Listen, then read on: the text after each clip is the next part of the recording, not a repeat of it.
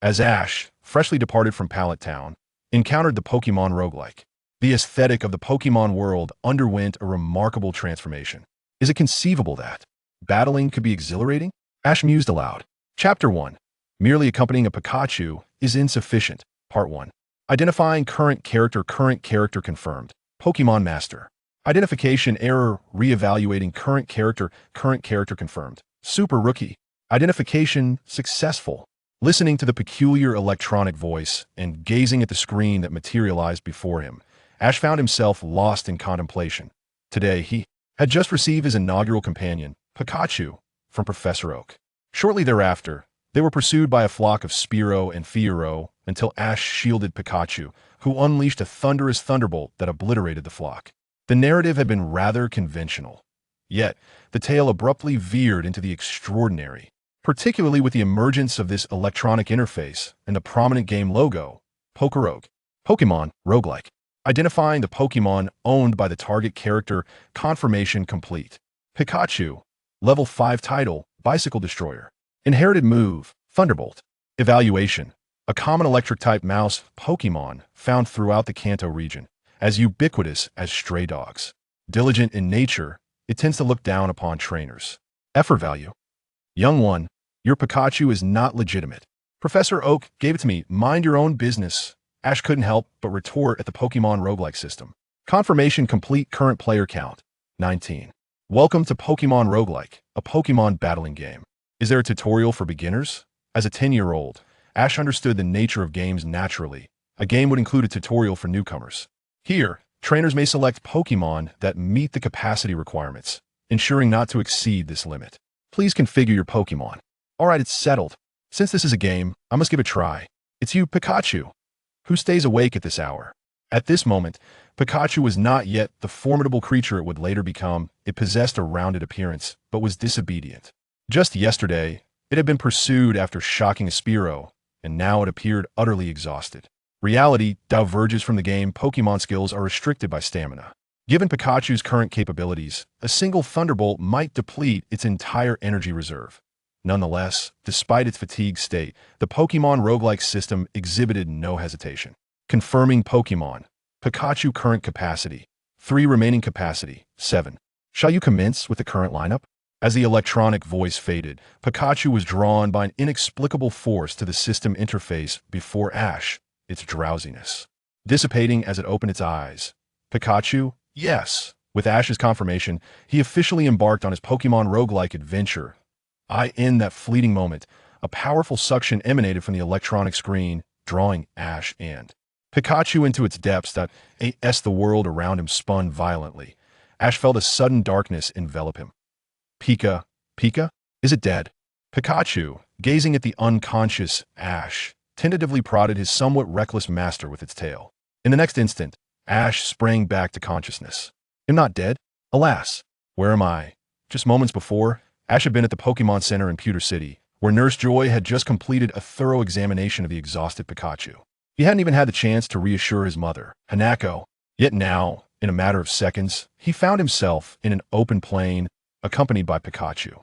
Instinctively, Ash reached out to embrace Pikachu, but Pikachu deftly evaded his grasp, utilizing a maneuver that seemed incongruous for its size. The effectiveness was remarkable. How peculiar is the time? Ash distinctly recalled that it was nearly evening, yet he now stood in broad daylight, the sun shining brightly above. Quickly regaining his footing, Ash sought to comprehend the bewildering events. Suddenly, a wild seed leaped into view. A wild Pokémon has appeared. Trainers, promptly command your Pokémon to engage in battle. With only a moment's hesitation, Ash commanded Pikachu. Since the situation was unclear, it was best to engage in combat first.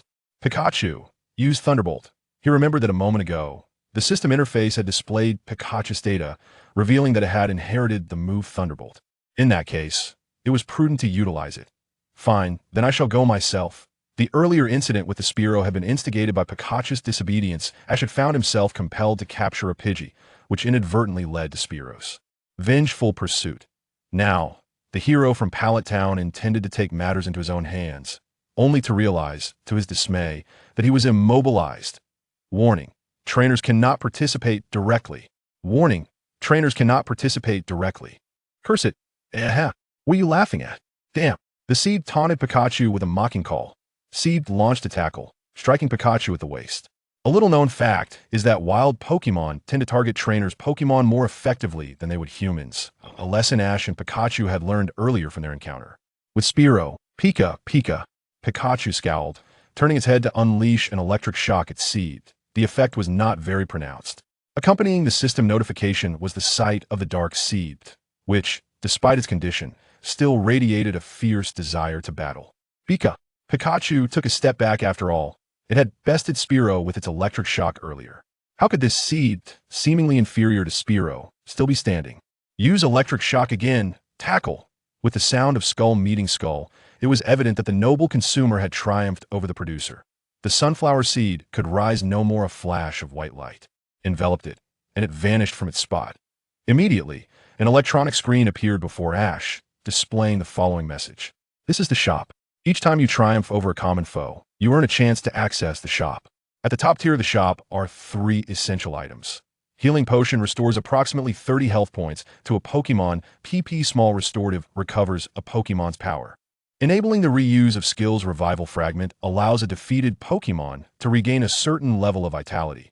Ash surveyed the shop, and rather than focusing on the utility of these items, he was more concerned with their costs. For instance, a bottle of Healing Potion costs 36 coins. The PP Small Restorative is priced at 72 coins, and the Vitality Fragment demands a hefty 360 coins. He noted that he possessed 1,000 coins. The middle section displays the trainer's luck, which influences the rarity of the rewards that will refresh below. These are the rewards the trainer can obtain from this battle. 5 Pokeballs, a Pokemon Move Machine, Heavy Slam, and a perfume which, when used, increases the likelihood of double battles for Pokemon. Gazing at his luck level, E. And considering the 3 options presented, Ash found himself in a quandary once more. He already possessed Pokeballs, rendering that option redundant. However, the Heavy Slam and the perfume lingered in his mind. Ultimately, perfume is merely a trinket used by girls to enchant men. I shall choose Heavy Slam.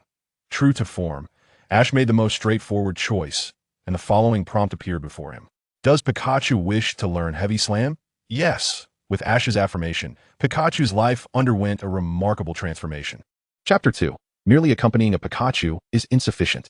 In 1974, during the inaugural Pokémon Quartz Conference, a triumphant victory in free fighting earned a champion's title. By 1980, a decisive win against the flying-type elite, Lance, followed, culminating in 3 consecutive years of conquering all ground-type masters to claim the world championship. Pikachu, celebrated as the Steelix Slayer, bore the moniker Devilish Muscle.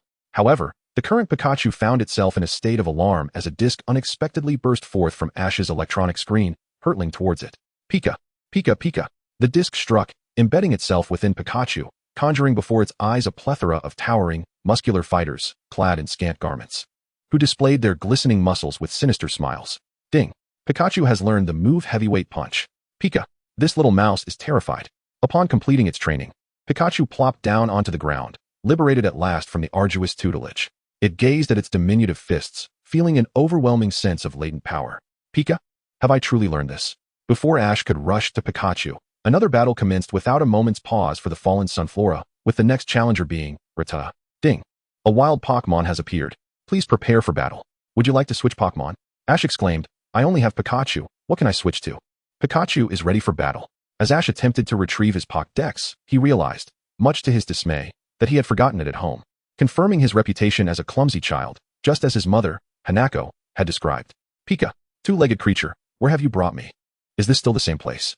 Pikachu hunched its body in a threatening stance, yet Rattata, notorious for its lowly status among Pokémon, was known to bite anything in sight, and if one was discovered, it was indicative of at least 40 more lurking nearby. Rattata. With a piercing cry, Rattata charged at Pikachu, its purple head aimed directly at Pikachu's waist. Without waiting for Ash to react, Pikachu clenched its tiny fist. Heavyweight Punch. The yellow mouse flattened the purple rodent with remarkable efficacy. Ash observed the screen before him, where the rewards section unveiled astonishing prizes. First, a healing potion. Second, 5 ordinary Pokeballs. And third, a black Pokeball that, upon bouncing, transformed into another item. What was this item? Ordinary draw ticket? What purpose does this serve? Ash glanced at Pikachu. Generally, such items were exceedingly rare. It seemed entirely reasonable that, owing to his extraordinary luck, he could acquire such a rarity, thus eliminating any hesitation. Pika? After 2 battles, Pikachu was somewhat winded, and with Ash's choice, a green ticket materialized in his hand. As Ash pondered the application of the capsule in his hand, a Caterpie materialized before him. Pikachu, fatigued from continuous battles, lacked the energy to evade. The Caterpie unleashed a poison sting, inflicting harm upon Pikachu. Pikachu! Ash rushed over. But it was too late. Pikachu had succumbed to exhaustion, signaling the end of the game. Merely 10 seconds had elapsed since their previous adventure. Pika! Pika! Pikachu sat on the ground, surveying itself. Its injuries from the earlier encounter with Spearow and the trials in that world had vanished, as if the crisis had never transpired. It remained the most unruly Pokémon assigned by Professor Oak to novice trainers. However, Pikachu rose to its feet, throwing 2 punches at the air. Bolt tackle. Astonishingly, it had indeed mastered this technique. Pika! Pikachu approached the still unconscious Ash, extending its paw to gently nudge him, seemingly urging him to awaken. Finally, Ash stirred and embraced Pikachu tightly. Pikachu, I'm so relieved you're okay. Pika? As Pikachu was enveloped in Ash's embrace, the previously tense relationship between them faded away, and Pikachu found comfort in Ash's hold. Yet, it protested, not so tight.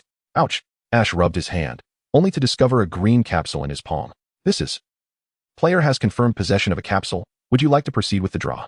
The bizarre game interface remained, shifting to the Pokémon lottery machine's display to guide Ash on how to procure Pokémon eggs. Naturally, he intended to proceed with the draw. However, he vowed never to engage with this game again. At that moment, Ash's instincts, driven solely by his whims, sensed the peril of this game, the sudden appearance of Pokémon, inexplicable battles, and the strange phenomenon of spatial traversal. Yet, an inexplicable exhilaration surged within him. A latent gene within Ash began to awaken.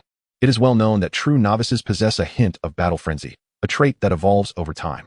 In the era of the unmarked, true novices might blush upon encountering beautiful peers, yet by the time of the super wishes, their thoughts narrowed to battle and exhilaration. Pokémon Roguelike, a genre focused on progression, emphasizes relentless combat, leaving little room for respite. Only a nearly invisible number of foes and an ever-looming threat of failure linger, creating a minuscule margin for error, truly a game tailored for battle enthusiasts.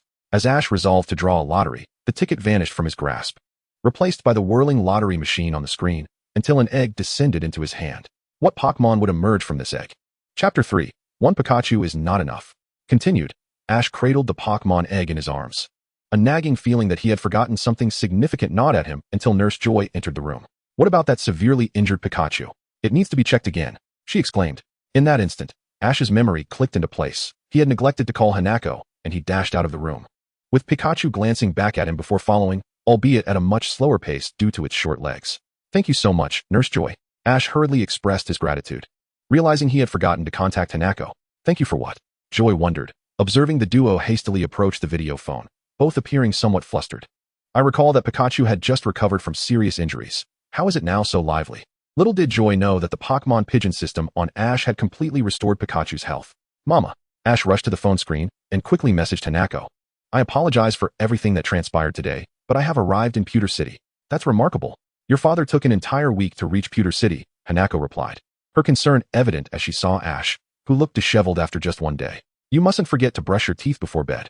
I know, Ash replied, wrapping up the call when Professor Oak's video call came through. He indeed had questions for the esteemed professor. As soon as the call connected, Ash could barely contain his excitement. Professor Oak, do you know what the Pokémon Pigeon system is? What? Professor Oak, who was in the lab cooking instant noodles, instinctively questioned, then realizing he had been caught, quickly adjusted the camera and straightened his attire. While I didn't capture the Pokémon and nearly lost it to a bird, I do have an egg. Ash proudly presented the Pokémon egg he had just exchanged. Professor Oak, what type of Pokémon egg is this? Huh. Oak examined the egg closely. He recognized many Pokémon eggs from Kanto, but the patterns on this one were unfamiliar. This appears to be an egg of a bug-type Pokémon. Why don't you send it over? I could provide some prenatal education for it. However, he could deduce little more than that. Bug-type Pokémon often lack strength, with only a handful capable of reaching the pinnacle of their potential. No thanks, I would like to attempt hatching it myself. Ash declined, his resolve firm. Very well. Oak replied, slightly disheartened. To be honest, I don't have much confidence in you, but since you hail from Pallet Town, if someone truly becomes a top Pokémon trainer, I would take pride in that, so I will do my best to support you. On your journey, make sure to capture as many Pokémon as possible. Ash felt the sting of the professor's candid words. Alright, I must go, my noodles are about to overcook. In a flurry of activity, Dr. Moku unilaterally severed the chat, leaving Ash staring at the screen in dismay. How infuriating. Does he even comprehend what Pokémon Roguelike truly entails? Ash lamented. Suddenly, a memory struck him. He recalled the flock of Spearows that had besieged him earlier today, which Pikachu had successfully chased away. It seemed he had encountered Ho-Oh, and from the majestic creature, a luminous orb had fallen, striking him directly. It appeared that Ash had unraveled the enigma, but before he could ponder further, he was interrupted. Finally caught up to you. The door of the Pokémon Center in Pewter City was forcefully thrust open, startling Pikachu, who had been stealthily indulging in Pokémon ketchup. In a flash, it darted behind Ash, its speed almost akin to teleportation. Ding! Pikachu had learned the move Quick Attack. The girl who had aggressively burst through the door approached Ash, single-handedly hoisting a chaotic, electrified bicycle. To Ash's eyes, she was far more formidable than a dozen ghost-type Pokémon combined. You owe me for my bicycle. Misty finally set down the bike she had been carrying. She had pursued Ash relentlessly, her demeanor unwavering, her breath steady, her heart calm. Behold, my daughter has blossomed. Her strength unmatched. She exclaimed. The bicycle. I apologize. I shall compensate you. Compensate. Do you realize how arduous it is for a girl to traverse the Viridian Forest without a bicycle? The mere thought of the bug-type Pokémon lurking in the forest filled Misty with dread. She needed someone who could guide her safely through the woods. And what of your Pokémon? Pikachu? Ash replied, as his Pikachu peeked out, emitting a sound that indicated its well-being. That's a relief, Misty uttered. But scarcely had the words escaped her lips when the Pokémon Center was engulfed in smoke, and the true protagonist descended from the heavens. Pikachu unleashed a thunderbolt towards the sky. Ash caught sight of 3 shadows plummeting from above, instinctively believing that enemies would materialize unexpectedly, just as in the Pokémon Roguelike. The first lesson he and Pikachu had learned was to strike first, lest they suffer the consequences. With a powerful leap from Ash's shoulder, Pikachu raised its diminutive paws, exclaiming, I'm terrified today too. A single thunderbolt sent the unsuspecting protagonists sprawling before they could utter their signature lines. Meanwhile, Misty remained oblivious to the unfolding chaos. What peculiar developments might this tale still hold? Nightfall enveloped the Pokémon Center as Ash reclined on his bed, gazing at the Pokémon Roguelike screen, fidgeting with it incessantly. To his left lay Pikachu, and to his right rested an egg. Though he had vowed to abstain from this game, he reasoned that merely observing posed no harm. Thus, he engaged in a mental debate, and at last, he uncovered a delightful feature within this roguelike, group chat. Chapter 4, The Talents Within the Group, Part 1. The Pokémon Roguelike group was originally intended for sharing and discussing strategies for capturing Pokémon and completing challenges. However, it became evident that the group initiated by Ash was rather unique. Welcome, super newbies. Hey, Pink Demon Embryo. Would you be willing to trade that mythical Manaphy egg of yours? I can offer 5 rare black eggs. The conversation was abruptly ignited as adolescent fathead fish won't dream of a Alolan Rod proposed a trade to Pink Demon Embryo. Upon entering, Ash was greeted by this glaring transaction in the chat. Nevertheless, it was clear that most members of the group were quite amicable, as evidenced by the warm welcome extended to Ash by adolescent fathead fish won't dream of a Alolan Rod. Hey fathead fish, I was here first. We had already agreed that I would exchange 3 rare, shiny black eggs for the mythical Manaphy egg. Aspiring to become a flying-type Pokémon, harbored a strong disdain for adolescent fathead fish won't dream of a Alolan Rod, and this mutual animosity was palpable. These 2 troublemakers thrived on conflict, often succumbing to discomfort and muscle aches if they weren't stirring up trouble, inevitably succumbing to Pokémon Red Eye Syndrome. Don't play coy with me. You think I don't know your game? You're planning to use 3 rare shiny eggs to overpower Manaphy, forcing it to submit to your whims like some servant. How could I, a noble water-type Pokémon, be humiliated by your clumsy, flightless lizard? I'll offer 5 black eggs, one of which is a legendary shiny. Who are you calling a lizard? At this moment, aspiring to become a flying-type Pokémon. I am your ancient steed, and I am your future steed, all erupted in fury. Whoever responds to my insults shall be the target of my wrath. And by the way, aren't you 2 steeds just snakes? Why are you trying to assert your presence here? If you're not satisfied, let us switch to competitive mode, and I'll unleash a source wave to take you all down. Fathead Fish continued to assert dominance. Groudon and Kyogre. Indeed, we are snakes, not lizards. But aren't long-legged snakes and lizards quite similar? Most members of the group possessed agreeable temperaments, often brushing off a few insults.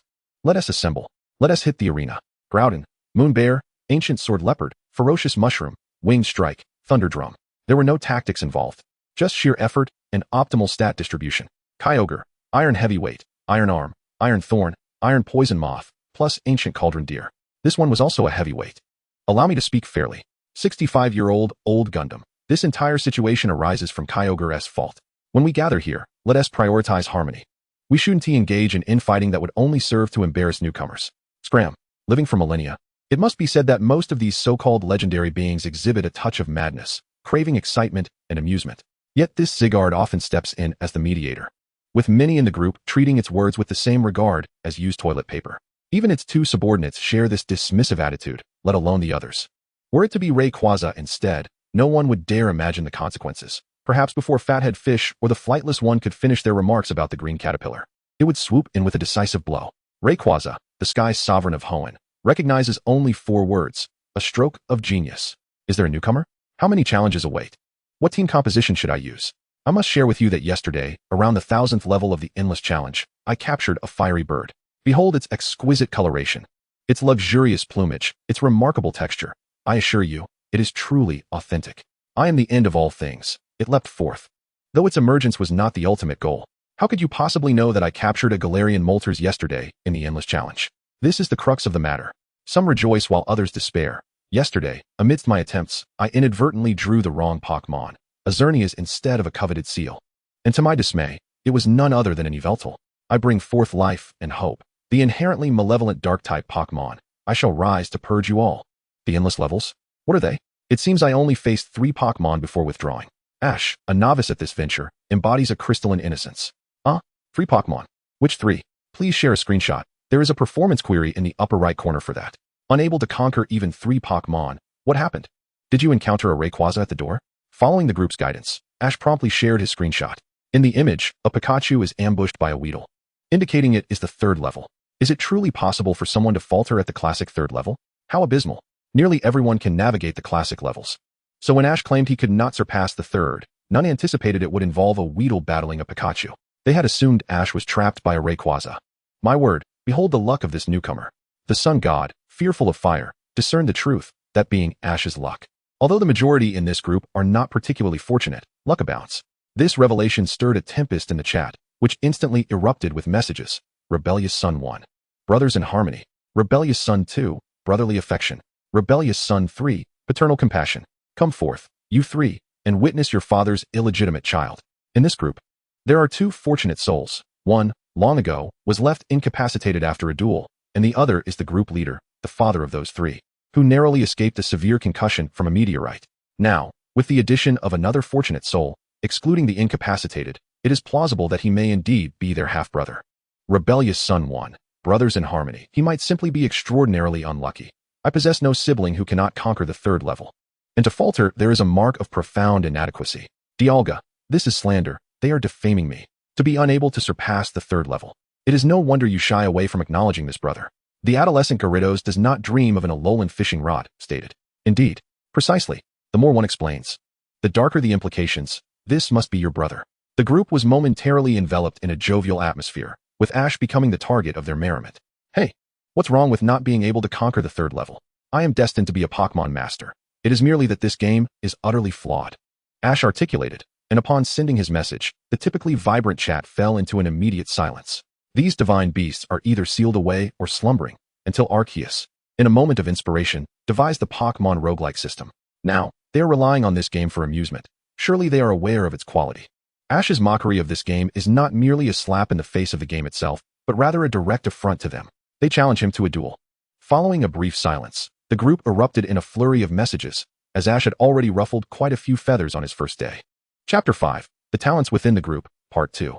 Do you know? Sometimes, a single statement from one person can incite the ire of many.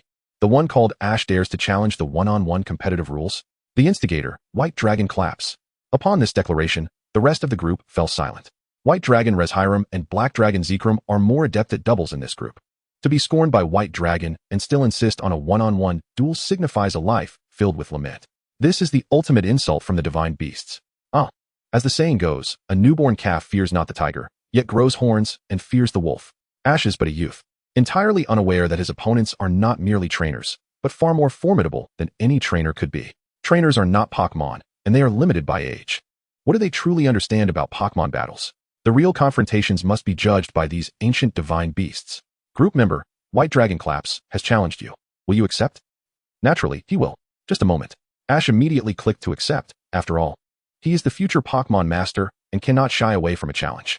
However, Pikachu is lying beside him, sound asleep, and he must ensure not to wake Misty, who is resting in the bunk below. Ash tiptoed over to Pikachu, who was deep in slumber, a bubble of snot adorning its face. Can we discuss this tomorrow? My Pikachu is currently sleeping. Ash opted for a brief respite, choosing to avoid the confrontation for now. Is it dark where you are? White Dragon Reshiram's region was still basking in daylight, as it resided in a certain area of the mysterious cave, surrounded by a congregation of Zubat, seeking their assistance in assessing the quality of the berries it had collected. For years, Reshiram and Zekrom have been plagued by a singular question: who is the elder, and who is the younger? As the saying goes, I may agree, but my intertwining flames do not. Thus, the two divine beasts have exhausted every possible method to compete against one another. Of course, they are not the violent types like Groudon and Kyogre, who would readily unleash their divine wrath. Moreover, Unova is not large enough for them to wreak havoc. And the teams they selected in the Pokémon Roguelike game were not only identical, but mirrored each other with remarkable precision, sharing an uncanny resemblance of 9 to 10 points out of 10. Consequently, the nature of their contests gradually shifted from physical brawls to intellectual duels. This was the 1781st competition, and the challenge was simple: to see who could find the sweetest berry. To this end, they ventured into the mysterious cave, taking advantage of the Zubat's efforts to sift through thousands of berries in search of the most perfect one. Upon entering the group, however, they were confronted by the ire of Ash. The youth lacks authenticity. Is it daytime where you are, in Kanto? Suddenly, the white dragon mistook Ash for Ho-Oh. For according to various chat logs from different group members, the times differ across regions. A certain deity of the ocean, who cannot fit into an iron pot, once mentioned this, leading to the possibility that this lad might indeed be Ho-Oh. After all, only Ho-Oh has recently completed his filming project in the Kanto region and has begun to indulge in this game. Yet, does Ho-Oh not start with just a single Pikachu? Shouldn't he have 3 Houndoums and a Marshadao instead? This poses a conundrum, and the true dragon of authenticity fell into contemplation. After a moment, the genuine white dragon resolved to be prepared. Very well, see you tomorrow. I shall use a level 5 Pokémon, Snivy, with the ability Overgrow and the passive Multiscale. Abilities? Passives? Fine, but I shall surely defeat you. Such abilities might be comprehensible to Ash, yet he remains oblivious to the terror of possessing a Pokémon with passives. At this moment, he only understands that Pokémon battles rely on momentum. After all, the top trainers he observed on television executed their moves by simply reciting the techniques, with the Pokémon responding accordingly. Sometimes, even through the trainers and Pokémon's reactions, there are ample opportunities for victory against opposing types. Yet, games are games, and reality is reality. One cannot simply break hypnosis with a spin and an electric charge, nor can one resolve confusion by striking oneself. Similarly, a robust, well-trained grass-type Pokémon can indeed triumph over a poorly trained fire-type with inferior physical attributes. However, one crucial aspect that Ash has not considered is that the duels he witnesses on television are battles between seasoned trainers who have devoted decades to their craft. Those trainers and their Pokémon have harmonized to such a degree that merely stating a move allows the Pokémon to achieve the desired effect. This is not something that can be resolved through mere presence or bravado. In other words, while it may seem that with their trained and powerful Pokémon, even my grandmother could win, the sweat and effort behind such prowess cannot be encapsulated in mere words. Moreover, beyond sheer effort, the innate talent of the trainer presents an additional barrier. Among the elite trainers, some are genuinely gifted. As for them, the title of top trainer is but a hobby. For instance, consider the diligent Kaido, who frequently trains alongside the formidable Howley. Her unwavering effort is evident. Yet she finds herself unable to prevail in ranked battles against by Kai Jia, a historian by profession, Dawu Gu, who tirelessly mines for resources, and Ka Lu and I, who pursues acting as her vocation. The journey to becoming a Pokémon master is indeed a protracted one, and it necessitates the foundation of being a top-tier trainer. This path is far from short. The nurturing of Pokémon, the honing of combat skills, personal dedication, sweat, and an unyielding passion for Pokémon, along with innate talent, are all indispensable elements. Beyond these, the Pokémon's traits and abilities serve merely as embellishments, potentially easing the journey, but their absence is inconsequential. In summary, the seemingly unremarkable gift bird held by Lu Bo can still engage in play with the majestic Ho-Oh. Ash can achieve victories against disadvantageous matchups. Sakaki Beedrill and Professor Oak Nidoking are renowned beasts, yet their base stats are rather dismal. Is there, then, a battle enthusiast who relentlessly hones their skills or engages in continuous combat, possessing a love for Pokémon that rivals anyone else's, coupled with exceptional talent? Now, it becomes clear why the champion Dan D appears so invincible. Chapter 6, The Talents Within the Group, Part 2. The following day, Ash and Pikachu arose unusually early. Pikachu, we are about to engage in a battle. Ash prepared Pikachu mentally for the impending confrontation. Pika, watch me. This is our inaugural Pokémon battle. We must display our resolve. Pika Pika. I, the mouse, have plenty of resolve. Alright, initiate Pokémon Meet Pigeon. Pika Pika? Wait, what is that strange thing? Before Pikachu could react, Ash activated the battle mode of Pokémon Meet Pigeon. Super Newcomer by Long has issued a challenge. With a flash of brilliance, Ash and Pikachu were transported to a brand new arena. a temple. This setting is a prototype feature being tested in Pokémon Meat Pigeon, currently refined to a satisfactory degree, albeit with some issues in player image processing. Thus, in the eyes of Reshiram, Ash appeared as a mere shadow, indistinguishable from Who Am I? The same held true for Ash's perspective. However, this feature seemed rather futile. One must consider, how could a multitude of ancient beings, some having existed for millennia, possibly be unfamiliar with one another? Consequently, Arceus deemed it unnecessary to rectify this function. A golden-hued temple map materialized, resembling a dueling arena, with Ash and Reshiram positioned on opposite sides. Pikachu, it's you. Ash promptly dispatched Pikachu into battle. On the opposing side, Reshiram exhibited no reaction and unleashed its own Pokémon, Snivy. Legendary Pokémon possess the mental capacity to communicate with humans, yet most prefer not to do so. Beasts of the caliber of Groudon and Kyogre often exert their formidable presence to compel the weak into submission, allowing them to grasp their intentions. In essence, it embodies the arrogance of the divine. What does your destruction have to do with me? Though Reshiram possesses a commendable temperament, it remains a legendary creature, imbued with its own sense of pride. Within the Pokémon community, many were engrossed in live recordings, not due to a lack of participants in the battles, but rather because encounters utilizing lower-tier Pokémon were exceedingly rare. Pikachu, use Quick Attack. Ash decisively opted for a swift defensive strategy, a quick attack followed by a close-range heavy punch, culminating with a thunderbolt. Ash is a trainer who favors rapid assaults, even employing quick tactics with tank-like Pokémon, leading to chaotic outcomes, as seen with his Torterra. Imagine, had Ash not been tardy and obtained a Squirtle as he had intended, ultimately evolving it into a Blastoise. Such a thought is almost unimaginable. Furthermore, among the original trio of Kanto starters, only Charizard deviates from the tank archetype. My apologies for the inaccuracy, as it is Charizard alone that can execute mid-speed attacks. This scenario renders swift attackers quite helpless. Observing the Hoenn and Alola starters, one cannot help but note their diminutive stature, even including the regional bird. Local battles in these regions resemble a test of courage and speed, which explains Ash's seamless integration into these environments. However, in this particular match, Ash was unfortunate to confront Reshiram, a seasoned player resembling a heavy artillery unit. Both Snivy and Reshiram could utilize Torterra's prowess. Growth. With the descent of its pressure ability, Snivy immediately rooted itself to the ground, as if it had enlarged, its feet gripping the earth firmly. It then extended its two leaf-like appendages to intercept Pikachu's quick attack. Apologies, since you've used a TM, I shall employ one as well. If you feel wronged, we can disregard this. Reshiram's pressure conveyed a taunt, and Ash acutely sensed the malice of this world. Although he could not fathom how he understood Reshiram's unspoken words, more pressing matters demanded his attention. I shall not yield. Pikachu, heavy punch.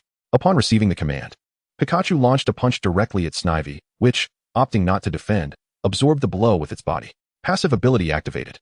Multiscale. Pokémon possessing this ability take only half damage when at full health.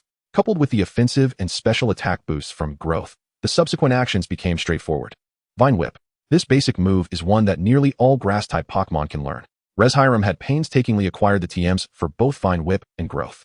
Regrettably, aside from their collectible value, these moves seemed to lack practical utility. Had it not been to teach Ash a lesson, Reshiram would have hesitated to utilize them. Yet, during the battle with Pikachu, this fundamental technique proved capable of inflicting damage far exceeding that of Pikachu's heavy punch. Pikachu, swift as it is, may have struggled to evade the Vine Whip had it not been summoned into battle. Thus, Snivy's Vine Whip struck Pikachu squarely in the face. Pika. Snivy ensnared Pikachu, the vines relentlessly whipping it, causing Pikachu to instinctively channel its electric energy. Pikachu unleashed. Ash desired Pikachu to unleash a thunderbolt. However, Pikachu acted with swiftness that surpassed his command. Before Ash could utter a word, the pained electric mouse released its full electrical might. Volt Tackle. This move, a hereditary skill of Pikachu, proved too taxing for its current stamina. It was ineffective. Although the Vine Whip Pokémon could not utilize its roots as a lightning rod like the Mewtwo, Reshiram possessed ample experience dealing with electrically charged Pokémon. It simply let go and swung its tail, sending the yellow electric rodent flying away. The Vine Whip Pokémon received the order, enduring the Volt Tackle, and, under Reshiram's guidance, struck hard against Pikachu's waist. In the midst of discharging electricity, Pikachu was unable to change its move, especially at such a close range. The effect was remarkable. Pikachu was sent crashing to the ground, while the Vine Whip Pokémon took advantage of the situation and lay low during a thunderstorm. Proximity to the ground offers greater safety. Pikachu attempted to rise, but having exhausted its energy with the formidable Volt Tackle, it collapsed, its eyes swirling like a whirling dervish. Shortly thereafter, the system's announcement chimed. Match concluded. Victor, White Dragon. Refunds. Some rejoiced, while others despaired. Numerous group members lost their bets during this contest. and the impatient Mutwo even shouted for a refund. All the losers could muster was a single phrase to encapsulate their sentiments. Meanwhile, in the group, the paralyzed Toilet King initiated a private chat with the creator, the great Lord Arceus. Within the group, a human had entered. Regigigas had discovered yesterday that the newcomer Ash was indeed human, yet the Slowpoke finally shared this revelation today. This was a source of amusement, a non-issue. Why not just take a nap instead? No need to dwell on it. Chapter 7. Success in Overcoming 8 Challenges, Part 1. The battle concluded. The 5th level Vine Whip Pokémon shattered my dreams of becoming a Pokémon master. Was the match lost just like that? Ash surveyed the scene. Pikachu was incapacitated, while the opponent reveled in their triumph. This world is undeniably real. Many, fresh to their endeavors, presume they can conquer all, only to be rudely awakened by the harshness of reality, realizing that life cannot be navigated solely by fervor or impulsive enthusiasm. The bruises inflicted by society often impart invaluable lessons. This super rookie had a significant chance of victory. The Black Dragon has logged in. Indeed, as long as one refrains from reckless assaults and opts to maintain distance while persistently harassing, Pikachu is destined for victory. After all, in terms of physique, Pikachu's stamina was superior. Similarly, the swift attack specialist, Hoenn Overlord Caterpie, expressed his thoughts, underestimating the opponent, acting rashly, and being overly anxious, combined with inadequate preparation prior to battle, are all ingredients for failure. Insufficient preparation equates to thorough unpreparedness. Were I in a situation facing an adversary with evidently greater combat experience, I would undoubtedly ponder whether there lurked traps. Moreover, the trap was exceedingly conspicuous. I possess a bone of the sword, I stated candidly. Those who refrained from wagering remained aloof, offering their nonchalant commentary. However, the predominant sentiment was that of the gamblers, expressing their frustrations. Many divine beasts had lost substantial stakes in the clandestine bets surrounding this battle. Some forfeited fruits, others lost evolution keystones, and still others surrendered techniques or a variety of items. In the eyes of these gambling enthusiasts, Ash was simply seen as an amateur. The loudest among them was none other than Ash's compatriot, Mew. It suffered a crushing defeat, having lost an entire mountain's worth of fruits to the fiery little monkey, Chimchar. Consequently, Mew was in a state of considerable agitation. I have lost. In stark contrast, Ash, immersed in his defeat, chose to withdraw from the group chat, crestfallen.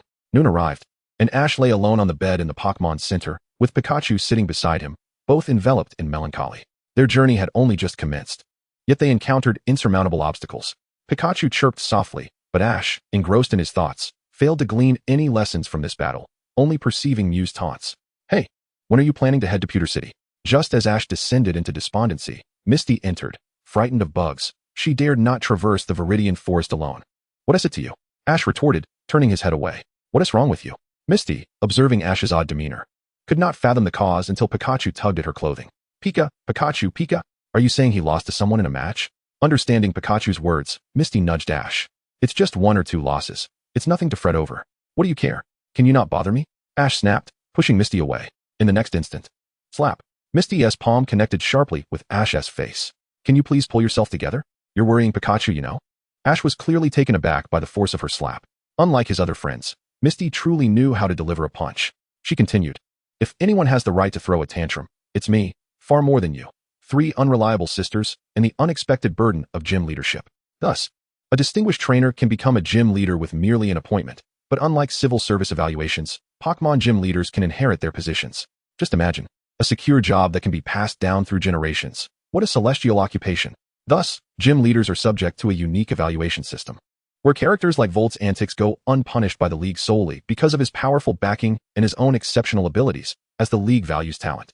However, with Misty's circumstances, the Cerulean Gym would inevitably face scrutiny, risking its decline into a mediocre establishment, dragging Cerulean City down to the level of Galar's Spikemouth, renowned for its world-class Pokémon rock scene, but ultimately regarded as a city of little repute.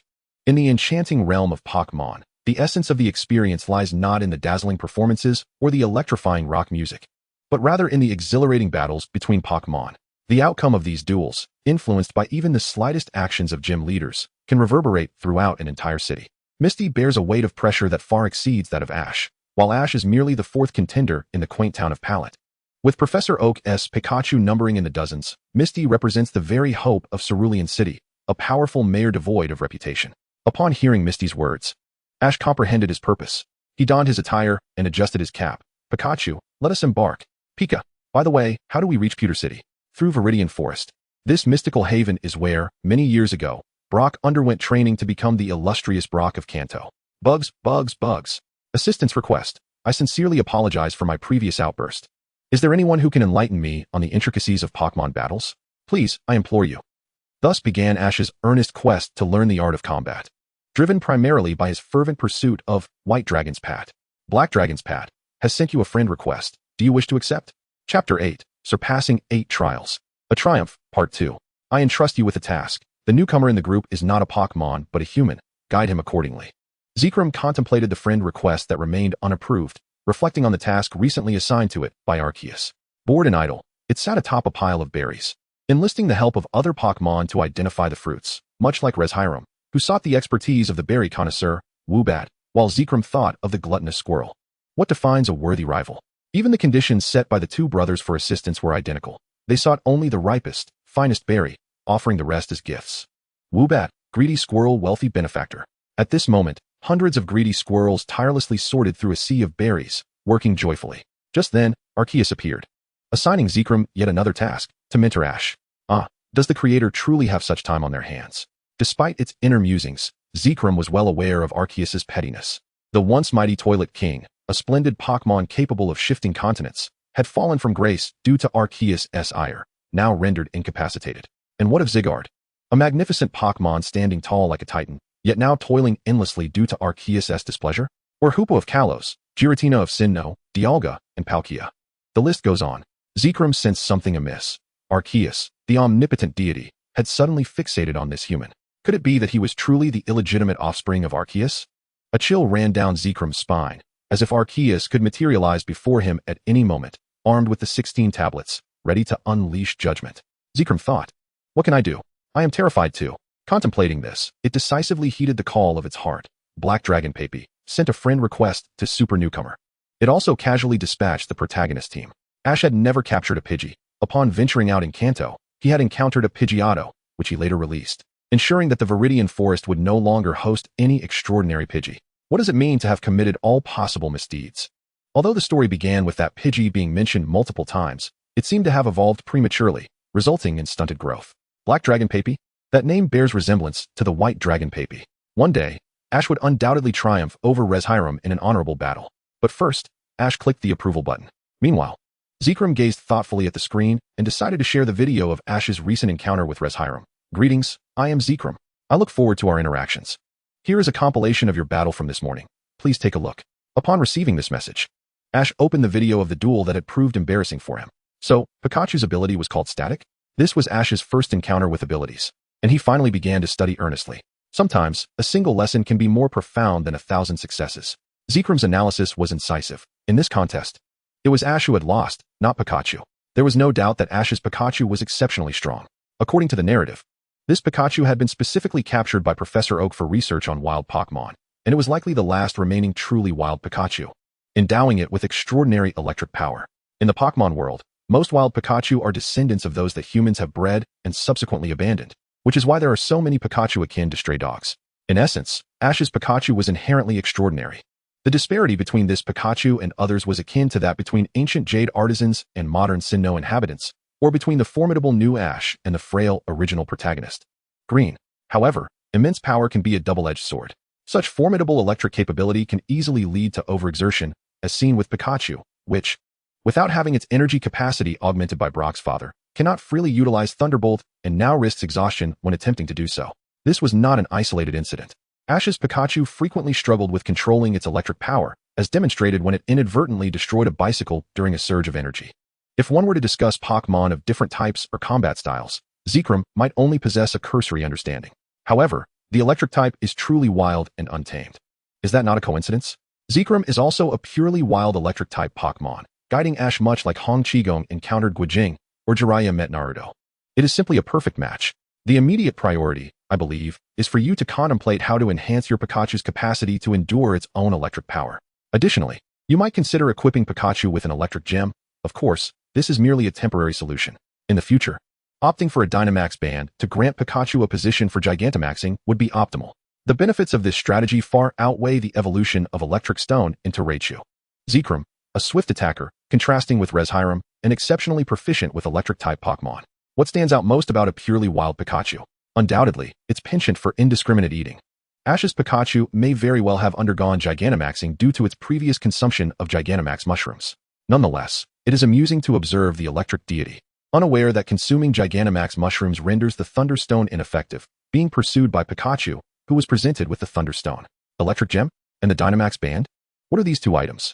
After listening to Zekrum's explanation, Ash appeared contemplative, and his knowledge-influenced mind promptly voiced his curiosity. Chapter 9. Achieving Success by Overcoming 8 Challenges, Part 2. Zekrom meticulously delved into Ash's primary condition. Furthermore, while TMs can indeed teach skills, such skills resemble an imposition upon the brain. Although Pikachu can learn them, the proficiency of such skills is often lacking. Heavyweight Punch is a skill that relies on racial traits, ill-suited for Pikachu's short limbs. In summary, the current synergy between Ash and Pikachu is abysmal. Zekrom assumed Ash was a seasoned trainer, especially since Arceus had not informed it that Ash had just emerged from the novice village. There exists a book in the human realm that can resolve many of your troubles. Zekrom enjoys reading, a habit instilled in it by a friend pursuing ideals many years ago. After its friend's passing, Zekrom would exchange berries with the long-tail monster for human books. The written word and language, for one who has lived for millennia, pose no challenge. Even ancient scripts, largely unknown to modern humans aside from scholars, are easily mastered by Zekrom. Yet, how does one connect with a human companion when its dear friend has long since departed? Despite Zekrom's vast knowledge, it lacked a confidant until Arceus bestowed upon it this mission, prompting Zekrom to re-establish communication with humans. The title of that book is Charted Modern Pokémon Victory Methods. I recall the author is a Pokémon battle champion from the Kanto region, named Professor Oak, or perhaps it is Oak Shu. It seems to be something like that. As a guide for battles, it is certainly worth a read. Professor Oak, originally known as Oak Shu, was the Kanto champion before the age of 30. In the era of Professor Oak, individuals such as YBU and Kikuko were, without exception, unable to rival him. His overwhelming prowess rendered him devoid of worthy opponents. Thus he chose to become a scientist. I am merely a scientist, lacking the frail strength of others. Of course, the mayor of Pallet Town is Professor Oak's elder brother. Do you recall? A commendable trainer can significantly influence the development of a city, and certain prestigious positions can indeed be passed down through generations. Currently, the state of Pallet Town is such that the emergence of a trainer capable of entering the national rankings is a cause for celebration, prompting the town's sole supermarket to hold a 3-day promotional event. Is it not said that Professor Oak is the champion? Why, then, does Pallet Town still revere formidable trainers? Undoubtedly, following Professor Oak's brother, she is very likely to be the next mayor, although it has ultimately been proven that Professor Oak's research direction was remarkably astute. And the mainstream of the league cannot deny his genius. Some individuals remain perturbed by him.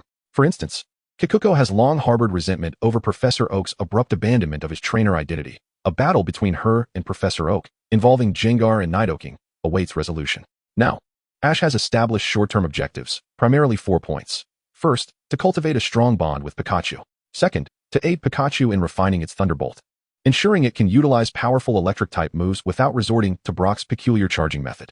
Third, to acquire the Electric Gem. Lastly, to commit to reading. When it comes to perfecting Thunderbolt, Zekrom admits he has limited means to assist him. It is a challenge Ash must tackle independently. The path to obtaining the Electric Gem, however, is singular. Master Zekrom, if I wish to continue engaging in Pokémon Roguelike, what should I do? Ash inquired. Trainer, I wish to play Pokémon Roguelike. Very well, what Pokémon do you currently possess? Zekrom casually plucked a mint leaf nearby and savored it, feeling invigorated by the conversation with such an idealistic newcomer. Akin to fighting alongside an old friend. I have Pikachu, cost 3, Caterpie, cost 1, and Pidgey, cost 2. These are the 3 Pokémon I can utilize. 3 Pokémon for Pokémon Roguelike. By the way, I also possess a Pokémon egg. Ash sent a picture of the Pokémon egg to Zekrom, who glanced at it and remarked, a common egg. Remarkably, it is an egg of round mage. Although this egg should hatch promptly, relying on the speaker bug and its juvenile form, how long will that take? We can set a modest goal, defeat the 8th challenge, and encounter Ivy to consider it a success. Zekrom no longer aims for Ash to conquer all 200 challenges. Who is Ivy? Is she a formidable trainer? Ash inquired curiously. Ivy is. Zekrom abruptly paused, his fingers hovering above the keyboard. A spark of mischief igniting within the legendary being. Ivy is the Jinchuriki of the legendary Rayquaza. The world of Pokémon is replete with extraordinary talents. The fierce Garchomp skilled in Bamboo Orchid, the elegant Shinadu represented by Karuni, the ghostly Jengar embodied by the King of Josie, and the dual prowess of Beedrill and Nidoqueen personified by Sakaki. Now, yet another figure has emerged, the Jinchuriki of Rayquaza. Zekrom reminisced about the days when it, alongside 5 electric Pokémon, faced Ivy on the 145th floor. enduring countless trials until they finally managed to replace Ivy's monstrous Titan ground Swampert. In a swift motion, Ivy summoned Rayquaza. The finishing touch, Earth Power. This brought unparalleled astonishment to the Black Dragon's applause. Swampert, Rayquaza, Mudkip. Zekrom lamented, I have unleashed a Megavolt that could shatter mountains. Yet I could not best that Rayquaza wielding Earth Power. Others seem to share a similar plight. I cannot allow my sufferings to befall others. Very well. Activate the spectator mode in the top left corner. Let the performance commence. Zekrom found today's mint exhilarating. Sleep paled in comparison to the entertainment. Thus, Pokémon Roguelike. Commence. Ash pressed the activation button for Pokémon Roguelike, ready to engage with the Jinchuriki of Rayquaza. Chapter 10. A call to inquire about skills. Part 1. Please select your battle Pokémon. This time, Ash resolved to enlist all his Pokémon. Pikachu, Caterpie, and what else? Ash distinctly remembered possessing a Pidgeotto, yet it had inexplicably transformed into a Pidgey. Despite the Pidgey's incessant flapping of wings insisting it was indeed a Pidgeotto, Ash remained perplexed. The roguelike system functioned as a gateway to a new realm, governed by the rule that standard Pokémon could not initiate the game in their evolved forms. Pikachu and Snorlax were notable exceptions. The Great Black Dragon, Zekrom, assured him that these were trivial matters. You can adjust the Pokédex in the top left corner to the previous era, where you will find Pikachu's pre-evolution, Piku. Of course, I do not recommend that choice. Ash was intrigued to discover that Pikachu had a pre-evolution. He curiously tapped on the Pokédex, revealing Piku's details. The roguelike system allowed access to the data of all Pokémon. By merely hovering over them, one could see comprehensive information. This contrasted sharply with the meticulous Reshiram. While Reshiram seemed to approach tasks with a delicate touch, Zekrom, with its rugged demeanor, proved to be a creature of patience and intricacy. Appearances can be deceiving. However, I do not recommend its use. Before Zekrom could finish, Ash had already accessed Piku's information. Number 172. Name, Piku, the electric mouse Pokémon in its juvenile form. It is the pre-evolution of Ash's Pikachu, adept at utilizing its adorable appearance to beguile others, thereby charming them into providing it with berries. Pikachu averted its gaze. I was unaware of that. Ash promptly accessed Pikachu's data once more. The roguelike Pokédex was indeed more captivating than his own. Number 025. Name, Pikachu, the electric mouse Pokémon. From Piku to Pikachu, its acting skills have gradually matured, showcasing a remarkable versatility, truly embodying the essence of transformation. Already possesses a title. This is the system's Pokédex. What did I first see? Ash distinctly remembers encountering something that confirmed Pikachu's abilities, along with the title Bicycle Destroyer. What could that be? You may have inadvertently stumbled upon the Pokémon confirmation section within the Pokémon Roguelike system, which appears in a small entry beneath the Pokédex. By pressing it, you can reveal more. Of course, that is of little consequence. As for the titles, many individuals in various groups possess them. These titles enhance certain attributes, which may prove quite beneficial for you. Ash suddenly understood. He had yet to fully grasp the nuances of this game, and he felt even more appreciative of Zekrom. Black Dragon, I want to form a bond with you. Subsequently, Ash opened the Pokédex entries for Caterpie and Pidgey. No. 010. Name, Caterpie.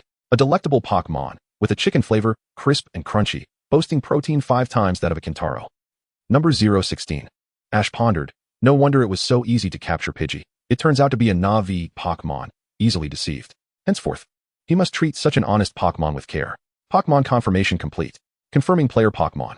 Pokémon confirmation complete. Capacity used. 6. Remaining capacity. 4. Confirmed Pokémon. Pikachu. Title, Bicycle Destroyer. While bearing this title, it can obliterate any bicycle within a 10-mile radius. Confirmed Pokémon. Pidgey. Title, Epic Na'vi. Evaluation. Though underdeveloped, no Pokémon is more honest than it. While bearing this title, no other Pokémon will surpass its honesty. Confirmed Pokémon. Caterpie. Title, Emergency Ration. Evaluation. In the event of a food shortage, it may serve as an emergency food source. While bearing this title, it will attract all large carnivorous birds within a 10-mile radius. Confirmation complete. Accompanied by a surge of bright light, the gateway to a new world opened. A wild horned bug has appeared. As the system's announcement faded, Ash's Pikachu charged forward with a swift leap. Thunderbolt. Pikachu struck the horned bug, then raised its tiny fist with great determination. Megaton Punch. With the horned bug's disappearance, Pikachu finally avenged its previous defeat. This sensation was truly exhilarating for the mouse. Before it could fully comprehend the situation, a second Pokémon emerged. A wild Weedle has appeared, acting decisively, with intent preceding action. Do not expect the opposing Pokémon to make the first move. Instead, anticipate and act before they do. Striking first is paramount. Pikachu was far more accustomed to this game than Ash. However, such behavior was quite disappointing. Zekrom observed Ash and Pikachu and suddenly spoke. You two must have traveled together for many years, haven't you? Not really. We've only been traveling together for a few days. Ash responded to Zekrom, realizing that he had barely commanded Pikachu during the battle. After all, he had only recently embarked on his journey as a trainer. What does it mean to be a complete novice? It is imperative to ponder a crucial question. Should one strive to harmonize with their Pokémon to unleash its inherent tactical prowess? Or should one compel the Pokémon to execute their own desired outcomes? Pokémon possess their own thoughts, consciousness, and instincts. If they perceive that your battle acumen is inferior to theirs, they will not heed your commands. This was evident with Pikachu, whose innate combat abilities were formidable, yet now. Just observe. They had reached only the 4th stage of this trial, without encountering the bug-catching boy or the short-skirted girl, and before Pikachu lay merely a caterpie of a relatively low level. Yet, astonishingly, Pikachu began to breathe heavily, clearly exhausted from its aggressive strategy of continuously unleashing its electric powers. Failing to rectify your Pokémon's erroneous tactics in a timely manner and being unable to convey your thoughts to your Pokémon does not qualify one as a competent trainer. Zekrom reminded Ash of the course of action he ought to take.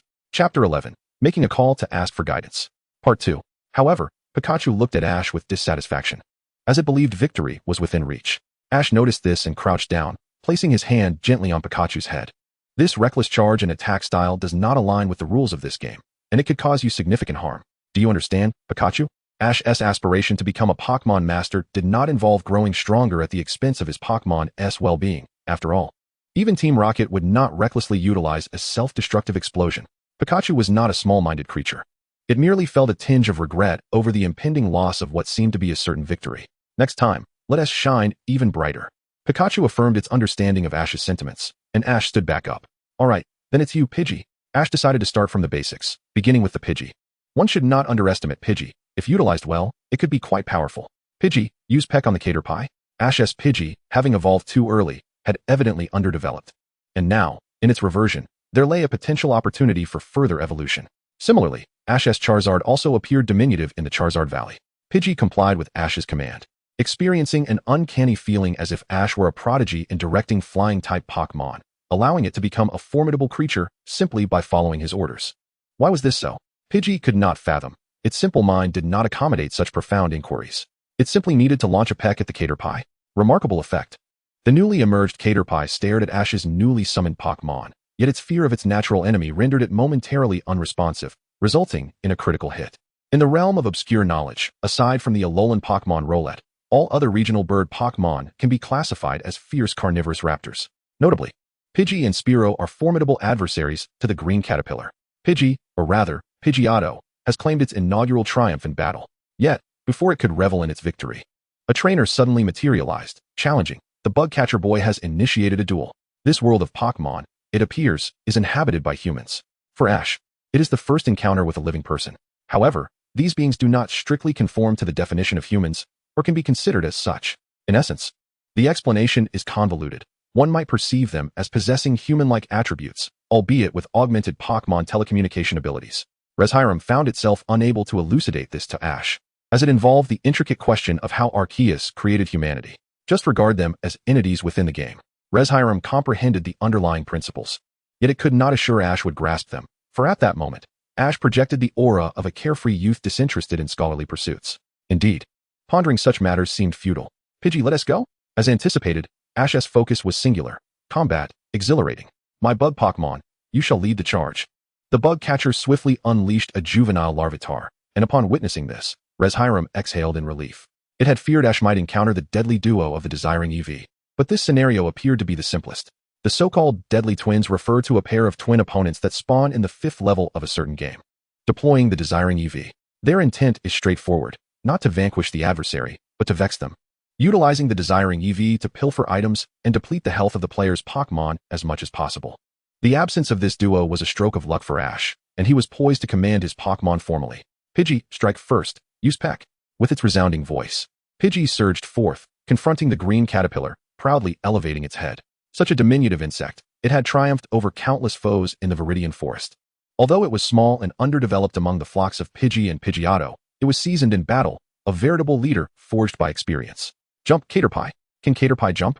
Yet, as the bug catcher issued the command, the caterpillar astonishingly propelled itself skyward, utilizing its abdomen for leverage, leaping into the air.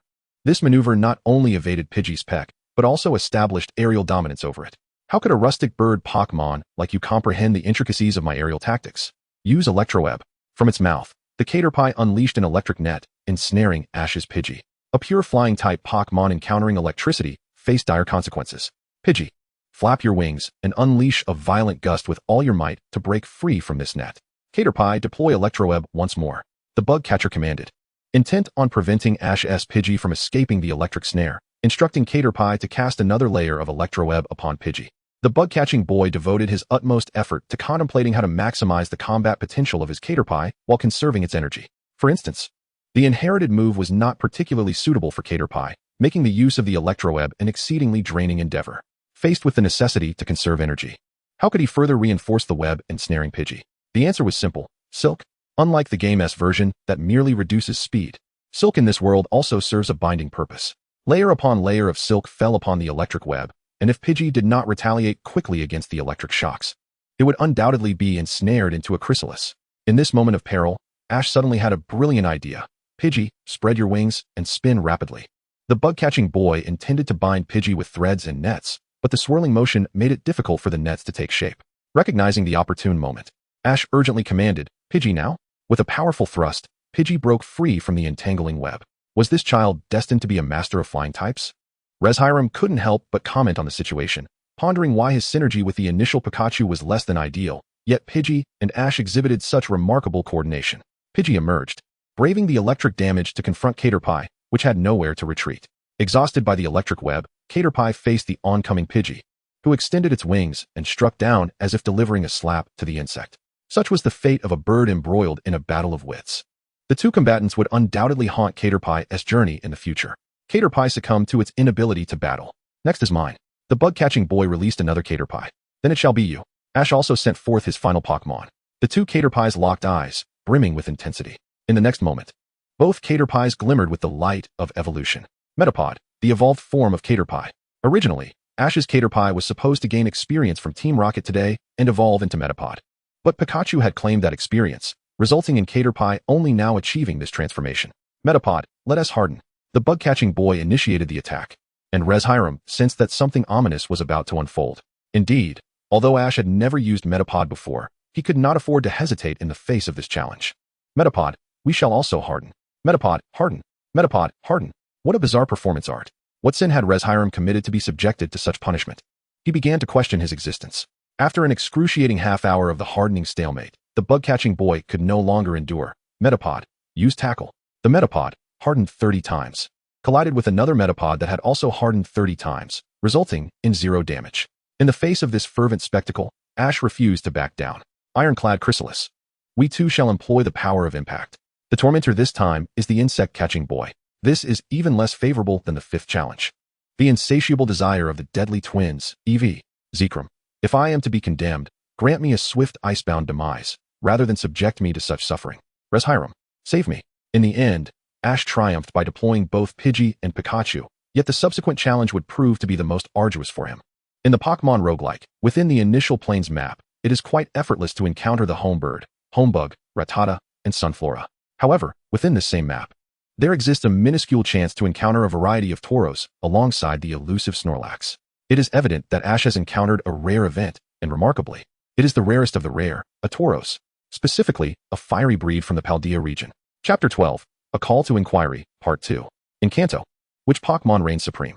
This question has long been a topic of debate, yet those who have only experienced Pokémon Fire Red and Leaf Green would unanimously exclaim, Tauros.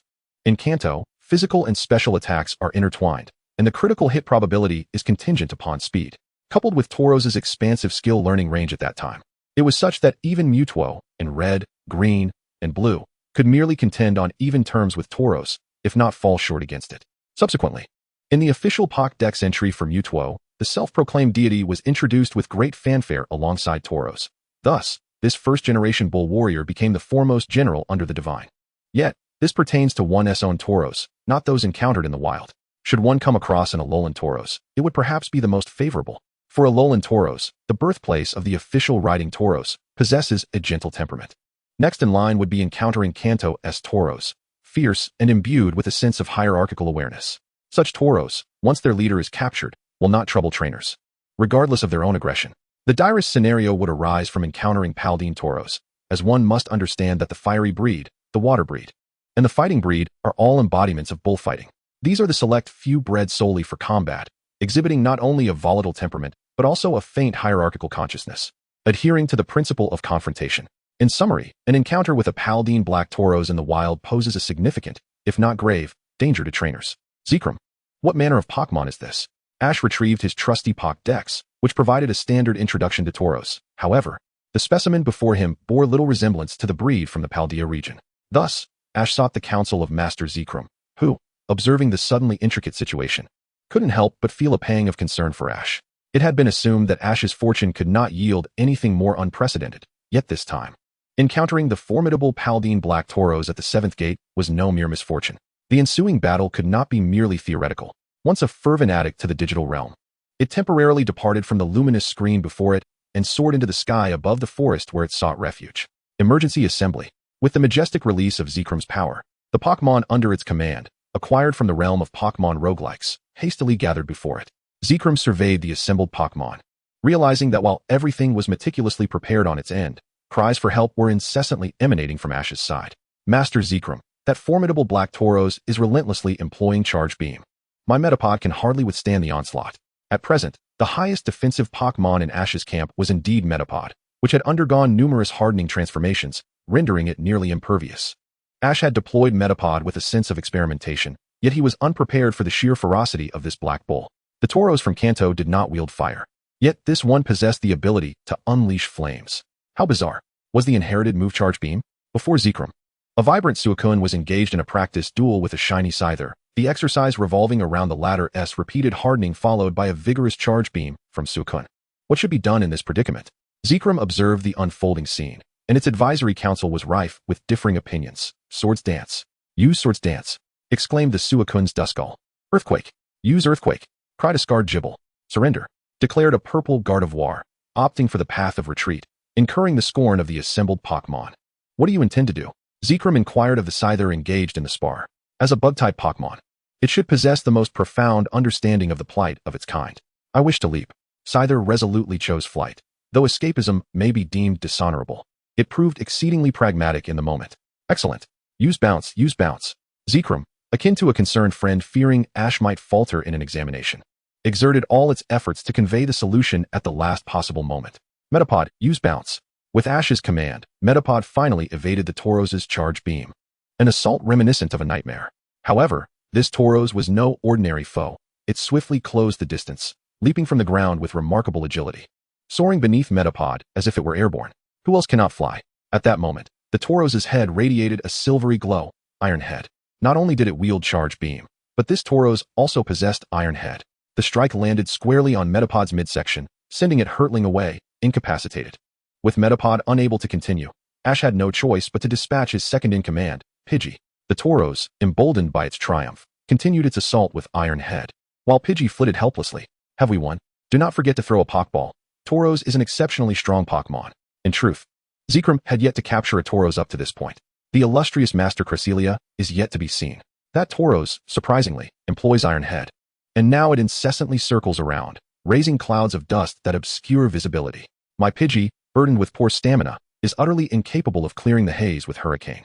I sense it may charge forth from the smoke at any moment. Smoke and Iron Head. Such peril. Cresselia observes the drills of its subordinates, aware that a direct hit would surely result in an insurmountable setback. The once proud Pidgey, showcased alongside the explosive Water Buffalo, now finds itself in a dire predicament. I must find something to hurl at it. Excellent. A splendid idea. Strike it. Use something to strike it.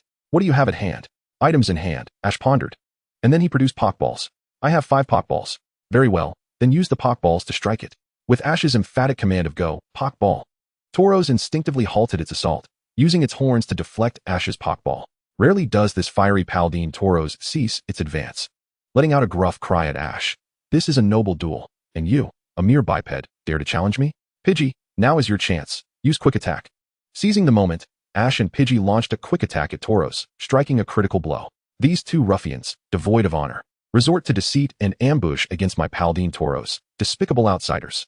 Roar. Tauros bellowed skyward in fury, its anger point ability unexpectedly triggered, enhancing its offensive capabilities as if it had executed 3 swords dances. Charge. Pikachu, prepare for battle. With no alternatives, Ash was compelled to unleash his final trump card, while Pikachu wore a visage of trepidation. Pikachu, Pikachu, Pikachu, it murmured. Ash, do you hear the words you speak? Can I prevail against Tauros? Observing the fallen Metapod and Pidgey, Pikachu comprehended. It could end in demise. Pikachu, with a resolute demeanor, bravely took its place in the arena. On one side stands the star mouse of New Town, Ash's Pikachu. It appears to be an unwinnable contest, with fortune not favoring Ash. Yet what of it? This time, Pikachu heeded Ash's counsel. While retreat may be deemed dishonorable, it proves effective. But would Tauros grant it that opportunity? Once, Pikachu believed it could resolve any challenge with a jolt of electricity, yet Fiero had imparted a lesson, and now Tauros was poised to deliver a second. In the heat of battle, speed is paramount. Never assume your foe will lag behind. To engage in swift combat, one must never falter. At that moment, Tauros suddenly appeared before Pikachu, lowering its head, the silver sheen on its horns gleaming once more. Ironhead awaits. Pikachu, utilize your tail as a spring and leap onto Tauros. As this confrontation approached its climax, bereft of Cressilia's guidance, and without Pikachu's potent electric surge, Ash finally provided the correct directive to Pikachu through sheer determination. The notoriously irascible Kantaro, a member of the fiery Pacia species, could hardly endure the humiliation of being ridden by a yellow-furred rodent. In that moment, all strategic considerations vanished from its mind. It was solely focused on dislodging Pikachu with all its might, while Pikachu clung tenaciously to its horns, refusing to relent. This was the final strike. Pikachu and Ash simultaneously declared their intent. Thunderbolt. Pikachu, accompanied by a surge of intense electricity, Kantaro finally succumbed after the concerted efforts of Iron Armor, Pidgey, and Pikachu. With Kantaro incapacitated, Ash raised his Pokeball high and hurled it towards Kantaro, which shook thrice before coming to a halt. Ash adjusted his cap with determination. I've captured Kantaro. Although the thrill of capturing a Pokémon lingered, Ash gradually stowed the Pokeball. Casting a glance at his weary Pokémon and making a monumental decision regarding his second Pokémon Roguelike journey. System, I forfeit this game. Acknowledged. This Pokémon Roguelike journey has concluded. With the sound of a mechanical voice and the nod of Zekrom, Ash withdrew from the Pokémon Roguelike. Continuing the battle would have rendered all his Pokémon incapable of fighting. Even the vitality shards from the exchange shop would not alleviate their exhaustion.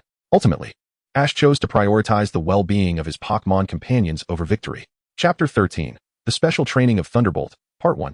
Let me tell you, do you know that super newcomer? I must share with you that just yesterday, Zekrom was incessantly recounting Ash's glorious exploits in the group chat. My apprentice. I tell you, yesterday he triumphed over a steelhead Pacia fiery Kantaro with the assistance of the Dragon of the Path, Zekrom. Zekrom, you've repeated this over 30 times. What is so remarkable about it? Have you developed Pokémon Alzheimer's? Yveltal observed the exuberant proclamations of the idealistic Black Dragon and could no longer contain itself. Some players are like this. I can boast, but you cannot. Huh. Black Dragon Zekrom is not merely boasting. It is extolling others. Wayward Son number 3, Filial Piety. What has transpired in the months I've been away from the group? Giratina had just completed its construction in the Distortion World, adorning its new home atop Silver Mountain. At this moment, Giratina was reveling in the warmth of its new abode while casually opening the roguelike chat. However, upon entering, it was met with a barrage of dragon spam. Upon seeing the underworld dragon enter the chat, Yveltal seemed to recall something and promptly exited the game. Giratina had grasped the situation but felt compelled to question Zekrom's competence.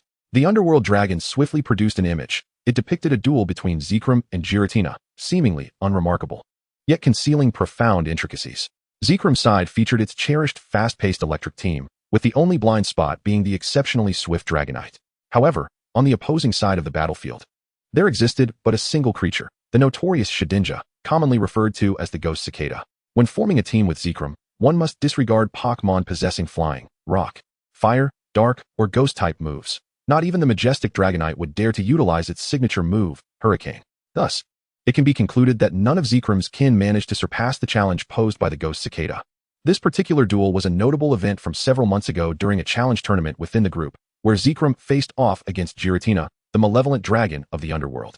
Not only was Giratina's appearance fearsome, but its tactical prowess was equally formidable, featuring a lineup of Shedinja, Whimsicott, Blissey, Shuckle, and Durant. Observing this, all the legendary Pokémon in the group were keenly studying why such a first-tier deity could exhibit such mastery in competitive battles. The atmosphere became exceedingly chaotic, as even the inherently malevolent Yveltal could not restrain itself from hurling a few choice words at Giratina before begrudgingly saluting in a mockery of the Kalos military. That day, Yveltal would forever remember how it perceived a glimmer of pity in the eyes of its old rival, Xerneas. Were it not for Giratina's father still being alive, perhaps a few months prior, This assembly of deities would have declared a banquet in its honor, summoning its right hand to attack. Amidst laughter and revelry, Giratina constructed a grand mansion in the distortion world, a realm devoid of sound and life for millennia. Only Giratina existed there, cheerfully solitary, yet devoid of anyone to share its joy. Perhaps it is true that deities are inherently inclined to embrace solitude? Yet, at this moment, Giratina had emerged to engage with the group, harboring a flicker of curiosity about Ash, whom Zekrom had mentioned. Unbeknownst to Ash, his journey was just beginning. Aimed at the quartz conference. At that moment, Ash wandered through the forest, clutching a Pokeball containing a Tauros, accompanied by Misty, who was on her way to Cerulean City. Pikachu, do you think if we release it, it will attack us? Pikachu replied with apprehension. Pika, Pika, it certainly will. Pikachu was not eager to encounter that formidable black Tauros again. Just yesterday, it had nearly taken its life during a three-way battle. Curiously, after battles, Pokémon do not exhibit physical fatigue, yet their spirits tell a different tale. Pikachu remained as lazy and timid as ever, but still capable of fighting. Thus, it was decided, until it could be completely tamed, it would be best not to use it. What are you and Pikachu whispering about? Suddenly startled, Ash fumbled, causing the Pokeball to tumble to the ground and open. A formidable black Tauros emerged, exuding a menacing aura, glaring fiercely at Ash. If it could speak, it would surely echo the words of the renowned mage. You little brat, what are you doing here?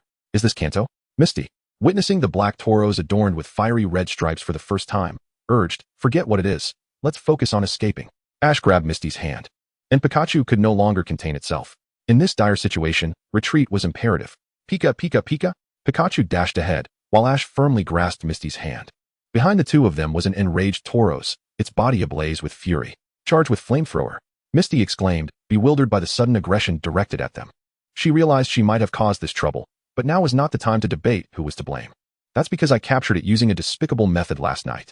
Ash, ever the rookie, was now pulling Misty along in a frantic escape, moving with such speed that even Pikachu struggled to keep up. Since when does a Tauros even breathe fire? Misty thought, feeling as if she had encountered a bizarre anomaly. Had Ash not been holding her, she might have been injured by the rampaging Tauros. Ranching bulls comes with its risks. One must approach with caution. Isn't it a wonder? Ash quipped, recalling tales of a blue-patterned, water-type Tauros. If you like, I could help you catch one later.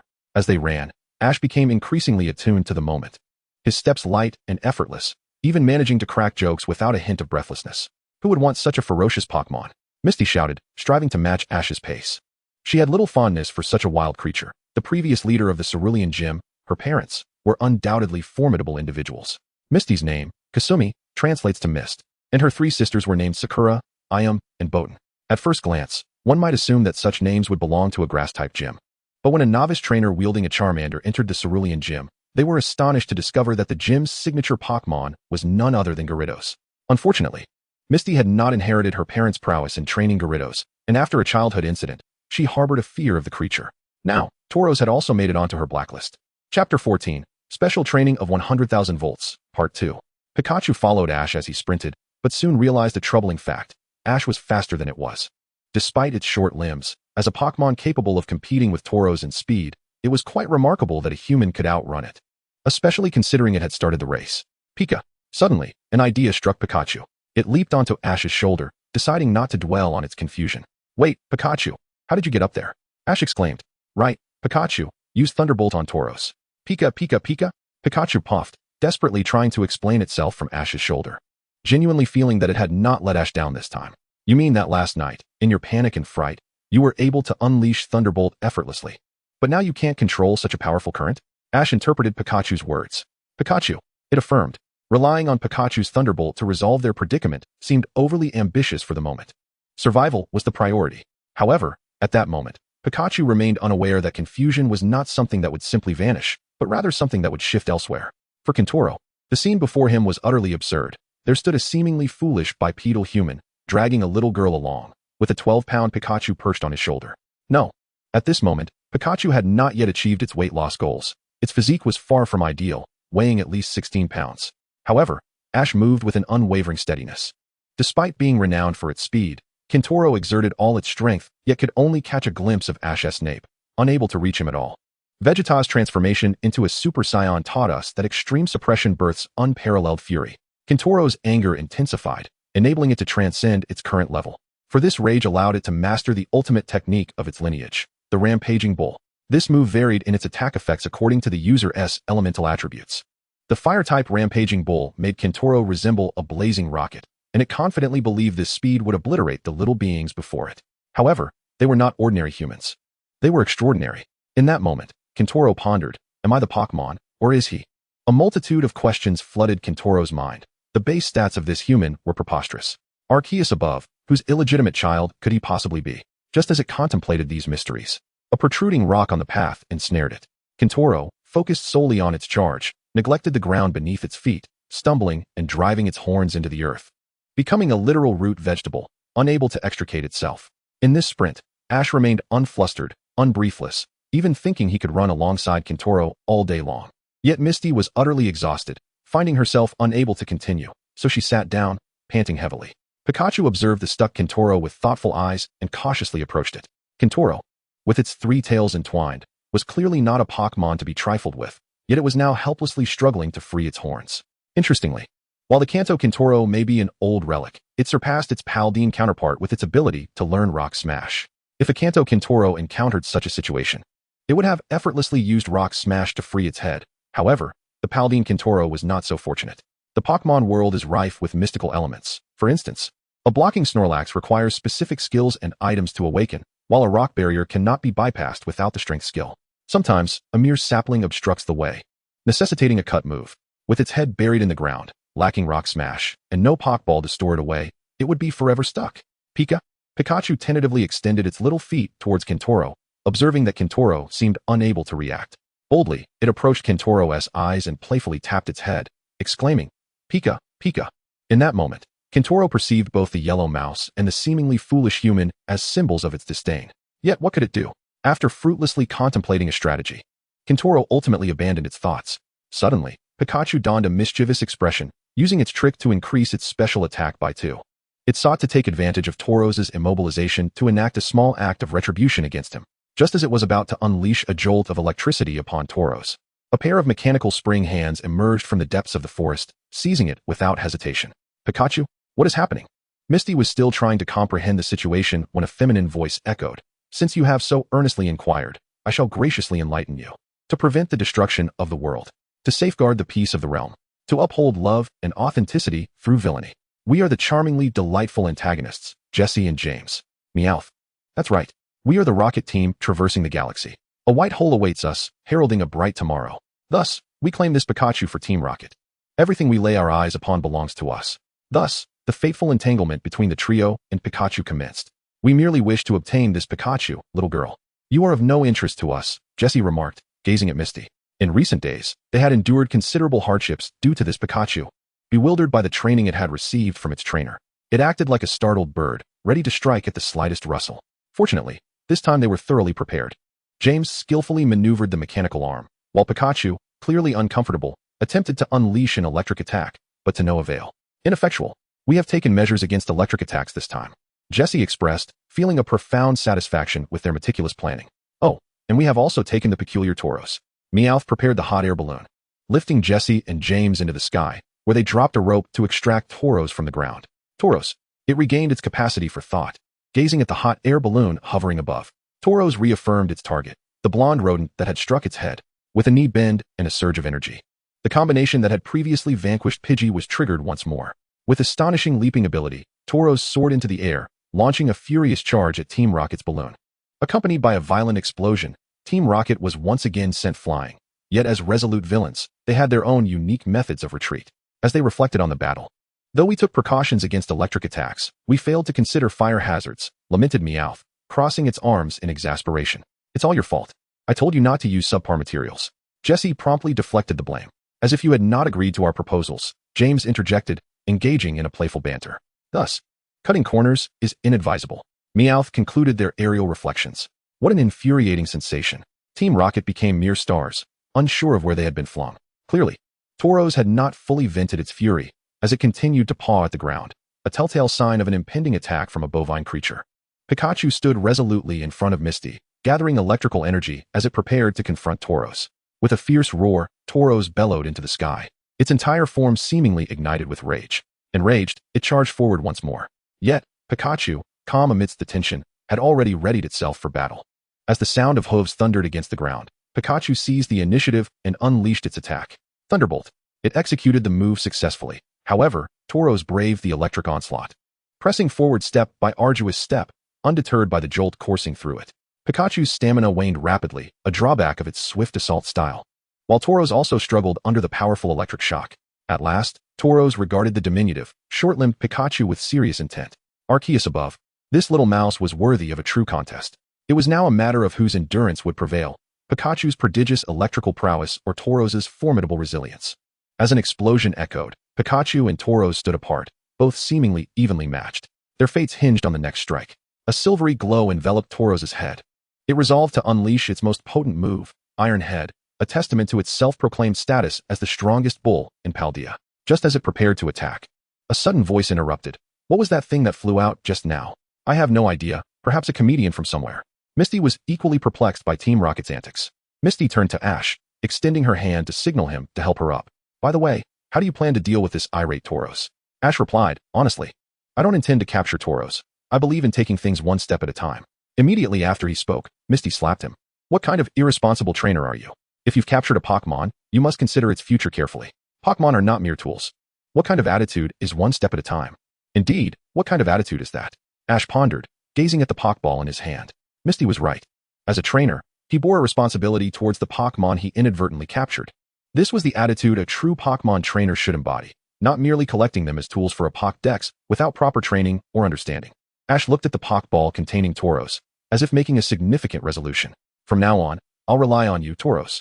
He aspired to be Tauros's trainer, but he sensed that the time was not yet right. He carefully stowed the Pokeball away and suddenly turned to Pikachu, inspired by their earlier confrontation. Pikachu, I've come up with a method to specially train Thunderbolt, but I'll need your cooperation. Chapter 15. The Intensive Training of 100,000 Volts. Part 2. Pikachu possesses an extensive repertoire of skills, including moves such as Flying Tackle, Comet Punch, Fly, Surf, Quick Attack, Shake Dance, and Wish. However, Pikachu's inherent physical constitution is rather frail. Were it endowed with the statistics of a speedy dog or a Houndoom, it could potentially supplant the universe's most formidable Pokémon, instilling fear in the hearts of the villagers. Imagine a creature with Charizard statistics unleashed, capable of delivering millions of volts, immediately switching to Volt Tackle, executing Shake Dance, and completely neutralizing electric-type foes with Lightning Rod. It could set up dual barriers with Wish and bolster its own power for steadfast output, all while being accompanied by a partner Pikachu equipped with evolutionary stones and Dynamax capabilities. The potential for thrilling surprises with Surf, graceful descents, and dazzling electric flashes is boundless. What a tyrant this would be! It would undoubtedly surpass the usefulness of a roaring tiger. Alas, it lacks the substantial stats necessary for such dominance. A painful truth for Pikachu. It is exceedingly challenging for a lightweight Pokémon to transcend its racial limitations. Even with its prodigious talent, Pikachu was merely a Pikachu in the first series, relying solely on Quick Attack and the occasional Thunderbolt, with Steel Tail comparable to a mighty Beast Strike, and a Volt Tackle that could knock Charizard unconscious. At present, Ash and Pikachu have resolved to train rigorously, aiming to master Volt Tackle before reaching Pewter City. The plan is primarily to avoid relying on Brock's father's dubious charging methods. However, can Ash's idea truly resolve Pikachu's dilemma? Misty watched as Ash filled his backpack with stones, carrying it on his back, with Pikachu similarly tugging along stones. Could this be Ash's brilliant idea? Pikachu, listen to me, Ash declared. Since you can use Volt Tackle in battles without adverse effects, then training under pressure can help you hone this skill, right? Ash's backpack, overflowing with stones, even spilled some out. After all, it was a four-dimensional backpack from the Pokémon world. The stones Ash carried seemed to weigh as much as a Geodude, demonstrating his commitment to training alongside Pikachu, with Pidgey appointed as a supervisor to ensure adherence. Pikachu struggled with the rope tied to the stones, exerting all its strength, feeling that this training method was rather peculiar. What it truly needed was a way to tap into its stamina and power, rather than this method of pressure. Although physical stress is still a form of pressure, this training regimen was truly chaotic. Misty could hardly bear to witness it, yet she refrained from speaking out, knowing that Ash's stubborn nature would likely dismiss her concerns. Over the span of 3 days, Misty's worldview was significantly challenged. What began as a weight equivalent to a Geodude, 820, saw Ash transform from a sluggish tortoise into someone as agile as a soccer star. Remarkably, this transformation occurred in merely 3 days. What an extraordinary innate ability he possesses. He is practically superhuman. Pika. Beside Ash, Pikachu was also straining to pull the stones forward, but even after 3 days of practice, it still found the task quite challenging. 100,000 volts is a special attack. What purpose does it serve in physical training? Pikachu felt that its powerful punches had indeed improved over the past few days. yet it struggled with the use of 100,000 volts. Perhaps it's time for Pikachu to rest. Ash gently set down his backpack, so heavy that it left an impression on the ground. Pikachu, mimicking Ash, also relieved itself of its burdens, panting as it sat on the ground, utterly fatigued and unwilling to utter a word. At that moment, from the shadows of the forest, a figure emerged, a warrior youth accompanied by his large beetle Pokémon. "Hey, are you the hero sent by the monkeys?" The warrior youth inquired of Ash, although the line seemed somewhat misplaced. "I am a trainer from Pallet Town, and my name is—" Before Ash could finish, the warrior youth, adhering to the principle of striking first, commanded his beetle Pokémon. "Beetle, use pinch." This youth was also a bug catcher. In the Pokémon world, it is customary for trainers to begin their journey at the age of 10, applying to the lab for a starter Pokémon. However, many opt for peculiar Pokémon instead of the traditional starters. Often referred to as the masterful ones or goddess sisters, starters are not rare in the Pokémon universe and are often discarded, as Liko once noted. New Leaf Meow is a commonplace Pokémon. Those masterful trainers, despite eschewing starters, inherently lack the bonds that come with them.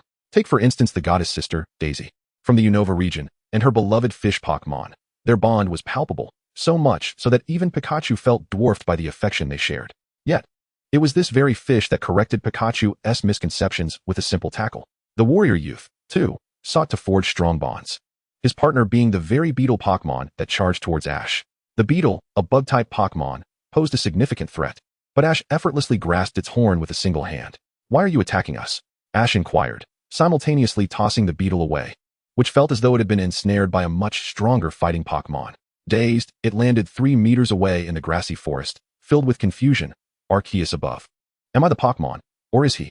Chapter 16. The Must-Play Pokémon Rankings of Kanto, Part 1. The warrior youth had ambushed Ash, revealing himself to be cowardly. In the original series, he was defeated by a trainer from Pallet Town thrice. Logically, he should have been prepared for a 4th challenge. Yet, instead of confronting Ash openly, he chose to strike in a cowardly ambush, taking advantage of Ash's Pokémon at their most fatigued. Subsequently, a Beedrill attack led to the hasty retreat of the warrior youth, resulting in Ash's Metapod being captured. Yet, he bore no responsibility, opting instead for a moral high ground. The most alarming aspect is the transparent attempt to shirk responsibility, which is delivered with an air of righteousness and reasonableness. This maneuver is indeed characteristic of the cultural ethos of the island samurai. The samurai youth, too, seems to have vanished from the narrative. Perhaps he ultimately abandoned his aspiration of becoming a Pokémon trainer. Presently, Ash cast aside his Beedrill and, with a curious expression, inquired of the samurai youth, "Are you planning to ambush me with your Pokémon?" "Misty, can that trainer engage in direct battle with Pokémon?" Ash presumed that the samurai intended to test his mettle with Beedrill, especially considering Pikachu appeared visibly fatigued. Even with the vitality of a Vitality Shard and the Sacred Ash, Pikachu was in dire need of a break. Could anyone truly challenge such a weary electric mouse? If it was not Pikachu that was to be challenged, then it must be Ash himself who was under threat. Ash rolled up his sleeves, instilling a sense of danger in Beedrill, as if Ash might unleash a devastating blow upon it at any moment. Beedrill, with its wide, pleading eyes, silently implored the samurai youth, "Please, don't make me fight him." For a Pokémon like Beedrill, the size of its horn signifies not only its status within its species, but also its eligibility for mating. The larger the horn, the more attractive Beedrill is considered, thus enhancing its mating prospects when spring arrives.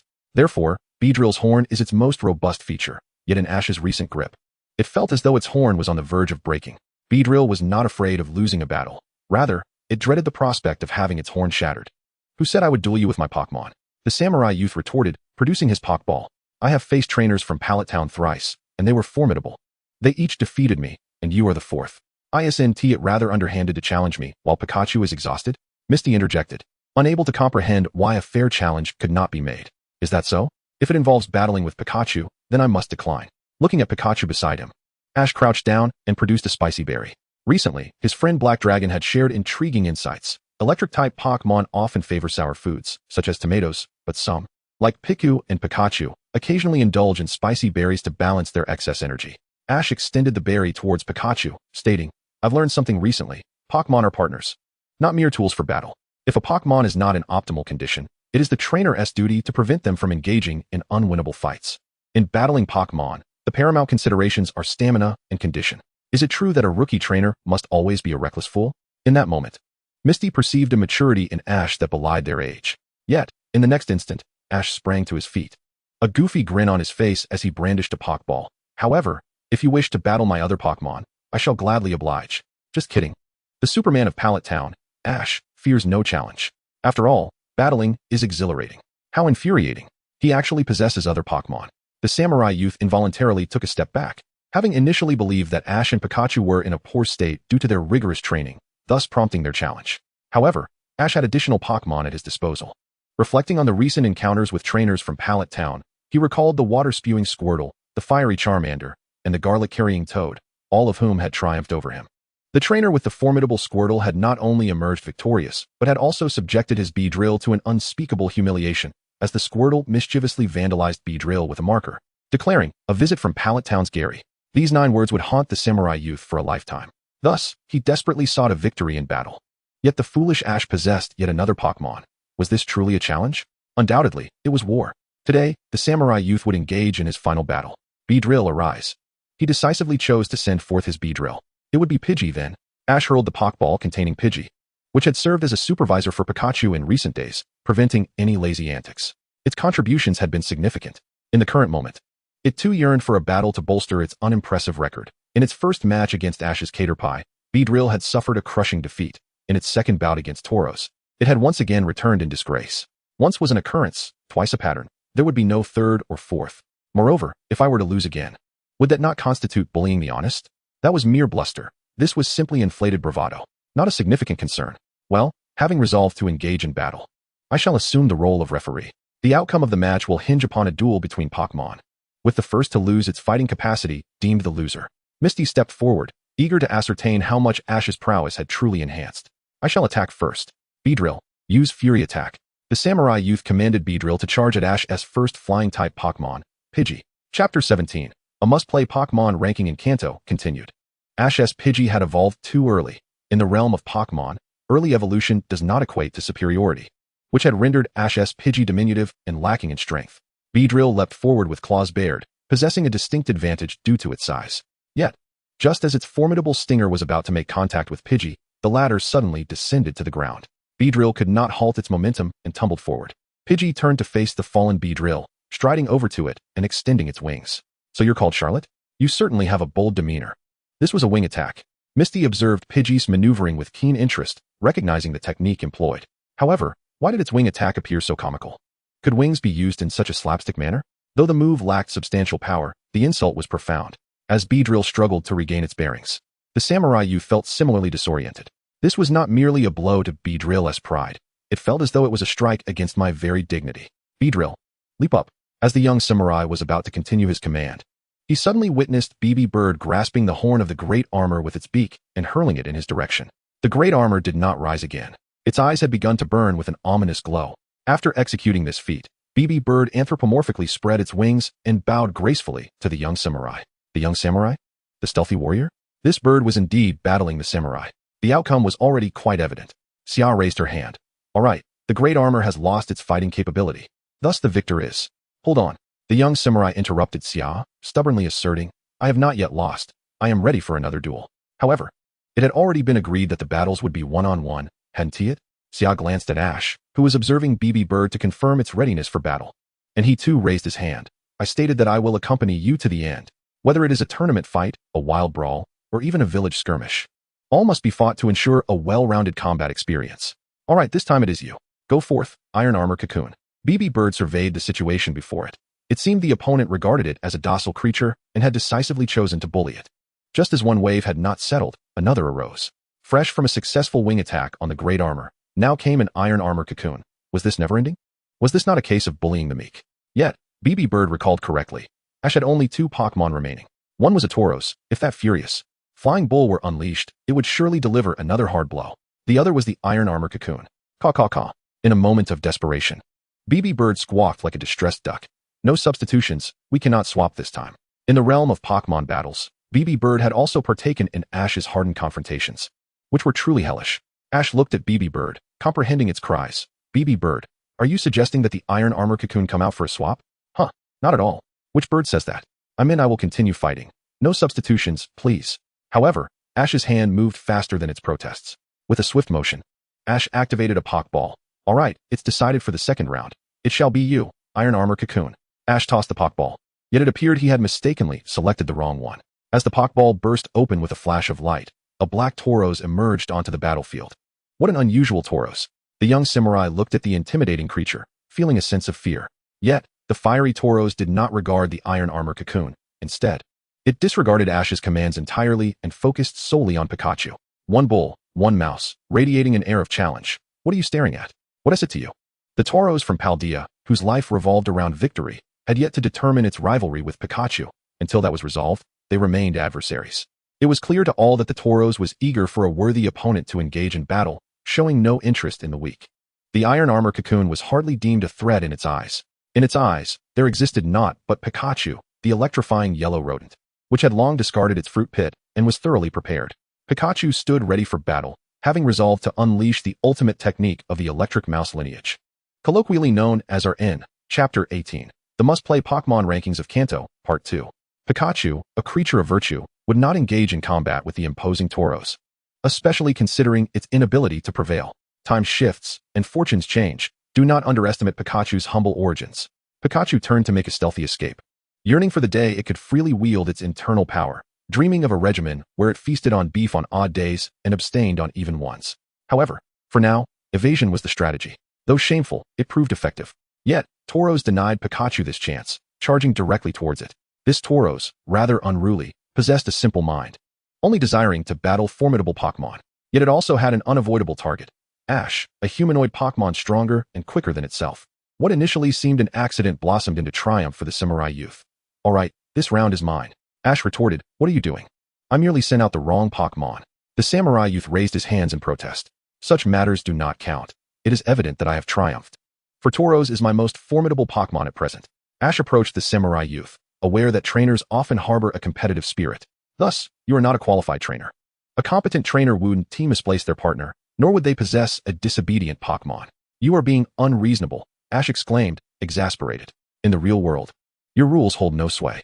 The samurai youth added insult to injury. The score is now 1-1. Hasten to release your Pidgeotto. He intended to launch a sneak attack, eschewing a fair confrontation. To secure victory, his target was naturally the weary Pidgeotto. You scoundrel! Ash, unwilling to yield, unclasped the Pokeball and retrieved Pidgeotto once more. He recalled what Zekrom had advised, when faced with true scoundrels, as long as their father isn't Arceus. The best strategy is to summon one's right hand as an act of aggression. Yet the battle must continue. After the competition, a duel between trainers could ensue. At present, Ash could only deploy Pidgeotto according to the rules of the contest, yet exceptions abound. The Viridian Forest, a paradise for bug-type Pokémon, offered encounters with Nidoran and Nidorina, but the most frequently encountered Pokémon were Caterpie and Weedle.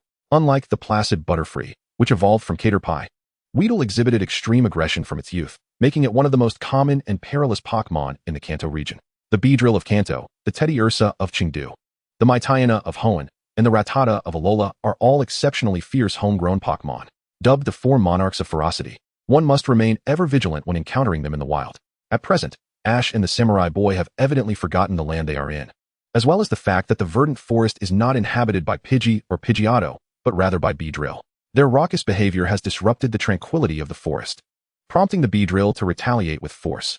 Pikachu and Ash, sensing the imminent danger, hastily discarded their burdens. One threw away his weighty load while the other hefted a substantial backpack. No more fighting. There's a Beedrill. Let's run. With that, Ash seized Misty and Pikachu, initiating their escape. The samurai boy, however, lacked Ash's quick reflexes. By the time he realized the peril and recalled his Metapod, the Beedrill was already upon him. Its stingers raised high.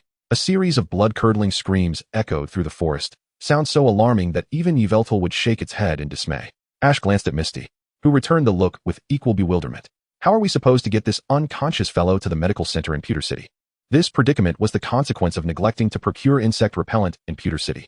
One could reasonably suspect that Brock established his gym there solely for the lucrative sales of such potions. As night fell, Ash and Misty finally arrived in Pewter City. It was Ash, much like a superhero, who had shouldered the burden of the unconscious samurai boy and traversed the forest on foot. After depositing the chastened samurai boy with Nurse Joy, the duo took residence in the Pokémon Center. Pewter City, a grand metropolis in Kanto, stood in stark contrast to the quaint Pallet Town, which boasted neither a Pokémon Center nor more than a single family inn. Unlike Viridian City, which has prospered recently, Pewter City, renowned for its rocky terrain and storied gym, exuded an air of established greatness, unfettered by the burgeoning growth of its newer counterparts. Reclining on his bed, Ash found himself in a state of ennui, scrolling through the system. Let it not be misconstrued. Ash was not succumbing to the allure of idleness or becoming a digital addict, but rather utilizing the roguelike system to glean insights into the combat strategies of other masters. I have a bone of the sword to share, the most comprehensive team compositions and combo moves in the Galar region. Ash glanced at it. Team compositions and devious tactics? Not interested, not interested. A guide to rapidly enhancing the vitality of fire-type Pokémon. Ash peered at it. Boosting fire types is merely an exercise in futility, not interested. The feasibility of rain dance tactics for water-type Pokémon and sunny day strategies. It was evident to him that these were dubious methods. Not interested, not interested. Ash resembled a monkey learning from the great Bodhi ancestor, dismissing this and that. While contemplating, he suddenly noticed a new post from the Pink Devil Embryo, sharing a list of must-have Pokémon in Kanto. This looks promising. Like Sun Wukong discovering his 72 transformations. Ash eagerly opened the post, only to exclaim, "Isn't this just taking advantage of the unsuspecting?" The content read as follows. Rank 10th is the Bobo clan. Known for their innate honesty, making them particularly gullible during training, easily believing what their trainers say. 8th place goes to the infamous Arbok, the Kanto Cobra, which, despite its reputation, possesses no fangs. However, this snake often mistakenly believes it can wield poison-type moves due to its delusions of having venomous capabilities. In 2nd place stands Suicune, a creature often perceived as foolish, yet beneath its seemingly clever exterior lies a profound wisdom that astounds the world, a true testament to remarkable intelligence. Regardless of its actual wisdom, Suicune certainly possesses an aura of awe. This list essentially serves as a compendium of Kanto Pokémon deemed lacking in intellect. Upon reading this, Ash could not resist a jibe at the Pink Devil Embryo before it logged off. Seriously, are you teasing them when they're already so dim-witted? Gazing at the screen displaying these intellectually challenged Pokémon, he felt compelled to voice his discontent. Neither Lugia nor Ho-Oh asked me to buy Suicune some sunflower seeds. So mind your own business. In the World Tree, a certain Mew responded to Ash with a seemingly innocent demeanor, yet it was undoubtedly quite cunning. Chapter 19, 100,000 volts, 10,000 volts, 1,000 volts. Part 1. A new group member has logged on. Yet the group's most adorable troublemaker has yet to privately message them. It appears Mew has previously shared its thoughts on Ash, exclaiming, "Refund." This marked the largest event in the group since its inception, famously dubbed the first refund movement, instigated by Mew. True to its reputation as the group's leading instigator, Mew often brings up controversial topics, such as why Groudon cannot fly, why Reshiram resembles a female, and the relationship between Rayquaza and Caterpie. However, in most instances, Mew merely stirs the pot before settling down to enjoy some peanuts, sunflower seeds, and mineral water while watching the chaos unfold. What a Kanto celebrity. Yet this time, Mew's content was not merely to incite further chaos. It genuinely aimed to create a guide to entice certain legendary Pokémon to visit the Kanto region. However, this guide turned out to be rather harmless for many Pokémon, yet extremely insulting. Group member Pink Devil Embryo has initiated a private chat with you. Will you accept? Ash was utterly unprepared for Mew's attention and promptly clicked confirm. Little did he know the true extent of Mew's power as the guardian of the World Tree. Nor did he realize its penchant for mischief. Most bewilderingly, he was unaware of his own impulsiveness. Why had he pressed the confirm button? Why can't I control my hand? With Ash's confirmation, Mew engaged in conversation with a human for the very first time. Hello, my name is Mew. I look forward to our interaction. This was a common tactic, to feign weakness before unexpectedly playing a prank. I am Ash, a trainer from Pallet Town. It is a pleasure to meet you. This was Ash's first encounter with someone as courteous as Mew, prompting him to respond with formal language. Do you take issue with the Pokémon ranking I have prepared? Mew, perched atop the World Tree, casually munched on a yak berry, pilfered from another Pokémon using its thief ability. Certainly, there are indeed intelligent Pokémon in the Kanto region, apart from the likes of Pidgey and Arbok. Ash realized that ever since he had perused Mew's controversial rankings, he had not countered Mew's assertions. Are you from Kanto? Mew inquired, setting down its document. Are you familiar with the living habits of Kanto Pokémon? This felt akin to saying, oh, you're from the north. You must know how to make dumplings. However, does being from Kanto necessarily mean one comprehends the habits of its Pokémon? Each region has its own joy and nurse joy. Can anyone truly distinguish between them? No. I have just embarked on my journey and am still unfamiliar with many Pokémon, Ash candidly admitted. Yet, through his words, Mew suddenly discerned something. It was speaking to a human. Years prior, Mew recalled playing hide-and-seek with a human female who had triumphed over it. According to the rules of the game, Mew granted her wish. The woman, clad in the ancient blue uniform of Team Rocket, wished for her daughter to grow up safe and sound. Because she had won, Mew located a sealed shalebi to fulfill that wish. Humans are intriguing. After the events of the Ice Age, Mew had confirmed that it could have a human companion for play. How delightful. But I am from Kanto too. How could I possibly know? Ash mused. Surely, one cannot generalize about people, can they? I understand. You must be one of those inconsequential trainers. A dime a dozen. Surely not. No one can truly lose to a level 5 Snivy, can they? It's infuriating. Ash nearly smashed his screen. But he could not refute Mew. He genuinely could not best a level 5 Snivy. One day, I shall triumph over Reshiram and prove myself as a Pokémon master to you. Yet, Reshiram's prowess in this group is quite lacking. Mew interjected. Its words sharp yet devoid of malice, causing Ash to feel a pang in his heart. After this moment of dismay, Ash gazed at the online user before him, and an epiphany struck him. Since you are stronger than Reshiram, tell me, which Pokémon in Kanto can best adapt to various battle environments? Arbok. Mew responded instantaneously. Arbok possesses over 20 distinct patterns, each serving different functions such as intimidation, camouflage, adaptability, acceleration, and resilience, making it the most suitable battling Pokémon in Kanto. 6 Arbok with varied patterns, combined with their passive traits and original abilities, equate to a Pokémon with 3 unique characteristics. Mew then asked, can you truly comprehend Kanto Pokémon as I do? Ash realized that Mew was indeed the embodiment of wisdom regarding Kanto Pokémon. Very well. It is time for me to reveal my intentions. The novice trainer prepared to utilize this living Pokédex of Kanto. What if Tauros misbehaves? That is even simpler. The elusive Mew, the guardian of the world tree, is undoubtedly well-versed in a multitude of matters. Many years ago, there existed a place known as Sinnoh, where its inhabitants utilized sticky balls to capture Pokémon. I possess a comprehensive tome detailing the strategies and tactics employed by the people of Sinnoh, should you desire. I can send it to you one day, with Ash and Sinnoh's cunning tactics combined. Today marks yet another day of triumphing in Pokémon battles without relying on their Pokémon. One final inquiry. At this moment, Ash fervently scribbles down Mew's words, anxious not to miss a single character. How can Pikachu's use of Thunderbolt, which poses a risk to its health, be reasonably resolved? Haha. Mew, pressing the keyboard, emitted a series of meows, and the keyboard even displayed a flurry of 2,233. What is so amusing? Ash had an inkling that Mew must possess a solution to his current dilemma. No, I am not laughing at that foolish Pikachu. Since the temporary use of Thunderbolt could harm its body, why not first practice Volt Tackle, or perhaps Thunder Shock, and gradually adapt before escalating to higher voltages? Mew indeed has a point, and Ash, momentarily setting down his pen, pondered how such a perplexing issue had been resolved so effortlessly by Mew. Could it be that Mew is a genius? I envy Mew's brilliance.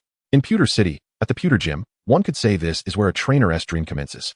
This gym boasts the noblest of Rock-type Pokémon, and is led by the very first master of magic in the Pokémon world, Brock. The Rock-type is the most esteemed of all Pokémon types, without exception. Even Arceus has been left dazed by meteor strikes, while Necrozma has been shattered by them, and Kyurem has been driven to madness. Thus, it is evident that Rock is the noblest type, as even the deities of creation falter against meteors, let alone other Pokémon. Furthermore, the Pokémon that emerge from meteors, such as the extraterrestrial Deoxys and the enigmatic Nihilego, only reinforce this notion. One can only exclaim, Meteoric Warrior, how formidable you are. As the gym leader of the Rock Gym, Brock is the first magician to truly engage in the Pokémon series. In the Heart Gold game, a level 14 Onix can learn the move Bind at level 15, which is rather standard. His sturdy ability-bearing Rhydon is undoubtedly a product of magic the League provides for him. Is it not the case that others should refrain from meddling? So why, in the game, does the Rhydon he trades, which is ostensibly the same one, have its ability changed to Lightning Rod? As a ground-type Pokémon, what use do I have for Lightning Rod? It is utterly pointless. In the anime, this sturdy ability-bearing magical Rhydon was acquired by his younger brother, allowing him to further wreak havoc upon unsuspecting players after causing mischief himself. Brock certainly plays it tough. In the realm of Pokémon, every seasoned trainer possesses their own set of formidable skills. Should you venture into the Pokémon world and attempt to enlighten them about effort values, individual values, or battle items, you would find it quite a challenge to contend with these adept practitioners of their craft. The 8 masters of the Pokémon world engage in a fierce battle featuring remarkable creatures, the battle-hardened Pikachu with over 20 years of experience, the elusive shiny Metagross with maximum evasion, the water-storing Charizard, the dragon dance-capable Garchomp, the self-colliding Bagon that dispels its own confusion, and the formidable Gardevoir. Known for its devastating power, these Pokémon undoubtedly bring immense joy to their opponents. Do not underestimate them. In the Pokémon realm, they are akin to formidable titans, possessing extraordinary capabilities. Each Pokémon has its own unique strengths, such as the evasive Metagross, and every one boasts signature moves, like the Dragon Dance of Garchomp. Their fighting spirit and resilience are truly awe-inspiring, exemplified by Bagon's ability to shake off its own status conditions, while their secret weapons, such as Thunderbolt, promise unforeseen surprises for their adversaries. It is evident that each of the 8 masters shares a common sentiment. Their opponent's Pokémon must be illegitimate, yet they themselves are no slouches. When the battle commences, they might be taken aback to find their competitors employing seemingly ordinary Pokémon. What? You managed to pass the urine test with that Pokémon? They might exclaim. I merely maxed out my evasion. But what on earth is that thunderbolt? Nevertheless, in the end, none of the 8 masters report on each other, for they all harbor their own secrets, and exposing one another would serve no one's interest. Now, one of the 8 masters, the future prodigy Pikachu aficionado Ash Ketchum, stands before the esteemed Pewter City Gym, ready to embark on his own formidable journey, commencing with his battle against Brock. Chapter 20, Thunderbolt, Megavolt, Kilovolt, Part 2. Ash's decision to challenge the Pewter Gym is met with skepticism. The gym leader resembles a regional civil servant. Some private gyms lack official recognition, yet personal connections often prevail, leading to a proliferation of gyms. This results in varying levels of competition, but one certainty remains. The core gym leaders within each city are undeniably powerful, as they are akin to mayors without real authority. Failing to maintain control could pose significant issues for the league. Some exceptionally strong gym leaders await the day the Elite Four vacate their positions to ascend to higher ranks. It feels exhilarating. As a newcomer, Ash, with his novice Pokémon Pikachu, stands little chance against Brock. This was evident to Brock's father, who guided Ash the previous evening, and to Misty as well. I do not desire a psychic water type like Starmie, she thought, especially since I have Pikachu and my invaluable secrets. Recalling Ash's boastful demeanor at the dinner table, Misty felt a surge of irritation at his arrogance. Thus, she awoke early today, eager to witness Ash's attempt to conquer Brock at the Pewter Gym. It is worth noting that a trainer may challenge the same gym a maximum of 3 times, after which they are barred from further attempts. Misty is keen to observe how Ash intends to utilize his so-called secrets to triumph over Brock. The outcome of the battle rests upon the performance of their Pokémon. What could possibly go wrong? With an eager gaze, Brock prepared for the challenge, fully aware that Ash was merely a novice stepping into the fray. It is common knowledge that novices often conduct research to avoid the likes of the Tokiwa Gym and the Nibby Gym. Given the abundance of lethargic gym leaders who seem to have no desire to work, there is no need to challenge a more formidable leader. However, Ash, in an unexpected turn, boldly approaches the Rock Gym with a Pikachu he has barely known for 2 weeks, seemingly inviting disaster. Is he not simply a reckless youth? Although Brock is the leader of the Rock Gym, the representative Pokémon of Nibby City, Onix, is of the ground type. Has Ash truly not conducted even this basic research? Nonetheless, he remains resolute. I will not be defeated. Pikachu, you are the one. Ash confidently presents his valiant companion, who has evidently shed some weight after their time in the Tokiwa Forest. Pikachu. The electric mouse perceives the battle strategies discussed with Ash that morning as quite advantageous. It wonders why Ash still insists on having it run around with rocks. Despite this query, Pikachu cannot help but acknowledge Ash's ingenuity. Could he truly be a genius to conceive such a plan? Oh, how the mouse envies his talent. Go Onix. Brock, upon seeing Ash send out Pikachu, is eager to showcase the indomitable spirit of the Nibby people, a spirit befitting of Onix. Is this Onix? Ash muses as he consults his Pokédex, which, in Professor Oak's customary tone, relays Onix's information. Indeed a Pokémon combining both elegance and strength. Just as Ash prepares to command Pikachu, an unexpected turn of events unfolds. Pika! Pikachu exclaims, unleashing its signature move, Quick Attack. It dashes to Ash's side and nimbly climbs to his waist, reaching for a Pokeball. Its tiny hands aim straight for the Pokeball of its companion, Pidgey. As the saying goes, a friend of my friend is my friend, and Pidgey, being a docile Pokemon, would surely forgive Pikachu after being pummeled by Onix.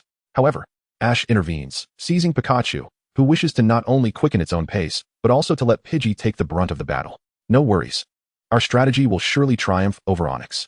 Ash reassures Pikachu, emphasizing that Pidgey, being an honest Pokémon, should not be subjected to such unfairness. Encouraged by Ash, Pikachu's pre-battle antics come to a close as it cautiously steps into the arena to face Onix. Pikachu's behavior causes Misty, watching from the stands, to break into a cold sweat. Can this electric mouse truly prevail against such a formidable opponent? How infuriating. If only Ash had not been so arrogant in borrowing a water-type Pokémon from her, this battle would have been a mere formality. What an insufferable fellow. I will strike first. Pikachu, use Volt Tackle. Not Thunderbolt, but Volt Tackle, indeed, a strategy Ash concocted through a moment of inspiration. Thus, the battle between Pikachu and Onix commences, marked by Ash and Pikachu's audacious yet unconventional strategy of Volt Tackle. Since 100,000 volts lacks sufficient capacitance for Pikachu at present, it can be divided into 10 portions, each being 10,000 volts. This ingenious idea made Ash feel like a genius. However, he overlooked a crucial detail. If an idea originates from a dream, there must be unseen pitfalls. Mutwo, being a psychic-type Pokémon, possesses abilities that can be stacked, whereas Pikachu is an electric type. Electric current only accumulates in a series circuit, where the total equals 12. Ash's assumption that multiple instances of 10,000 volts could culminate in 100,000 volts is fundamentally flawed. His reasoning resembles that of a parallel circuit. The formula for a parallel circuit states that 1 equals 2 equals 3. Thus, regardless of how many 10,000 volts strike Onyx, the result remains 1 10,000 volts. Mutuo, master the fundamentals of physics and chemistry, and you shall fear no one in the Pokémon world. This moment represents a triumph of physics. The feeble electric current striking Onyx elicited a bewildered response. What was that? Quite tingling. A massage, just fitting. Onyx then used Dig. Brock, perceiving the apparent weakness in Pikachu and Ash's combination, understood he still had duties as a gym leader. After all, Brock had no relatives in the league. His Pewter City gym was a pure representation of the city. Upon hearing Brock's words, Onyx began to dig, humorously dubbing Brock a magician. Now, Brock was showcasing one of the 9 formidable skills of Pokémon, learning skills beyond their level. Typically, an Onyx learns Bind at level 15 and Dig at level 20. Yet Brock's level 14 Onyx could already perform both. What does it mean to embody the essence of a gym leader? Poor Pikachu, at 18, stood like a minion and fled like a coward. Snakes do consume mice. Amidst the intense tremors, Pikachu struggled to maintain its footing. Onyx unleashed a tackle. Onyx effortlessly sent the diminutive Pikachu flying from beneath its feet. Ash then realized that this diminished electric shock posed no threat to Onyx. Such is the consequence of neglecting one's studies. Nevertheless, Ash had no choice but to press on. Pikachu, don't panic. Climb onto Onyx's body now. The previous electric strike likely lacked proximity. If they could execute a close-range attack, Ash believed victory was assured. Yet, could such an obvious tactic truly confound Brock? Take it underground. As Brock's command resonated, Onyx commenced digging.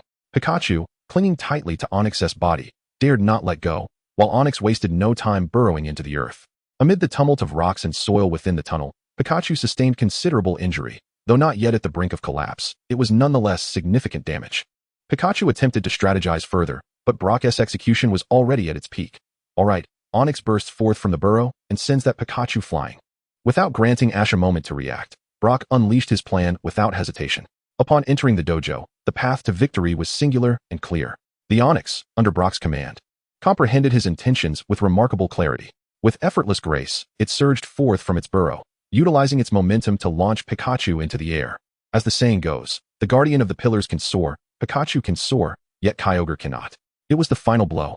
Onyx prepared to deliver a decisive impact. But Ash, with a sudden flash of inspiration, called out, Pikachu, use the roof of the gym as a springboard and come crashing down with a Volt Tackle. Brock, taken aback, pondered, a Volt Tackle? Can a Pokémon with such short limbs execute a move of such magnitude? What an outrageous strategy.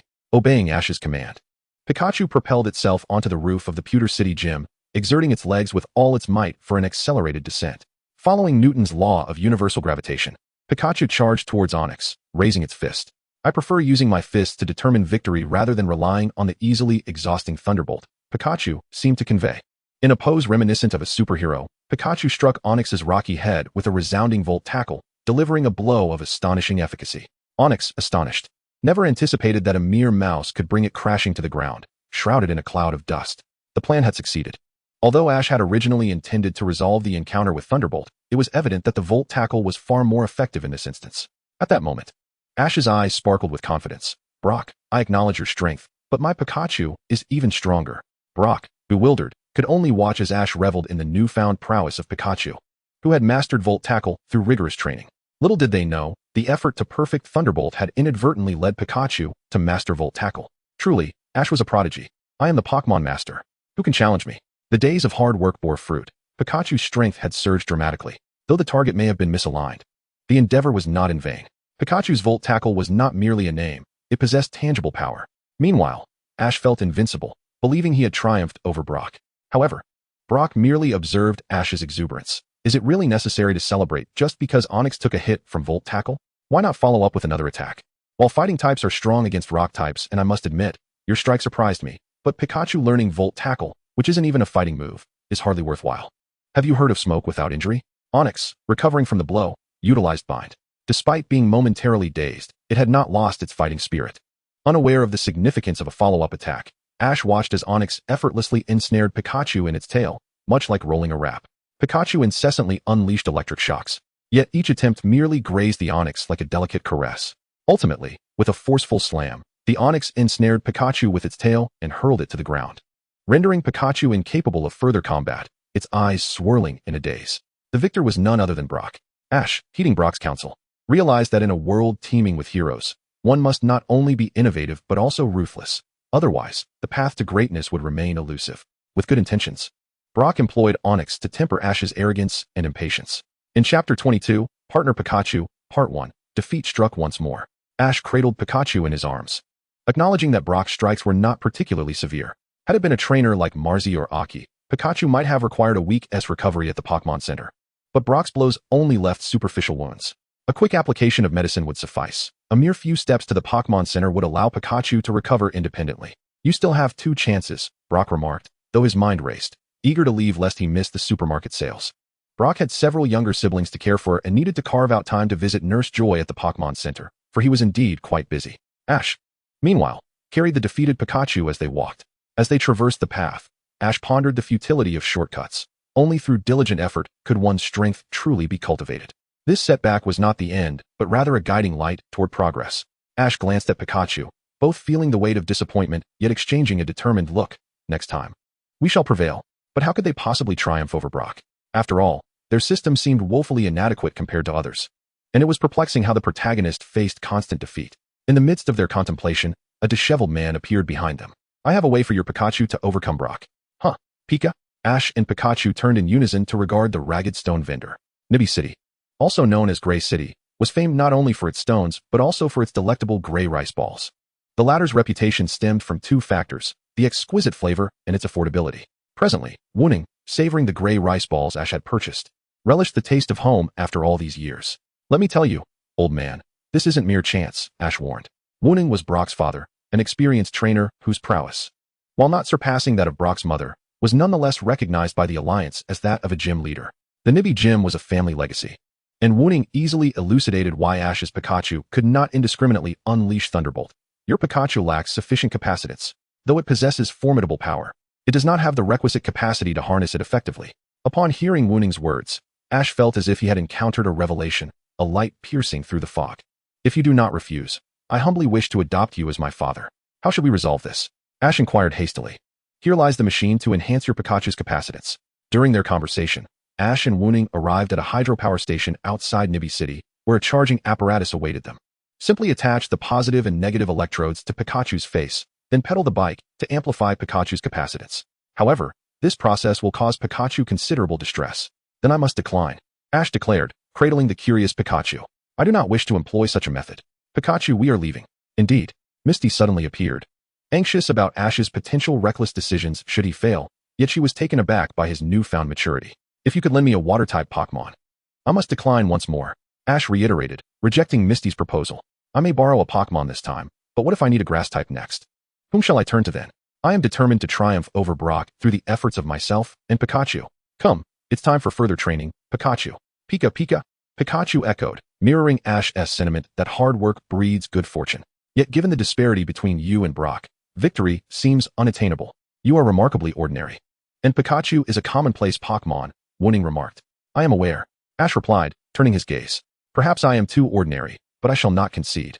When no one else believes in me, I will believe in myself. My fortune may be lacking, hence I must strive harder. If I were to lose, it would merely signify that my partner and I have yet to exert sufficient effort.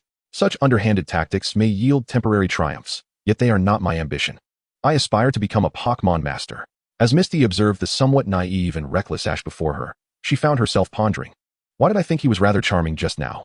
Brock's prowess was formidable, and with Onyx being a ground type, conventional training methods would prove ineffective. Only one path remained.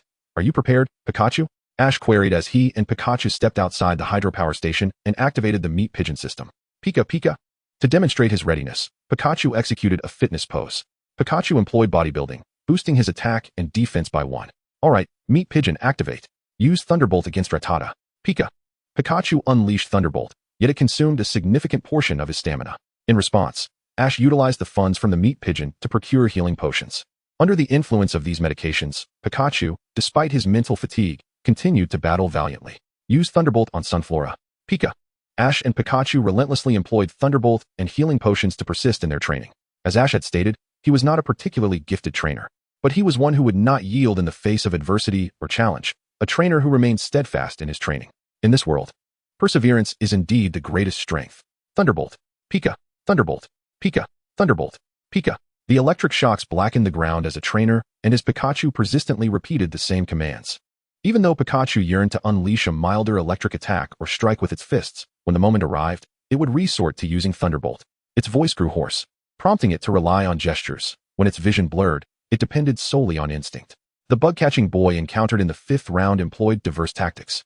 Yet Pikachu pressed on with Thunderbolt for a decisive breakthrough. In that moment, the unlikely duo was perfectly synchronized, united in their singular goal of executing Thunderbolt. After enduring over a dozen Thunderbolts, Pikachu reached its limit, its spirit teetering on the brink, with no opportunity for respite. Battling the relentless onslaught had become increasingly strenuous, not something that could be altered by mere bravado. Suddenly, a pair of hands appeared, grasping the faltering Pikachu. It's the 8th round. Your next opponent is me. The girl hoisted Pikachu upright, adjusting her glasses as she regarded Ash with a soft voice. Unbeknownst to them, Ash and Pikachu had finally encountered Ivy. Chapter 23, Partner Pikachu, Part 2. Ivy gazed at Ash, extending Pikachu towards him. Be careful, it might shock you. Ash looked at Ivy, the girl with green hair and glasses, who appeared more mature than Misty, yet exuded an aura of greater danger. If Misty resembled a Gyarados, Ivy embodied a Rayquaza. Beneath her enchanting exterior lay a Pokémon of formidable peril. It's alright. Typically, electric mice 1T unleash malicious shocks unless provoked. Ivy handed Pikachu to Ash, demonstrating her profound understanding of electric-type Pokémon. In her world, before its destruction, Finn was renowned as an exceptional Pokémon breeder, with Pikachu being his most proficient partner. May I ask your name? Ash began, but Ivy had already stepped in front of him. Pikachu, having enjoyed a brief respite, regained some vitality, shaking its head in response to the strenuous training. This approach was indeed exhausting, yet it was still manageable. I am Ivy, your next opponent. The rules of our match dictate that if both Pokémon are knocked out, you lose. Do you have anything else to say? Ivy had already produced her Pokeball. But I only have one Pokémon. Ash thought it better to abandon such trivial musings in favor of battle. After all, fighting was exhilarating. Pikachu, it's you. Such vitality. My Pokémon is it. Go, Sprigatito. With the release of Ivy's Pokeball, a charming green feline Pokémon appeared in the arena. Is this a Pokémon with no available data? Ash retrieved his trusty Pokédex, but the Kanto Pokédex lacked information on the Paldean starters. No matter how he searched, he could find no details. Sprigatito, number 907, the grass cat Pokémon. Its fur contains plant-like components, enabling it to absorb sunlight for energy. It grooms its fur to retain moisture and diligently washes its face to prevent dryness, thereby facilitating photosynthesis. It must be acknowledged that New Leaf Meow cannot master the skill of photosynthesis, much like how Charizard neither breathes fire nor embodies the essence of a dragon. Ivy adeptly recited the information about New Leaf Meow, proceeding to elaborate. This Pokémon belongs to the trio of starters from the Paldea region, akin to the positioning of Bulbasaur. However, while Bulbasaur ultimately evolves into a grass and poison-type Venusaur, New Leaf Meow culminates in a grass and dark-type Pokémon. Another prodigy, Ash exclaimed, impressed by Ivy's vast knowledge. Yet he understood that the priority was to engage in battle. This time, he had brought Pikachu to train its Thunderbolt.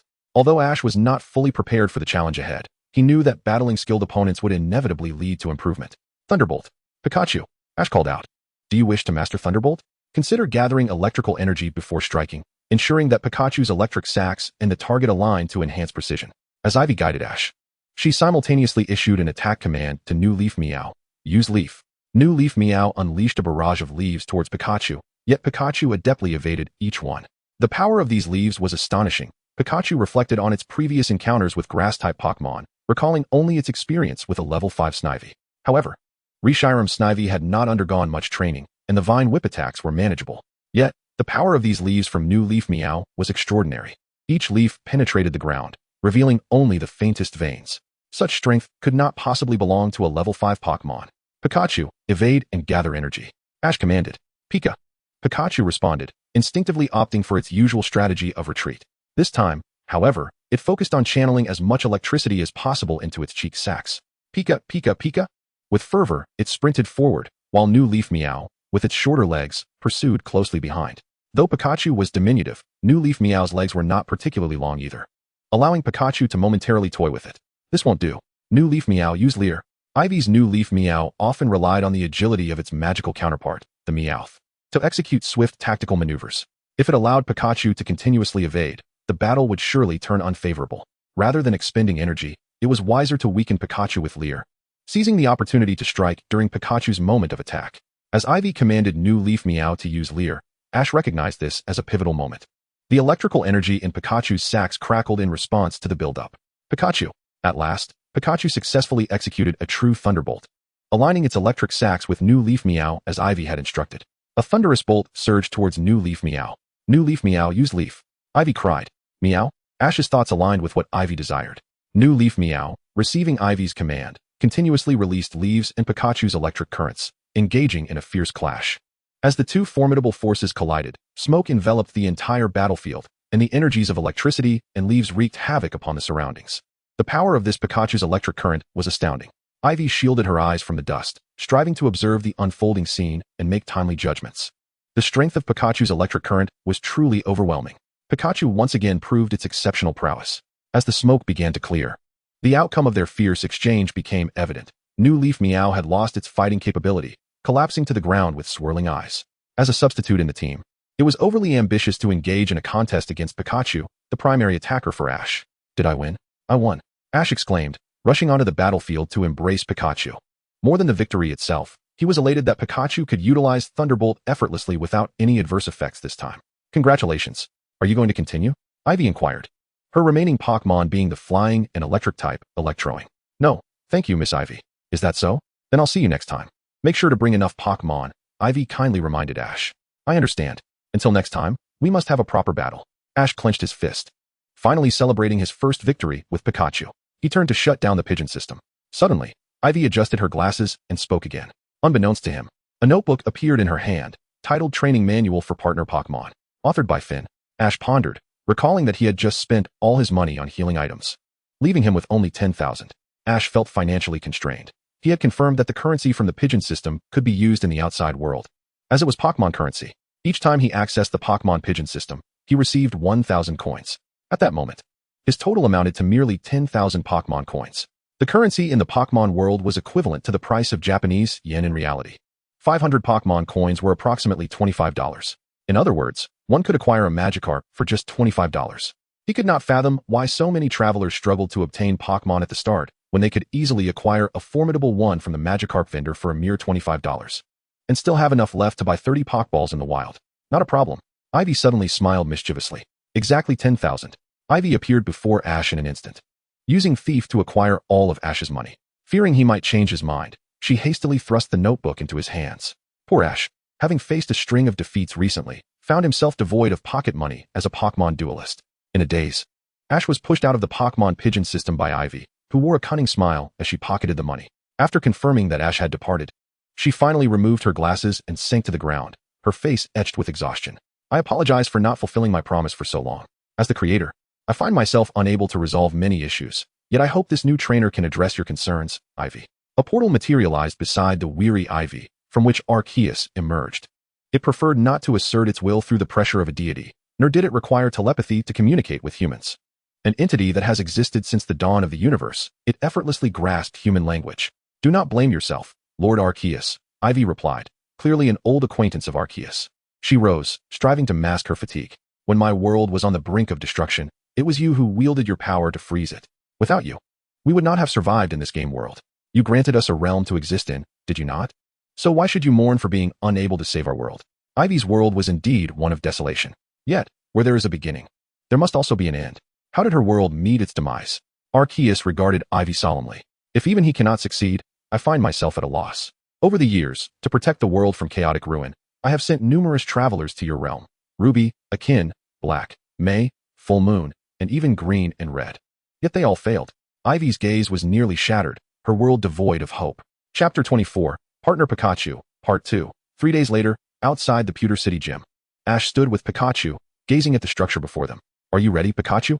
Pika, came the determined reply. The training Pikachu underwent this time was entirely different from 3 days prior. Ash's seemingly absurd weighted training further strengthened its physique, while Ivy's guidance allowed it to gradually master Thunderbolt. To secure victory, they even prepared an additional move together. Pikachu struck a muscular pose before the entrance of the Pewter Gym, an attack and defense combined. Let's go, Ash declared, pushing open the gym door, only to be surprised to find Brock inside. Brock not only managed to address his siblings' needs within the allotted time, caring for 9 younger brothers and sisters, but he also found time to showcase the rock-solid spirit of Pewter City at Nurse Joy's and arrive punctually for any challenges at the gym. Brock, the master of time management. What brings you here again? Brock remarked, noticing Ash, who appeared considerably steadier this time. Although that should not be enough to challenge the gym yet. Ash stared at Brock, and Brock met his gaze. In a moment of tension, The atmosphere thickened. Are you two going to fight or not?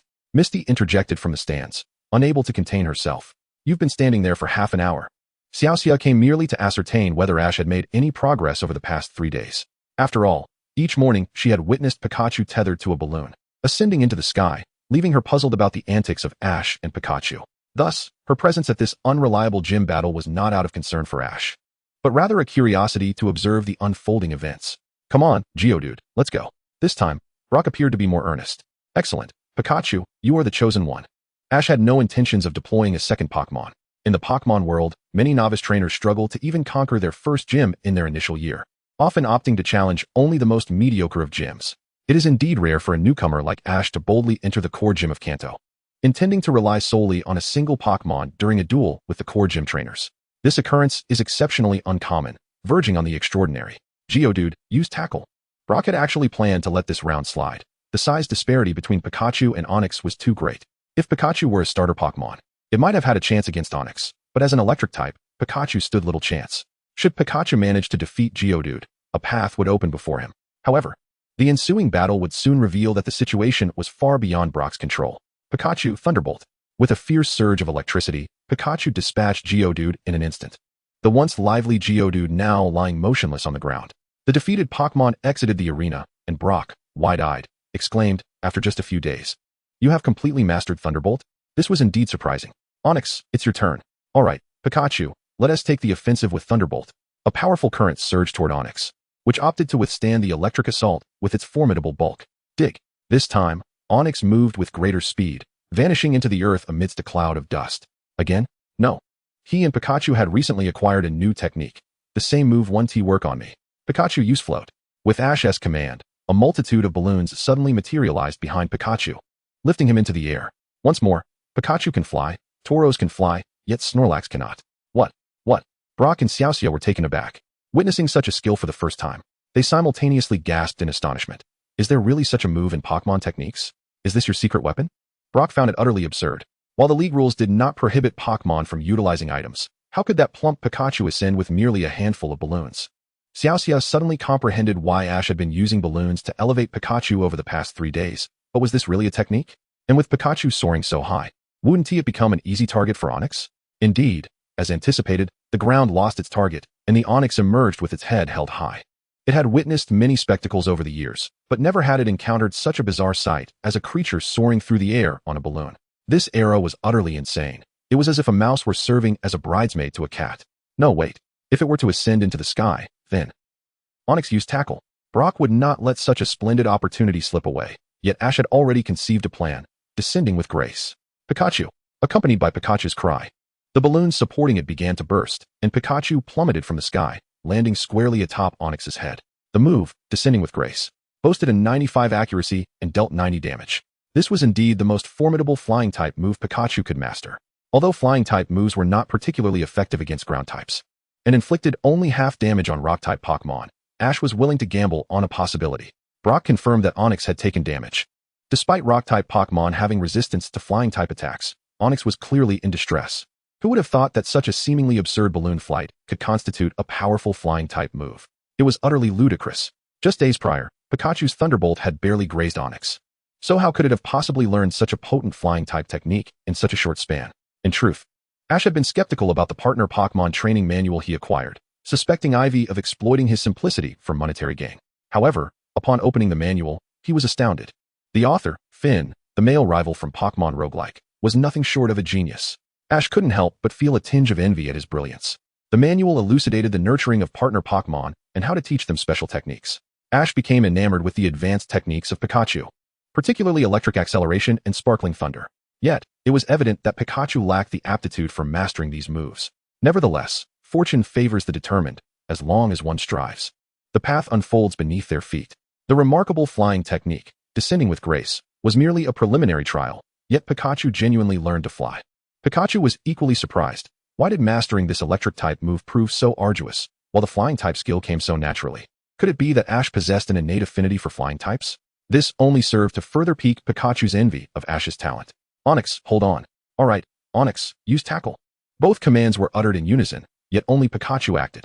It leaped towards Onix's rocky head, delivering a devastating blow with a million-ton punch. Onyx recoiled. The move descending with grace had a 30 chance to induce flinching in the target, a significantly higher probability than Pikachu's nearly non-existent static ability. Ash was banking on Onyx flinching, and it was evident that he had succeeded. It was difficult to say whether he had merely exhausted his luck, but in the realm of fortune, whether spent or not, it hardly mattered. Pikachu crouched low, gathering electrical energy, awaiting Ash's final command for a thunderbolt. All right, thunderbolt. Just as Ash intended to unleash the final strike, he found himself immobilized. No, I feel as though Brock's siblings are exerting pressure on my limbs. That's not pressure. Misty interjected, unable to contain her sarcasm. She had hoped Ash would exhibit some cleverness, as he had managed to control the situation thus far. Yet, why did he often utter such foolish remarks? At that moment, Ash was being restrained by Brock's younger siblings, who were doing their utmost to prevent him from issuing his command.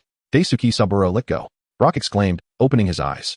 What you're doing now is undermining the steadfast resolve of our Pewter City. I may accept defeat, but the indomitable spirit of Pewter City shall endure eternally. With those words, Brock's demeanor transformed dramatically. He flung off his shirt, now bare-chested. Moreover, I have not yet lost. I shall conquer my opponent with the unwavering spirit of the Pewter Gym. Both trainers stood bare to the waist, the atmosphere growing tense, yet smiles adorned their faces. Misty observed the grinning Ash, her expression one of bewilderment. Wait, after all this time, why have I never seen you smile like that before? What is making you so joyous? Onyx unleashed the most powerful tackle. Brock noted as Onyx was dwindling in stamina, and Pikachu was no ordinary foe. Thus, it was time to fight with full force. Pikachu, unleash a full-force thunderbolt. This was neither a steel tail nor a countering double kick.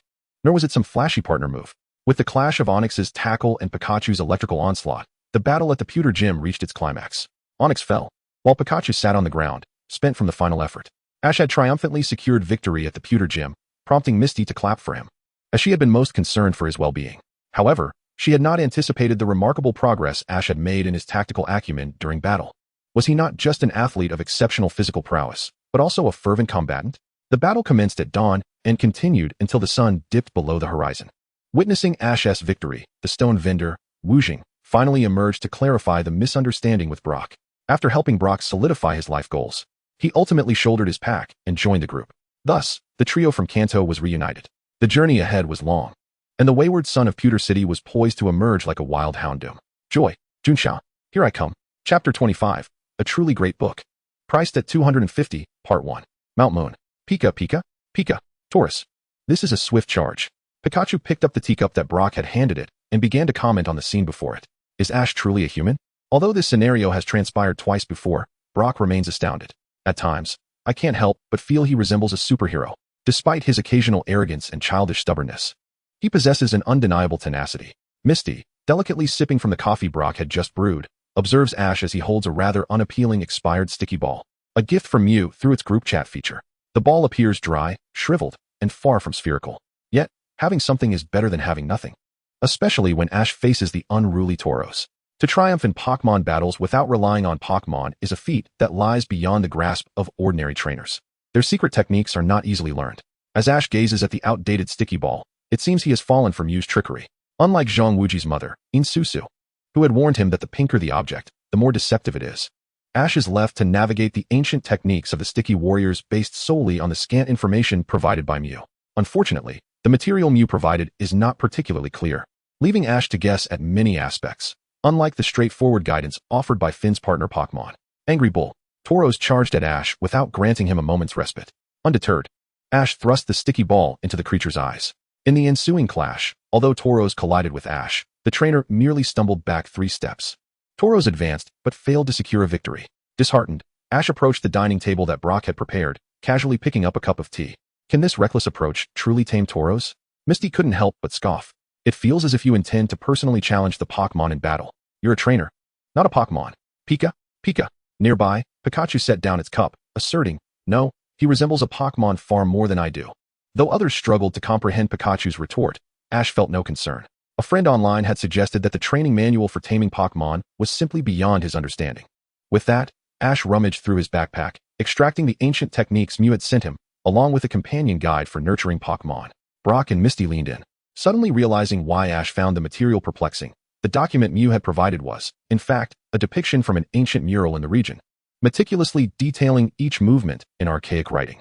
It's no wonder Ash was resorting to guesswork. These ancient characters, while familiar to the time-honored deities, remained an enigma to humans. Even to the most erudite historians, who could only speculate. Who can decipher this? It's essentially historical documentation, Brock remarked incredulously. Seriously, Ash. What do your acquaintances do that they send you such profound material? Are they even reliable? I'm not entirely sure, but much of it isn't overly complex, Ash replied. Ash proclaimed, at this moment, you should truly envy my talents. Although Ash was not particularly fond of studying, he possessed the ability to appreciate artwork. It was the allure of paintings that captivated him endlessly, whereas texts without illustrations induced immediate fatigue. Ash was examining murals in an effort to rediscover the long-lost Pokémon battle techniques of the Washi clan. What about this book? Misty inquired, her curiosity piqued by Finn's manual. This book? It is an extraordinary masterpiece. My Pikachu learned the move float and fall from its pages. Ash proudly patted his chest, asserting that Finn's writings were both simple and easy to comprehend. Brock and Misty, intrigued, opened Finn's training manual. Having witnessed Pikachu's float and fall, they believed that any trainer capable of teaching such a powerful move must be exceptionally reliable. If possible, they wished for their own Onix or Staryu to learn a few techniques as well. However, upon opening the manual, they found the following inscription. The key to the move float and fall for your partner Pikachu lies in the principle of balloons. Soar upward in an instant. Crash down with a thud, and then channel all your energy into your feet before launching forward with great force. What is this nonsense? Is anyone actually practicing this? Misty exclaimed, utterly bewildered yet profoundly astonished. Wait, Ash seems to grasp this Pokémon technique. Could it be? Is he truly a Pokémon master? Did I just invest in a secret technique?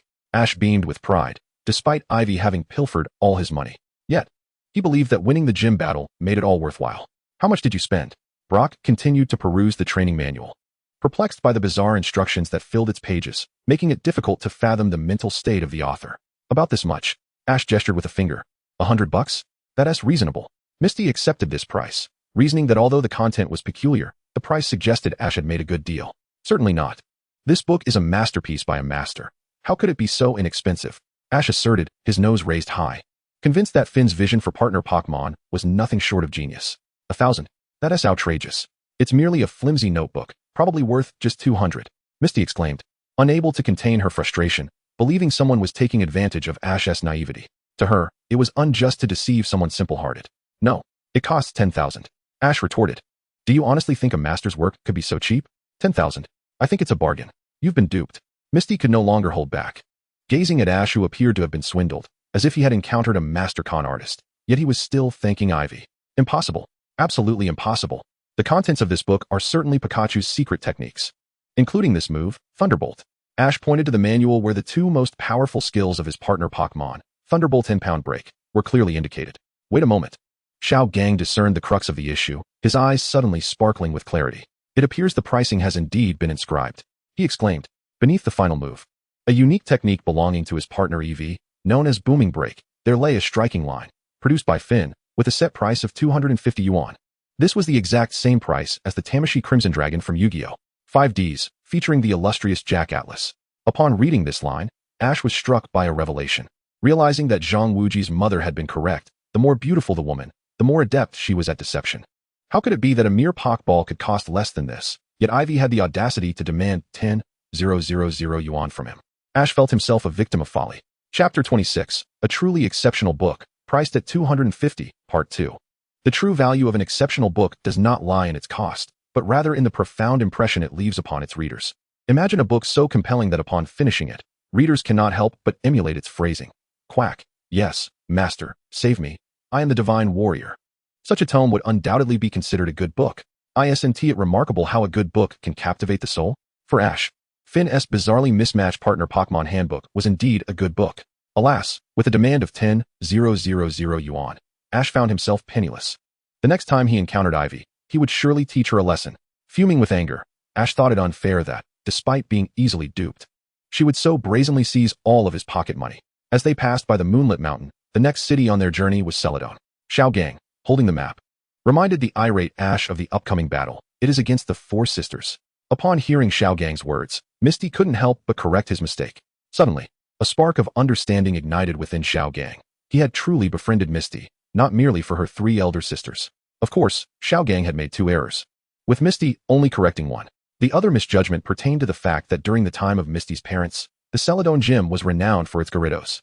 The four great specialties of Kanto included Gyarados, Tauros, Dragonite, and Arbok. Just use them. They never disappoint. They were truly the quintessential choices for conquering Pokémon challenges. The pride of Kanto, and utterly dependable. However, the legendary Gyarados of the past had faded into memory. Now, the Celadon Gym was associated with the Kingler, dubbed the weakest Pokémon in Kanto.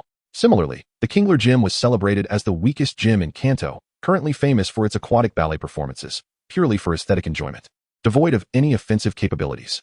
If the special edition's Red were to witness the present state of Celadon, he might exclaim, "What happened to your once mighty Gyarados? You must rise up." Yet such musings were for another time, as the trio faced a dilemma at Moonlit Mountain. They had spotted the mischievous Kid and Pikachu. The trio from Team Rocket made their entrance. Not only was Pikachu in sight, but the mischievous child also held a black Tauros. If they could present it to their boss, Giovanni.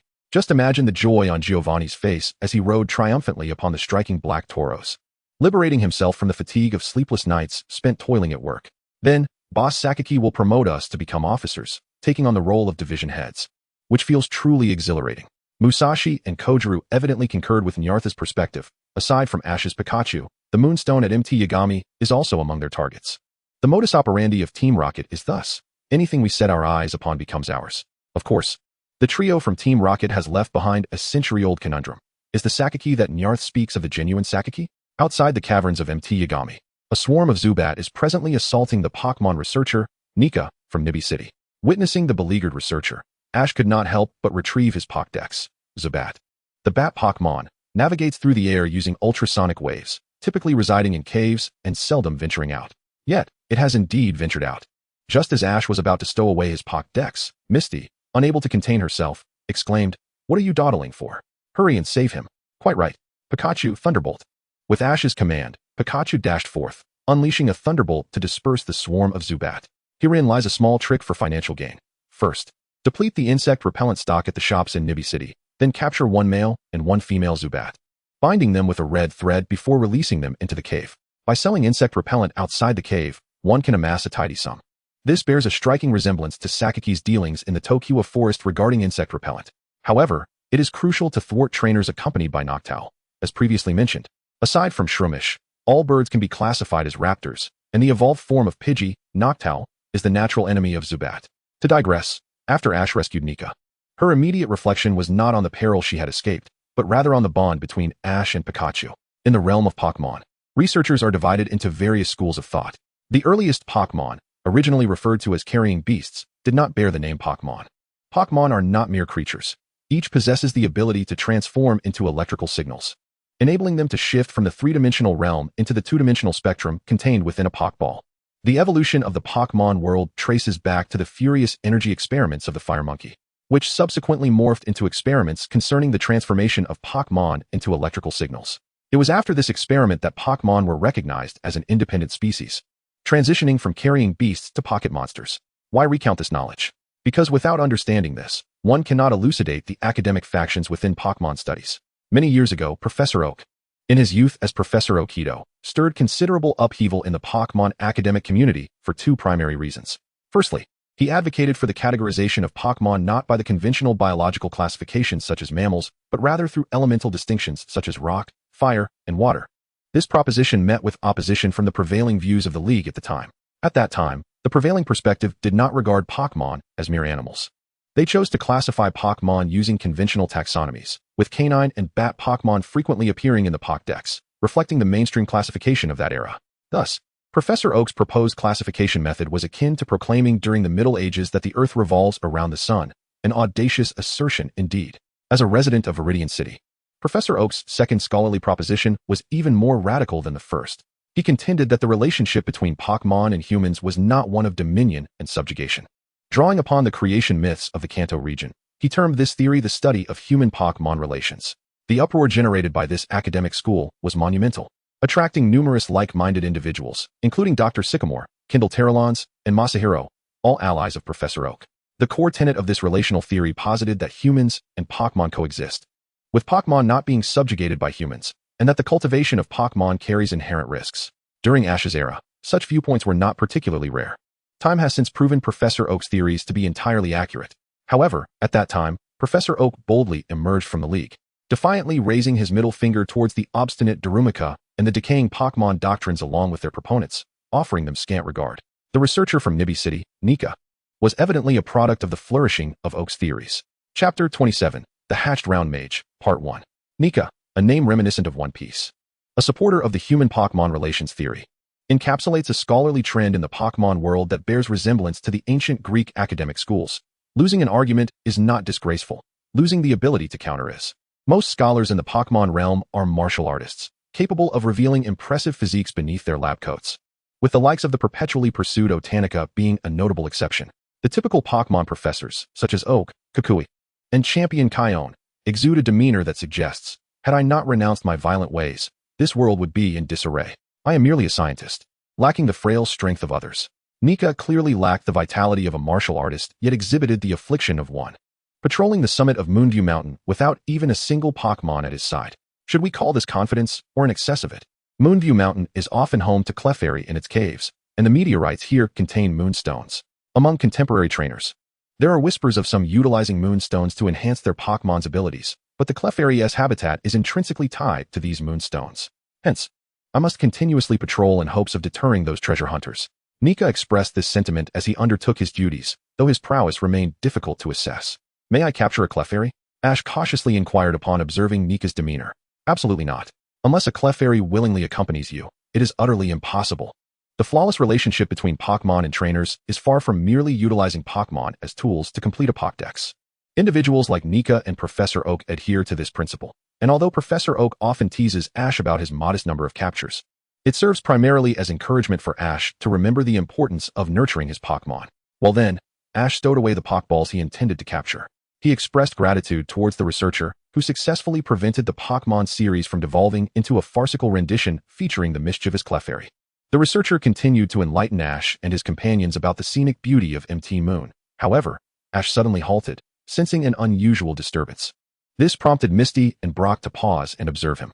Ash rummaged through his backpack and retrieved an item that fell to miss, a glowing Pokémon egg.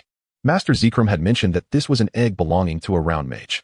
Recalling Zekrom's words, Ash gazed at the egg, which was unmistakably that of a bug-type Pokémon, eagerly anticipating the hatching of the round mage. In Ash's imagination, the round mage resembled a round, balloon-like Pokémon wielding a wand.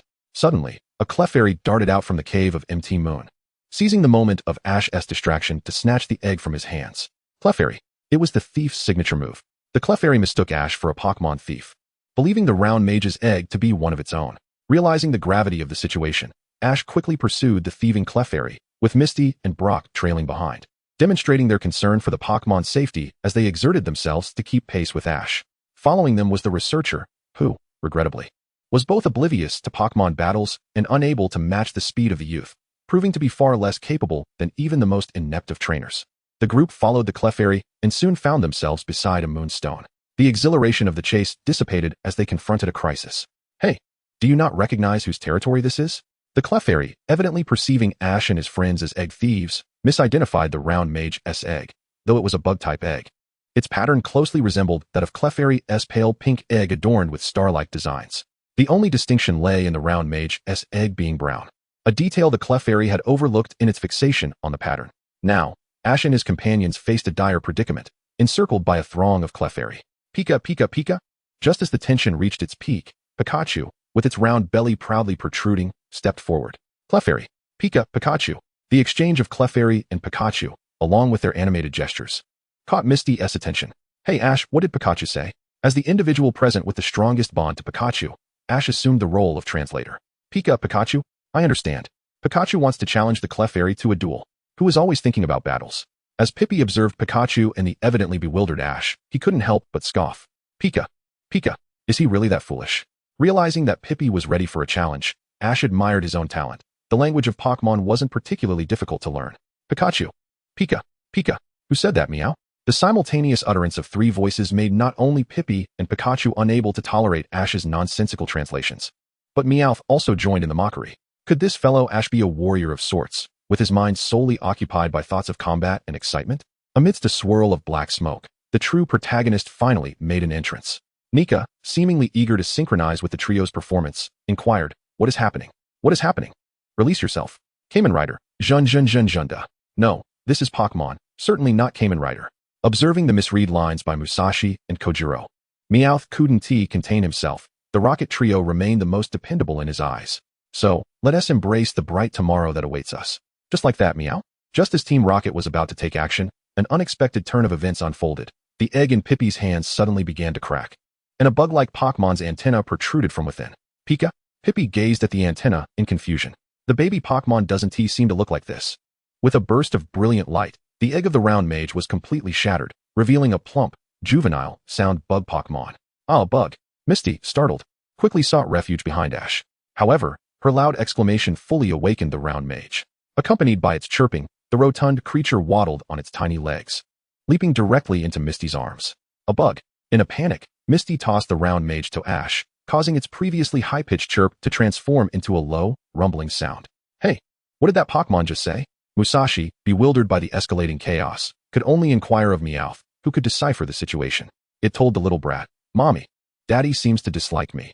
True to its role as a Pokemon translator, Meowth faithfully conveyed the round mage's sentiment, and upon hearing this, Brock's eyes widened in shock. Ah, Mommy and Daddy.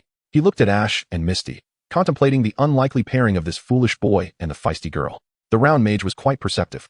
As Ash and Misty turned to the newly hatched round mage, they found it softly lamenting in Ash's embrace, resembling a child seeking comfort from its mother. Did it consider them as its parents? The issue wasn't merely that, but rather why Misty was deemed the father. Chapter 28. The Hatching of the Round Mage, Part 2. The Round Mage, also known as the Gifted Cricket. This Pokemon is the juvenile form of the speaker bug. In their realm, the female round wizard possesses a collar larger than that of the male.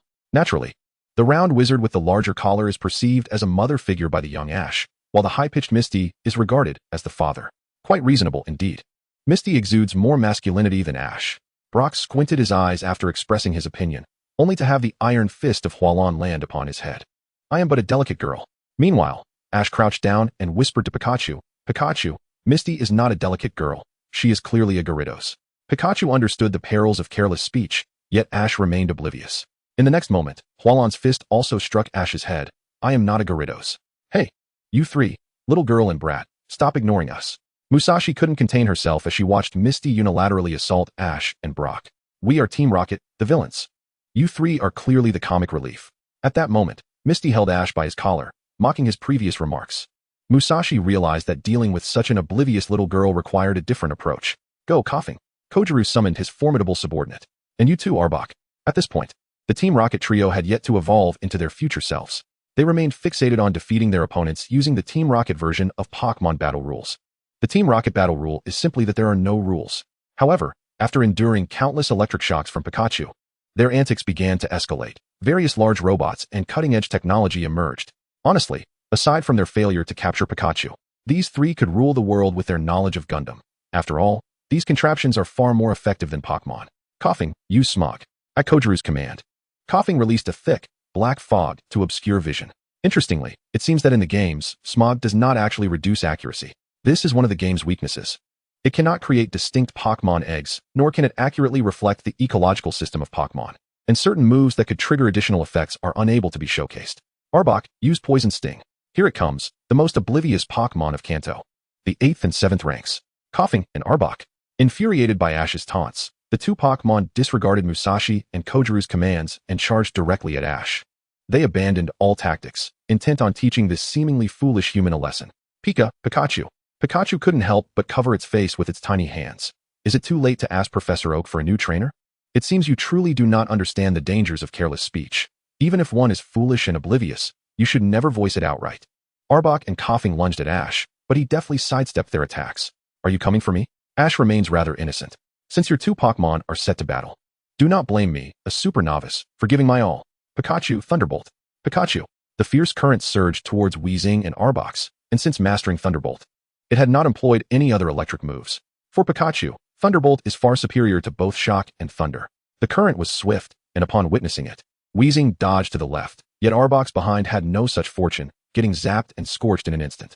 Meanwhile, Brock and Misty rallied to support Ash. Onyx, go. Starmie. You too.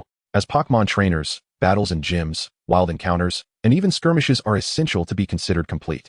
The trio of Pikachu, Onyx, and Starmie exuded an intimidating aura, as if ready to send Team Rocket flying in the next moment. Pikachu has grown stronger, meow. We must alter our strategy.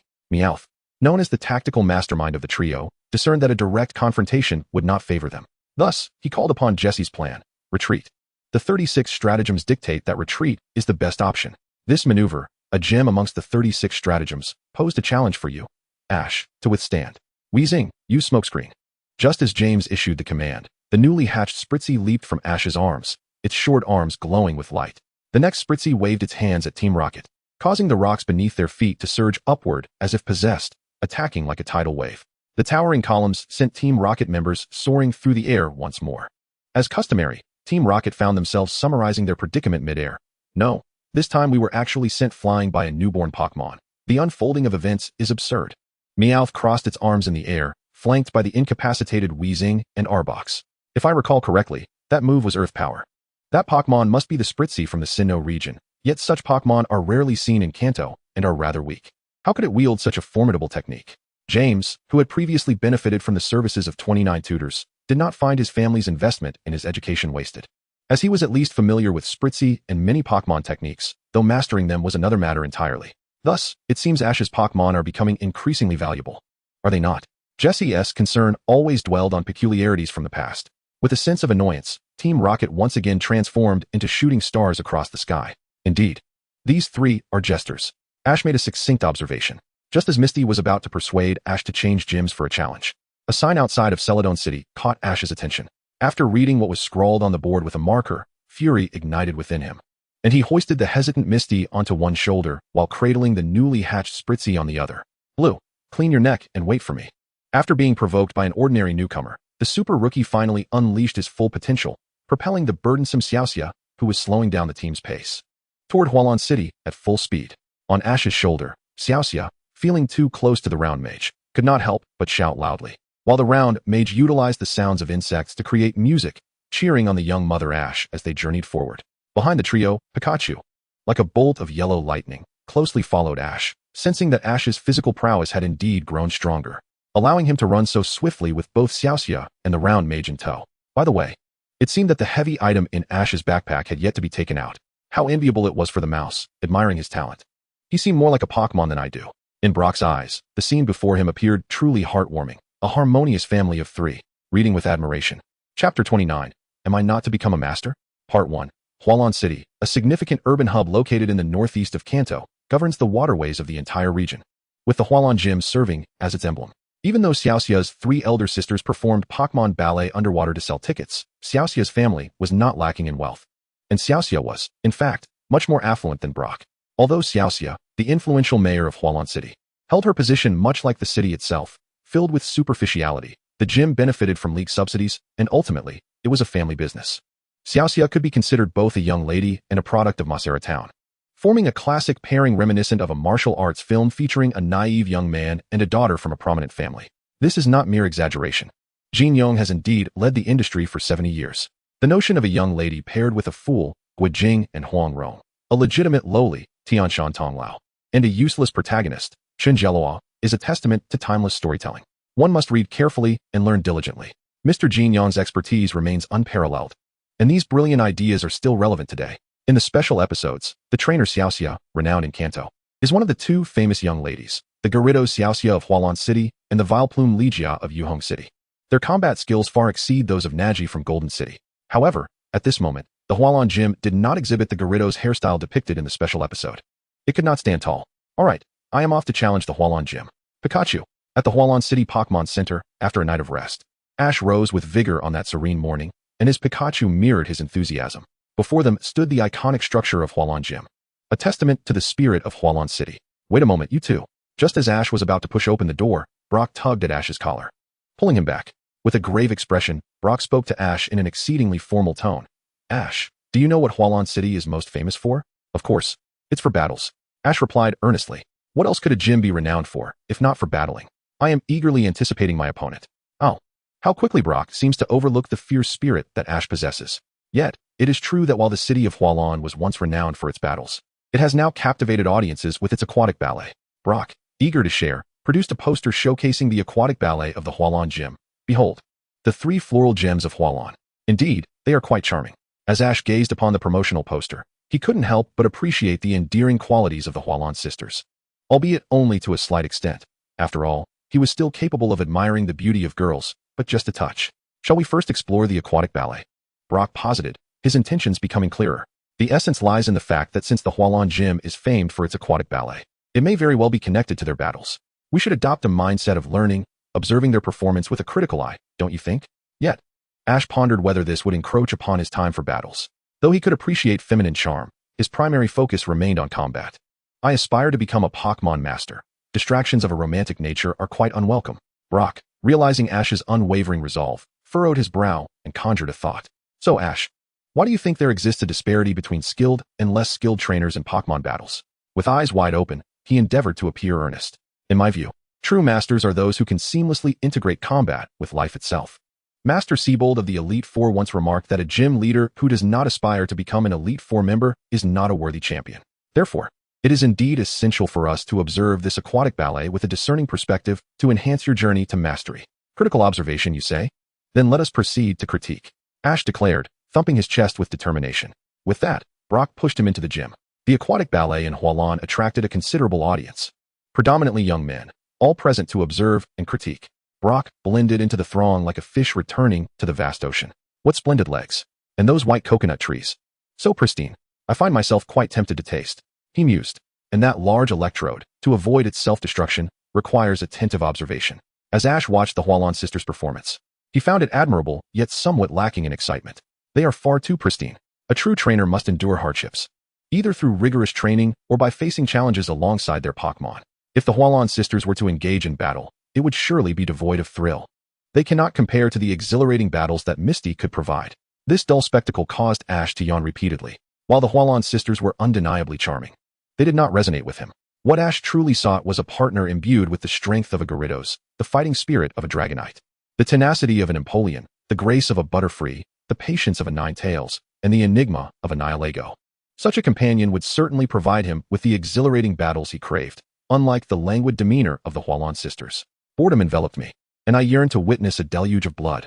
In stark contrast to Ash's yawning demeanor, Brock was increasingly exhilarated. This is truly unfortunate. My Onyx is on the verge of using Harden. Brock resembled a famished Dewford City trainer, his mind consumed with the desire to capture the trio of sisters. The Dugong sisters, in Pokeballs. I aspire to be the Arcanine of the Dugong sisters. At long last, as Anka, the performer, took her bow before the audience, Ash opened his eyes and yawned. Has the performance concluded, Brock? I wish to be your Arcanine. When Arcanine is called, I want to be Arcanine number 1. I am the true number 1. No, I am the Rockruff. I shall go first. Move aside, I am the Dugong. Sakura remarked, these individuals are growing increasingly deranged. Why not embrace normalcy instead of desiring to be Arcanine, Rockruff, or Dugong? Are they unaware that the Celadon Gym is a water-type gym? We do not accept dogs. Chapter 30. Am I not to become the respected one? The illumination within the Celadon Gym was splendid, and the attire of its personnel was notably minimal. A stark contrast to the heavily layered outfits of the beautiful trainers in the Celadon City Gym. The Celadon Gym featured a uniformly transparent glass swimming pool, with floating buoys adorning its center. Having concluded their performance, the Dugong sisters emerged from the aquarium, basking in the water. The eldest sister, Sakura, accompanied by Iris, was contemplating the next ballet performance, while Ash and Brock approached the trio. Following the will of the rocks, Brock was eager to challenge the sisters. Onyx, use Harden. Shelter, clamp down. Onyx, unleash a barrage of attacks. Shelter, use water. I come to challenge the gym, from Pallet Town, Ash.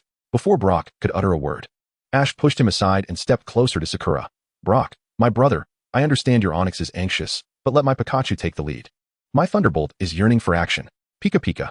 Pikachu echoed, mirroring its trainer's fervor, yearning for a worthy battle. You say you hail from Pallet Town? Sakura inquired, gazing at Ash. Then we shall not battle you. Previously, a trainer from Pallet Town with a Squirtle, Bulbasaur, and Charmander came, and we suffered a devastating defeat. Iris interjected. If you wish to challenge us, my sister's Goldeen is currently recuperating. Then do you possess no other Pokémon? Perhaps a Dragonite? Ash persisted, unwilling to concede. None. Sakura replied, her forehead adorned with a vein of irritation. No Dragonite. Surely, you must have a Charizard?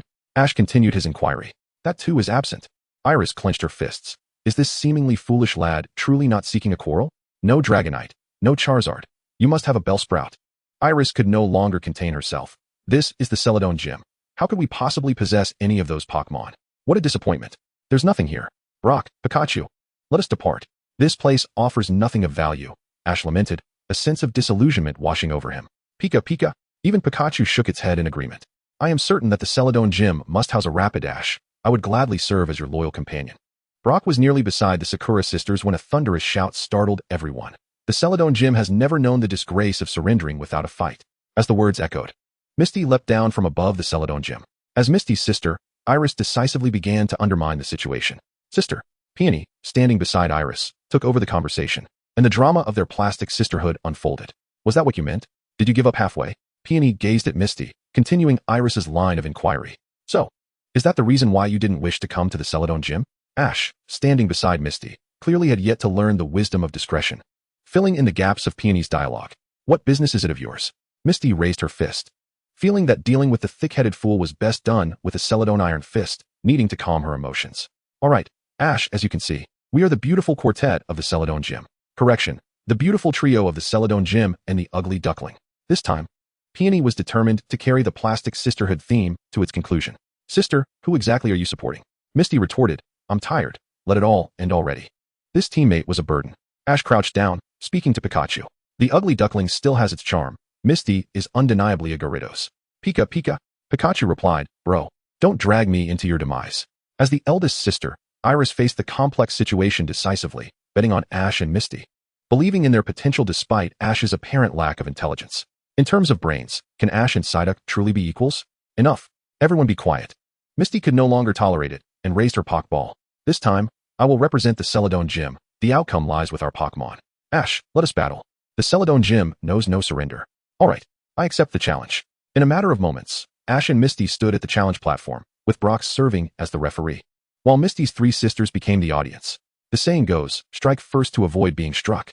Ash aimed to go on the offensive. Pikachu, you shall be the one. However, this time Pikachu did not heed his command. Several balloons suddenly appeared behind it.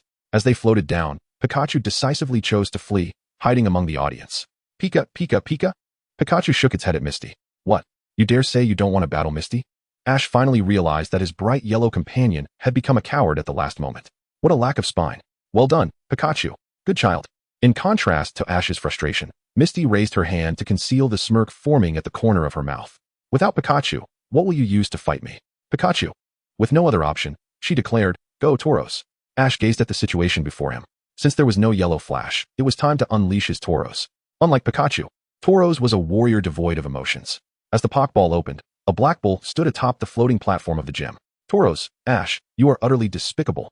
Misty hadn't anticipated Ash's move, for in her contemplation, Tauros was a Pokemon that disobeyed Ash's commands, a mere brute bent on violence.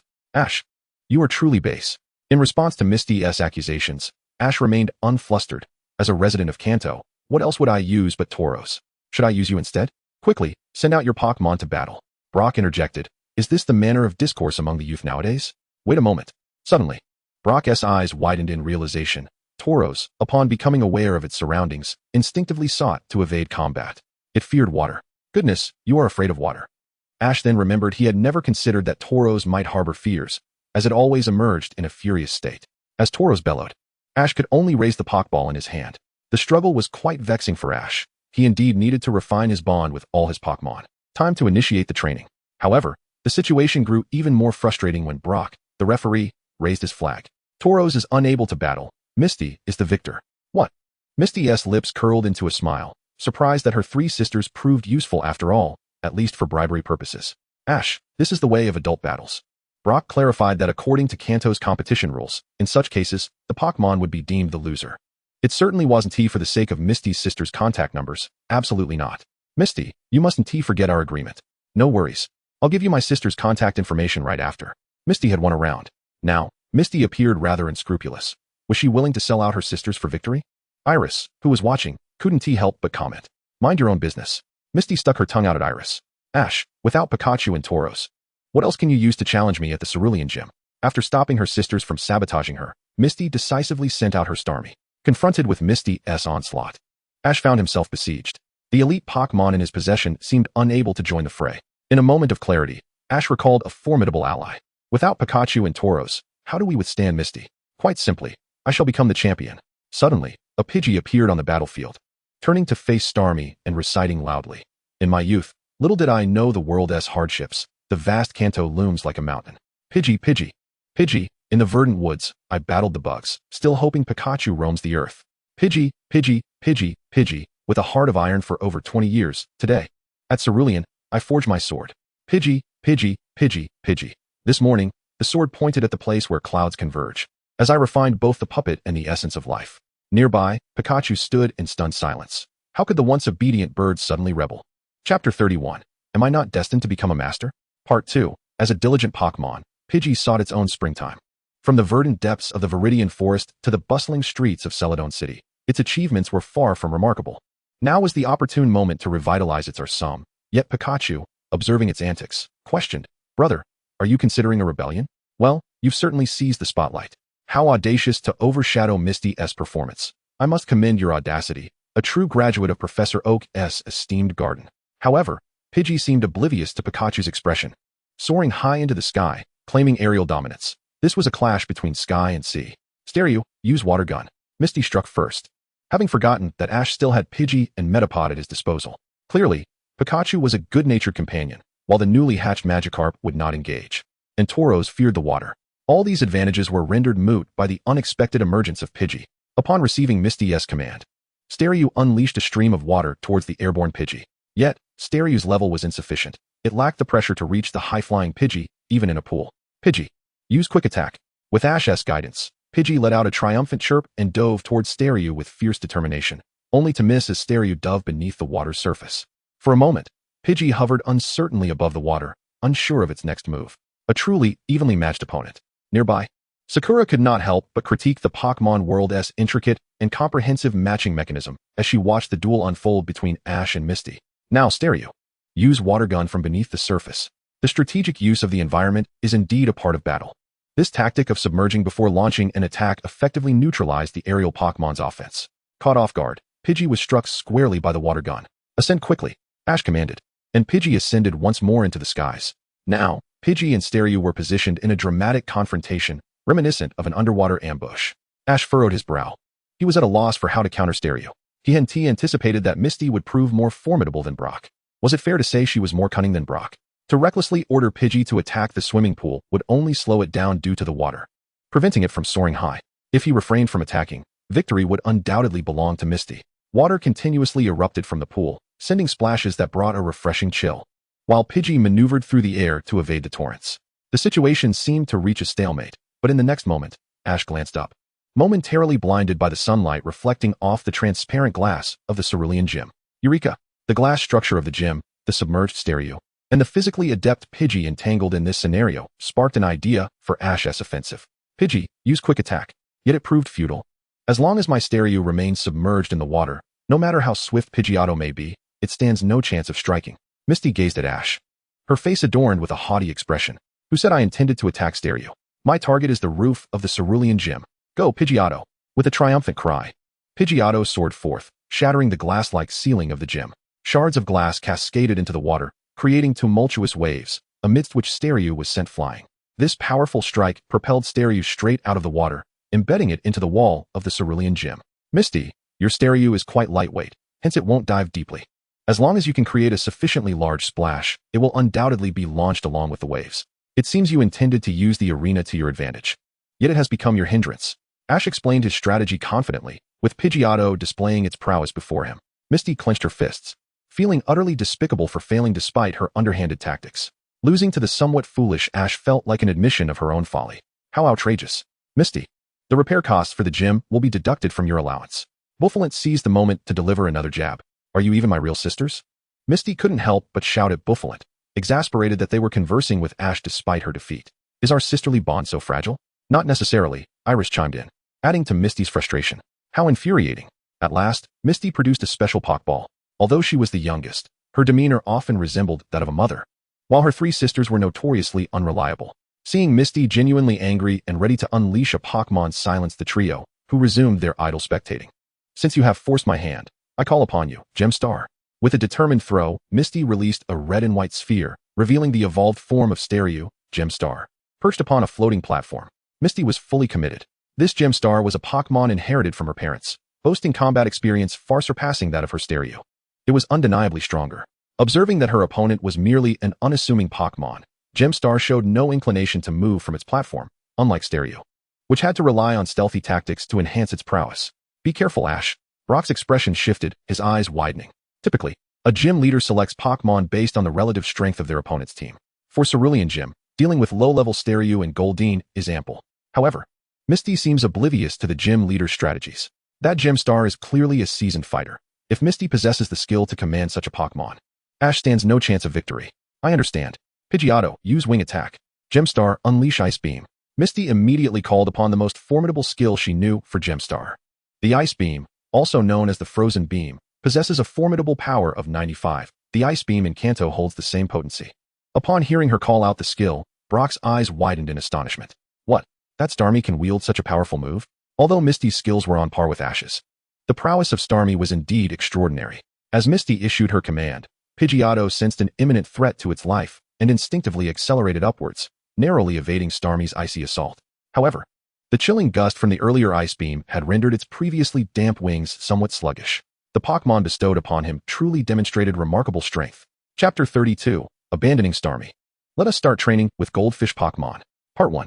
At this moment, Ash had not fathomed that Misty possessed such a potent Pokémon as Starmie. Generally speaking, gym leaders would not deploy such Pokémon against novices, but should a trainer act impulsively, how might a challenger counter such a threat? Ash provided a definitive response, a high-level Starmie? Indeed, challenging such an opponent is far from mundane. A look of sheer delight spread across Ash's face, akin to a connoisseur savoring a gourmet dish. Bliss, a true battler revels in the thrill of combat. Ash seemed possessed by a spirit of crimson and verdant hues. Eager to relish this encounter, Pidgeotto, ascend into the skies. Pidgeotto unfurled its wings and soared towards the shattered ceiling of the Celadon Gym. Starmie, use Water Gun. Misty commanded, urging Starmie to pursue Pidgeotto. Although Pidgeotto had evaded the Ice Beam, the water on its wings had succumbed to the frigid air, hindering its speed. Seizing this moment, Misty believed she could inflict damage with Water Gun.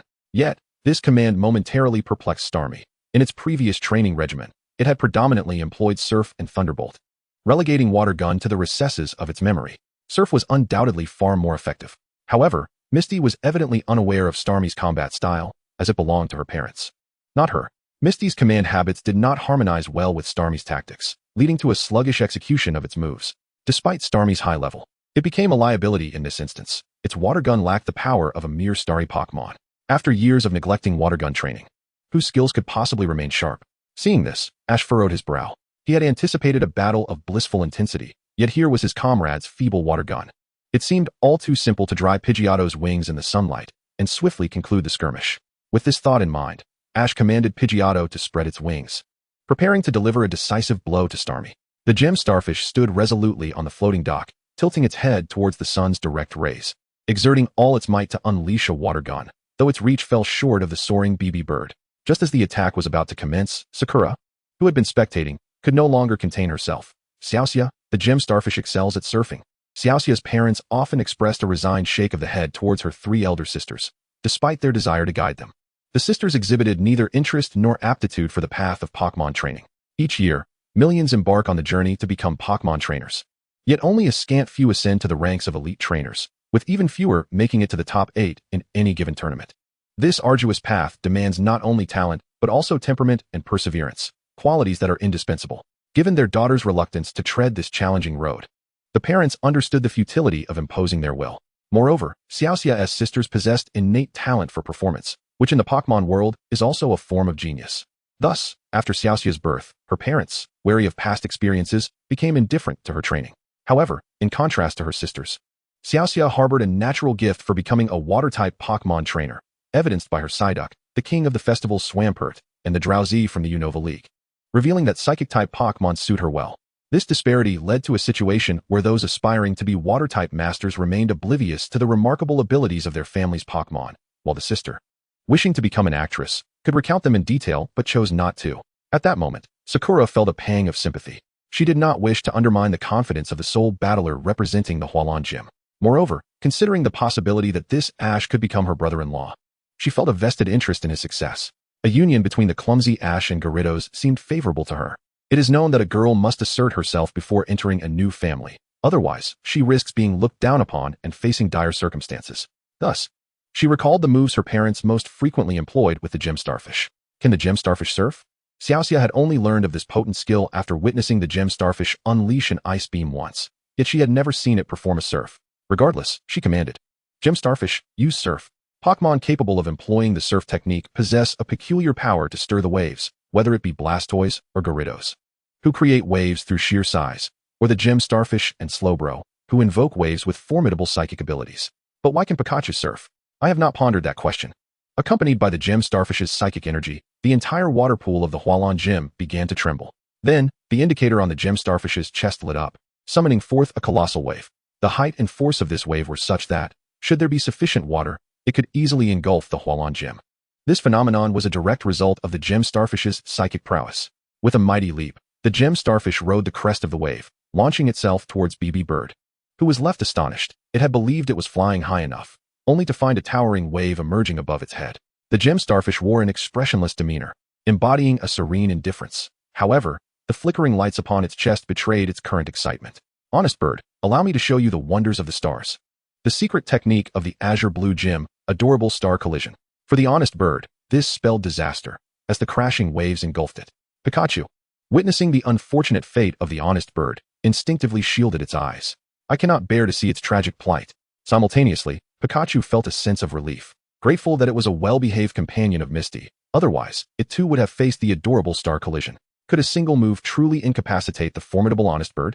Misty herself found it hard to believe, yet the composed demeanor of the Gem Starfish upon the floating dock compelled her to accept reality. A smile crept upon her lips. "Ash, I have emerged victorious. Wait a moment, my Honest Bird has not yet been defeated." Ash pointed towards the swimming pool, where the Honest Bird clung to a shard of glass, resembling a shipwrecked soul in the sea. It had not yet succumbed. Chapter 33, Abandoning the Gem Starfish. Let us begin training with the Corner Goldfish. The Pokémon gifted by his family proved to be quite formidable. Ash regarded the Gem Starfish before him and found it quite a challenge. An opponent of such caliber was indeed impressive. Although the Gem Starfish displayed no outward emotions, it harbored its own thoughts. This mere honest Pokémon, oblivious to its own insignificance, dares to flaunt its prowess within the Azure Blue Gym, clearly disregarding my presence. Ready to capture the creature. In the past, no challenger had ever withstood 2 consecutive adorable star collisions at the Azure Blue Gym. None had before, and none would henceforth. With this thought, the Gem Starfish contemplated another wave attack, its greatest distinction from novice Pokémon being its penchant for follow-up strikes. Yet this time, it did not hear the familiar command from its trainer. Instead, it overheard the exchange between Misty and Ash. "Isn't it time for a follow-up, Misty?" Regardless of what foolish Pokémon the opponent sends out, simply charge with a wave and claim victory. The Gem Starfish seemed to overlook a crucial detail. The past is not the present. The former gym leader of the Azure Blue Gym was ruthless and powerful, a paragon of strength. However, Misty now lacked the speed and decisiveness required. The anticipated follow-up command was delayed, while the Honest Bird struggled to maintain its balance atop the shattered glass. The Honest Bird recalled vividly an incident from approximately 2 weeks prior, when a bumbling fool, referring to Ash, had ventured into the evergreen forest with a rather rotund Pikachu and had foolishly dispatched a Caterpie to bolster his own strength. Though intended as an enhancement, under Ash's mastery of type advantages, the Caterpie had triumphed over it, and since then, the Honest Bird had become a treasured Pokémon of this bumbling trainer, as well as one of the original champions. And what followed? The bumbling trainer led it, along with the Yellow Mouse and the Caterpie, on a perilous journey, initially directing it to attack a Sunflora and subsequently a Caterpie. None of these commands were unreasonable. But what of the flying Tauros? What a spectacle it is to witness Kanto's Tauros take flight, a notion that borders on the absurd. In this era, aside from an enigmatic earth deity with the surname Gu, it seems all others have acquired the ability to soar. After enduring a thorough thrashing from Tauros, Spearow has finally discovered its own springtime. It recalls the moment when it, as a master of flying-type Pokémon, triumphed over its very first opponent, a rather rotund Beedrill, now known as Kakuna. Regardless, during their battle, it was undoubtedly the protagonist. However, Spearow must concede that its companion, Pikachu, is the true alpha, the real star of the show. This acknowledgement is not solely due to Pikachu's ability to conquer Tauros, nor is it because of Pikachu's radiance or leadership prowess. It is simply that Pikachu embodies a multifaceted strength that Spearow cannot hope to match. In fact, when compared to Pikachu, Spearow feels rather ordinary. Not even a classic starter Pokémon like the illustrious Shiny Pidgey. Unexpectedly, misfortune struck as a seemingly psychic water-type Starmie struck Spearow with a single blow, leaving it dazed and confused. Perhaps it is simply not meant to be a hero, destined for a life of quiet resignation. Yet, just as despair began to take hold, Pikachu stood up from the audience, exclaiming, "Pika, Pika, Pikachu! Spearow, rise! Spearow, I can't go on. Pika, Pikachu! Those 3 sisters want Ash to marry into their family." What? Pikachu. Consider the implications of Ash marrying into their family, if we cannot demonstrate our worth. Suddenly, Spearo's spirits were lifted. Pikachu's words were indeed fearsome. Ash, after all, hails from the humble town of Pallet, and if he cannot prevail, marrying Misty would be an impossibility. As the Cerulean City Gym is a prestigious establishment, he would surely have to rely on others. In this water-type gym, if Ash were to marry into the family, Spearow would lose any chance of becoming Pikachu's noble steed, instead relegated to the role of a surfboard for Pikachu's training. Is this not a cruel twist of fate for the earnest? Grateful for Pikachu's revelation, Spearow recognized the truth. Truly, Pikachu is the elder brother of the team, possessing a far-reaching vision that incites envy. With renewed vigor, Spearow let out a fierce cry to the heavens, its wings resolutely unleashing a hurricane attack, striving to shed every drop of water in the briefest span of time. Ash, too, noticed Spearow's sudden resurgence of spirit. All right, Spearow can still fight. Let us continue our aerial journey. It was already enough to be Pikachu's mount. It had no desire to be merely a surfboard. What could Pikachu have said to incite such fervor in Spearow? Ash suddenly surmised that Pikachu's earlier cries were not mere noise. It must have uttered something that ignited Spearow's fighting spirit. However, lacking an understanding of Pikachu's language, he could do little but cast an admiring glance at Pikachu. Although your cowardice shames me, your ability to motivate Spearow to fight is indeed impressive. How I envy your talent. Beside them, the referee Xiaojiang widened his eyes, remarking that Pikachu resembled a true trainer far more than Ash himself. If only these two could switch roles, perhaps Ash could have defeated a dude 2 decades earlier and trampled upon Dan Emperor. How curious that he mentioned 20 years. Sapphire Starfish. Deliver the final blow to that honest Pokémon with Surf. However, BB Bird, soaring through the sky, had a different thought. I absolutely refuse to serve as a surfboard for Pikachu. Under the blazing sun, BB Bird channeled all its strength and determination, recklessly confronting the waves with a wing attack, as if embracing its own demise. Chapter 34. Abandoned Sapphire Starfish. Let us start training from the corner goldfish. Part 2. BB Bird flew straight towards the Sapphire Starfish's surf, uncertain of its victory, yet aware that if it did not give its all, a woeful fate awaited. In contrast, the Sapphire Starfish remained unperturbed, relying on its past experience with surf, regardless of how high BB Bird could soar. Its trainer would always provide ample water to unleash the full potential of surf, whether summoning the rain with Gyarados or creating low-pressure weather with wind and flames. In previous battles, as long as it executed surf at the end, it was invincible. Yet, the tides had turned. Just as the Sapphire Starfish endeavored to amplify its psychic energy for a more formidable wave, it suddenly realized that the water beneath it could not keep pace with its will. Once the wave reached a certain height, no matter how hard the Sapphire Starfish tried, it could no longer rise. Sapphire Starfish. Misty had presumed that the Sapphire Starfish, being older, was simply fatigued. Yet the psychic energy emanating from it suggested that this was not its limit. With BB Bird delivering a desperate, all-out strike, the Sapphire Starfish, caught off guard by the unforeseen circumstance, was sent flying. This was an exceedingly rare critical hit, and although the Sapphire Starfish, as a psychic water Pokémon, possessed high attack power, its frail constitution and the former leader of the Hualan Gym's strength and surf were rooted in psychic prowess, neglecting physical training altogether. As the previous leader of Hualan Gym once remarked, if a lion still engages in training, would that not be utterly despicable? Thus, despite the Sapphire Starfish's formidable psychic abilities, its physical form was weaker than that of a caterpie. BB Bird's self-sacrificing critical hit extinguished its light, as if it were a defeated Ultraman. I recalled that yesterday. In preparation for today's water ballet performance, I had rather lazily diverted the training ground's water directly into the ballet venue. The culprit, Iris, suddenly realized the reason the Sapphire Starfish could no longer stir the winds or create waves. Am I truly your dear sister? Why didn't you mention such a significant matter before the competition? Didn't T-Father always say that the water in the competition arena must not be disturbed? Oh, Iris stuck out her tongue. Since any explanation would only enrage Gyarados and Misty, it was better to feign innocence and let it pass. Some dojos indeed have peculiar regulations that seem to serve little purpose. For instance, the Hualan Dojo prohibits the indiscriminate use of its water, while the Yuhong Dojo requires challengers to purchase a bottle of perfume. Although these odd rules may appear trivial, they often conceal intricate backstories. Xiaoxia was aware of the prohibition against wasting water in the dojo, yet she was surprised to learn it was to prevent a shortage during surfing. Such matters should have been clearly stated when the rules were established.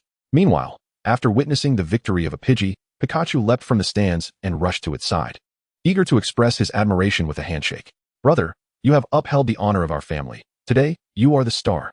However, the Pidgey swatted Pikachu's hand away, then spread its wings to embrace him. We are family. At this moment, a handshake is not enough. We should embrace. Next time for sure. Pikachu chose to flatter the honest bird, which yielded remarkable results.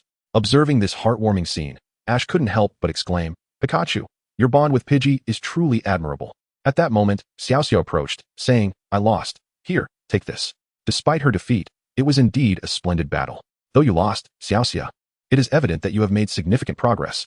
It seems you could inherit the Hualan Dojo. What do you say? Would you like to stay? No. Xiaoxia firmly declined. She exuded an aura that belied her status as the younger sister, reminiscent of her mother. The title of Hualan's ferocious Gyarados was not earned lightly. Understood, understood. The three elder sisters nodded in agreement. Clearly, Xiaoxia had inherited not only her parents' combat prowess, but also her mother's fierce spirit.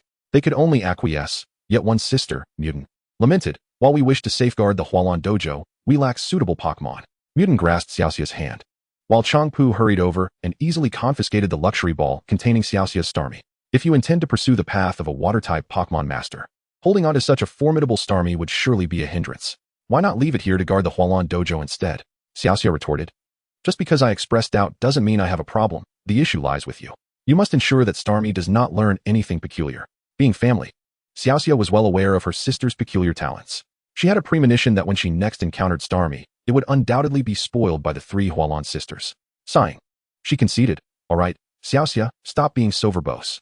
By the way, here is a goldfish to take with you for protection. At that moment, Sakura pressed her remaining goldfish's luxury ball into Xiaoxia's hands. Though this goldfish was of low level and was raised for performance purposes, its lack of talent in that regard might just allow it to shine in battle.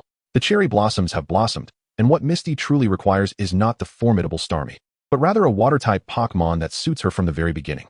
Thus, it is time to abandon Starmie and commence her training with Magikarp. One day, Misty shall undoubtedly become the most radiant figure in the Cerulean Gym, and until that day arrives, her three elder sisters are committed to safeguarding the gym on her behalf.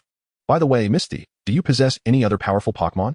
I find this Pikachu rather appealing, albeit a tad plump. Indeed. The whimsical thoughts of Lily were about to manifest as she reached out to touch Pikachu when Ash swiftly snatched it away, exclaiming, This is my Pikachu. You must be mistaken. Amused, Sakura chuckled, and then seemed to have an epiphany. Misty, since you're leaving, why not take along your parents' training notes? They contain the most advanced tactics and training methods for Pokémon at the Cerulean Gym, legendary techniques of the area. Is it true that such a thing exists in our home? Misty inquired, bewildered. Why have you sisters only just mentioned it after all these years? Of course it exists. Family gyms everywhere possess generational training methods for specific Pokémon, Brock interjected. Our family is no exception. I remember playing with Onyx long ago. Speaking of which, when I think of Onyx, I recall that my sisters did not engage in battle with my Shelder. How outrageous! Misty exclaimed. There are trainers who refuse to battle, and it pains me to think of it. Noticing Brock's wandering thoughts, Misty pinched his ear, declaring, I have a strong suspicion that you are pondering something quite rude. Following the emergence of the Super Rookie, Misty, the Super Cerulean trainer, also made her appearance. She possesses the extraordinary ability to rival both the Super Rookie and the Super Pewter trainer, representing the pinnacle of combat prowess in this narrative. By the way, what is the legendary training method of the Cerulean Gym regarding which type of Pokémon? Ash's curiosity got the better of him, prompting the three Cerulean sisters to break into a cold sweat. Why can't this fool apply his battle wisdom in everyday life? They thought. If the Cerulean Gym's techniques are indeed sound, why conceal them from Misty?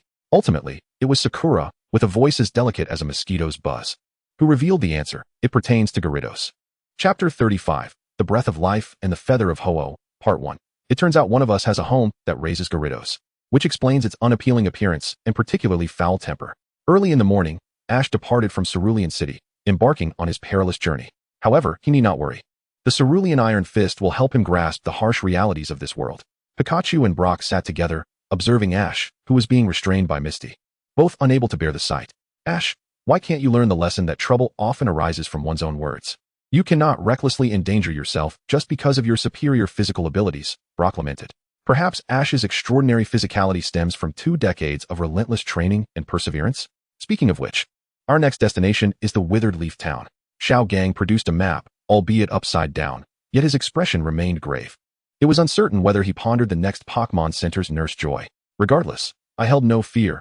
I would undoubtedly conquer the gym in Kurigane City with unyielding resolve. Just moments after being thoroughly defeated by Hualan's Iron Fist, Ash appeared before everyone, brimming with vitality.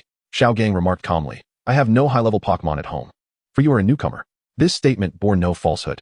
Despite his seemingly carefree demeanor, Xiao Gang possessed remarkable skills in Pokémon training. According to the special origin narrative, Xiao Gang's prowess could rival that of Champion Shiba. This serves as a significant reason why the narrative refrains from delineating between champion level and gym leader level Pokémon. When discussing champion level strength, Shiba and Kona are only slightly weaker than the local champions in other regions. Can this truly be deemed champion level prowess? As for gym leaders, those from the Galar region can indeed contend with champions, and the strength of Kaido ranks among the top 20 in the world. Niezi, hailing from Dingding Town, may not have participated in the Master Tournament, but his strength is comparable to that of Kaido. Moreover, consider Cabana, ranked 9th in the world, within his storyline. His aluminum steel dragon suffered defeat against Bo Pai's giant hammer due to carelessness during a champion match. Can such gym leaders, who possess champion-like strength, truly be classified as mere gym leaders? Furthermore, the Academy's Elite Four, can their strength be equated to that of average gym leaders like Naz or Ali? The established standards for gym leaders and champions must be defined, yet who will set these standards? If Cabana is deemed a gym leader, then everyone qualifies. If the Academy's Elite Four are considered the benchmark for champions, then they all possess champion-level strength. Thus, it is prudent to avoid such controversies. However, this does not diminish Xiao Gang's capabilities. His perceived weakness stems merely from being the first gym leader. Similarly, Xiaoxia, whether during the King S Festival or the official Black and White World competition, could assume the role of champion Kona. In contrast, the seemingly powerful Naji from the original series did not possess the strength one might assume, leading her to pursue a career in acting later on. Appearances can be deceptive. Early prominence does not guarantee weakness, nor does an eccentric demeanor imply strength and training prowess.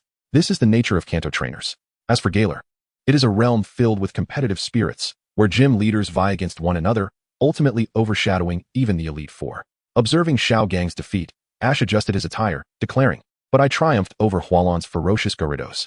A sharp sound echoed as Hualon's iron fist struck Ash's head, inflicting considerable damage. Ash -1. You are the one resembling Hualon's Gyarados.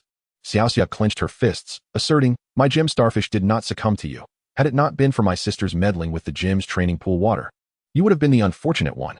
Pikachu, shaking its head, felt it had no place in such playful bickering. It could hardly unleash a thunderbolt on each participant. After all, this has led him to recently become lax in his training. Originally, he intended to initiate a new round of training with his Pikachu companions while also delving into Finn's notes. However, after departing from Hualon City, he completely forgot about these matters. He even neglected to seek out the means to tame a Tauros or to locate the Pock deck-style battle manual that Zekrom had mentioned to him. If I may say, Ash, since you believe yourself to be formidable, why not challenge your former adversaries? As if struck by an idea, Misty displayed a mischievous expression. After all, haven't you made significant strides in your abilities? Considering this, Ash nonchalantly opened the Pokémon Roguelike system in front of Misty and Brock. Yet, to their eyes, Ash appeared to be suddenly lost in concentration, uttering not a single word. Not everyone can perceive the roguelike system. Misty and Brock were unable to, but Pokémon could. Within the roguelike group, Ash boldly issued his challenge. Most legendary Pokémon and mythical creatures inhabit fixed territories, and their understanding of the outside world is limited, leading them to harbor their own small expectations and curiosities about it. Ho-Oh and Lugia, embodying the essence of the atmosphere and ocean currents respectively, exude an air of wanderlust, often roaming the world as if it were their home. Meanwhile, Ho-Oh has maintained a pristine reputation, dedicating itself to photography and videography as a lifelong pursuit, steadfast in its vocational aspirations. To put it plainly, it possesses no allure to the opposite sex. Ho-Oh remains a solitary figure, especially in contrast to Lugia, who can gaze upon its own descendants from eons past. It truly evokes a sense of pity for Lugia. The photographer, Cece, has joined the group chat. "Cece, you've arrived." Mew instantly called out Ho-Oh by its nickname. Mew, Ho-Oh, and Lugia were old acquaintances, frequently addressing each other by their nicknames. Though Ho-Oh was not fond of this moniker. "I am Ho-Oh, not Cece. Ho-Oh, the Phoenix, and Oh, the King." Were it not for Arceus's divine authority pressing down upon it, Ho-Oh might have been tempted to journey to the world tree alongside Mew to contemplate the meaning of existence. Chapter 36, Cece and Ho-Oh as Feather, Part 2. Perhaps out of a sudden pang of conscience, or perhaps due to its inherent nature, Mew, upon realizing that the newly joined Ho-Oh seemed genuinely upset, refrained from continuing to call it Cece. Instead, it shared a rather striking image. This image was quite ancient, so much so that it was rendered in black and white, featuring but a single avian Pokémon. The divine radiance was apparent, unmistakably showcasing it as a premier avian species. However, the accompanying text was decidedly unfriendly. Cece uses stick attack. Mew may have a conscience, but it is not abundant. At this, Ho-Oh fell into complete silence, akin to the duo of the bulky Dragonite and the devastatingly powerful Hyper Beam. Cece and Stick Attack, Sacred Fire, formed another classic pairing that Pokémon simply must appreciate. Old Ma, with Ho-Oh as summons. A pitch-black Pokémon emerged from the shadows, its eyes wide as if they were bronze bells. Its ebony skin reminiscent of having excavated coal in a mine or having traversed the ash-laden hills of the south. It was Ho-Oh's foremost commander, Old Ma, the shadowy Marshadao. With qualifications surpassing those of Raikou, Suicune, and Inti, and fists that are mightier than those of Moltres, Articuno, and Zapdos. The working individual embodies the essence of a corporate drone, reflected in both their complexion and daily routine. I entrust you with a mission. Eliminate the dream residing upon the world tree. Ho-Oh extends a feather of its own to Marshadao. Yet, Marshadao hesitates, pondering whether the words spoken are indeed those of a Pokémon. Am I to confront the dream of the world tree? Setting aside the fact that the dream is a psychic type and Marshadao a fighting type. It is crucial to note that this dream possesses devastating moves such as the cosmic origin Big Bang, akin to a nuclear strike. Should Marshadao engage it in a duel? It is likely that before Marshadao can even execute a single move of its 7-star soul-claiming kick, the dream would retaliate, punishing Marshadao for the mere act of its left foot touching the ground. The pink demon of Kanto, the dream, is not one Marshadao wishes to provoke. Why then? Do you not take action yourself? Marshadao inquires of its superior, posing a profound question within the Pokémon universe. Ho-Oh lowers its head, responding, Old Mar. Do you think I am the boss? Indeed. Marshadao is perplexed by this inquiry. Have you ever witnessed a boss who does not send their subordinates into action? Such a scenario does not exist. Marshadao shakes its large head, feeling a headache as if it were on the verge of gaining wisdom. Precisely. And that is why I have assigned you this seemingly impossible task. Why would I not send Inti or Raikou instead? Ho-Oh elaborates, methodically, as a 1,000-year-old fox would. It is because I hold you in the highest regard. Is that truly the case? Upon reflection, Marshadao realizes this might indeed be true. Surely, the illustrious deity of the skies, Ho-Oh, would not deceive it. You see, the task I have bestowed upon you is a test of your capabilities. If your task were devoid of challenge, what would that signify? Ho-Oh continues to entice Marshadao. It would indicate that I am as ineffectual as Suicune. Marshadao concludes, acknowledging its own worth. At this moment, as Ho-Oh observes Marshadao clutching the feather, it cannot help but admire its own ingenuity. I am truly remarkable. You are quite the scoundrel. Go forth, Old March. Seek the dream upon the world tree and deliver a powerful 7 stars soul-claiming kick. Your path shines brightly ahead. With renewed vigor, Marshadao embraces this mission, melding into the shadows, while Ho-Oh re-enters the group chat. Is there anyone to spectate? A novice embarks on their journey. Ho-Oh inquires within the chat, subtly asking whether Xerneas might join in the fun. It seems that their shared ability to bestow life has fostered a close bond, even surpassing that of Ho-Oh's half-sibling, Lugia. Xerneas is one of the few deities not to refer to it as CC. I bring life and hope, Ho-Oh states. Brother Ho-Oh, I've been quite busy lately, Xerneas replies. Photographer CC adds another voice. My younger brother is rallying the troops again. The discord between Xerneas and Yveltal is no secret. Their relationship, much like that of Groudon and Kyogre, is often characterized by such mobilizations. Once the battle officially commences, one might wish to thoroughly plow through Carlos. I bring life and hope, the proclamation echoed. But wait, did you not see the group announcement? The Phoenix King suddenly took note of the pinned message in the Meat Dove group. In the name of the great deity, the creator of the world, the unparalleled and supreme Arceus, this is undoubtedly written by the alpaca itself. The first group stage of the Meat Dove group will be held tomorrow, focusing primarily on the number 33. We hope for active participation from group members, not merely involvement due to the sanctions against Guanli. The victor shall receive a 1-year experience card for the King of Carlos, available on a first-come, first-served basis. Note, competition first, friendship second. Goodness, it seems there is an event in the group. The Phoenix King suddenly regretted allowing Old Ma to leave. How could it summon its forces now? Chapter 37, The Breath of Life and the Phoenix King's Feather, Part 2. A year's worth of the King of Carlos experience holds great allure for humans. But what of the legendary beasts? Even more enticing. After all, they all guard their own territories and yearn to behold the splendor of the world. Moreover, this title of King of Carlos signifies dominion over the region. The victor could command Yveltal and Xerneas as mere servants. Should Groudon or Kyogre triumph in this contest, the future of Carlos might be transformed into ocean or land within mere days. If Dialga or Palkia claim victory, the region could face a year of spatial or temporal chaos. To put it simply, while the Carlos region may have its share of darkness, the victory of a legendary beast, such as Yveltal, would eradicate any trace of its shadowy landscapes. How could this not be an enticing prize for many legendary creatures? Excluding Lugia, of course. The deity of ocean currents is currently dedicated to the advancement of its own lineage. In the past, the Round Tower revered Lugia and the Phoenix King as guardian deities. However, after the Round Tower became the Scorched Tower, Lugia's followers vanished, yet it remained indifferent. For Lugia, many matters hold little significance. The faith of mortals is even less so. Embracing the life of a wandering spirit is far more paramount. Although the Pokédex classifies legendary beasts as belonging to the undiscovered egg group, this classification is merely a categorization by Professor Pokémon and bears no relevance to the creature's ability to reproduce. Being undiscovered simply indicates a lack of clarity regarding the origins of such Pokémon. The appearance of Solgaleo in the films also falls within the undiscovered egg group, yet it possesses its own lineage. I too wish to partake in this competition. The Phoenix King, perched upon a tree, incessantly drew small circles with its wings.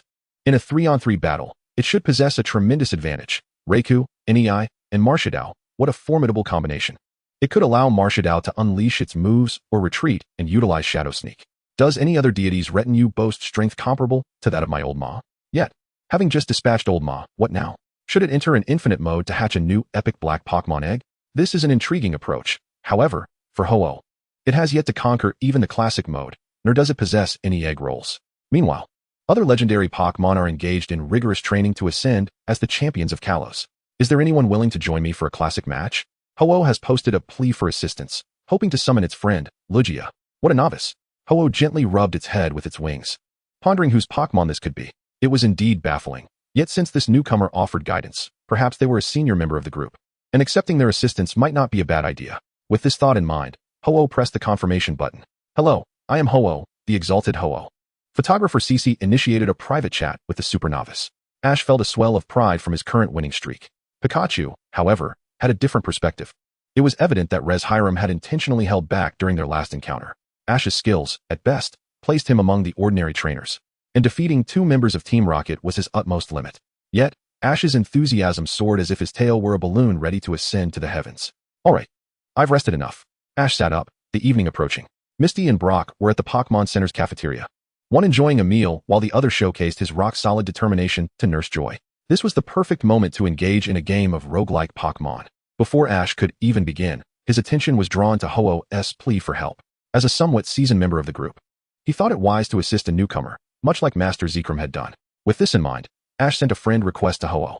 Hello, CC no Ho-Oh. I am Ash from Pallet Town, aspiring to become the world's greatest Pokémon master. What exactly is a Pokémon master? This question had lingered since the beginning of his journey. Ash had always wondered what it truly meant to be a Pokémon master. Red is a legendary trainer and a formidable battler, while Green is also a legendary trainer but known for nurturing Pokémon. Other protagonists in various stories do not even bear the title of legendary trainers. They might be referred to as incubators, evolvers, or knowledgeable individuals. Yet none possess the esteemed title of Pokémon master, let alone the exaggerated claim of being the world's greatest Pokémon master. Simply put, it denotes an exceptionally skilled trainer. Ash was uncertain how to articulate his dream. Is it about battling prowess? Ho-Oh, not one to be easily fooled, suddenly realized that when Ash mentioned being a trainer, it seemed to refer to a human. Yet, the playful spirit of the legendary Pokémon overcame Ho-Oh's disdain for humanity. Furthermore, being a member of the roguelike group as a human must imply a certain competence to have garnered Arceus's favor. It couldn't be that he merely stumbled upon the roguelike system one day in the forest, could it? That would be a true disgrace to the legendary Pokémon. No, but it must be more impressive than that. Ash responded to Ho-Oh. What level does this rank among legendary Pokémon? The Phoenix King was quite intrigued by the matter, having never previously engaged in a contest with humans. The last individual to acquire the Phoenix King's feather was, after all, from a bygone era. Surely, this human cannot be the illegitimate child of Arceus, can he? I would appreciate your guidance on this matter. May our collaboration be fruitful. The Phoenix King harbored a particular fondness for the online persona known as Ash.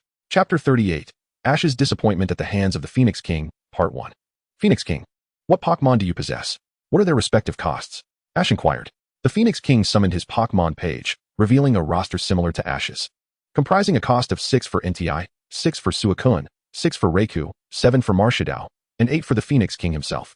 Truly, Old Ma was deserving of his position as the Phoenix King's trusted confidant. Merely in terms of expenditure, he surpassed the 3 legendary beasts. Not to mention, the Phoenix King's Marshadao had the added advantage of an enhanced punch move. Marshado's moveset included Thunder Punch, Ice Punch, Fire Punch, and the Enhanced Punch. In comparison, the 3 legendary beasts seemed rather unremarkable. I currently possess 5 Pokémon. The Phoenix King replied candidly to Ash. They are Entei, Raikou, and Suicune, each costing 6. Marshadao costing 7, and myself, the Phoenix King, costing 8. Ash was momentarily taken aback upon hearing the names of these Pokémon.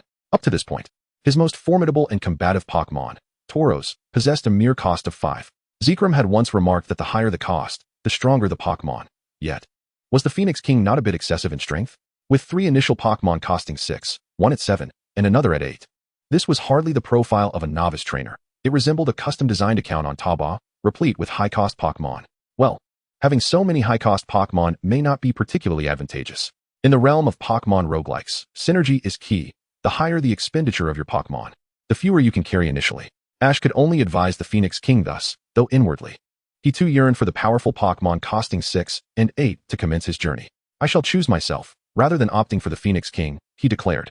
At this moment, the Phoenix King remained convinced that Marshadao was primarily tasked with teaching Mew a lesson. Had Marshadao still been present, the Phoenix King would have considered utilizing it.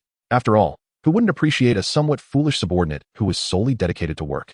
Alright, let us proceed by clicking confirm to enter the game. Ash offered the Phoenix King suggestions through the display screen, and with the initiation of the Phoenix King's roguelike adventure, a new quest commenced. A wild Sunflora has appeared. Observing such a feeble, low-tier Pokémon, the Phoenix King felt it would be improper to bully it. Thus he employed Wing Attack. The effect was astounding.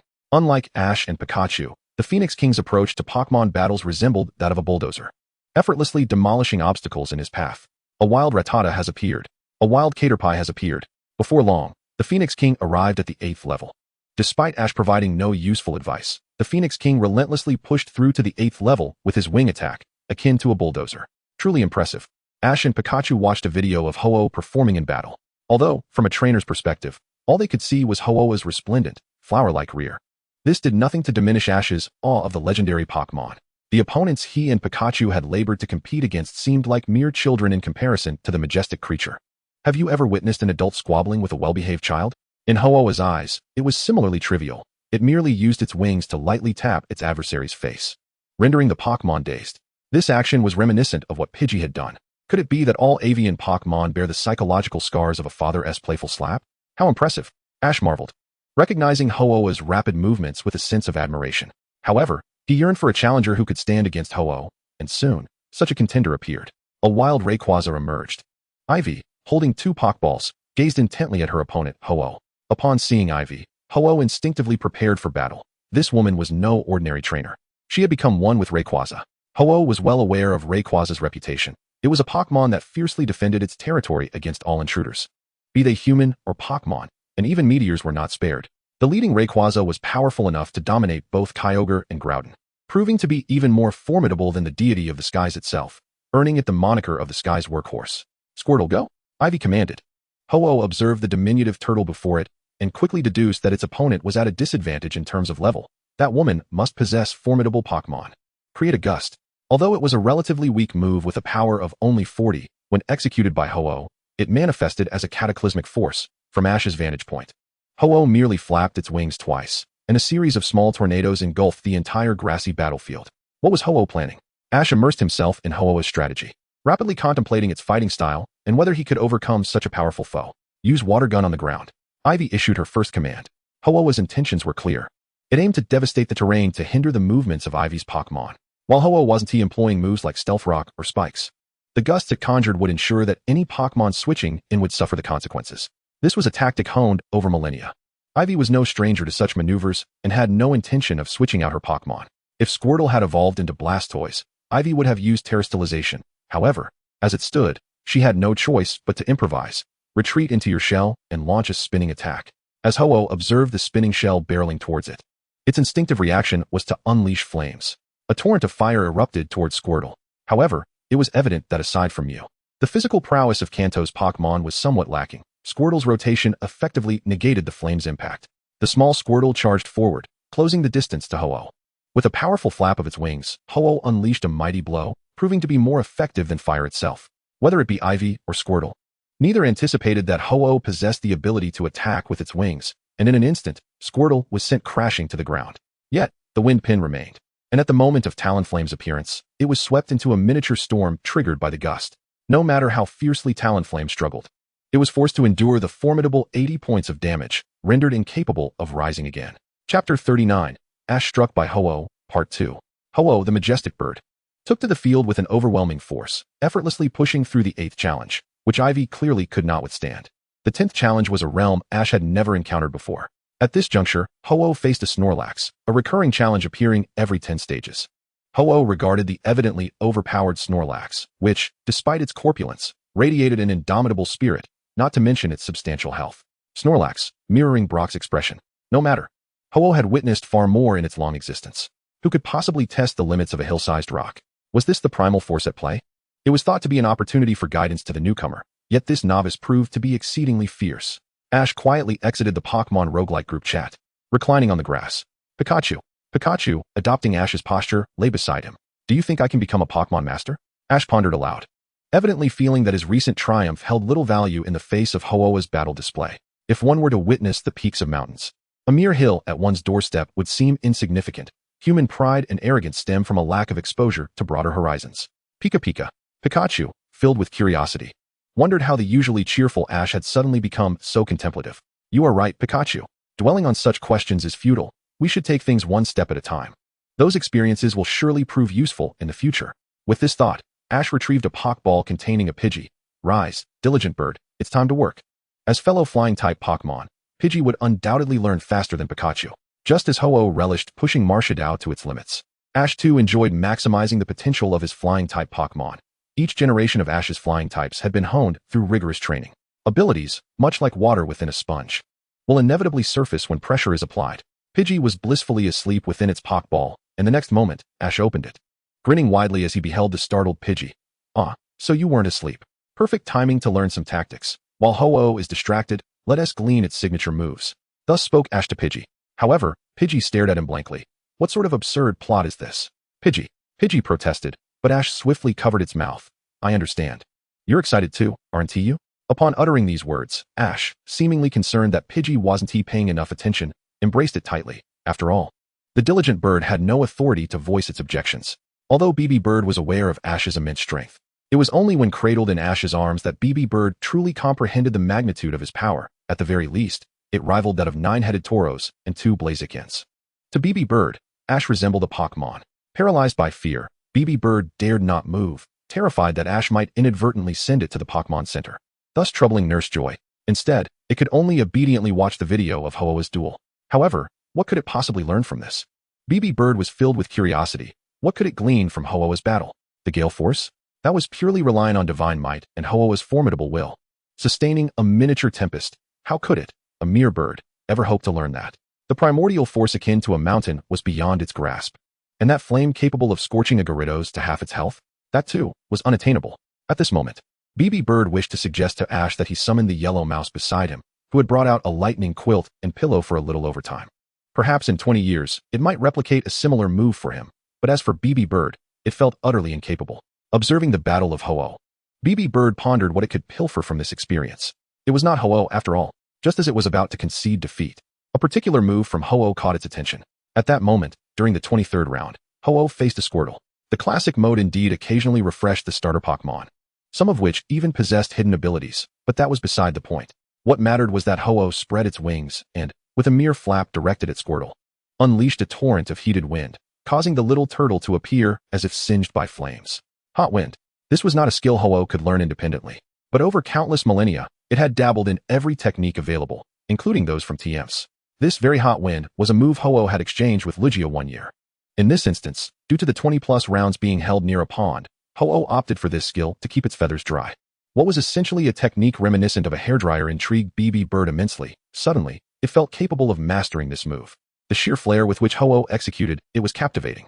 It is well known that avian Pokémon generally harbor a disdain for water, but mastering this move would allow BB Bird to remain perpetually dry, embodying the true essence of a protagonist. Hot wind was now an undeniable aspiration for BB Bird. Without further ado, Ivy released her Pokémon, Squirtle. Squirtle initiated with Bite. Seizing the initiative, Ivy brought forth 3 Pokémon, Squirtle, a shiny Spearow, and a Magnemite. Clearly, Squirtle was chosen to counter fire types. Magnemite was there for flying types, and the shiny Spearow was intended for evolving into a shiny, alternate-colored Fearow, adding a twist to the proceedings. In contrast, Ho-Oh had but a single Pokémon, Ho-Oh itself. For Ho-Oh, it had no need for weaker companions. It simply required the relentless pursuit of victory in the name of the god of the skies. If one were to capture the majestic Ho-Oh, it might be prudent to also consider ensnaring some rarer Pokémon, such as shimmering avian creatures, or perhaps acquiring subordinates akin to Nei and Raikou, or even fortuitously obtaining another Marshadao. After years of diligent service, Ho-Oh, as the proprietor, felt it was time to find a companion for the hard-working old Mar. Even if it were merely a ditto. With an additional Marshadao, Ho-Oh would have yet another resource to exploit, as long as it was not Suicune. This classic strategy was far from futile. Chapter 40. Ash struck by Ho-Oh, Part 2. IVS Wartortle unleashed the move Crunch. Although Ho-Oh was a seasoned warrior, IVS Adept Blastoise could learn Crunch through a technical machine, whereas Wartortle and Squirtle could not. However, Ho-Oh, being a fire and flying-type Pokémon, pondered the significance of using a dark-type move. It had never contemplated this question, as the deity of the atmosphere. It felt no need to consider the traps set by its adversaries. Its innate strength often led to a relaxed vigilance in battle. Yet, this was precisely the outcome Wartortle sought. With a fierce expression, Wartortle seized Ho-Oh's wing and sank its teeth into it. Ho-Oh yelped in pain, lifting its wing to find Wartortle clinging stubbornly to it. This was the Toxic Orb, a device capable of inducing a poisoned state in its bearer, ultimately diminishing their combat efficacy. Ivy adjusted her glasses and commanded, Wartortle, use Throw. This decision to forego long-range water-type moves in favor of close combat Crunch stemmed from the realization that Wartortle's capabilities were insufficient to overcome Ho-Oh's flames. Should it attempt a direct throw, Ho-Oh would easily take to the skies. Only by biting down and utilizing Crunch, a move Ho-Oh would not evade. Could Wartortle hope to hurl the Toxic Orb at Ho-Oh? Weakness is not a justification for survival, arrogance is. Ivy had already vanquished numerous deities, and in this circle, aside from Arceus, the Toilet King, and the Cunning Mule Horse, every other being had fallen prey to her cunning. Their hubris had been their undoing. Observing from the sidelines, Ash could not fathom why Ho-Oh appeared so tense. To him, it seemed to hold a distinct advantage, yet its body was taut with anxiety. It was no wonder, as the realm of item battles was uncharted territory for Ash, leaving him oblivious to the implications of the poisoned state. However, Ho-Oh understood it must conclude this encounter swiftly. As Ho-Oh raised its head, the sky seemed to ignite with flames, a manifestation of its divine power, signaling its ire at Ivy's ruse. Accompanied by a resounding cry, flames cascaded from the heavens, as the deity of the atmosphere unleashed its signature fire, a torrential display akin to divine sulfur raining down. The sheer magnitude and potency of this attack evaporated the very battlefield set upon the pond. Sacred Fire. This was Ho-Oh's exclusive move, capable of erasing an entire city in an instant, akin to heavenly flames consuming all in their path. However, the power of this move extended far beyond mere appearance. Amidst the flames, the Phoenix King spread its magnificent wings, astonishingly restoring its vitality. Within the lore of the Phoenix King, the Sacred Fire possesses healing properties, a trait that had not been manifested within the game until now. In a bid to avert the onset of poisoning, the Phoenix King enveloped itself in the Sacred Fire, thereby allowing it to recover its strength even as it faced the threat of losing vitality to toxins. Observing the shift in the battle's tide, Ivy merely adjusted her glasses, reassured that the situation was manageable. As the Phoenix King unleashed its Sacred Fire, she commanded Squirtle to execute a rapid retreat. Although Squirtle suffered some damage from the searing flames, the possibility of defeating the Phoenix King had emerged. After all, this was a Pokémon Roguelike. Ivy was merely at the 25th level. Squirtle quickly retreated, making way for Fire Finch, but the moment Fire Finch entered the fray, it was immediately scorched by the Sacred Fire, transforming into a charred bird. Go, Electabuzz! Ivy summoned Electabuzz, knowing that utilizing an electric-type Pokémon against a flying-type adversary was the optimal strategy. Yet, given the Phoenix King's elevated level, would this tactic prove effective? Volt Switch. Without allowing the Phoenix King to unleash its primal force first, Ivy opted for a strategic retreat. While this evasion might appear ignoble, it served its purpose. Though seemingly simple, the Phoenix King still incurred some damage. And before it stood the Squirtle that had previously hurled a Toxic Orb, the Phoenix King, showing no restraint, unleashed its primal force. And Squirtle had no time to react before being swiftly obliterated. Ivy had no choice but to withdraw Squirtle, facing a seemingly insurmountable defeat. Yet, a triumphant smile remained on Ivy's face, suggesting a hidden strategy at play. I leave it to you, Electabuzz. Though the battle concluded with Ivy managing to inflict some harm on the Phoenix King through clever tricks, she had yet to claim victory.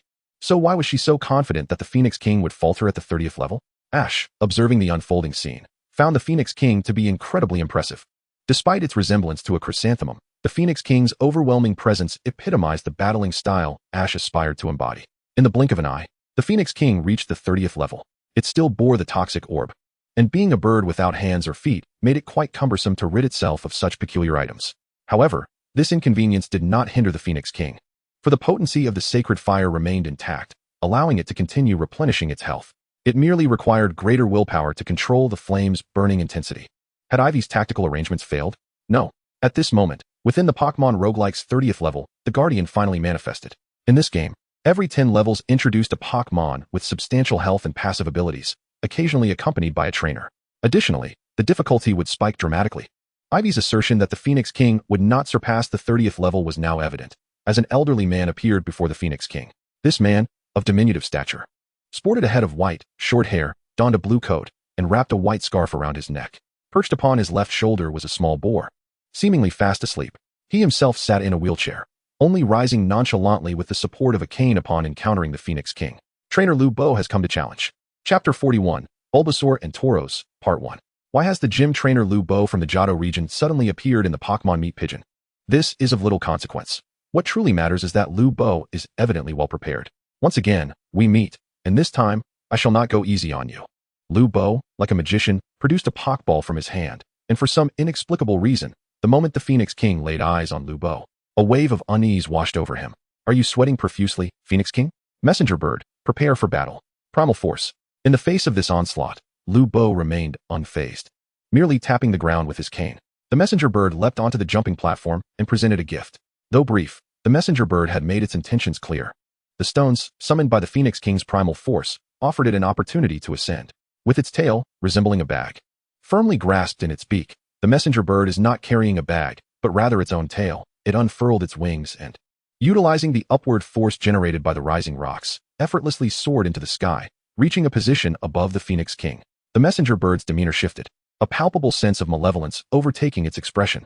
The Messenger Bird executed a cunning maneuver, boosting its special attack by 2. Following this, it retrieved an exquisite gift box from its tail and hurled it toward the Phoenix King. The Phoenix King, refusing to dodge, opted instead to unleash a torrent of flames directly at the Messenger Bird. It was irrational for a deity of the atmosphere to fear a mere Messenger Bird. The gift, a skill of pure randomness, possessed variable power, 40, 80, 120, or a restoration of 25 health points. Yet, Lu Bo's malevolent Messenger Bird unleashed gifts of a consistent 120 power, each strike delivering a critical hit. As the gift collided with the flames, the explosion of the gift astonishingly overpowered the Phoenix King's fiery assault. This marked the first time in the Phoenix King's memory that it had been affected by the aftershock of an attack from such a seemingly feeble Pokémon. Seeing its success, the Messenger Bird did not cease its barrage. It transformed into a bombing machine, a red, horned, triple-speed bomber, relentlessly releasing gifts, each strike delivering 120 power.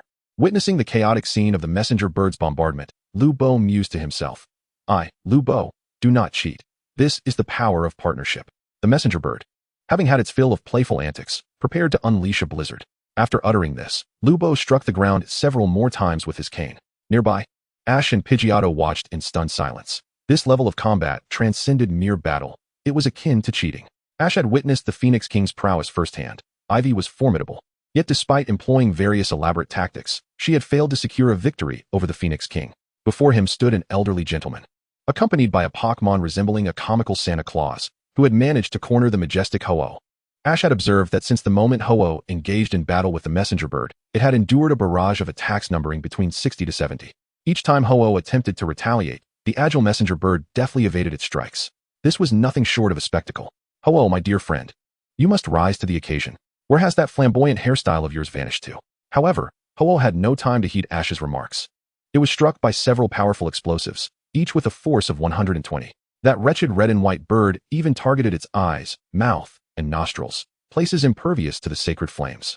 Each time Ho-Oh intercepted a gift, it was met with a cloud of smoke that stung its eyes, should it choose not to intercept. Its nostrils filled with the acrid scent of smoke. Time and again, Ho-Oh attempted to charge forward and vanquish the diminutive Messenger Bird, but to its dismay, the bird exhibited remarkable agility and remained unperturbed by the pressure of a legendary Pokémon's presence. Though Ho-Oh's legendary constitution would not succumb to such attacks, the experience of inhaling secondhand smoke was utterly repugnant. Could it be that this elderly human intended for Ho-Oh to suffer from secondhand smoke and ultimately perish from lung cancer? In the spirit of promoting a civilized atmosphere and for the well-being of yourself and your family, please avoid secondhand smoke. With this thought, the once mighty Ho-Oh, now resembling a diminutive red and white bird, spread its wings once more. Taste my sacred flames. Yet, every action of Ho-Oh fell precisely within the plans of Mr. Lu. Although Mr. Lu was a gym leader, he was far from ordinary when engaged in earnest battle. He communicated his strategies not just through words, but also through Morse code transmitted by the rhythmic taps of his cane. From the outset, Mr. Lu's intention had been to execute this sacred fire attack. The sulphurous flames descended from the heavens like divine retribution. This signaled the time for him and the Messenger Bird to conclude their playful antics. Little boar, your turn. Mr. Lu gently tapped his cane, and the small boar perched upon his shoulder suddenly ignited with fighting spirit.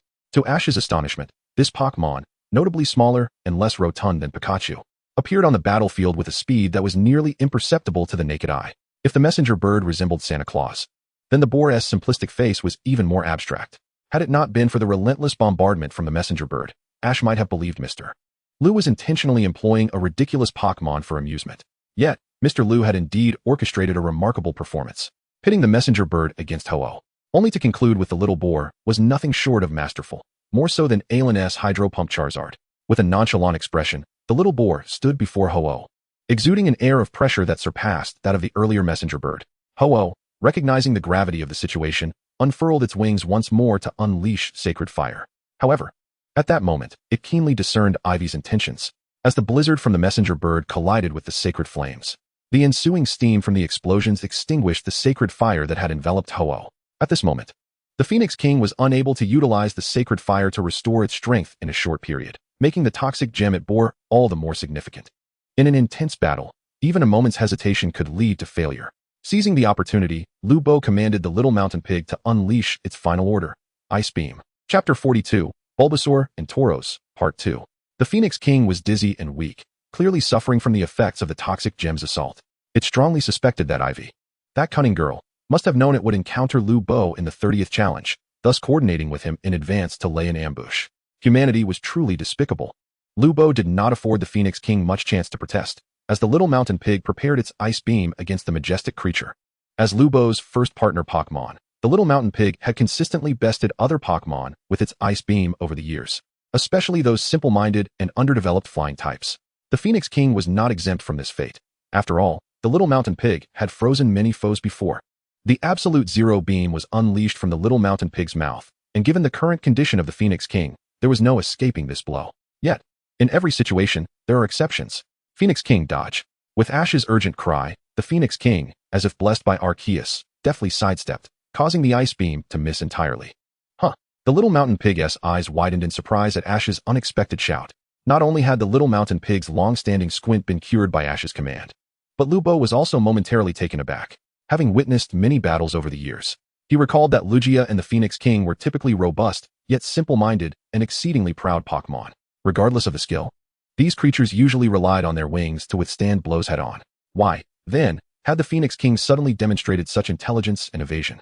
Not only Lu Bo and the little mountain pig were taken aback by this development, but the Phoenix King itself was perplexed, questioning why it instinctively chose to evade upon hearing Ash's shout. What kind of expert was this newcomer, and why was it so effortlessly influenced by his commands? However, the Phoenix King's confusion was far from over, as Ash shouted another directive. Phoenix King, seize the moment. At Ash's words, the Phoenix King instinctively spread its wings and lunged at the little mountain pig, which was caught off guard and sent flying by a powerful wing attack. The effect was remarkable. Dodge. Hold on, now's your chance. This was Ash's unique skill. One could not aspire to be a Pokémon master without possessing such signature moves. Indeed, were these commands not simply three concepts? Hold on equating to continuing the battle, dodge signifying increased evasion, and now's your chance enhancing the attack of the next Pokémon? What an innovative approach. Unbeknownst to Ash, who had unwittingly granted the Phoenix King enhanced evasion, he remained anxiously clutching BB Bird, which felt as though its bones might shatter. Ash mistakenly believed that it was Ho-Oh's own efforts that allowed it to counter the Onix, and he grew increasingly curious about the Pokémon that Mr. Lu would unleash against Ho-Oh. The seemingly ordinary Pokémon like Onix and Pidgey had been trained by Mr. Lu to face Ho-Oh directly, which was nothing short of miraculous. Lugia, you go. With Mr. Lu's command, a magnificent Lugia appeared before Ho-Oh, its smooth body and pristine white wings indicating its exceptional prowess. Lugia declared, "It's my turn now. I shall not disappoint Ho-Oh." Ho-Oh was taken aback. Where on earth did this old man pull out a Lugia from? If that Pidgey with its 120 power was a product of sorcery, this Lugia is blatantly overpowered. The world of Pokémon battles was indeed perilous. Sky Explosion. With Mr. Lu's order, Lugia wasted no time. In its current weakened state, Ho-Oh was vulnerable to a single decisive strike. Despite Ash's fervent enthusiasm, his attempts to dodge proved futile, underscoring the reality that a true novice could not simply rely on luck. The game was over. Ho-Oh withdrew from the battle. After facing 30 challenges, it had only earned a single egg voucher allowing for 5 draws. Ho-Oh scratched its head, pondering if it had been too overconfident. Had it captured a Snorlax or perhaps a Magikarp along the way, the battle might have been less daunting. Yet, Ho-Oh remained skeptical of the strength of what it deemed weaker Pokémon. If not for Ash's urging to dodge, it would have been frozen by the Onyx, becoming a joke among its peers of equal caliber. Thank you. Ho-Oh communicated with Ash through a somewhat clumsy gesture of gratitude. Looking at the battle's conclusion, Ash felt a lingering sense of unfulfillment. After this unsatisfactory end, he finally released the Pidgey he had inadvertently knocked out. Youth was a blessing. He could simply lay down and sleep. What is there to thank? I owe you my gratitude, Ho-Oh. I was far too arrogant before. Truly, the strength present in this world is akin to fish crossing the river to battle. Exhilarating. A blissful fight awaited him. I have nothing to offer you, Ho-Oh reflected. It despised being in debt to anyone. It had only triumphed over the Onyx due to Ash's involvement, which felt like a favor owed. Contemplating this, Ho-Oh glanced at its feathers. I shall gift it a feather. Without hesitation, Ho-Oh used its psychic powers to pluck one of its own feathers and send it to Ash via the group's teleportation feature. To humans, this feather from Ho-Oh was equivalent to a rainbow feather, a precious item that could serve as vitality shards. If reduced to ashes, it could become Holy Ash, capable of resurrecting fallen Pokémon, and even a single feather could bring a deceased human back to life. In essence, Ho-Oh had bestowed upon Ash a resurrection token. How incredibly precious. Although Ash often jested and made lighthearted remarks that might provoke Misty, he felt he could do without such a costly item for protection. A mere rainbow feather cannot compare to my battle-hardened physique. It's not valuable at all. Please accept it, my friend. From now on, you shall be my kin, no? My Phoenix King, a brother by fate but not by blood. In Chengdu and beyond, anyone who disrespects you disrespects me as well, declared the Phoenix King. Furthermore, to the Phoenix King, the rainbow feather holds little value. He recalled the time when it shed its plumage, which he had once playfully set ablaze. Where do you think the sacred ashes adorning the Phoenix King originated? After all, we are brothers and there is no need for formality between us. From your words, I can discern that you, my dear brother, possess a remarkable talent for courting danger. With this rainbow feather in your possession, you may pursue your reckless endeavors as you please. But I can't shake the feeling that this isn't exactly a compliment. Perhaps Ash lacks a clear understanding of his own propensity for peril. Never mind your feelings. It is my perspective that matters. The Phoenix King revealed his domineering side. Very well, I shall accept it. Ash, gazing at the phoenix feather before him, solemnly secured the plume. Thus, with the friendship of the Phoenix King, Ash's journey continued. Chapter 43, Bulbasaur and Tauros, Part 2. On a bright morning, the trio, having just exited the Pokémon Center, found themselves pursued by a rampaging Tauros. To be courting danger so early in the day is rather reckless, Misty exclaimed, sprinting for her life. Can't you subdue Tauros? Why did you let it loose to chase after us? You seem to misunderstand, Ash replied calmly, with Pikachu perched atop his head, while he released his other Pokémon, Jigglypuff and Metapod, to serve as makeshift weights upon his shoulders. As a Pokémon master, understanding the thoughts of Pokémon is vital, but personal training is equally essential. Besides, we have fallen significantly behind on our journey. At our current speed, who knows when we shall reach Leaf Green City? Indeed, quite right, remarked Brock, surprisingly supporting Ash's seemingly absurd plan, as he kept pace with Ash's swift movements, embodying his own determination. Our travels require such vigor to fulfill our dreams. However, Misty was about to be overtaken by Tauros and hastily quickened her pace to narrowly evade a furious charge. This is far too perilous. Ash slowed his pace. If you find it dangerous, I can carry you. Who would want you to carry me? Misty never anticipated that on such a promising morning, one that could have brought visions of rare water-type Pokémon, she would instead find herself fleeing alongside a fool. The delightful morning had transformed into a rather troublesome ordeal. After what felt like an eternity of running, a rotund, leaf-adorned Pokémon appeared before the trio, a Oddish. Although this tail often resorts to clever evasion techniques to bypass scrutiny, what stood before them was a genuinely adorable Oddish, not merely a playful expression. Yet, it lacked the charm of a Jigglypuff, a Shroomish, or a Whimsicott. Upon spotting the Oddish, Ash halted his frenetic pace, determined to prevent it from being trampled by the charging Tauros. His Pokémon, sensing his intent, promptly leaped down from their perches.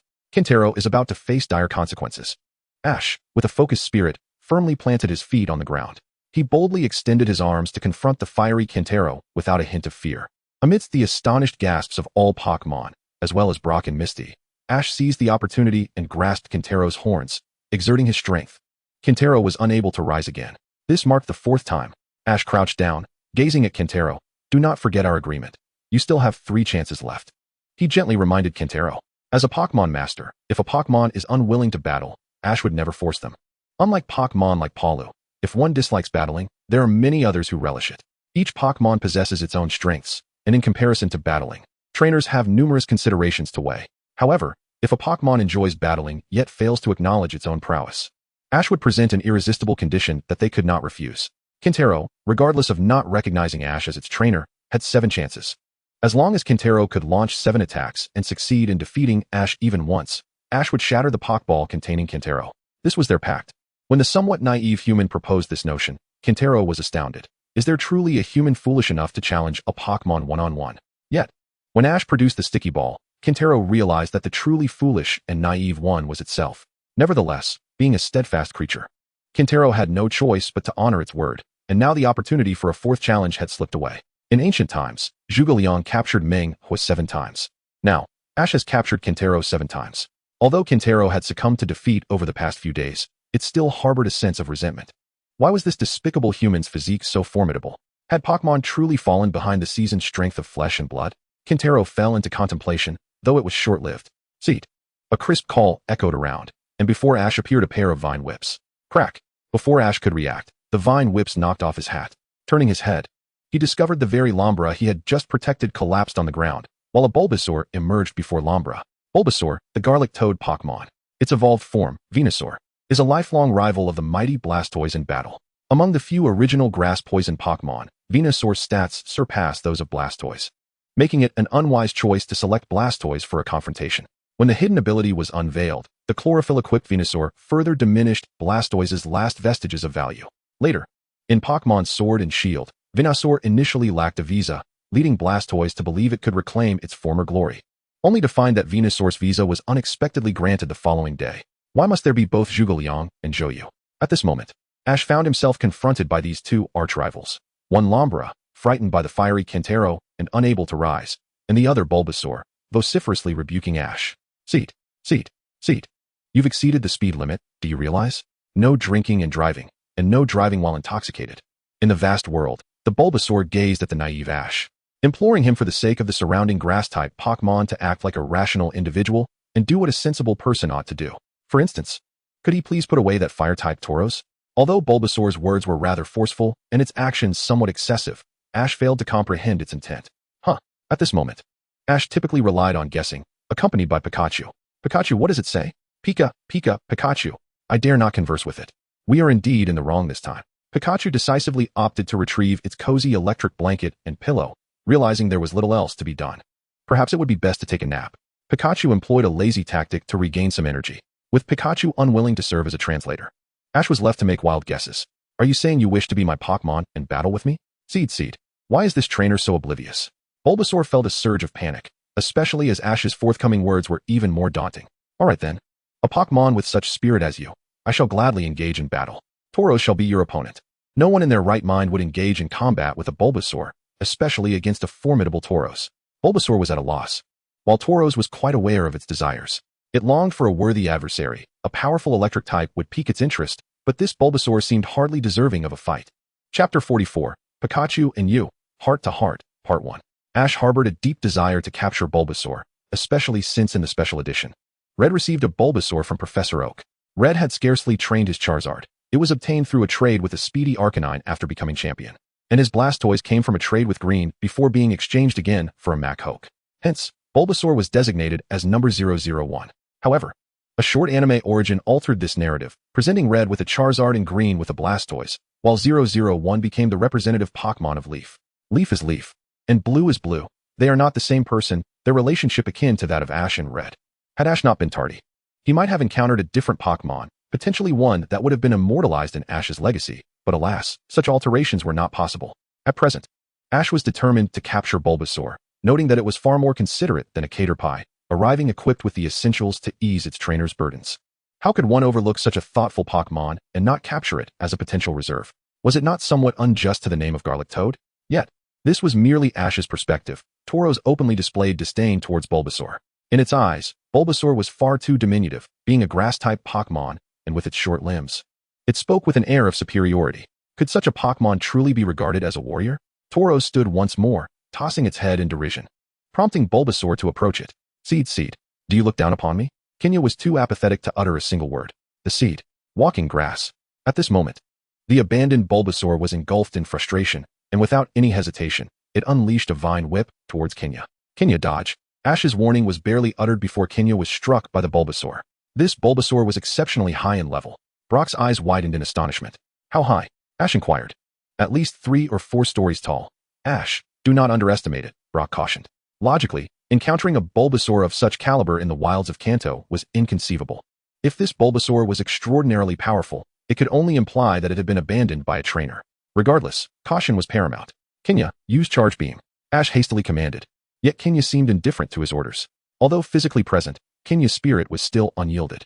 With a lowered head and a glimmering silver sheen on its forehead, it prepared for Iron Head, its most esteemed move. Realizing the Bulbasaur's formidable strength, Kenya charged forward, but the Bulbasaur effortlessly leaped aside, evading the assault. It was a match of strength that rivaled Pikachu. Brock was astounded by the Bulbasaur's prowess. Who could have possibly abandoned such a powerful Pokémon? Did they possess a fortune or a rare egg? Based on the Bulbasaur's current performance, it was not inferior to Pikachu, as this was conveyed. Even Pikachu tucked away its blanket and pillow, eager to witness the unfolding events. The Bulbasaur stood to the left, while Kenya positioned itself to the right. Both locked in a classic standoff. Bulbasaur, Bulbasaur. Razor Leaf. With a cry, several leaves shot towards Kenya. Instead of evading, Kenya activated its rage, which could block the oncoming Razor Leaf, but it could not reach the Bulbasaur. The Bulbasaur skillfully exploited its agility, dodging Kenya's attacks while searching for an opening. The battle had transformed into an automated duel, devoid of trainer intervention. Observing the unfolding scenario, Ash released his clenched fist and reached for his waist. In the next moment, as Ash was about to retrieve the Pokeball containing his Kakuna, Kenya leapt from the ball on its own volition, turning its head towards Ash and exclaiming, if I can win, why would you capture me? You cannot win. Such futile attacks will only deplete your stamina. Ash retorted, holding firm to his beliefs. Ash's argument with Kenya left Misty and Brock astonished, including Pikachu. Goodness gracious. Arceus above, how does he understand Kenya's words? Have the residents of Pallet Town truly mastered the art of Dio, intending to forsake humanity? Who exactly is the Pokémon? But I yearn for battle. I can triumph without your guidance and annihilate the enemy forces. Tauros remained defiant. Is it based on your reckless charge or your futile attempts to strike? Ash's argument was both logical and compelling. We have clashed 4 times. Have you ever emerged victorious?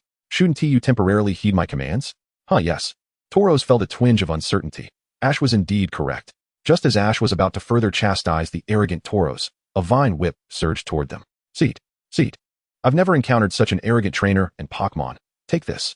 Bulbasaur, visibly agitated by the antics of Ash and Tauros, launched a surprise attack in their direction. After evading the vine whip, both Ash and Tauros turned to face each other. Despite their internal conflicts, when confronted with a common foe, even the bitterest of enemies might unite against an external threat. You will follow my lead? Ash inquired, pointing towards Bulbasaur. Understood. Tauros regained its composure, positioning itself in a standoff against Bulbasaur. Tauros, use Energy Ball. Tauros lunged forward, colliding with a tree and breaking it in half. Continue with Energy Ball. Missing was of no consequence. Ash commanded the Energy Ball, recognizing that Bulbasaur's smaller stature offered it a tactical advantage unless a trap could be constructed to ensnare Bulbasaur. Chapter 45, Pikachu and You, Heart to Heart, Part 2. After Bulbasaur dodged Tauros' strike with a slide, it faced its adversary, a bumbling fool and a simple-minded, muscular Black Bull, a rather troublesome duo. Nearby, Jigglypuff observed the encounter between Bulbasaur and Tauros, contemplating deeply. Upon achieving clarity, Jigglypuff plucked the strings of its instrument. Pikachu? Pika. What's going on? Pikachu regarded it with confusion, unable to grasp Jigglypuff's intentions. In its memory, Jigglypuff was even less prominent than Caterpie, having only used its remarkable earth power to send Team Rocket flying, spending the rest of its time hidden within its ball. Ash, Misty, and Brock watched Jigglypuff, who continued its musical endeavor, releasing a torrent of artistic inspiration, akin to a poet paying homage to the battle through melody. However, as Bulbasaur listened to the fervent tune, a fire ignited in its eyes. Although the number of foes had increased, as the bearer of the title of the abandoned Pokémon village leader, Bulbasaur vowed not to be defeated. Seed Bomb, I implore your guidance. Seed. With a flash of electricity, Bulbasaur opted to charge towards Tauros with a thunderbolt. Ash sensed something amiss and was about to caution Tauros, but in the next moment, Tauros lowered its head and met the charge head-on. The Bulbasaur, diminutive in stature and lacking the strength to send larger Pokémon flying, was indeed knocked away by the Tauros as anticipated. Yet, this was the very outcome Bulbasaur had desired. Wood Style, Wood Dragon Technique, which in truth was merely the Seed Bomb technique.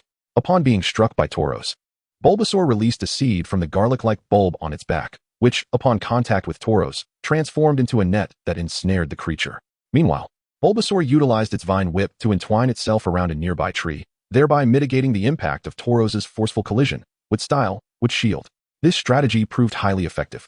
Bulbasaur's Seed Bomb possessed binding capabilities, and if it were only Tauros it faced, victory would already be within its grasp.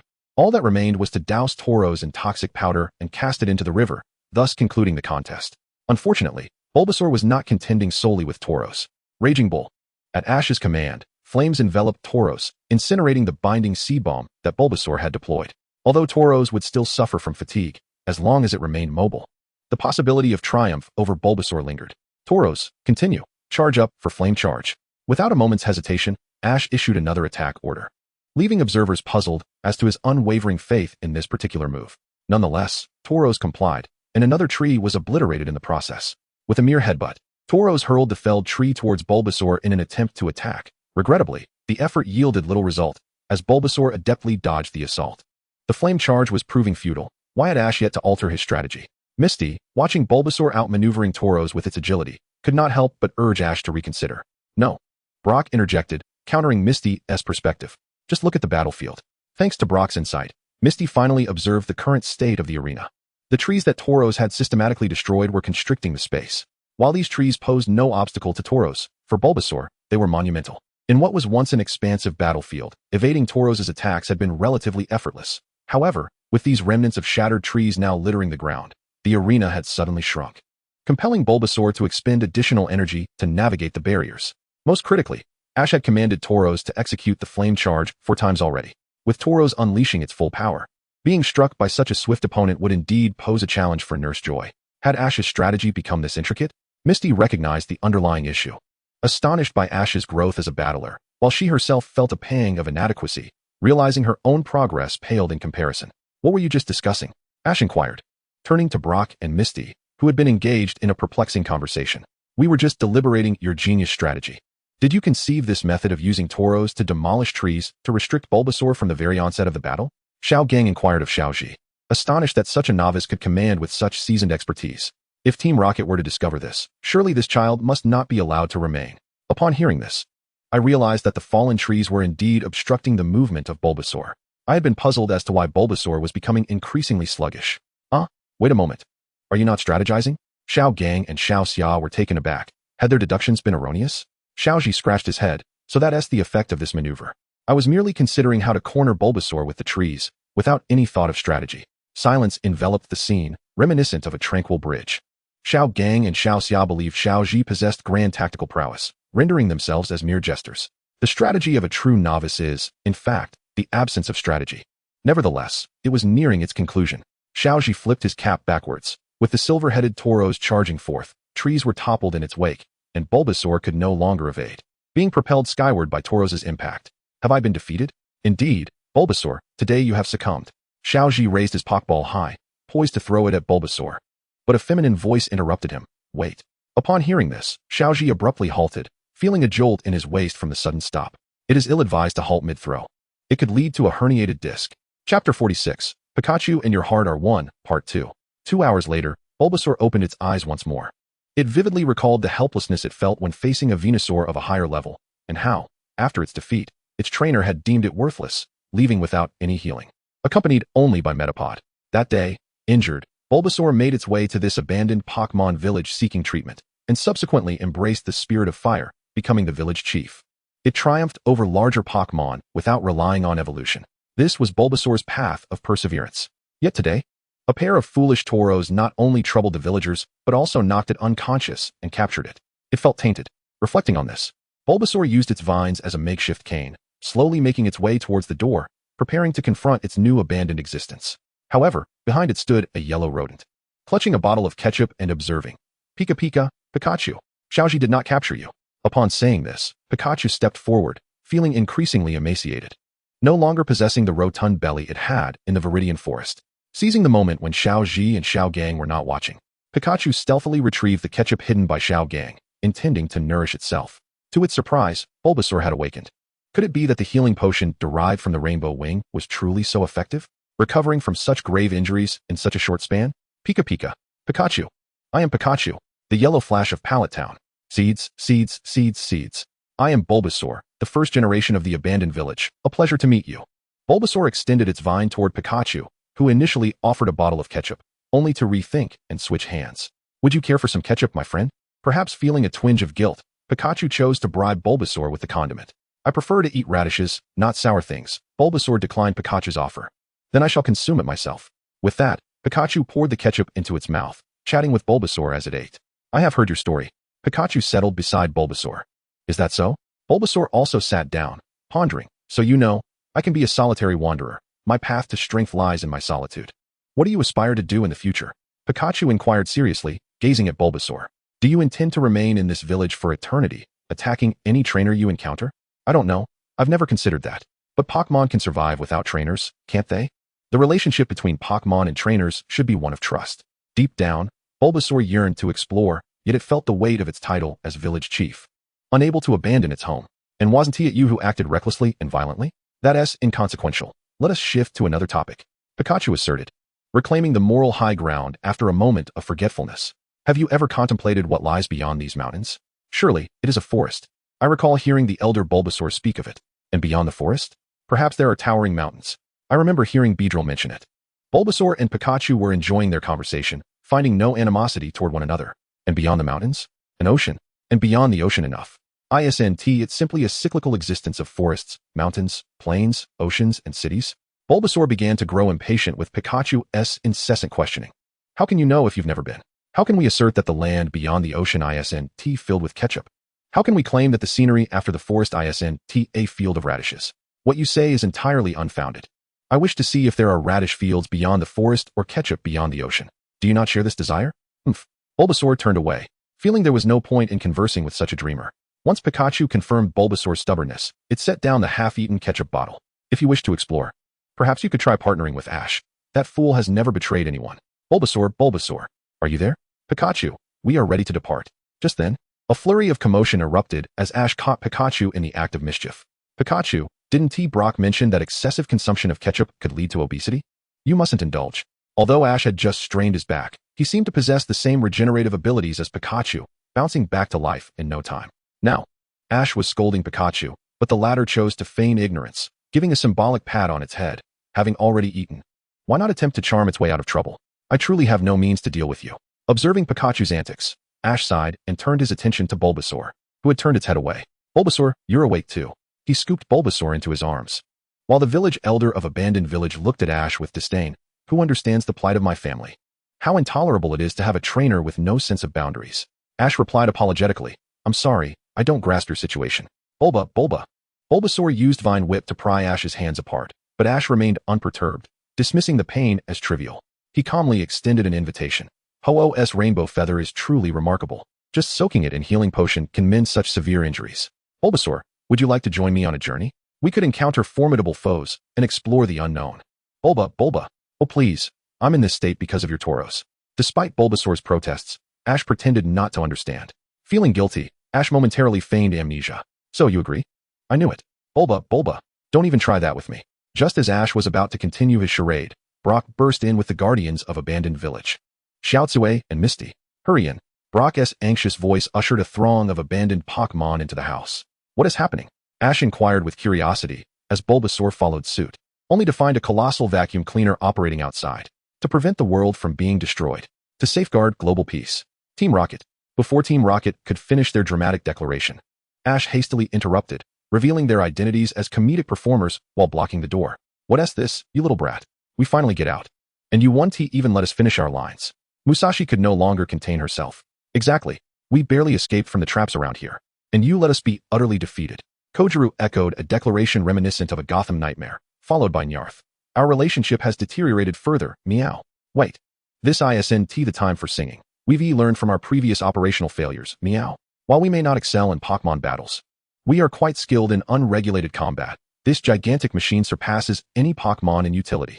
I seriously suspect that if Team Rocket's trio were to engage in a special episode of Wild Battles, they would have the potential of champions. Since you're all hiding inside, we shall demolish the house as well. Giant vacuum cleaner, activate, meow. A formidable force of attraction was directed towards the wooden cabin, causing the timber to lift slightly. At that moment, the Bulbasaur within stirred, embodying the resolute spirit of a village chief determined to seal away the tailed beasts plaguing the village. Bulbasaur, it proclaimed with unwavering determination. Under normal circumstances, it could deftly evade the attention of other Pokémon with its swiftness, yet the damage inflicted by Tauros still lingered.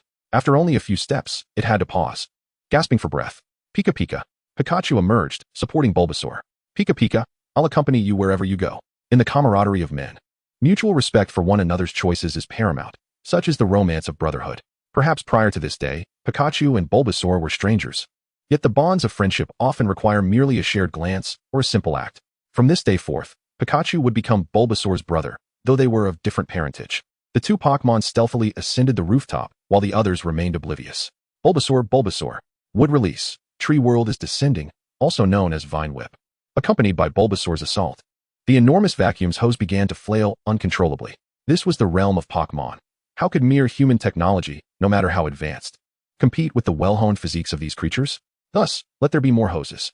James increased the machine's power, just as Ash swung open the cabin door. Pikachu, Bulbasaur. Hold on. I'm coming to rescue you. No longer concealing his strength, Ash hurled his backpack to the ground, creating a deep crater upon impact. The weight he had trained with in the Viridian Forest remained unutilized until this very moment. With a remarkable leap, Ash performed a groundbreaking maneuver, propelling himself over 3 meters to the rooftop of the cabin. Defying the full force of the vacuum's suction, he embraced the endangered Bulbasaur and Pikachu. Bulbasaur. Witnessing Ash's effortless prowess left Bulbasaur astonished. What kind of Pokémon is this? Ash's feet seemed rooted to the rooftop as he held tightly onto Bulbasaur and Pikachu, standing firm against James's relentless increase in power. With his free hand, he deftly retrieved a Pokeball from his belt. Braving the vacuum's pull, Ash launched the Pokeball with explosive force, accompanied by a sonic boom as it opened. Pidgey, use Wing Attack against Team Rocket. Pidgey. This too was a form of Wing Attack. In an instant, Jessie, James, and Meowth were left dazed from Pidgey's flurry of strikes. It took them a moment to summon Weezing and Arbok, only to hear a more terrifying command. Pidgey, evade. Pikachu, unleash Thunderbolt. While Pidgey caused chaos among the trio, Ash was not idle. He lifted Pikachu, throwing it with all his might to evade the vacuum's pull, and Pikachu unleashed a Thunderbolt to conclude the encounter. Accompanied by the resounding crackle of Pikachu's Thunderbolt, the enormous vacuum cleaner erupted in a spectacular explosion due to an overload of electricity. Once again, the team was sent flying. Meow. In accordance with their customary routine, Team Rocket proceeded to conduct a post-battle analysis. Perhaps next time we should consider using robots instead of this contraption, suggested James. Today, Jessie delivered the final assessment of their skirmish, and with a sense of exasperation, Team Rocket prepared for their exit. Meanwhile, Ash, unruffled, cradled Bulbasaur and leapt down from the wooden cabin, utilizing his incredible speed to catch Pikachu, who had just been launched into the air at supersonic velocity. Only such extraordinary physical prowess could triumph over human technology. However, Bulbasaur's potential still appeared insufficient. With Team Rocket's troubles behind them, Ash and his companions continued their journey. You've truly been a bother, remarked the administrator, Misty, as she observed the trio preparing to depart. She harbored a hope that Bulbasaur could escape this place, free from the brainwashing of the will of fire. Indeed, brainwashing. In every place where leaves danced in the wind, the flames of ambition were ever burning. Carrying the weight of a village leader's name, I shall never concede, and bearing the burden of a sack of rice up several flights. Such phrases, when heard too often, could inflict significant psychological harm on young Pokémon, hindering the establishment of a harmonious Pokémon environment. Alas, I have yet to encounter that Bulbasaur. Perhaps I am fated to remain apart from the starter Pokémon. However, Ash recently sensed that the weight of this dilemma was beginning to lighten. I could actually stay here and become your loyal Houndoom. Miss Misty, would you accept me, a wandering soul? I think not. Misty retorted, twisting Brock's ear. Are all people from Pewter City so dim-witted? Just as the trio was about to embark on their journey, Bulbasaur suddenly appeared before Ash, exclaiming, Bulba, let us engage in a duel. This was Bulbasaur extending a challenge to Ash. Even now, while Bulbasaur acknowledged its desire to travel alongside Ash, it insisted on battling once more. Otherwise, as a solitary wanderer, its presence within the team would lack conviction, as the villagers would say.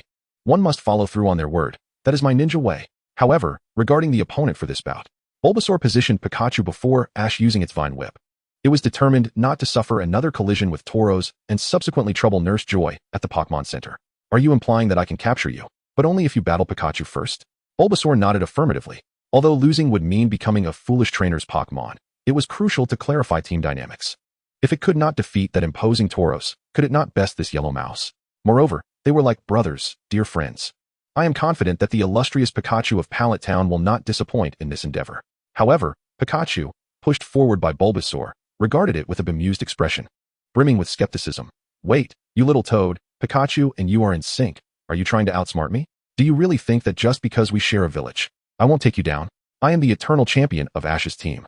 With this thought in mind, Pikachu prepared to stretch its increasingly refined physique. It sought to reaffirm its identity as the team leader. Come forth, let the dazzling yellow of Pallet Town meet your thousand-handed seed. All right, Pikachu has chosen you. Observing the harmonious bond that had formed between Pikachu and Bulbasaur, Ash tipped his hat back as Pikachu sprang forth, ready for battle. This marked the true beginning of the friendship between Pikachu and Bulbasaur. Chapter 47. NTI, My Body Has Become a Pineapple. Part 1. After capturing Bulbasaur, Ash and his companions continued their journey, finding themselves once more at the Pokémon Center on this day. Hey Misty, could you let me take a look at your Gyarados' secret technique? Please? Ash, while eating, implored Misty to lend him the recorder that contained the secret techniques of the Celadon Gym. Ash had his own considerations, thus far. His Pokémon partners included the Grass-type Bulbasaur, the Flying-type Pidgeotto, the Electric-type Pikachu, the Fighting-type Machoke, the Bug-type Beedrill, and the artistic, albeit reclusive, Child. While Beedrill could still be utilized in battle, the reclusive Child was only interested in music. Ash found it difficult to comprehend this gifted child, yet he respected their wishes. Calculating based on a typical Pokémon trainer's initial 6 Pokémon, Ash needed to capture one more Pokémon to enhance his battling prowess. Naturally, Ash's gaze turned to the local specialties of the Kanto region. Although I can lend it to you, I still need my sister's consent, alright? And isn't there someone who frequently refers to me, a beautiful girl, as Gyarados? If you truly wish for my help, you must show some sincerity. Misty replied calmly as she took a sip of her coffee. Why is that? Misty, aren't you participating in the Indigo Conference? Ash inquired. Who said I wasn't? Misty retorted. Observing Ash's submissive demeanor, Pikachu shook its head while holding Pokémon food. Pika, Pika, I told you to be careful with your words. Why can't you control that mouth of yours? Pikachu believed that while Ash had many admirable qualities, his misfortune often led him into bizarre situations due to his loose tongue and lack of foresight. In the hall, Ash and Misty continued their playful banter. While Brock pondered his own matters, Miss Joy, I am a promising young man from Pewter City named Brock, possessing the steadfast will and heart of rock. May I invite you to dinner with me this evening? Ah, the innocence of youth. As a mature young man, Brock easily grasped the essence of the situation. But I'm still working. Miss Joy, overwhelmed by Brock's infatuation, found him a handful. This Pokémon Center was the only hospital within miles, and Joy was quite busy. I can help, Brock exclaimed. Miss Joy said she was busy with work, and her job is to rescue Pokémon. I, Brock, am a Pokémon breeder. Therefore, it's only natural that Miss Joy rescues me. Perfect. At that moment, a trainer rushed in, frantically clutching a water-type EV. Help! Please, someone help. What has happened? Miss Joy swiftly stepped forward to take the injured water-type EV. This child, how could it have sustained such severe injuries? I encountered NTI in the forest. The trainer, clearly a skilled individual, had dared to challenge NTI with a mere water Pokémon, a feat unimaginable for an ordinary person. I have never seen anyone like this. Alas, today I have. NTI. Upon hearing this, Ash grasped Misty's hand and dashed over at an astonishing speed. What kind of Pokémon is NTI? You don't know what NTI is? Why such a strong reaction? Miss Joy couldn't help but retort. NTI is a legendary Pokémon. Although the skilled trainer's explanation was vague, Ash seemed to have an epiphany. I understand now. I must capture NTI. Pikachu, let us go? Pika. Pikachu, reluctantly setting down the Pokémon food it was holding, had no choice but to follow, as Ash was its source of trouble. I will assist as well. Brock earnestly trailed behind Ash and Misty, aware that opportunities to witness a legendary Pokémon were rare. Although he would later realize that following Ash could lead him to encounter not just legendary Pokémon, but even deities, for now, he firmly aligned himself with Ash. Wait. Watching the trio hurriedly exit with Pikachu, Miss Joy's warnings went unspoken. I meant to say, given that this water EV was so badly beaten by NEI, you three should steer clear of it. The local hospital had limited physicians, and not only were salaries often unpaid, but there were also various administrative checks on medication usage. If the three of them provoked NTI and suffered a beating, it would clearly be an undue burden on me, Miss Joy. With that thought, Miss Joy composed her somewhat frazzled expression and carried the nearly unrecognizable water EV into the operating room, knowing she might soon be faced with 3 surgeries. In the forest, NTI was resting atop a rock. Ah, how delightful it is to have a day without work. This NTI was no ordinary one. It was the commander of the Ho-Oh Guardians.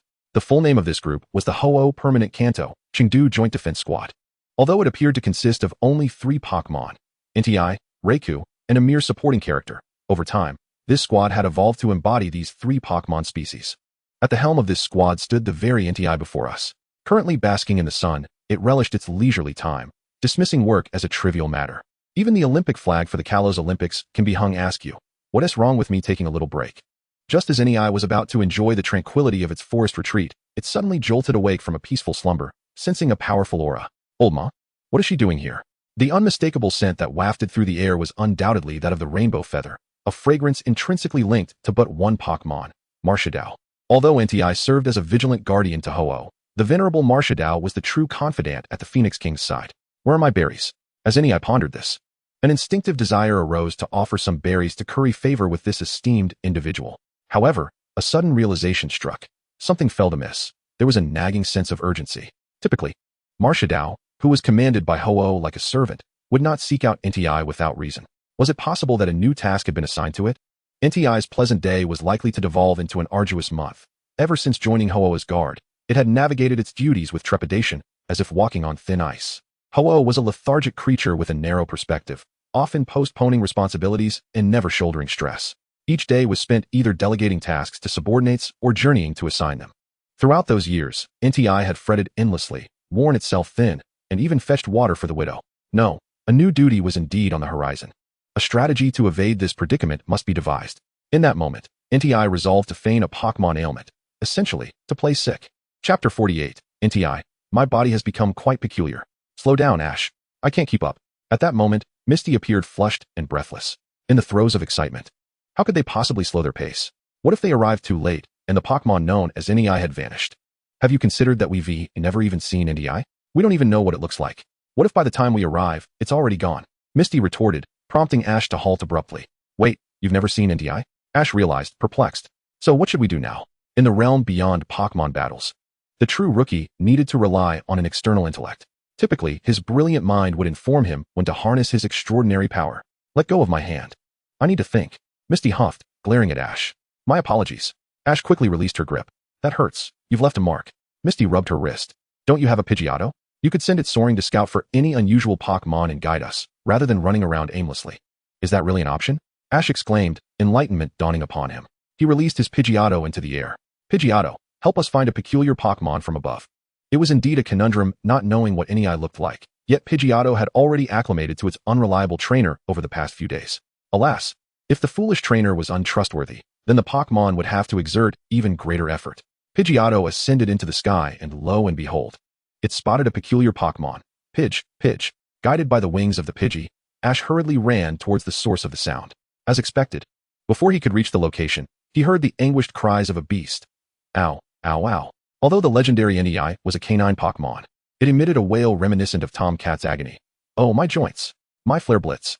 My lumbar disc. NTI lay upon a stone, clutching its legs, while communicating its pain in the language of Pokémon. It's not hurting at all. Ash gazed at the Pokémon before him, bewildered. Isn't this great dog? Curled up in agony. NTI? This is nothing like I imagined. Master Marshadao, I may have indulged in too much chocolate lately. You know canine Pokémon should not consume chocolate excessively. NTI, eyes closed, feigned intense suffering, continuing its performance. Now my body has turned to mush. Regardless of Marshado's remarks, NTI was genuinely in pain, and there was no room for tasks to be completed. To ascertain whether Marshadao believed its charade, NTI lamented its inability to fulfill its mission while squinting to furtively observe. They say Marshadao possesses large black eyes and a politically correct hue. The task from Ho-Oh. I fear. A human? NTI suddenly sat up, realizing that its posture was amiss, and opted to stand upright. How could it possibly be a human? Did this human witness my disgraceful display? NTI's mind raced, pondering what to do. The illustrious NTI, a figure of renown among Pokémon, though not on par with the various divine beasts leading their territories, was nonetheless a remarkable Pokémon. Such humiliation could not be allowed to be witnessed by a human. Was there a worse predicament? Ash, slow down. At that moment, Misty and Brock finally arrived at the scene. The situation grew more dire. Being seen feigning injury as a legendary beast was one thing, but being observed by 3 humans was far worse. NTI was momentarily petrified, and after half a minute, a spark of inspiration struck. I have it. NTI utilized its instant amnesia, enhancing its special defense. Since it had already sunk to such depths of embarrassment, there was no need to conceal anything.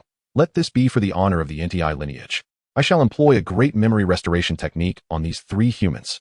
NTI was confident in its skills, certain that the effects of this technique would be as effective as the forgetful punch, erasing the trio's memories of the day. Although this act could be deemed somewhat unscrupulous, it was an acceptable sacrifice. With this thought in mind, NTI leaped forward, landing before Ash. Danger! Upon witnessing NTI baring its fangs at Ash, Misty instinctively moved to push Ash aside, while Pikachu stood ready to unleash Thunderbolt at any moment. Just then, NTI froze. Ash carries the aura of Ho-Oh. Isn't it true that you dislike humans? I am the envoy of the Phoenix King, the foremost among the three holy beasts, the Flame Emperor. Humans, why do you bear the aura of the Phoenix King? Accompanied by the Flame Emperor's telepathic communication, the three individuals present heard its words. The aura of the Phoenix King? How could I possibly possess such a thing? At that moment, the Flame Emperor's fangs were but a mere centimeter from Ash, who remained oblivious to the unfolding events. Is this human rather dull? It seems only marginally more intelligent than a Psyduck. The Flame Emperor mused about Ash, yet its telepathic words were remarkably gentle. Do any of you possess feathers resembling those of a miraculous nature? Could it be that which you refer to? Ash appeared to comprehend what the Flame Emperor was alluding to, as he opened his backpack and retrieved a feather from the Phoenix King. The Flame Emperor gazed at the feather in silence, contemplating Ash's identity. Surely, the Phoenix King would not so frivolously bestow its feathers upon a human without substantial reason. Is it that Marshadao is unable to relay messages, or could this human perhaps be its illegitimate offspring? It cannot possibly be the Rainbow Hero. No, that is utterly impossible. The Flame Emperor distinctly recalled that the last time the Phoenix King selected a Rainbow Hero was quite some time ago. Given the Phoenix King's meticulous nature, should a Rainbow Hero emerge, it would undoubtedly have arranged for Old Mar to oversee the process under the guise of an assessment, while genuinely surveilling the capabilities of the challenger. By the time the Rainbow Hero ascended the summit to summon the Phoenix King, the latter would be well acquainted with the challenger's abilities, ensuring a tailored response in battle. Thus, he is the messenger. Through his reasoning, the Flame Emperor derived the conclusion he most firmly believed. With matters reaching this point, the Flame Emperor turned away and vanished as swiftly as a gust of wind. It appears even the old wise one has become rather muddled, sending a human to convey orders. I, the Flame Emperor, cannot comprehend human speech. If I cannot understand, then I shall simply not. The Flame Emperor resolved to indulge in leisure until the end of his vacation, ensuring that no one would compel him to work prematurely. Chapter 49, Trainers from Alola and the Charmander, Part 1. The Flame Emperor had vanished. Could this Flame Emperor possess the lineage of a speedy houndoom, capable of such swiftness? Only Ash and his companions remained, bewildered by what had transpired. Why did the Flame Emperor, upon sighting the Phoenix King's feather, flee like a riddle? Lacking the harsh lessons of reality, the somewhat naive Mayor Brock and Misty, alongside the son of the true Newtown's restaurant owner, Ash, could not fathom the struggles of the working class. As Misty observed the thunderous clouds gathering in the sky, she suggested, "It seems we must proceed this way. It is rather unsatisfactory not to engage in a spirited battle with the Flame Emperor. Wouldn't you agree, Pikachu?" Ash lowered himself to place Pikachu upon his shoulder, sensing that Pikachu appeared slightly leaner of late, even as its weight remained unchanged. Pikachu, many years ago, Tom and Jerry taught us that cats cannot prevail against dogs or even mice.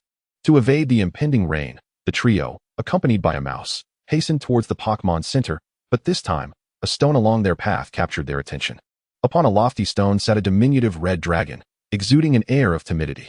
At that moment, the instant Ash laid eyes upon the little dragon, he abruptly halted, reminiscent of a sage amid a congregation of celestial beings, and uttered those fateful words, "This child is destined to be mine." However, the little dragon merely cast a fleeting glance at Ash, unable to muster even a sound. Its second abandonment had plunged it into despair, as if it were stricken by a grave illness. Initially, the little dragon was chosen by a trainer named Dio as his starter Pokémon.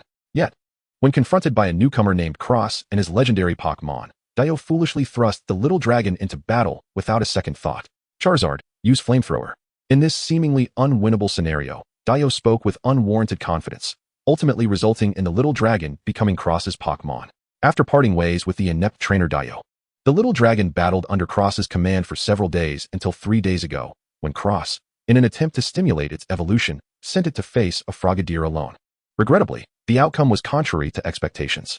Despite the little dragon's earnest efforts, it was vanquished and left kneeling in defeat. "I no longer desire you." For 3 days. Do you know what the little dragon endured?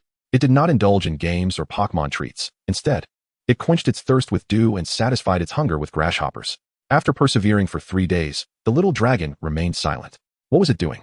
"Pikachu, you possess the gift of persuasion. Engage with it and see if it might become our ally." Ash pondered, recognizing that Pikachu exhibited more traits of a trainer than he himself, while Ash resembled a Pokémon more than a trainer. Professional matters are best left to the professionals. Upon success, a bottle of ketchup. "Pika, deal." Pikachu leaped down from Ash's shoulder, its belly gradually shrinking as it approached the little dragon. "Pika Pika, I'm Pikachu," it exclaimed. "Kana, hungry." The little dragon seemed to envision its grandmother greeting it across the River of Souls. "Pika Pika, chew. Dangerous. Is there any food?" Its actions drew the trio's attention, and they gazed upon its performance.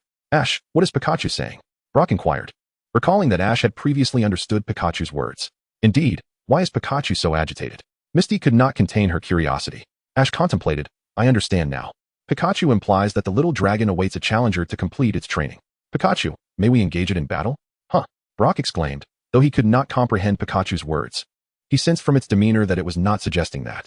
Pikachu, with its tiny hands, vigorously slapped its own face, thinking, is this little one attempting to mimic me? Is it too late to find Professor Oak for a new trainer? Good child, you mustn't use foul language. Xiaoji comprehended this statement. I understand. As the intellectual pillar of the team, Xiaoxia suddenly grasped what Pikachu was conveying. Pikachu's earlier insinuation was that the little Charizard had been famished for several days. Pikachu. Pikachu pie Pikachu. Indeed, Xiaoxia is quite astute. Pikachu made a gesture of triumph. I hastily retrieved the emergency Pokémon food. Just as Xiaojiang was about to rummage through his backpack to fetch the leftover rice balls from lunch, the little Charizard seemed to receive an adrenaline surge. It summoned its last ounce of strength and leaped off the rock, sprinting toward a trainer accompanied by a Lycanroc. This was its current trainer. And in the little Charizard's heart, it perceived that upon seeing Cross, he was there to rescue it. Although it had lost the battle, having endured 3 days of hunger was punishment enough. However, what the little Charizard did not anticipate was that it would be greeted not with Cross's embrace, but with a kick. Get lost. We have no use for weak Pokémon like you. The little Charizard was sent tumbling into the muddy water, extinguishing even the faint flame flickering at the tip of its tail. You scoundrel! With a furious shout, the Lycanroc instinctively shielded Cross, a formidable opponent. Yet, despite its swift reaction, there was something faster. In the next moment, Xiaoji had darted in front of Cross, raising his right hand.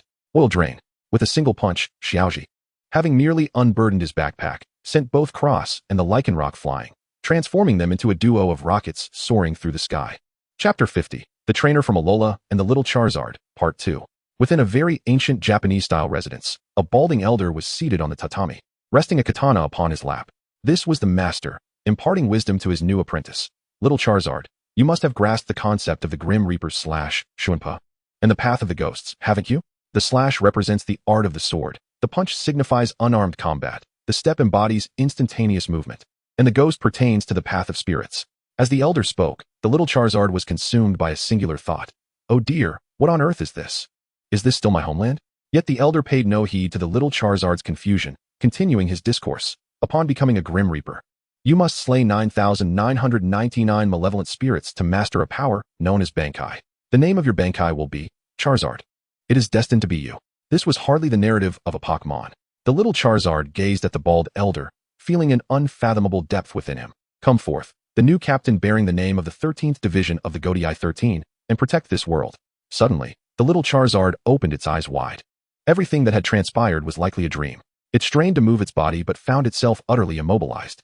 Beside it lay numerous Pokémon infusion bottles, their contents a mystery. With effort, the little Charizard sat upright, only to discover a stranger lying beside it, adorned with a red hat and a green backpack, sporting stripes across his face and appearing rather silly. At this moment, Ash was beside Charmeleon's bed. Although he was supposed to be on watch, fatigue had overtaken him, and he had dozed off. I have captured Charmeleon. A true novice dreams incessantly of Pokémon. The Pokémon Center is akin to a hospital. Some centers are quite remote, while others serve multiple towns within a few miles.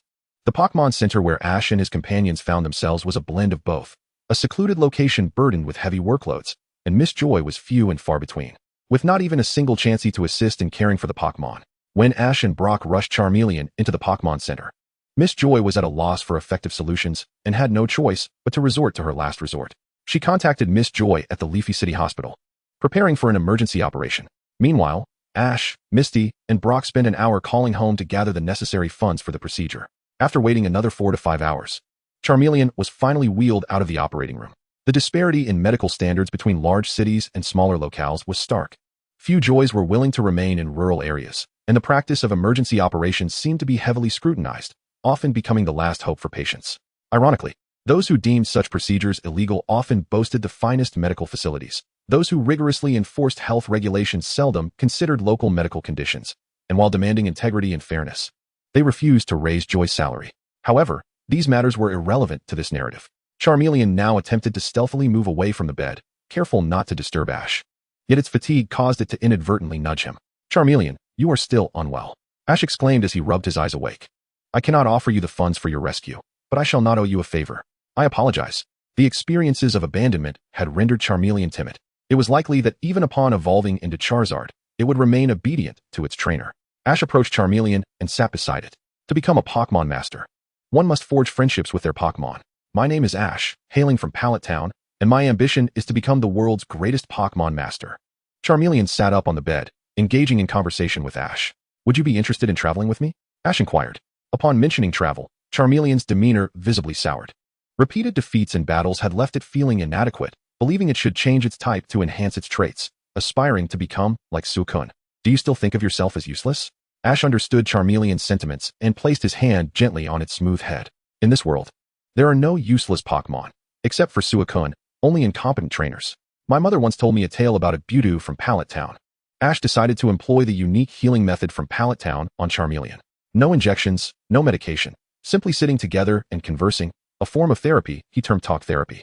Hanako's mother recounted that the trumpet bud often faced defeat against various Pokémon, not only succumbing to common foes like Sparrow and Pidgey, but also being bested by Charmander, and even unable to triumph over the tadpole Pokémon. Yet, this humble trumpet bud ultimately ascended to become a trainer ranked around 1,000 in Kanto, overcoming numerous formidable adversaries. Weakness and strength are merely definitions imposed by others, rather than being defined by them. One should strive to be the best version of oneself. Ash withdrew his hand from stroking Charmander. Chica. Charmander appeared to ponder this notion. Meanwhile, Misty stealthily observed Ash from outside the door, considering him a nuisance. It was unclear how long Ash and Charmander had been conversing. When night passed and Misty opened her eyes again, she discovered that both Ash and Charmander had vanished from the Pokémon Center. In a hurry, Misty dashed outside, only to find Ash, impeccably dressed, engaged in a battle. Before him stood Bulbasaur, while Charmander faced it, with Pikachu serving as the judge of this morning's trial. Bulbasaur, use Quick Attack. At Ash's command, Bulbasaur charged with all its might towards Charmander, who raised its claws to counter. Chop! Although this Charmander had yet to evolve, it was evidently at the threshold of evolution. As Charmander met Bulbasaur's attack, the morning practice came to a close. Charmander appeared to be in excellent condition. Jika Jika! Charmander expressed its determination to Ash, who understood its message. Ahead of us, there are no rivals. In a flurry of excitement, Ash tossed out a Pokeball, and after 3 shakes, he triumphantly declared, I have captured Charmander. Pika Pika. Pikachu leaped out, raising its paws in celebration of their new companion. Despite acquiring Charmander, Ash felt a lingering sense of incompleteness.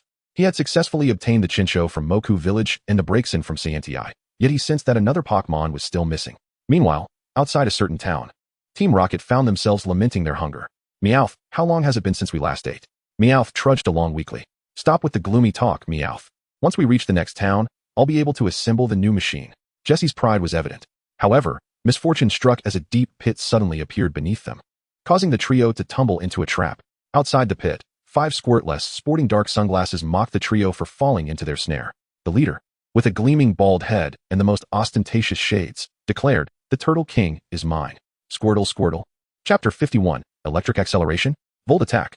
On the first day without the Round Wizard, it was a thought. Having departed the Pokémon Center, Ash and his companions exhibited a notably subdued mood that morning. Can a trainer only carry 6 Pokémon? Ash is expressing his grievances. Although he typically refrains from voicing complaints, this time his discontent is quite justified. How absurd is it that during a competition, if I wish to utilize Bulbasaur but already have 6 Pokémon, I must exchange one of my existing Pokémon for it? Such a hassle. Wouldn't it be simpler if I could carry all my Pokémon with me? But how do you intend to care for more than 6 Pokémon while traveling? Misty gazed at Ash with a look of sympathy for his intellect. It is commonplace for novice trainers to have 6 Pokémon. Yet many seasoned trainers possess a dozen or even 20. That is considered normal. Does that mean to become a champion, one needs an army of Pokémon? Intrigued, Ash pondered why, with an external brain at his disposal, he should trouble himself with such complex questions. Doraemon Misty and Doraemon Brock, please enlighten me on how to become a champion with a Pokémon army. Oh, spare me. With your intellect, it's rather challenging to clarify such matters. Misty retorted. To be honest, I too find it somewhat unsettling that the Round Wizard was transported away. It's so small. What if Professor Oak, in his research on its behavior, frightens it? Precisely. Therefore, the rule limiting trainers to 6 Pokémon is utterly nonsensical. The league that established this regulation must have been quite confused. Ash chimed in agreement with Misty.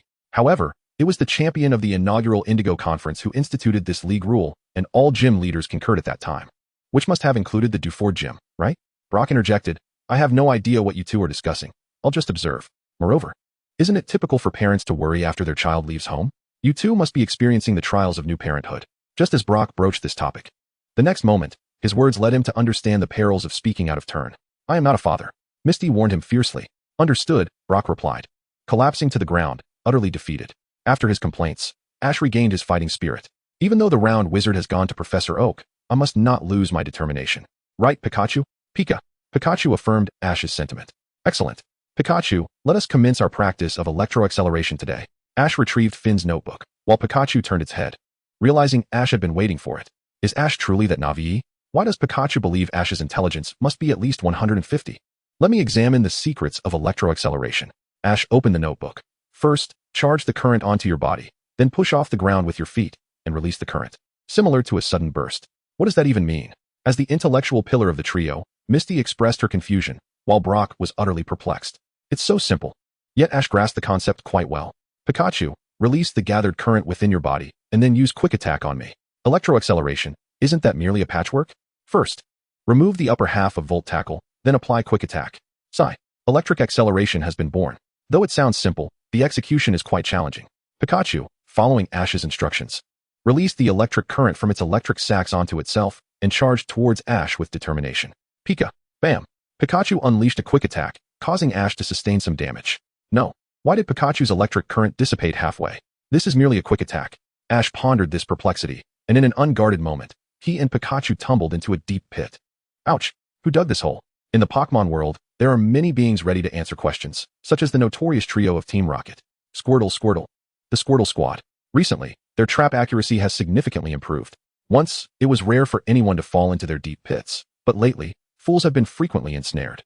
Just yesterday, a man and a woman along with a Meowth fell in, and today, it was a trainer with a yellow mouse. Squirtle. This mountain is mine. Squirtle. This pit is my doing.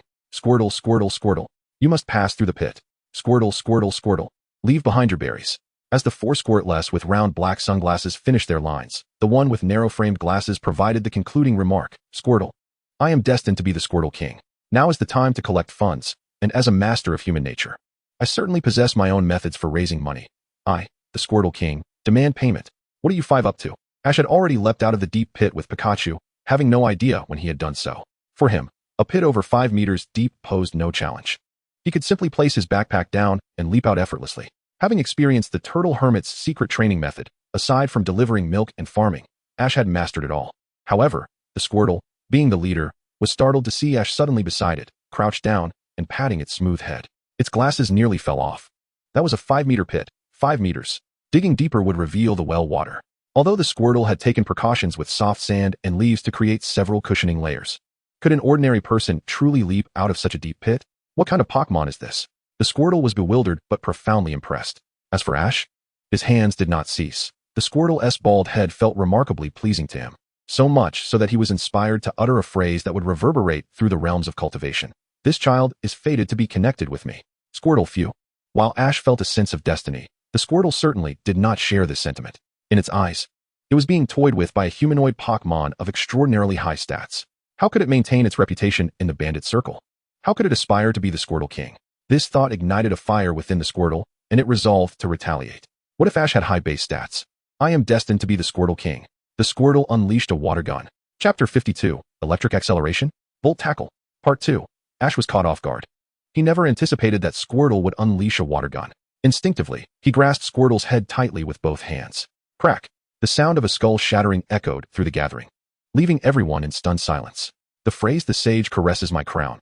A formidable opponent shatters the heavens" resonated ominously. Had Squirtle's bald head truly been fractured?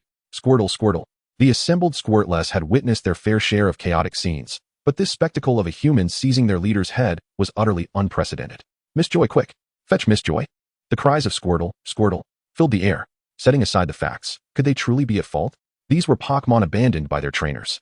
Had it not been for the sudden appearance of a wild elder leading them, one could only imagine the torment these 4 round-headed creatures would have faced, especially in Kanto, where Pikachu roamed as freely as stray dogs. While they could ignore the harsh realities of their existence, Miss Junsha would not. As Ash and his companions rushed Squirtle's leader into the Pokémon Center's operating room and awaited anxiously, Miss Junsha arrived with news, wielding Pokémon handcuffs. Thank you. You 3. This group of Squirtless is notorious for their criminal activities. By the way, regarding the leader. Before she could finish, Brock opened his eyes and interjected eagerly. Miss Junsha, please take me along too. All right. I understand you wish to join the Squirtless, Junsha replied. Misty twisted Brock's ear, pulling him away, leaving Ash to address the pressing issue. Miss Junsha, The leader Squirtle is currently receiving treatment from Nurse Joy, who inflicted the injury on it. Junsha turned her gaze towards Ash. It wasn't me. Ash attempted to clarify. But the ominous look in Junsha's eyes warned him that the situation would only worsen if he persisted. He decided to resort to selective amnesia instead. Well, I saw this Squirtle accidentally tumble and bump its head, so I hurriedly brought it to the hospital. Pikachu can vouch for me. Pika Pika. Pikachu, dripping with nervous sweat, contemplated the situation before hastily retreating behind Misty, clutching a pillow and blanket. Given the circumstances, perhaps it was best to sleep it off. Though avoidance is shameful, it can be effective. At that moment, the operating room door swung open, and Nurse Joy emerged. Who is the trainer of this Squirtle? It has recovered. Honestly, did a fighting-type Pokémon collide with it? How could it sustain such severe injuries? I am its trainer. Ash rushed forward, only to find Squirtle lying on the bed, staring blankly at the ceiling. Who am I? Where am I? What just happened? The classic philosophical questions echoed in the air. Ash hurried over, relieved. Squirtle, I'm so glad you're all right. Come, return to your Pokeball. Squirtle. Wait a moment. Squirtle, akin to a blind individual suddenly grasping the situation, exclaimed, Squirtle. It seems I was brought to the hospital by you. Look at you, being mischievous again. You must be a bit confused. Why not take a moment to rest in my Pokeball? Ash opened his mind, pondering how he could possibly misunderstand such words as I'll send you to the hospital. Squirtle. At that moment, Squirtle's little companions rushed to their leader's bedside upon seeing him awake. Squirtle. It's wonderful that you're all right, boss. Squirtle. Truly, a Pokémon destined to become the Turtle King. Your shell is remarkably sturdy. Squirtle. Indeed. The boss will surely be fine. The last Squirtle wished to articulate something further, but was interrupted by Miss Junsha, who exclaimed, Hold your reminiscing for a moment. Squirtle. With Miss Junsha's devilish whisper, Squirtle's eyes became clear, and it recalled everything. Squirtle, run. In an instant, Squirtle discarded the needles and led its four companions in a frenzied escape around the room. This chaotic scene left Nurse Joy utterly astonished, exclaiming, Miss Junsha is truly a miraculous healer. You five, do not flee. Do not think that your youth and ignorance can absolve you of your misdeeds.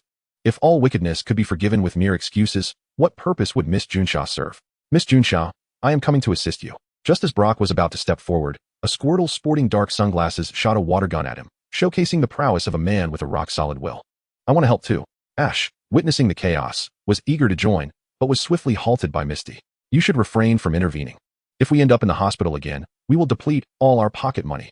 With that, Misty and Pikachu plunged into the fray, transforming the once tranquil Pokémon Center into a scene of uproar. Time passed, and eventually, both Junsha and Joy collapsed on the floor, while Brock and Misty leaned against the wall, panting heavily.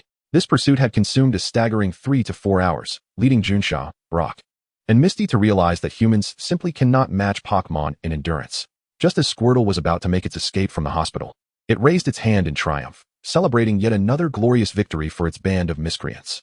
Proudly, it donned its narrow-framed sunglasses, but in the next moment, under the watchful gaze of its four companions, Ash dashed forward and seized it. I must ask, Squirtle, would you like to become my partner? Ash inquired, holding the struggling Squirtle tightly. Squirtle. I'm going to break. My shell is going to shatter. Squirtle was astounded that a human could so effortlessly capture it.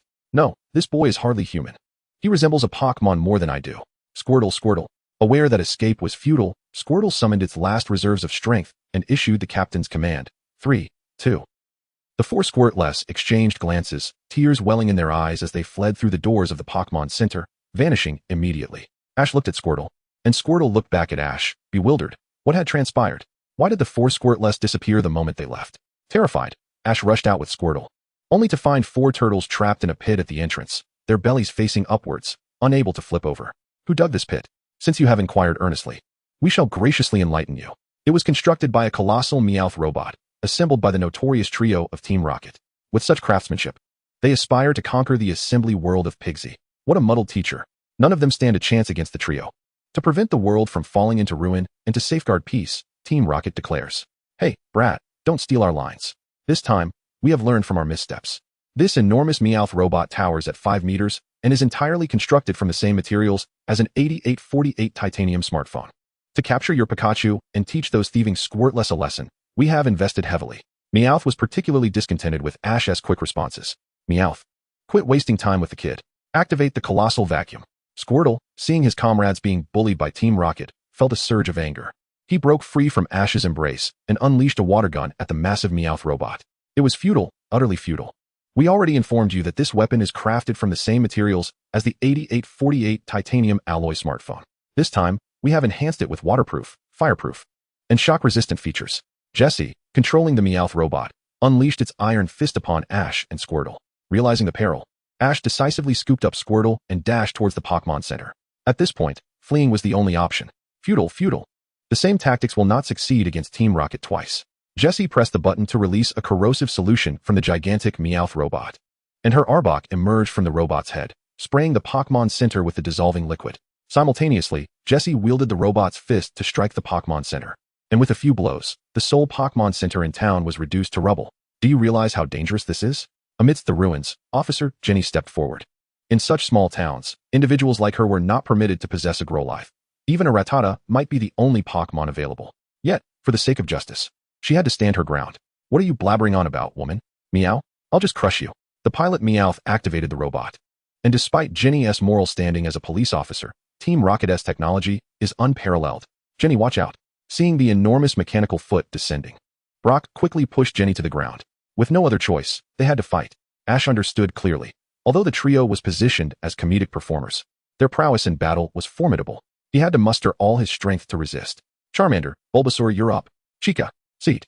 As Bulbasaur and Charmander emerged from their Pokeballs, they greeted each other, only to be confronted by the gigantic Meowth robot. Something felt amiss. This scene was anything but normal. The two furrowed their brows and instinctively shielded Ash. Previously, they had only contended with Venusaur and Infernape. But what on earth was this towering Meowth robot? Meanwhile, Ash remained composed, quickly positioning Bulbasaur and Charmander in front of him. Bulbasaur, use Leaf Tornado. Charmander, unleash Ember. Following Ash's command, Charmander and Bulbasaur launched their attacks against the colossal Meowth robot, yet their efforts barely scratched its armor. It was futile. Hadn't they claimed this robot was crafted from the same material as the 8848 titanium phone? The attacks of the trio were utterly ineffective. The Team Rocket trio reveled in their apparent victory, but their joy was short-lived. Observing the enormous Meowth robot, Squirtle suddenly appeared pensive. The power of Bulbasaur's Leaf Tornado was insufficient, and Charmander's Ember lacked the required strength as well. What if they combined the strengths of the three starters? It was well known that when the three starters, each embodying a different element, unleashed their ultimate moves in unison, the resulting destructive force could rival the fury of a deity. Could the amalgamation of Leaf Tornado, Ember, and Water Gun save their companions? Squirtle. Squirtle approached Charmander and Bulbasaur, articulating its thoughts. Ash, listening intently, pondered the leadership qualities of Squirtle, feeling a twinge of envy for its talent. All right, let's do this. Ash adjusted his cap, ready to implement Squirtle's strategy. Squirtle, use Water Gun. Bulbasaur, execute Leaf Tornado. Charmander, unleash Ember. With Ash's guidance, the three forces converged, striking the gigantic Meowth robot.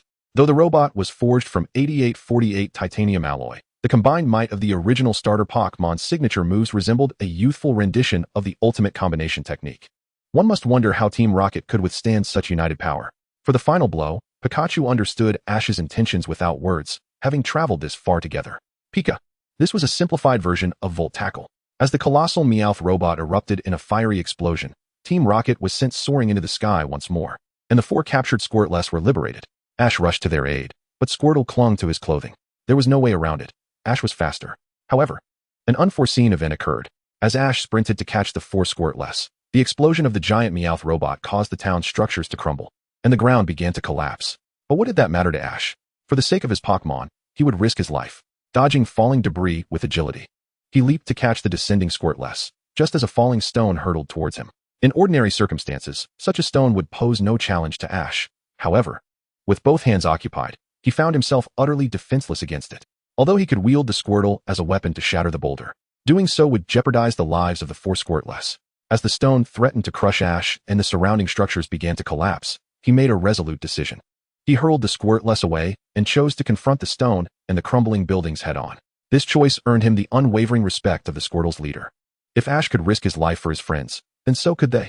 Ash, Misty, and Brock watched in horror as the ruins fell, and Ash, who did not emerge from the debris, filled them with dread, particularly Misty, who collapsed onto the ground. Though it was a moment steeped in despair, hope lingered. Did it not? With a sharp, defiant cry, a Squirtle suddenly emerged from the rubble, its blue, bald head glistening in the sunlight, radiating hope. It was the Squirtle, triumphantly carrying Ash from the wreckage, its face beaming with joy. Trainer, I have captured it.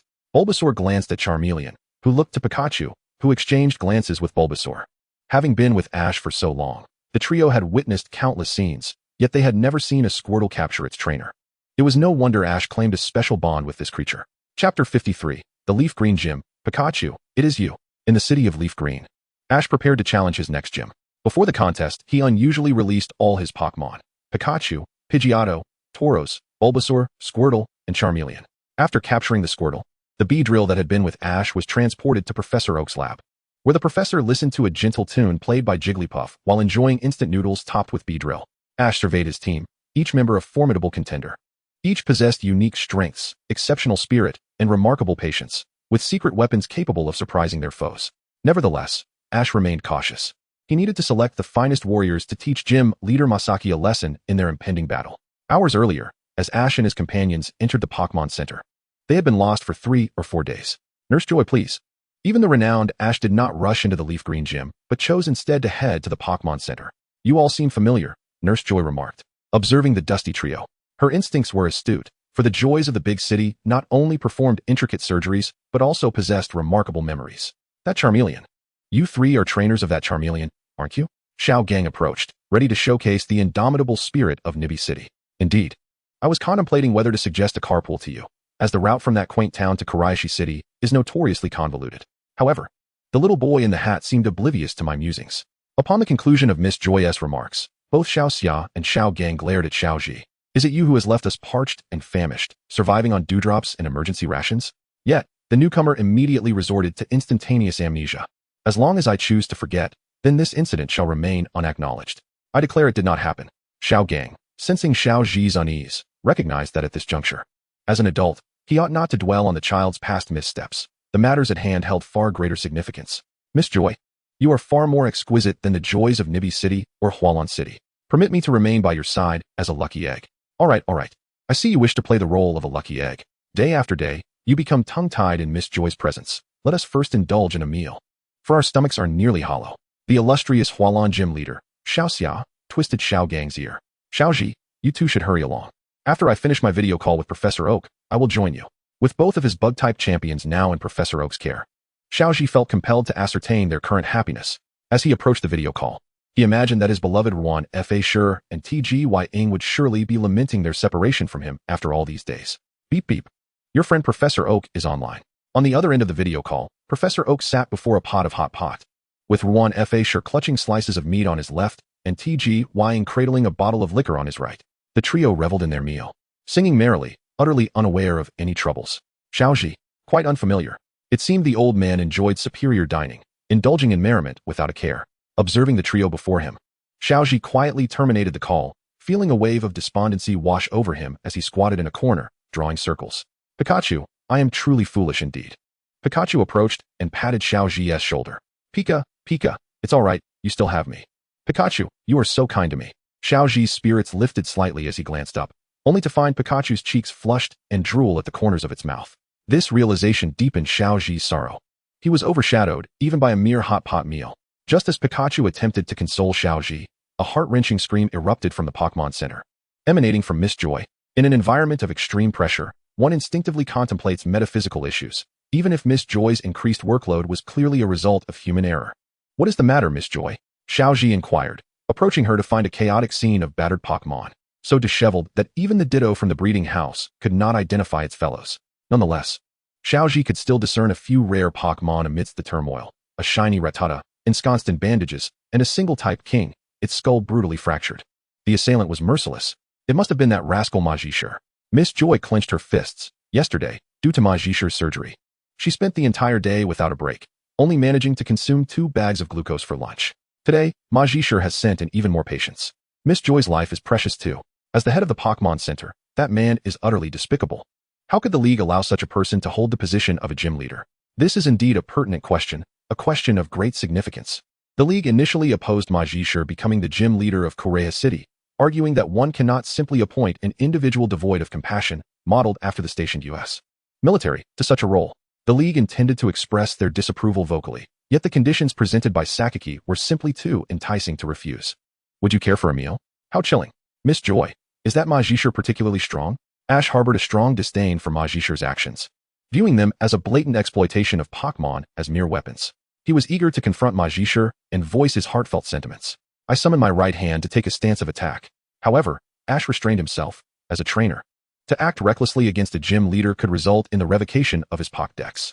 With Majishur's ruthless demeanor, a hasty challenge could very well lead his Pokémon to become a bandaged Rattata or a broken skulled Raichu. Majishur, though reluctant to admit it, is indeed the strongest individual in Koreha City. Miss Joy's words caused Ash to furrow his brow.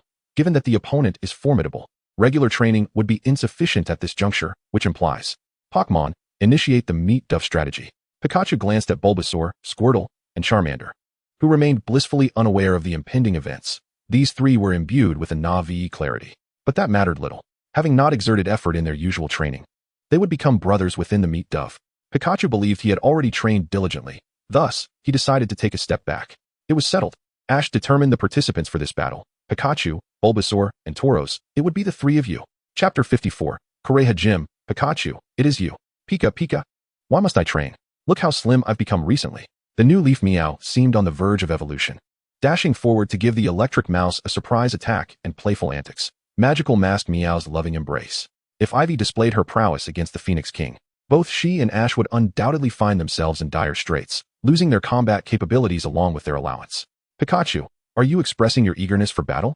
Ash understood the joy of combat, for he felt the same. Pikachu, don't give me that. I know you understand. Pikachu, Pika. Why not let Squirtle and Charmander join Bulbasaur? Pikachu continued to resist the decision. Why? Well, simply because Charmander and Squirtle were both. Ash was determined to win this match. Pikachu's refusal proved futile as Ash navigated to the Pokémon Roguelike page. Clearly, it was his first encounter with Pokémon Roguelike's Bulbasaur, while Charmander and Squirtle couldn't help but express their curiosity. How impressive, marveled a certain oblivious blue-haired dragon. Oblivious to the gravity of the situation. Alright, let me examine the system's Pokédex. Ash confirmed the Pokédex, and the images of the Kanto starters were illuminated. Beep. Number 001, Bulbasaur. The understanding Pokémon, a frog that emerges with garlic. It is said that when combined with cumin and chili powder, it transforms into an exquisite delicacy. Title earned. Village Chief of Touching Heads, for you have taken on the guise of a werewolf. Beep. Number 128, Tauros, Paldean Fire. The pure love Pokémon. Even as a bull warrior, it pursues pure love. Title earned. Irritable Bull, which triggers an attack while wearing the title. These titles were quite abstract. Indeed, as Zekrom had stated, the roguelike system's Pokédex was peculiar. Ash resolved to refrain from using this feature in the future, focusing instead on Charmander, Squirtle, and Metapod. With this thought, Ash couldn't help but reminisce about Zekrom. He wondered if the contest between Zekrom and his brother had concluded, for it had been nearly half a month, and he found himself missing that unconventional mentor. As Ash daydreamed, the system's notification chimed once more. Confirm Pokémon. Tauros capacity 5, Pikachu capacity 3, Bulbasaur capacity 3. Capacity error detected. You can use friendship candies to reduce Pikachu's capacity. Would you like to use the candy? Use it, he decided, as he still lacked sufficient friendship candies to activate Pikachu's passive ability. Moreover, that passive called Electric Creator, as Zekrom had mentioned, seemed of little relevance to his current battles. Ash promptly utilized the friendship candy, reducing Pikachu's capacity to 2. Pika, is it truly this cruel? Even with the precious friendship candy, you still want me to train? Pikachu protested, wishing to resist until the end. Yet, how could a mere Pikachu stand against a system crafted by Arceus? As the system transitioned, Tauros, Pikachu, and Bulbasaur entered the world of roguelike. A wild Meowth has appeared. Pikachu charged ahead, furious at the sight of the insufferable feline. With a thunderous volt tackle, the wild Meowth was reduced to a charred remains and vanished in an instant. Bulbasaur, experiencing this roguelike realm for the first time, observed everything with calm composure. Although he was the village's rustic creature, he felt compelled to act like a Pokémon from a bustling metropolis in this situation. Alright, it's time for a rotation. Tauros, it's your turn. But what of Tauros? Upon hearing Ash's command for a rotation, it decisively charged forth, knocking over the Rattata that had replaced Meowth with a swift jab of its horn. With 3 more opportunities to challenge Ash, Kintaro understood that in a direct confrontation, it stood no chance against such a formidable opponent. Thus, it resolved to rely on the cunning of a bull warrior. Patience. Kintaro decided to bide its time until Ash grew complacent, preparing to strike when least expected, all the while feigning obedience to Ash's commands. Very well, Kintaro. Unleash your charged flame attack. In the initial arena, aside from the occasional Rattata and Meowth, along with a few Snivy, most of the Pokémon present were of the grass and bug types. There were also a few Pidgey, but they were rather docile creatures. Easily overcome with a touch of cleverness, a single Kintaro could effortlessly reach the 8th stage. Bulbasaur, you shall be my choice. With Ash's guidance, the village chief of Mottled Village arrived at the duel ground he cherished dearly. Bulbasaur, Bulbasaur, I shall take on 10. Before Bulbasaur, Ivy had also readied herself. Greetings. New challenger. My name is Vivian. Ivy executed her strategy, and Ash's wallet indicated that this was a high-stakes match. Stop deceiving me, Ivy. Return the 10,000 I lent you. The agony of that pocket money betrayal is unforgivable. Such unscrupulous merchants are truly detestable. I believe you are mistaken. Ivy adjusted her glasses. You are referring to someone who bears a striking resemblance to me. That is my sister. Her name is Ivy, while I am Vivian. She utilizes a new leaf meow, and my partner is this little one. With that, Ivy revealed her Pokémon. As the Pokeball opened, a small cat with a striking black and red coat appeared on the battlefield. Upon its entrance, the cat dashed towards Bulbasaur, extending its soft padded paws, delivering a swift blow with a move called Clapping Ambush. The Fire Meow executed its Clapping Ambush, sending a jolt through Bulbasaur. Bulbasaur was taken aback by the ferocity of the opponent's first Pokémon, sensing a noticeable drop in its physical attack power. A wave of fear washed over it. Bulbasaur, Bulbasaur. Ash quickly recognized Bulbasaur's distress and encouraged it. Show your spirit, Bulbasaur. While Ash attempted to inspire. It must be noted that Pikachu was far more adept at this than Ash himself, though at that moment, Pikachu was preoccupied with contemplating its own tiny paws. Lost in thought, this was not something that could be resolved merely by rallying one's spirit. Ivy, adjusting her glasses, began her exposition. Number 725, Fire Meow. The Fire Cat Pokémon. Generally, Fire Meow shares the same characteristics as Kanto's Charmander, Johto's Cyndaquil, and Hoenn's Torchic, all possessing the blaze ability that suits novice trainers. However, this particular Fire Meow possesses the hidden ability Intimidate. Upon entry, it can lower the attack of opposing Pokémon, and now, Fire Meow, drop some taunts. Meow, meow, meow. Meow? Bulbasaur, you are nothing but a weakling. In Alola, there will be no juice for you. This harsh remark was evidently severe, inflicting considerable damage on Bulbasaur's physical and special attack. Bulbasaur's physical attack diminished by 2, and its special attack by 1. But that was not the end of it. Following the menacing declaration, Ivy summoned another Pokémon, the regional bird from Sinnoh, Starly. Although Ivy possessed the ability Gale Wings, it was more prudent to employ the stylish Starly for this contest. Starly launched a wing attack at Bulbasaur. Ivy issued her command, yet she was still holding back.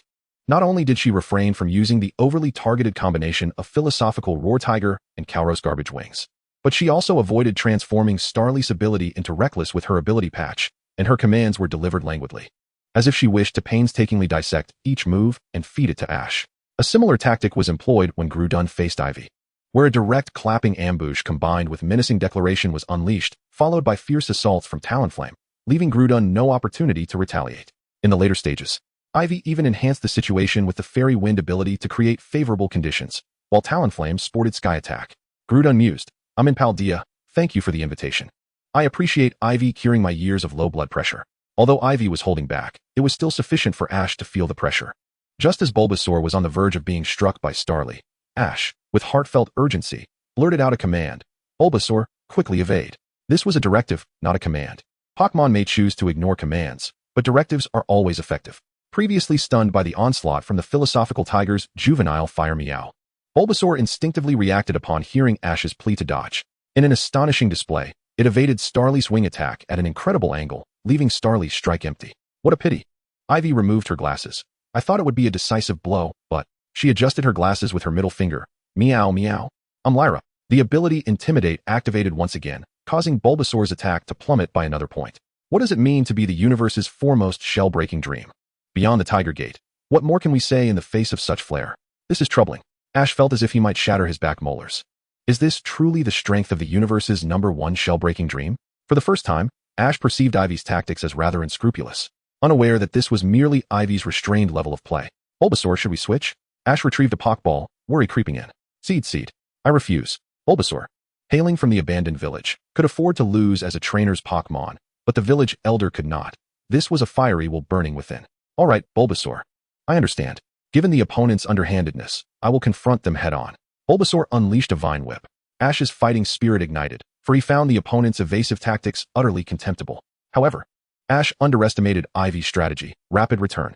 Fire Meow, receiving the command, curled into a massive fur ball and hurled itself towards Bulbasaur, who was swinging its Vine Whip. The fluffy ball descended with remarkable swiftness. One must recognize that although Bulbasaur may resemble a bug-eating frog, it can hardly withstand a direct hit from a quick return after being struck by Clap Ambush. The Master's Instruction card permits only a single command per battle. This is common knowledge, my friend. Bulbasaur, upon being collided with by the fluffy ball, suffered yet another blow. Meanwhile, Mewker, who had replaced Roar Tiger, faced Bulbasaur's Vine Whip head-on, yet not a single feather was dislodged from its body. With Bulbasaur's physical attack reduced by 3, its Vine Whip was barely a tickle to Mewker. Thus, Mewker retaliated with a wing attack. Ivy issued the command. Understanding one's Pokémon's attributes and devising an appropriate strategy in battle is not underhanded. Rather, it is a mark of wisdom, dear child. Having witnessed many unconventional wing attacks, Mewker's textbook perfect execution of a wing strike felt rather unique. Bulbasaur. Ash, observing Mewker charging towards Bulbasaur, could not suppress his concern. However, just as Mewker was about to strike the nearly defeated Bulbasaur, it summoned an unexpected burst of energy and leapt aside, evading the attack. You are not the only one with abilities. The seed upon Bulbasaur's back, resembling garlic, began to emit a cloud of purple powder. This was the foremost bloodline technique of Windshadow Village. Ninjutsu, Iron Sand Technique. Poison Powder. Chapter 56. Ninjutsu, Substitution Technique. Part 2. Poison Powder and Dig are two moves that Bulbasaur seldom employs. Although poisoning, substitution, and tunneling are integral to ninja tactics, they do not embody the will of fire. Yet today, IV's Cosmic First hatchling compelled Bulbasaur to forsake its principles, disregarding Ash's advice to confront directly. For the sake of victory, I am willing to relinquish my old friend, to become a mediocre ninja devoid of the will of fire. The incessant rotations of Roar Tiger had truly vexed Bulbasaur. It had never endured such humiliation throughout its life. It was imperative that Mewker experience what true quality entails. Mewker, in its naivety, charged directly at Bulbasaur. When Bulbasaur dodged the attack and retaliated, Mewker was unable to evade this Pokémon version of the Iron Sand technique, suffering from a faceful of Bulbasaur's poison powder while succumbing to poisoning. Seed. Having struck successfully, Bulbasaur quickly distanced itself. It had previously been noted that this Bulbasaur was exceptionally swift, even able to outpace a rampaging Tauros without needing to charge up. But why was this so? The answer lay in the heavens. Chlorophyll, a trait that had utterly dismantled the Vileplume lineage, was the final straw. The solitary wanderer evidently inherited this family's bloodline technique. Mewker executed a quick attack. Ivy discerned that Mewker was in a precarious state. The effects of poisoning would relentlessly drain its vitality, indicating the necessity for a swift resolution. And Ash, Bulbasaur, evade quickly. Delay. In the brief skirmish, Ash learned that the key to evading danger lay in the adversary's vulnerability to poison. It is indeed true that while evasion may be deemed disgraceful, it can prove exceedingly beneficial in critical moments. Upon receiving Ash's command, Bulbasaur employed a long-forgotten ninja technique.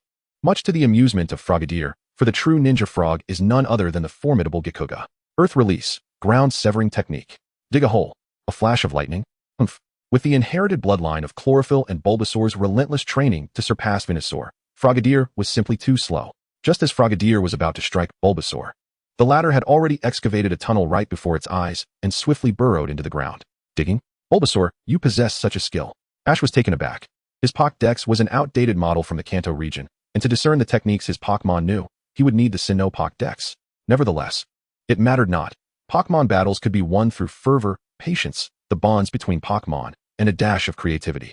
Seizing the opportunity presented by Frogadier's weakened state, Ash issued his second command. Bulbasaur now? Bursting forth from the earth, Bulbasaur prioritized Ash's commands over its own. Use Seed Bomb.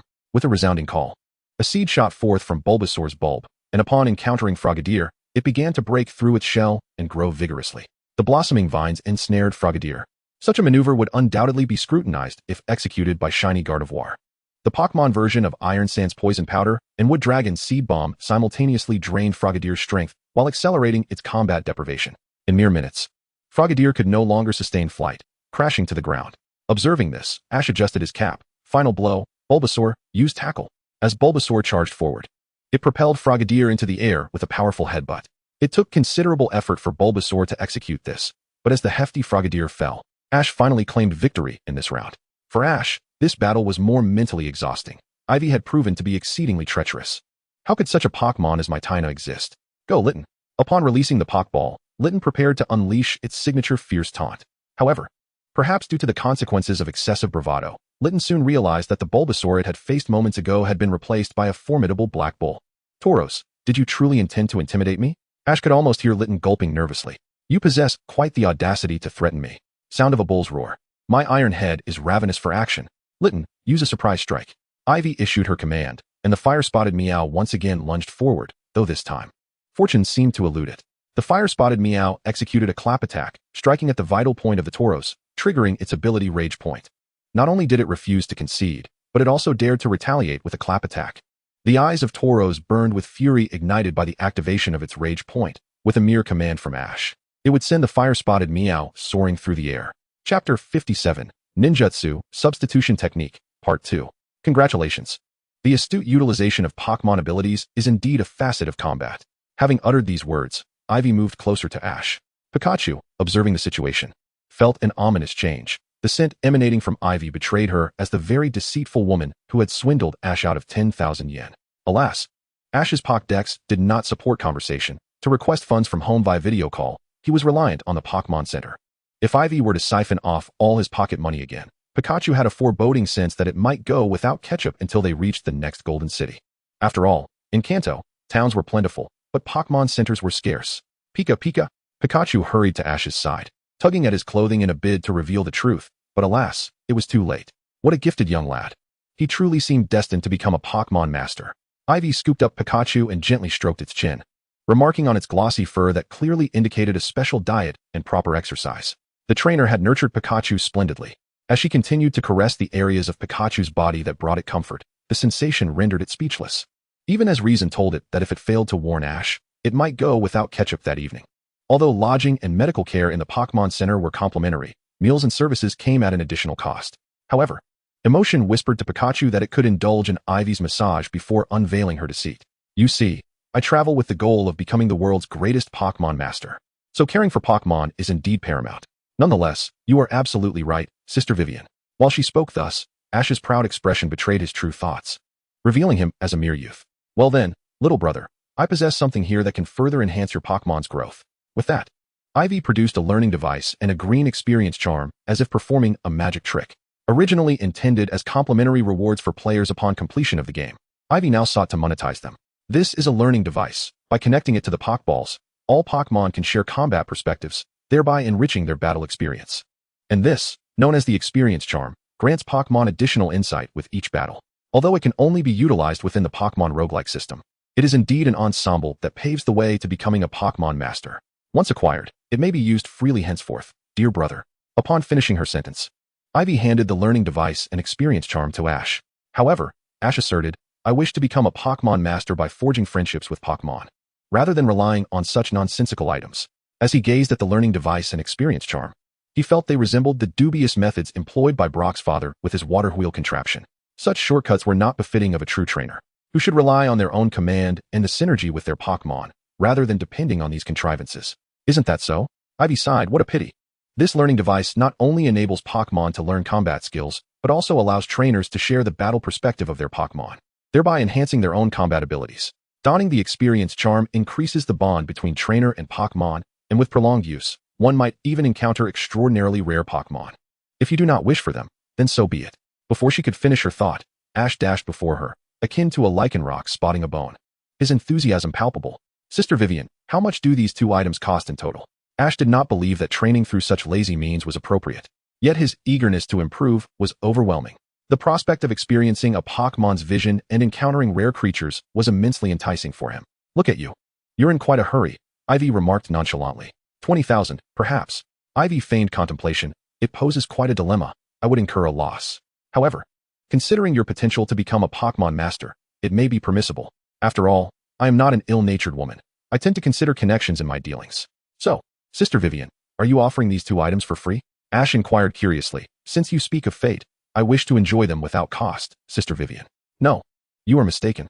I refer not to the fate of destiny, but to the price of 20,000. Ivy resolutely rebuffed Ash's suggestion of getting something for nothing. Since her memory began, even Finn had never taken a single coin from her without fair exchange. Very well. As a veil of white mist enveloped her, Ivy vanished. In her stead, the iconic selection interface of the roguelike game materialized before Ash. TM, substitute, 5 Pokeballs, and a green perfume. TM, substitute? Yet as the substitute TM materialized in Ash's hands, he suddenly recalled Bulbasaur. How marvelous. It could expand, contract, and even launch attacks. It could be large or small. If Bulbasaur acquired the technique of substitute, it would truly soar. With this thought in mind, Ash promptly released Bulbasaur. As the TM soared towards Bulbasaur, it momentarily beheld a multitude of predecessors. Among them were a Zubat bearing a toxic orb, a shroomish executing a sky uppercut, and a sunkern that had been accelerating its training for an entire year. In the presence of Bulbasaur, these illustrious figures smiled gently, and Bulbasaur felt a sudden pain in its head. Chapter 58, The Leader of the Unova Team. Is that not the King of Medicine? Part 1. After triumphing over Ivy, Ash collected a small gold orb worth 400 coins in the 9th round, and following his victory against the gym leader, Little York, in the 10th round, he chose not to advance further in the Pokémon Roguelike. This training session was not primarily aimed at honing Pikachu's skills. Rather, Ash's intention was to train both Tauros and Bulbasaur, thus embarking on this roguelike adventure. According to the battle regulations of the Kanto Gym, the first gym required 2 Pokémon, the second gym also 2, but by the third gym, the challenge escalated to a 3-on-3 duel. Charmeleon and Squirtle had just begun to recover from their ailments and were not fit for rigorous activity. As for Pidgey, it was evident from Ash's observations that it had sustained injuries, likely from an electric shock. Ash was quite familiar with this. Recently, his alarm clock had been set to Pikachu's Thunderbolt. If Master Ma's Pokémon possessed the same electric force as Pikachu, employing tactics against Pidgey would be futile and ineffective. It must be noted that Ash's combat instincts had been significantly awakened by the roguelike system, with his battle IQ soaring to new heights. As they say, when one's feet leave the ground, there's no turning back. Ash's cleverness had once again taken the upper hand. Armed only with the knowledge gleaned from the injured Pokémon he had encountered, Ash had gained a decent understanding of the Leaf Gym. However, he and his Pokémon needed rest in preparation for the forthcoming competition. Yet, a question lingered. Should I speak the truth? Should I divulge that upon my arrival, I was ambushed by a small black and red cat that struck me with a dual wind attack, followed by a swift counter that nearly left me incapacitated? Subsequently, a group of dubious individuals, devoid of any fiery resolve, approached me, employing the technique of substitution to inform me of the enemy's formidable abilities. Could Charmeleon and Squirtle still muster the courage to participate in the roguelike trials after hearing this? Bulbasaur understood Pikachu's intent, but felt a pang of guilt about the deception. It lifted its head and noticed the honest bird in the sky, who was also employing trickery, casting a mischievous glance in its direction. We are all brothers and cherished companions. Seed. Thanks for the invitation. The roguelike game is truly delightful. Bulbasaur comprehended. It endeavored to conceal its mischievous expression. Preventing others from discerning its special attack had increased by 2. In that world, there were glistening wheat fields and an abundance of oversized root vegetables. Bulbasaur's fabrications grew increasingly sincere, while Charmeleon and Squirtle, oblivious to the truth, curiously inquired with their elder, Pidgey, about the realm within the roguelike. Pidgey painted a picture of a paradise for bird Pokémon. The 2 little ones were filled with longing for their future training, yet they remained blissfully ignorant, still possessing a certain naivety. In moments of safety, these brothers and dear friends were the most perilous companions. The following day, Ash and his companions arrived early at the Leaf City Gym. It must be noted that Leaf City is undoubtedly a cosmopolitan metropolis. In the Leafless Gym, the apprentices donned the uniforms of the Unova Navy, their speech imbued with an authentic New York accent, unmistakably reflecting the spirit of a cosmopolitan metropolis. As Ash approached the Leafless Gym, one apprentice stepped forward, formerly a comrade of Marzi, now the first apprentice of Marzi. Let us refer to him as Chubby, for his physique had gradually evolved post-war to resemble that of a Raichu. This mountain is mine, and this tree is planted by me. If you wish to enter, you must rummage through the trash bins, Chubby declared. Misty observed him, bemused by his New York-inflected Kanto dialect. Are you suggesting we search through garbage bins? Brock's eyes widened in disbelief. How could a gym leader compel trainers to sift through refuse? Chubby nodded, continuing, this is a rule set by our gym leader. 15 trash bins, specifically designated for refuse. Among them lies a key that can unlock this electrified door. Marzi, a most inadequate gym leader, embodied the philosophy of Sakamoto. Because my Pokémon once saved my life, and they are my cherished companions, they are akin to my brothers. Yet, others' Pokémon were merely considered refuse, destined to serve Team Rocket. This arrogance was palpable in the gym, with 2 electrified gates separating challengers from their goal. Trainers were compelled to incessantly search through garbage. Is this not a form of bullying? Can you Unova folks act with impunity in Kanto? Brock and Misty simmered with indignation, their wrath brewing. Indeed, they can, Chubby retorted. Just then, a figure sprang before him. Though not tall, his swift movements attested to his robust stature and dignified appearance. Not only have you harmed numerous Pokémon, but you also dare to insult trainers. What sort of gym leaders are you? Ash exclaimed, his fist crashing against the wall beside Chubby, leaving a dent in the concrete structure. Fortunately, my command of Unova's dialect enables me to confront your provocations. Having expressed his anger, Ash refused to engage with the insulting trash bin mechanism. What are 2 electrified gates, each charged with 1,000 volts? 1,000 volts hardly pack enough punch to serve as an alarm clock. Before the gazes of all gym apprentices, Ash was undoubtedly the first to make a lasting impression. After all, Who among the ordinary would enter the leafless gym without retrieving a key from the refuse? Yet Ash, undeterred by the high-voltage challenge, boldly advanced step by step toward Marzi, ready to confront the electrified barrier. What manner of Pokémon was this? Chapter 59, Unova Captain? Is that not the Apothecary King? Part 2. Seated in the withered leaf gym, Majishar found himself in contemplation, seemingly oblivious to his companion Raichu, who tugged insistently at his pant leg, seeking to divert his attention. Suddenly, a 10-year-old boy, defying all expectations, charged toward him, emanating an electric current akin to a high-voltage power line. Majishar, startled, gasped as he raised his gaze. At a glance, I can tell you are no ordinary human. The young trainer, Ash, appeared unscathed despite the singeing effects of the electricity. Under the daily rigorous training with Pikachu's Thunderbolt alarm, such trivial injuries were mere trifles to him. He brushed off the dust from his head and addressed the bewildered Majishar. I am here as a challenger. You are the gym leader, correct? Majishar nodded, rendered nearly speechless, mirroring the astonishment of Raichu, who shared the same incredulous expression. What in the world is this Pokémon? To them, Ash seemed a celestial savior. A formidable force descended upon the earth. With a background in physics from his Unova origins, Majishar understood the implications of the boy's entrance. The dual electric gates signified that Ash had charged in bearing a voltage of 20,000 volts. Could an ordinary human achieve such a feat? He pondered, convinced that he himself could not. Ash's next words compelled Majishar to nod in agreement. Since you are the gym leader, let us commence a Pokémon battle. He proclaimed, I shall not let a disrespectful trainer like you off easily. To bolster Ash's bravado, Pikachu descended from the air, landing deftly in Ash's hands. This act of being thrown and caught in midair revealed a remarkable trait of Ash. No matter the position or height from which he fell, he was always able to catch Pikachu securely. Such prodigious strength was indeed alarming. Observing Ash and Pikachu, Majishar could only nod, at a loss for words. This scenario was beyond his comprehension, yet it left him profoundly astonished. Approximately 2 hours later, the match was set to commence under the official rules of battle. The renowned gym leader of the Withered Leaf City, the indomitable electric-type master, Majishar, would face off against the unassuming trainer from Pallet Town, Ash. Now, let the battle begin, called out the referee, Xiao Pang. As Majishar and Ash positioned themselves on opposite sides, their expressions grave as they regarded one another. Searching through trash bins for keys is futile. When one can withstand the electric gates without injury, they realize that nothing in this world can impede their path. Although Ash wielded only a modest selection of Pokémon, the audacity of his earlier electric gate maneuver left Majishar astounded. Yet, in his eyes, even the most skilled trainers from Kanto appeared diminutive. However, that mattered little. Smallness could be charming. With Pikachu by his side, Ash represented the quintessential embodiment of raw determination and vigor. As the esteemed leader of Unova, Majishar was well prepared to contend with such a spirited youth. Upon gazing at the visage of your little yellow companion, I realized that my debut is intertwined with it. Is it truly the case that one would send forth a Pokémon embodying both steel and electric types for a first encounter? Brock furrows his brow, discerning that the matter is far from simple and is, in fact, quite intricate. This trainer, Majishar, may not grasp the responsibilities inherent to a gym leader. Primarily, the gym leader's paramount duty is to guide novice trainers in clarifying their objectives. New blood is essential for a vibrant league. It cannot emerge without the infusion of fresh trainers. Thus, gym leaders typically select Pokémon that match the capabilities of these newcomers. If a novice were to face an Onix or a Gyarados right off the bat, the league battles would devolve into a mere exhibition of seasoned veterans. Yet, this Majishar has unleashed a Magneton. While not exceedingly rare, it boasts a level surpassing 30.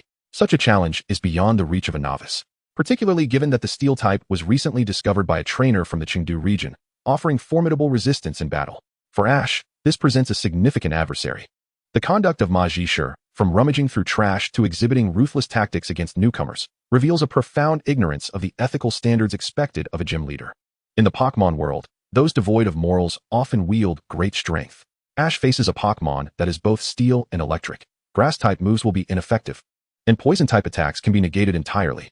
Brock advises Ash, noting that only fighting and fire types stand a chance against such a foe. Upon hearing Brock's counsel, Ash reflects that Brock will always be his steadfast ally as long as the opponent is not a beautiful woman. With the ineffectiveness of grass and poison types against steel, it is clear that the era of stealthy ninjas has come to a close. Therefore, I choose you, Tauros. The black Tauros from the Paldea region is summoned, its fiery spirit simmering beneath the surface. Is that a Tauros from Paldea? Have you studied there? Comparatively, while Alola is also a hub of academic research, few parents would send their children there. We strike first. Ash commands. Majishar reacts immediately. Magneton, execute, try attack. Yet, before he could finish, the courageous Tauros from Paldea appears before Magneton. Tauros, unleash flame charge. In a world where the past informs the present, Ash's instinctual command is a testament to his experience. As Tauros' attack connects, Magneton is propelled from the battlefield, leaving behind a trail of destruction upon the newly renovated walls of the Leaf Gym. Although Magneton remains able to fight, Ash astutely assesses Magishur's operational prowess to be roughly equivalent to 12 of Misty's current strength. This is not a problem, Ash muses, observing the battlefield's chaotic state wrought by a single move. Chapter 60, the Unova Champion? Is that not the King of Medicine? Part 2, a single move sufficed. As Ash's Tauros decisively defeated the Magnemite, still contemplating floating over to continue its battle with Tauros, was swiftly approached by Marshtomp. You've done well. There is no need for you to fight again. Although Marshtomp often displayed a lack of kindness towards others' Pokémon and would hardly qualify as a competent gym leader, he regarded his own Pokémon as comrades and brothers. As a former lieutenant, he would rather sacrifice himself than allow his allies to suffer injuries by confronting an insurmountable foe. It is curious how tough individuals can sometimes reveal an unexpected tenderness. Though Marshtomp was far from gentle when he was mercilessly thrashing others' Rattatas and Pidgeys. You have triumphed in the first match. Now, Marshtomp began to take Ash seriously. He ceased to communicate with Ash in his usual blend of Unova and Kanto dialects. After years spent in Kanto, his command of the Kanto dialect had become quite fluent. His previous manner of speaking was merely a means of expressing his disdain for Kanto. But now he was earnest. My second Pokémon is this. With a swift motion, he unleashed an Electivire from its Pokeball. The Eevee family boasts 8 evolutionary forms, akin to those in the league, including Water-type Vaporeon, Grass-type Leafeon, Electric-type Jolteon, Psychic-type Espeon, Dark-type Umbreon, Ice-type Glaceon, Fairy-type Sylveon, and the Fire-type Flareon. Jolteon, let us go. Sensing the shift in Marshtomp's demeanor, Ash retrieved Professor Oak's Pokédex to scan Jolteon. As Ash prepared to face this second adversary, he resolved to counter the striking yellow with his own ninja, Bulbasaur. You shall be the one. With Ash's throw of the Pokeball, Bulbasaur materialized onto the field. What a diminutive creature, Marshtomp mused, observing Bulbasaur. I was caught off guard earlier. I didn't expect you to possess such a formidable Tauros, but how could this little one stand a chance against my Jolteon? Jolteon, use Pin Missile. Though he did not concede verbally, Marshtomp opted for a Bug-type move, advantageous against Grass types. As the clash of Bulbasaur's Leaf Tornado and Jolteon's Pin Missile concluded, 2 leaves soared past the Pin Missile, hurtling towards Jolteon. In response to the Leaf Tornado's onslaught, Jolteon adeptly retreated. Despite being 1 evolution higher, Jolteon was clearly outclassed by Bulbasaur's superior level. Do not give Jolteon the chance to create distance. Bulbasaur, use Vine Whip, Ash commanded, directing Bulbasaur to strike. With a determined cry, Bulbasaur unleashed its Vine Whips towards Jolteon. Unperturbed, Jolteon gracefully leaped back, searching for the right distance until it discerned that Bulbasaur could not evade thunder. Now is the moment. Marshtomp ordered, Jolteon, use Thunder. Bulbasaur, dig. Ash countered.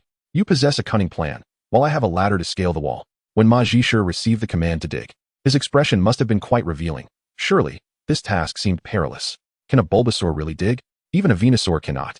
Yet, in this peculiar circumstance, it unfolded just as such. Bulbasaur adeptly burrowed into the ground, evading the thunder of the Eevee.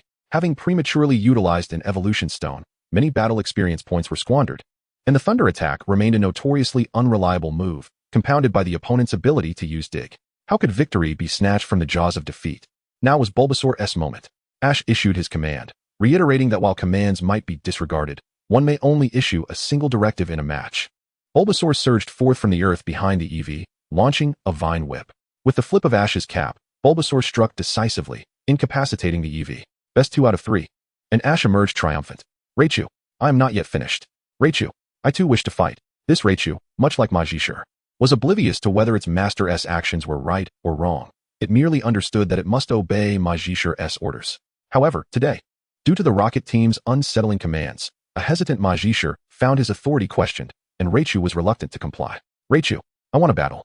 Is that so?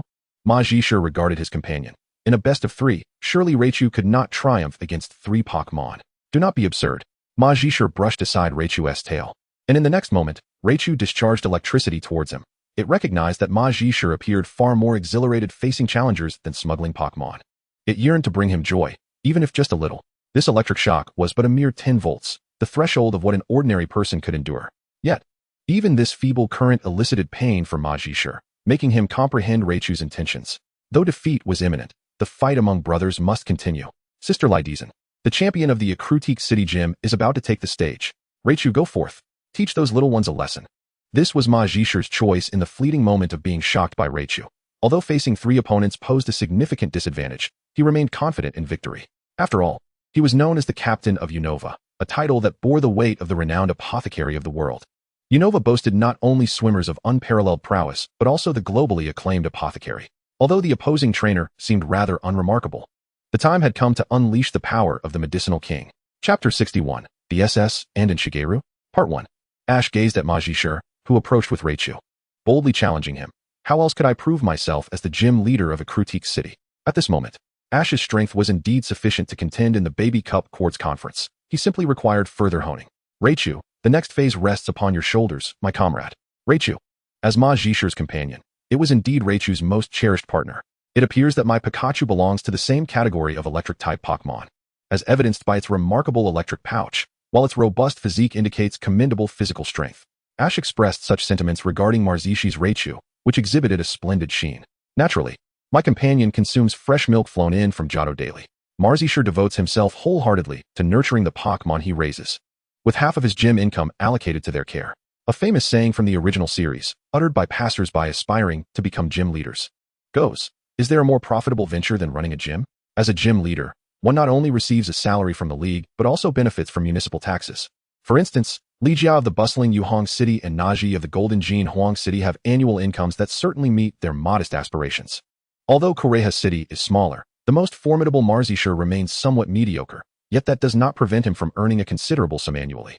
With a Raichu nurtured from half a Blue Eyes White Dragon, Marzishur is confident he can easily overpower other Raichu, even in a weight contest. Thus, he asserts, "Do not compare my Raichu with your baby Pikachu. My Raichu is the evolution of your Pikachu, surpassing it in both power and electricity." However, the current format is a best of 3, and you are the challenger now. Ash reminded Marzishur, clearly confident in his impending victory. Marzishi's premature demand for Pokémon evolution resulted in many missed opportunities for experience, such as with the unique Ryer, which is even less impressive than a Magnemite. The remaining Raichu appears to possess decent electric power and stamina, and has been bred exceptionally well, yet its movements seem as sluggish as a swimmer suffering from chronic asthma. Should we label it as a mere fade? Ash, perplexed by Unova's convoluted methods, sensed the unease emanating from Brock, who, as a Pokémon breeder and an aficionado of women's water sports, suddenly realized the potential danger. Could that Raichu be adept in the infamous Unovan battle strategies? Ash must not underestimate that Raichu. Just as the knowledgeable Brock was about to caution Ash, Ash boldly charged ahead. Go, Bulbasaur. Seed. Bulbasaur, having recently triumphed over a Leafeon, felt liberated from years of anxiety and was now filled with the joy of victory. Confident in overcoming a Raichu resembling a plump version of Guadigang. Use Leaf Blade, Ash commanded, and Bulbasaur unleashed a flurry of razor-sharp leaves toward Raichu. However, Raichu did not evade. Instead, it reached behind itself like a character from a cartoon. Clang, clang, clang. A full restore. Raichu unexpectedly produced a full restore from behind, uncapping it as if it were a beverage, and exclaimed, "Bottoms up, brothers." Accompanied by the resounding thuds, Raichu fervently consumed the restorative potions while advancing towards Bulbasaur. "We shall unleash a punch weighing 1,000,000 tons," commanded Majishur as Raichu, with a potion bottle clenched in its mouth, delivered a powerful strike upon Bulbasaur. The force of the blow sent dust and debris flying. Yet, this was not merely absurd, it was preposterous. What kind of gym battle is this? You are utterly despicable. Referee, please declare that drug-abusing individual the loser. Xiaoxia, unable to bear the spectacle from the audience, was witnessing such a tactic for the first time and was left in utter shock. Beside her, Xiaojiang restrained her and cautioned. While the gym leader's actions are indeed disgraceful, it is within the regulations of the league that Pokémon are allowed to carry items. Precisely. Majishur raised his hand triumphantly. My Raichu is a recognized warrior of the Unova swimming team, and it excels in such item-based strategies, commonly known as the drug flow tactic. Moreover, this Raichu is equipped with an array of items, including several potions, super potions, hyper potions, full restores, defrosting, antidotes, burn heal, energy powders, energy roots, universal powders, vitality shards, vitality blocks, and the latest full restore from Unova. You must understand that every trainer in the Kanto gym possesses the potential of a champion. Just like Xiaojiang, who embodies the essence of a champion, Li Jia, who represents the champion of Blueberry Academy, and Naji, who has the prowess of a wild battle champion. As for me, Majishur, the esteemed champion of the Unova medicine category, how could I not triumph over a mere novice challenger with my latest full restores? Raichu, pursue and unleash Thunderbolt upon that Bulbasaur. With a surge of electric power, Bulbasaur decisively opted to evade. However, this was not a viable solution. Bulbasaur, use Vine Whip to target Raichu's items.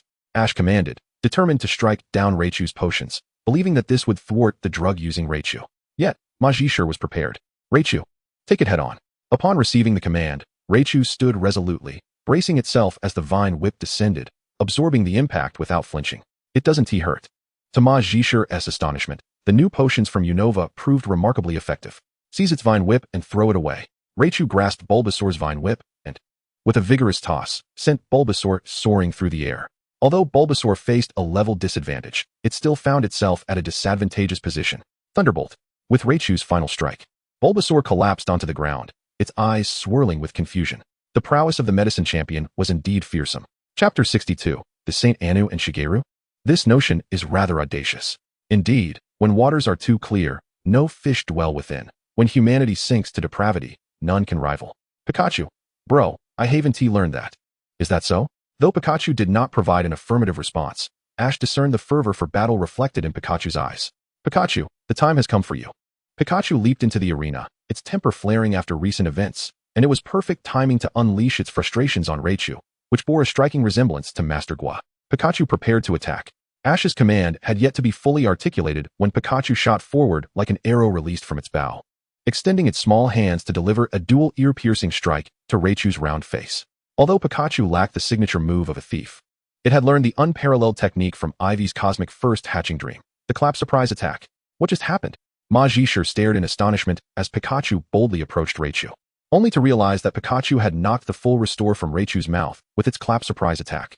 However, Raichu's reflexes outpaced those of Majishur. It swung a fist directly at the approaching Pikachu. Raichu, little Pikachu, take a dive. At that moment, it was Ash who reacted more swiftly. Pikachu, use your tail as a spring and jump with all your might. This tactic had previously been employed against Tauros, and as the saying goes, old tactics are not to be feared, but rather the unyielding spirit of the opponent. Pikachu grasped the essence of the command and decisively struck the ground with its tail, propelling itself upward with a powerful rebound. Pikachu's tail proved to be far more robust and forceful than Raichu's. What an opportunity! Raichu unleashed Thunderbolt. Majishur immediately comprehended that Pikachu, now airborne, could not evade Raichu's formidable electric current. But would Ash allow such a chance to slip by? Certainly not. Absolutely not. Let us employ floating descent. At Ash's command, the balloon warrior appeared behind Pikachu to lend its support. Ash, undeniably the most flight-gifted man in Kanto, or rather in the entire Pokémon world, understood that soaring was the epitome of freedom. As Raichu unleashed its Thunderbolt, Pikachu punctured one of the balloons that enabled its flight. With the slight wind pressure from the burst balloon, Pikachu narrowly evaded Raichu's Thunderbolt. Glancing down at Raichu on the ground, Pikachu smirked, wearing a devious expression. It had activated its cunning, boosting its special attack by 2. Following this, Pikachu popped the remaining balloons and dove headlong toward Raichu. Majishur and Raichu were both astonished to witness Pikachu cleverly evading the attack using the balloons. Was I not the only one resorting to underhanded tactics? How did he come up with such a balloon flight strategy? It truly made me envious of his ingenuity. However, now was not the time for jealousy, as Pikachu was already charging toward Raichu, executing what appeared to be an ancient martial arts technique. How do I defend against this? How can I withstand it? Majishur pondered this dilemma, when suddenly, inspiration struck. Raichu, use milk drink. Raichu appeared momentarily flustered. Although it had seen battle and saved Majishur's life, it had evolved too early, lacking sufficient combat experience and level. However, Majishur's words struck Rayquaza like a high school student on the verge of submitting their exam paper who suddenly catches sight of the final answer to the last math problem. Rayquaza, with a forceful motion from behind, unleashed a melody reminiscent of Doraemon. Ding ding ding ding. Hohon milk. Freshly sourced from the Celadon Gym trainer Xiaoqian. I long to taste Miss Xiaoqian's milk. At the very moment Pikachu launched its attack, Rayquaza unscrewed the cap of the Hoenn milk, feeling a bittersweet pang as the bitter brew coursed down its throat. Thud, thud, thud, thud, thud. As the smoke dissipated from Pikachu's graceful descent, Rayquaza remained steadfast on the battlefield. The combined effects of the latest Unova full recovery medicine and Hoenn milk rendered its body slightly purple, yet it was of little concern. Empowered by the medication, Rayquaza withstood Pikachu's fall while retaliating with a thunder punch. Pikachu, Ash, in a genuine state of alarm, recognized that this Rayquaza mirrored Majishur's temperament. Upon landing a successful blow, it displayed its ruthless nature by pinning Pikachu to the ground before leaping into the air, a mountain pressing down. Majishur finally relished the thrill of overpowering a newcomer, while Rayquaza, in unison, landed heavily atop Pikachu. Crow's boarding planes. Pikachu, Misty, unable to remain seated in the stands, rose to her feet and vociferously reprimanded the Leaf Gym. Even if items are allowed, Who dares to wield two at once? Steamed buns, are you not indignant? Referee Xiaoping, watching as Brock urged Misty to calm down, could no longer contain himself and retorted to the fervent Captain Misty. We Unova trainers hold privileges here in Kanto. Do you not comprehend? Murder and a heartless strike. The entire Leaf Gym was filled with Ma Zhishi's followers, making complaints futile, which incensed Misty further. Aside from me, no one is permitted to bully Ash and Pikachu. Meanwhile, Brock exerted all his strength to restrain Misty, fearing she might transform into a wrathful Gyarados, unleashing a destructive force upon the entire Leaf Gym, a situation far beyond the realm of gym leadership and veering into a political crisis. Misty, just as Brock was on the verge of losing his grip, Ash called out to her. It's all right, Pikachu and I will triumph. Ash proclaimed his declaration of victory. Triumph? With your diminutive Pokémon? Ma Zhishi seemed to find amusement in the notion. You truly believe you can defeat me, the pinnacle of Unova's secrets? Tell me, how long has it been since you traveled with your Pokémon? Ash countered Ma Zhishi, and for a brief moment, the atmosphere became tense. I can sense your Pokémon cherish you, and you hold affection for them as well. Why then, do you inflict harm upon others' Pokémon? Why? Upon hearing this question, Ma Zhishi instinctively responded. Of course they are my Pokémon, hence I care for them, treating them as family. But those novices wielding baby Pokémon, their Pokémon are not my family. It is the law of the jungle, a natural order, just like the people of Kanto. If it weren't for your ambition, you wouldn't have formed an alliance with us in Unova. No. Ash looked at Ma Zhishi. The ambition you speak of is utterly misplaced. My journey as a Pokémon trainer is driven by a desire to befriend all Pokémon, regardless of their strength.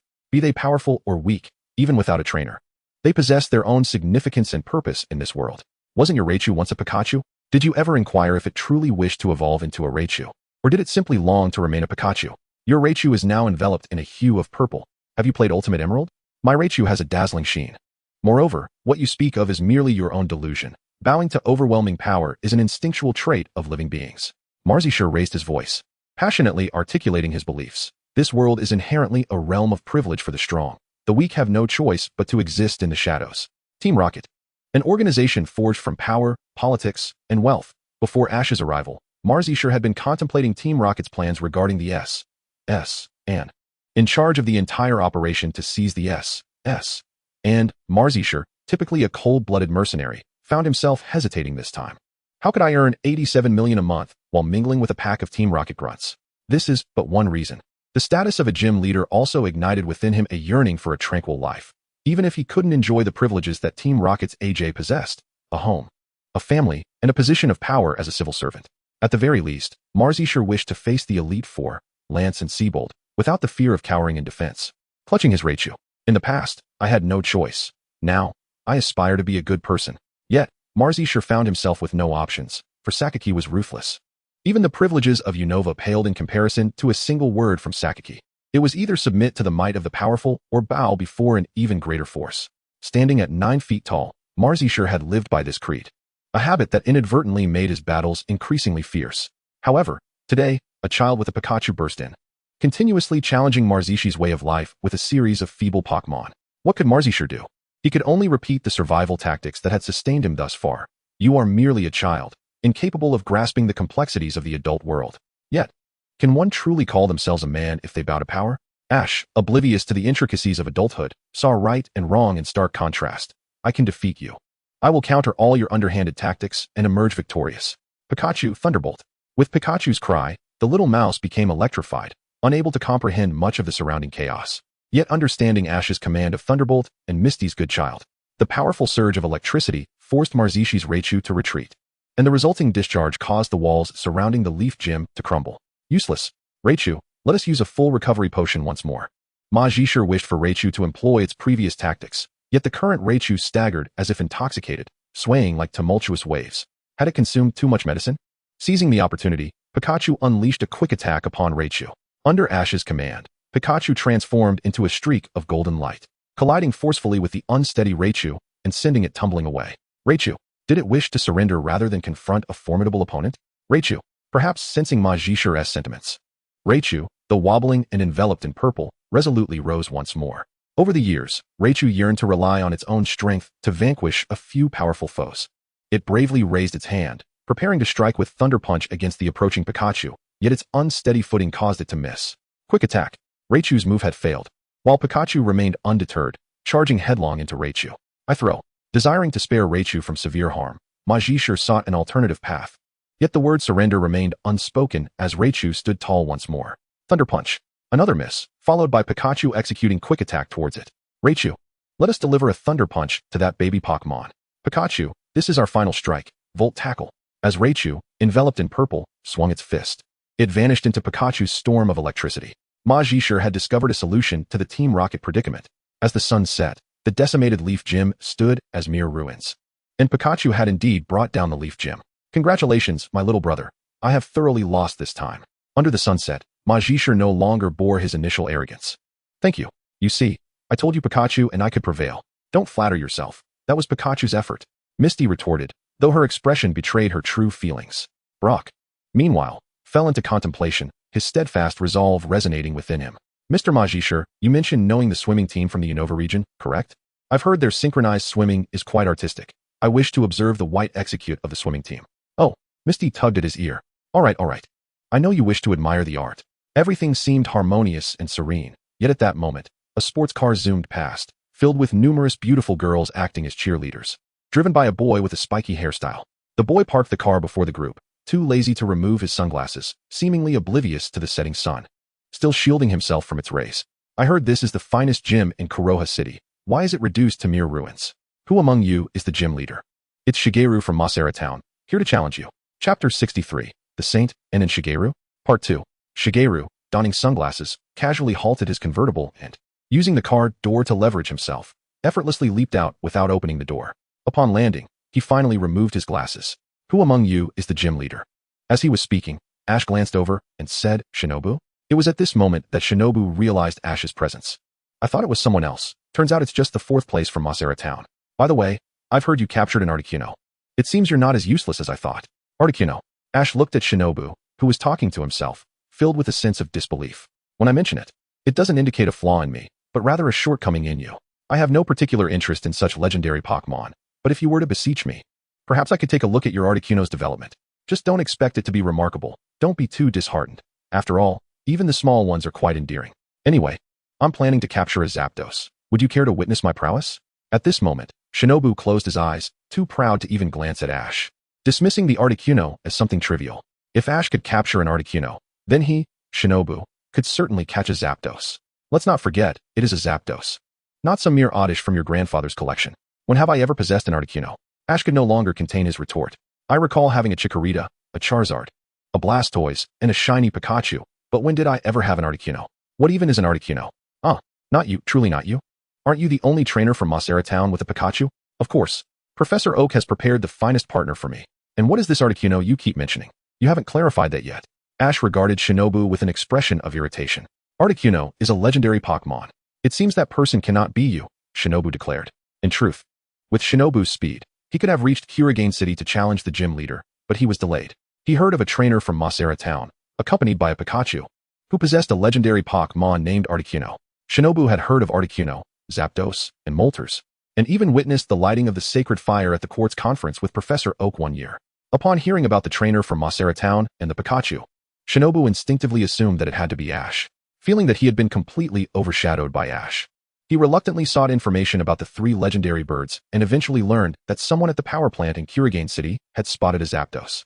Thus, he drove to Kurigane City to capture the Zapdos, while simultaneously challenging the Kurigane gym. How infuriating. Pikachu, not just Ash, felt the urge to respond to Shinobu's taunts and clenched his fists. Do you even know who you're speaking to? If Ash is considered a talentless trainer, then this Pokémon would not possess any flying abilities, who soars to the peak of the flying path. Upon meeting Ash, all achievements become null and void. Is this flying-type prodigy truly a talentless trainer? Do the residents of Shinkstown speak as if their mouths are coated in honey? Xiao Xiao could not help but complain to her dear friend Xiao Jiang, who furrowed his brow in response. I believe it is unfair to generalize. These two may be rather exceptional cases. Now, who exactly is the gym leader here? I am the gym leader, but the Leaf Gym is currently not accepting challenges. Why not? Xiao Mao retorted. This is a gym, and gym trainers cannot refuse challengers.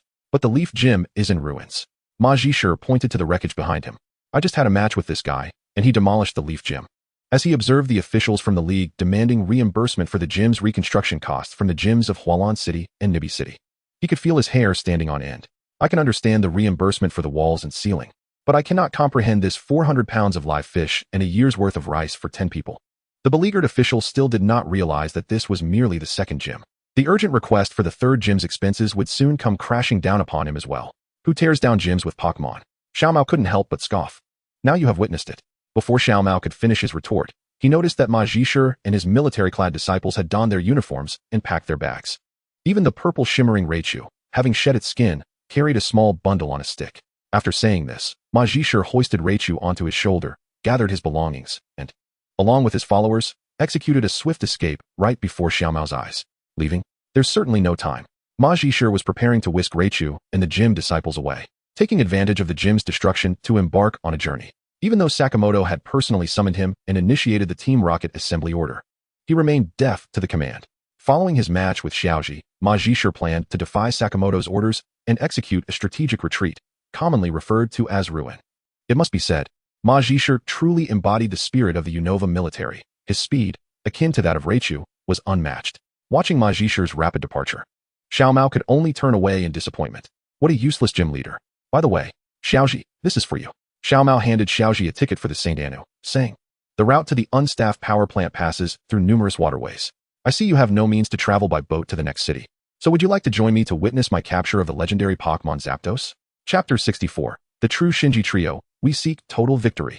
I am destined to be the future Pokémon master, while you, Xiao Mao, are merely an inconspicuous stepping stone on my path to greatness. Put away your St. Anna ticket. I command you to stow it. Xiaoji intended to reprimand Xiao Mao thus. However, the cake aboard the St. Anu was simply irresistible. At that moment, Xiaoji and his companions had boarded the St. Anu, indulging in the exquisite cuisine it offered. As he speared a piece of cake with his fork and savored it, Xiaoji cast a glance at Xiao Xiao and began his lament. I feel that my dignity has been insulted by Shiro. Xiao picked up her cup of red tea and gently took a sip. You think too much. Your dignity is worth less than the ticket to the SS St. Anu.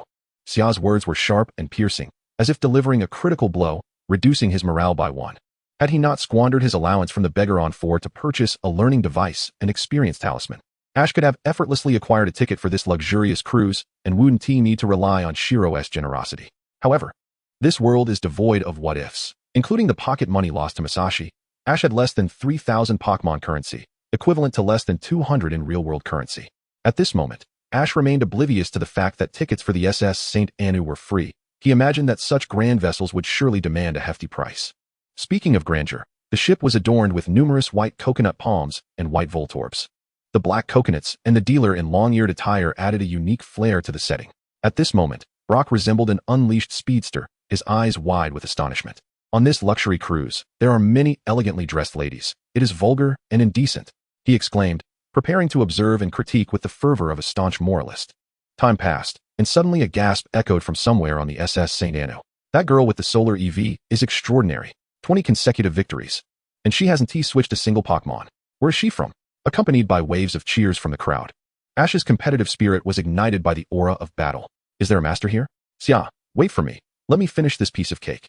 Before Xia could finish her sentence, Ash, driven by instinct, dashed toward the battle facilities aboard the SS St. Anu. This was the essence of combat.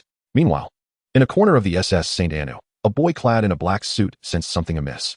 His companion, also in black attire, was chattering incessantly. When are you going to return my Charizard evolution stone? That was my stone, not your Charizard's. You merely borrowed it. You must return it once you're done. Next time. I promise. And the earth plate you snatched from me. Isn't it time to return that as well? The Tokiwa gym can do without me, but not without the earth plate. By the way, can we visit Ziyu in town? I wish to pay respects to my Rattata. That book is at Silver Mountain. Alright, that is acceptable. As the 3-minute champion of Kanto, Green often found himself at the mercy of his mute friend's incessant banter. Not only Green, but also Leaf, who had affectionately acquired the nickname Crimson Language Translator. Perhaps it was due to their prolonged companionship, despite Crimson's peculiar manner of speaking. Green and Leaf could communicate effortlessly with him. At times, Kingolf yearned to unleash his Charizard and Blastoise to physically confront Shihong.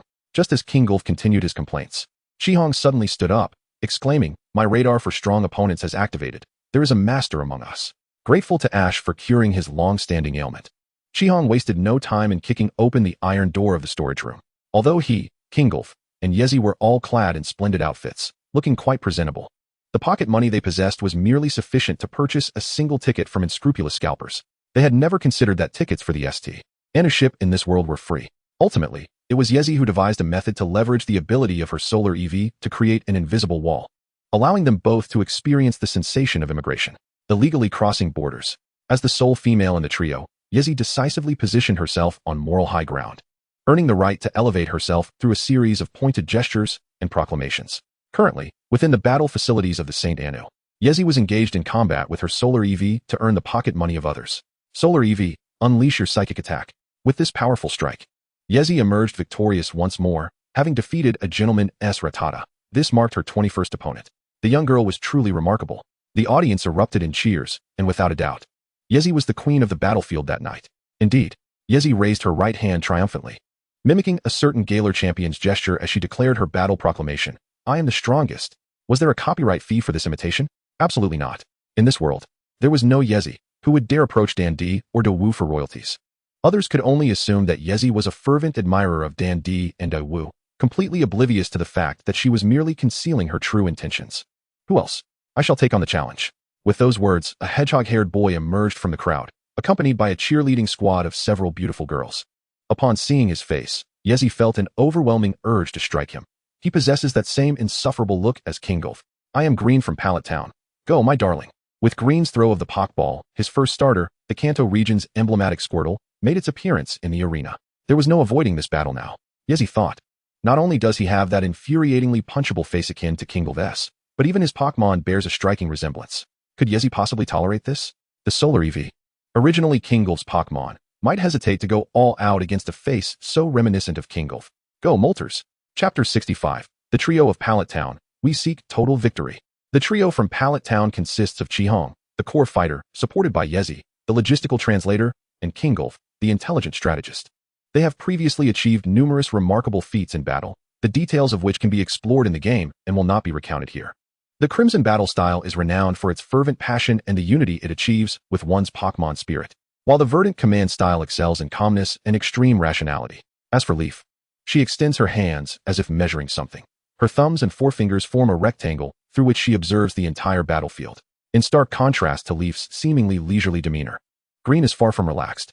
As Leaf unleashes her Moltres, an inexplicable sense of oppression envelopes Green, the entire battle facility aboard the Saint, and becomes eerily silent, where even the sound of a pin dropping could be heard.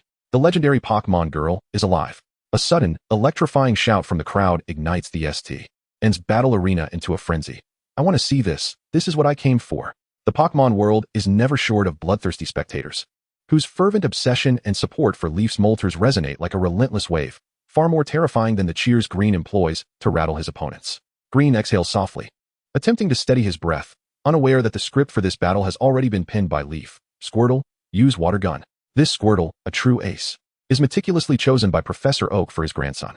Even away from water, its Water Gun remains remarkably potent, brimming with moisture. Moltres, use Hurricane. Almost simultaneously, Leaf has already anticipated all of Green's maneuvers at the onset of battle. This method of orchestrating a script utilizing both Pokemon's characteristics, allowing them to perform, embodies Leaf's battle philosophy. Nothing remains unchanged. Gradual transformation, conflict, and understanding with Pokemon, all erupting during battle. This is Leaf's approach to combat. She is confident that she can bring Green, who bears a face reminiscent of her own, to his knees without relying on fire-type moves.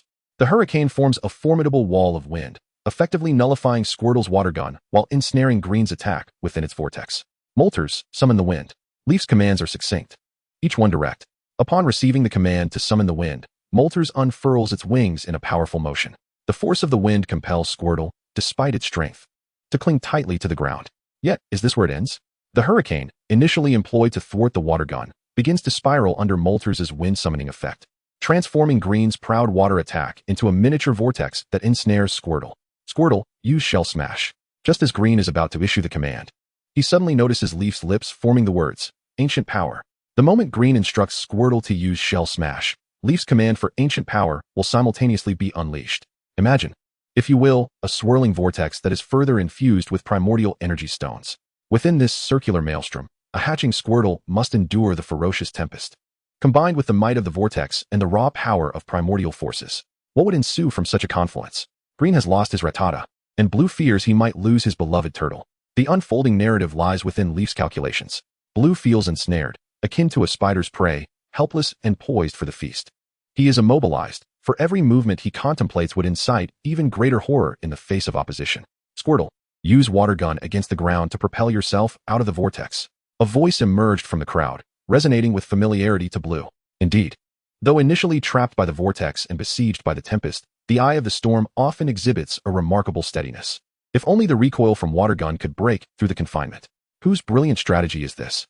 I find myself envious of such talent. Turning his head, Blue glimpses the speaker, a figure adorned in a cap and travel attire, with a Pikachu perched on his shoulder, its weight loss visibly yielding a semblance of a neck. Is that Ash? At this moment, Ash bursts through the throng, utilizing his extraordinary physical prowess, a testament to the legacy of the true newcomers. Finally, Ash arrives at the forefront, his gaze unwavering as he contemplates the entire battle scenario. Leaf's combat style evokes memories of battling alongside the legendary Ho-Oh, an understanding of each move's potential effects, skillfully weaving them together, reminiscent of Ho-Oh itself. The distinction lies in Leaf's execution, which surpasses that of Ho-Oh in both finesse and ferocity. As for Leaf, she imparts an aura of confidence. Blue envisions the pudgy electric mouse from the Unova swimming team, reaching into his dimensional pocket. Ding ding ding ding. Language translator. It seems fate has destined him for the role of a mere supporting character. Confirming the identity of the strategist, Blue swiftly turns back. Although it was Ash's suggestion, he finds himself bereft of alternatives. Squirtle. Unleash water gun against the ground to launch yourself. Cursed. As Blue's command resounds, Leaf's directive is swiftly enacted. She opts to enhance her molters with the curse ability. With fierce determination, the majestic bird prepares to strike. Despite Blue's Squirtle executing Ash's tactic to escape the vortex, it remains a stationary target in midair, unable to evade the onslaught of Leaf's molters. Not every combatant possesses the aerial prowess akin to that of a flying-type sovereign. Certainly, Blue does not. Unsurprisingly, Blue's Squirtle is plummeted to the ground, its eyes swirling with disorientation, prompting Blue to rush forward with healing spray for his ailing companion. The disparity in their strengths is glaring. Blue concedes defeat with a sense of respect and acceptance. Chapter 66. The Kanto Trio. Our ambition is total victory. Part 2. Indeed, it bears a striking resemblance. Years ago, Yezi recalled a television series titled Dragon Ball, which frequently aired, and noted the striking resemblance between Xiaoji's face and that of a scion, particularly a character named Trunks during his transformation. It would indeed be a pity not to embrace one's scion side. Especially considering the women's attire, it was surprising that no one designed a handbag. The crimson and verdant hues could be elegantly swept aside like a gallant knight's cloak, yet Yezi could hardly do the same with her dress. Feeling a surge of indignation, she pondered when women could finally stand tall. After all, they were all residents of Shinshin Town. Could they not enjoy themselves in peace? With these thoughts in mind, Yezi resolved to indulge in a lavish meal aboard the luxury cruise, deciding not to bring food for those two miscreants, allowing them to fend for themselves. Hello. Upon seeing Yezi departing the dual facility for the dining hall, Xiaoji hurriedly approached her. Could you possibly offer me some guidance on battling? In the past, Xiaoji would have boldly and arrogantly challenged her to a match, but now, under the relentless pressure of the meat pigeon system, his friends, and the formidable Xiaojiang and his onyx, he had learned to temper his ego, adopting a humble and cautious approach to combat. That's acceptable. Yezi extended her hand, unexpectedly pinching Xiaoji's face in public. However, should you lose, will you take on a scion form? She released her grip, presenting her additional condition. That hurts. Xiaoji's cheeks flushed red from Yezi's pinch. Although super newbies could withstand a shock of 100,000 volts, destructive beams, and even plasma punches, his face had not reached the mastery of Professor Okido, who was notorious for forgetting even his own grandson's name. All right. Rubbing his reddened cheeks, Xiaoji, fearing Yezi might retract her offer, swiftly made his way to the duel arena. On the SS Saint Anu, only one Pokémon was permitted for battles, and since Yezi was a skilled trainer, Xiaoji naturally chose the Pokémon that best showcased his combat prowess. Pidgeotto. With Xiaoji's throw, a seemingly ordinary and ubiquitous bird-type Pokémon appeared on the battlefield, although slightly smaller than the average Pidgey. In terms of ferocity and the pain inflicted by its wing attacks, it was certainly not to be underestimated. Pidgey is it? Xiaoji's Pidgey indeed appeared diminutive and adorably charming. Yet, it exuded a terrifying aura, as if it could resonate with the years of circles at any moment, ready to ascend to greatness. How long have you been traveling? Yezi inquired, raising an eyebrow in curiosity as she observed Xiaoji's Pidgey. Counting today, nearly 2 months, Xiaoji replied. Impressive. I cannot claim to have traveled as extensively in my 2 months. Yezi praised Xiaoji, her admiration particularly directed towards his deep understanding of flying-type Pokémon, which seemed almost profound. King Gulf had a mighty Pidgeot, and even when it was merely a Pidgey, its ferocity was akin to that of a hidden dragon among birds.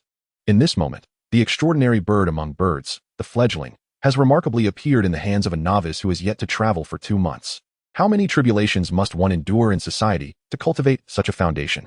In a confrontation with you, I must concede that it possesses an advantage. After meticulous training by Chi Hong, it is now perfectly poised to face Ash. The trainers from Pallet Town pursue comprehensive victories, especially since Ash clearly bears the scars of frequent defeats in the harsh arena of competition. He can hardly afford to miss this opportunity. Go, my ultimate beast. The muscular mosquito. Just as EZ was about to release the Pokeball, a sudden male voice echoed from the entrance of the St. Anu's battle facility, sounding to EZ like a harbinger of doom. That is my ultimate beast. It is paramount to avoid any interruptions from unexpected voices while throwing the ball, as it could lead to an unfortunate mishap. Yeezy felt her waist give a sharp twinge, rendering her unable to continue. At the entrance, guided by the so-called strong radar, Chi Hong caught sight of Yeezy holding the ultimate beast. I firmly believe you are the one who had Pai steal my muscular mosquito. You even swore on Ching LV's lifespan, and now you've been caught red-handed. Chi Hong cast a disapproving glance at Yeezy, who was now incapacitated in the banquet hall of the St. Anu, due to Yeezy's injury. The battle had to be momentarily set aside. Now, Yeezy sat elegantly, sipping red tea and indulging in cake, embodying the tranquility of peaceful days. Beside her, Ching LV and Chi Hong had transformed into ravenous beings, having gone nearly 3 days without sustenance.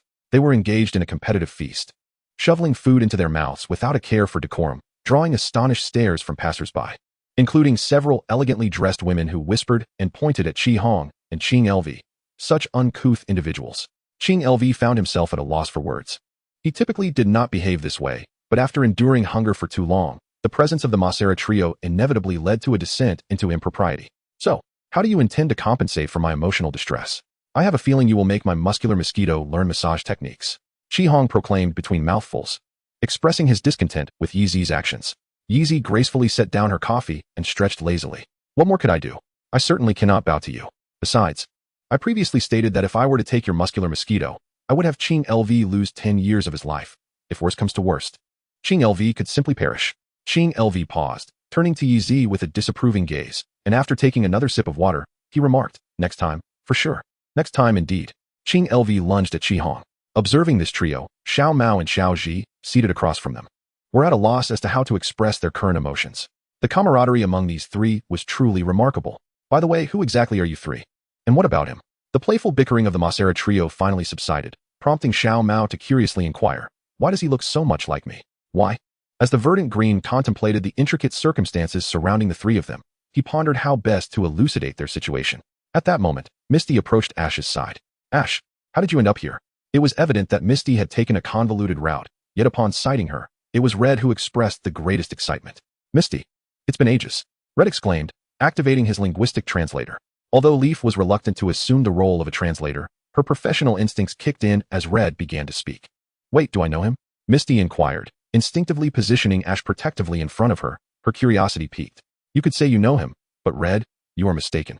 The Misty you recognize is not the one before you. Do not forget, we are currently in an alternate world, Green clarified. Alternate world? Gary queried with interest. When I express confusion, it is not I who is at fault, but rather you. Are you even aware of your surroundings? Gary, embodying a member of the mountain team, posed this question to Green. After all, I am Professor Oak's grandson. The notion of alternate world travel is utterly. Gary began, believing in the principles of science. However, before he could finish, Green interjected. It is entirely feasible, thanks to the powers of the legendary Pokémon Palkia from the Sinnoh region. Now we have entered the realm of theology. Green continued. In simpler terms, this world comprises a myriad of parallel universes, each inhabited by identical individuals. This phenomenon is referred to as parallel alternate entities. Gary hastily completed, acknowledging that he had some familiarity with spatial theories, yet Green promptly countered him. Incorrect. It should be termed another me. Ah, Gary exclaimed, glancing at Green. Despite his limited reading, he had attained a graduate-level understanding from Pokémon University. Are you pulling my leg? In essence, the three of us represent the top-ranked legendary trainers and their accompanying trainer, Leaf, from another world. Thus did Green introduce their trio at the onset of the St. Anu mission. Get lost. Who's your underling? Leaf retaliated, launching a punch imbued with the force of 1,000,000 tons at Green, who deftly evaded her attack. Her words earned her yet another disapproving glance from Red. I confess, I find some of this difficult to comprehend. As the most physically powerful individual present, Ash had always struggled with matters of intellect. However, since you claim to hail from Pallet Town, how do you know Misty? Red inquired. Naturally, through gym battles. In our world, the Cerulean Gym is one of the Elite 8, the premier water-type gym in the world, and Misty is widely recognized as one of the finest water-type Pokémon trainers. Leaf instinctively translated. Haha, It seems that the alternate version of me is quite impressive. Huh, Ash? Misty boasted, a hint of pride in her tone. Red could not resist a quip. After all, while others rely on Milotic, you excel with Gyarados. It would be hard not to leave a lasting impression, especially with your Gyarados and Dynamax Psyduck being formidable as well. Yezi translated every single word. And I cannot fathom how she managed to conjure such an extensive dialogue from a mere few sentences. A smile does not fade, it merely shifts.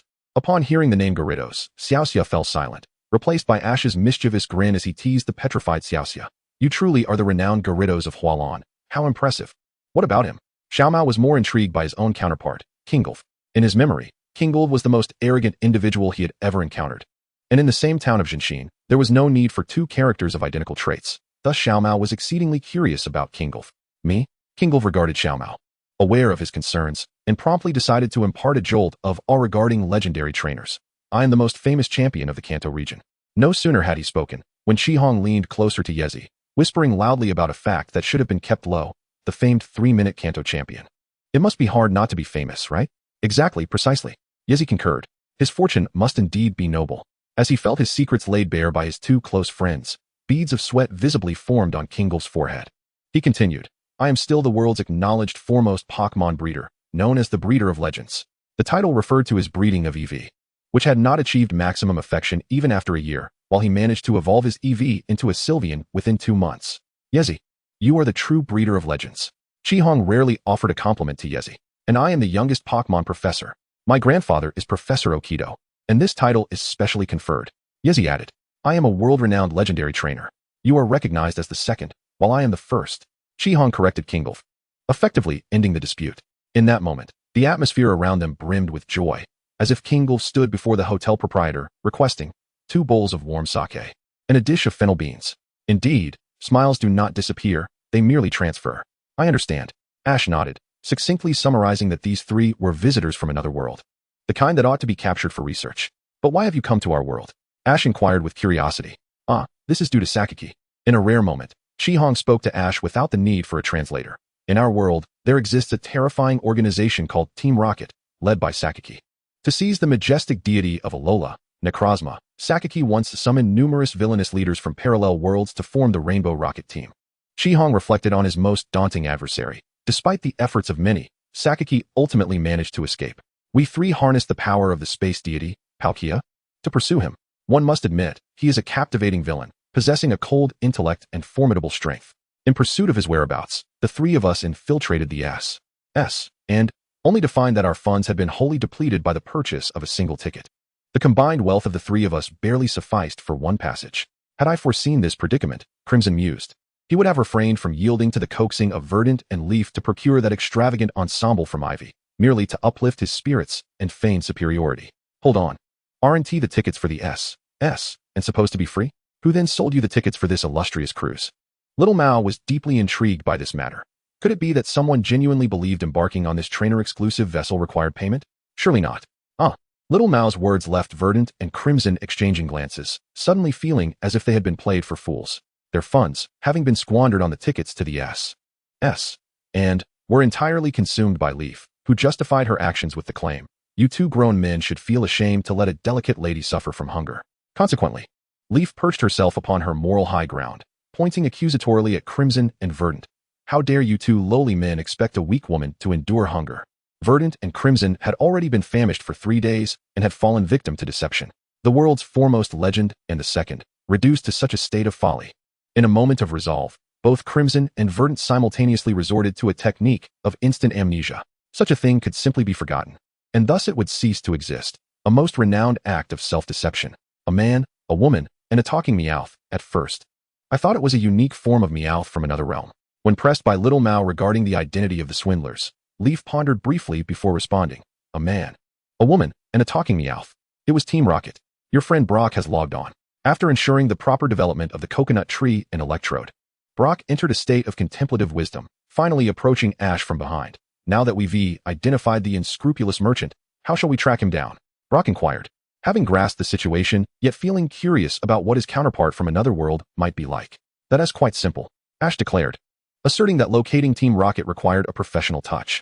He resolved to employ his remarkable intellect in pursuit of the con artists. Rising to his feet, Ash cupped his hands to form a megaphone and bellowed towards the S. And what is going on?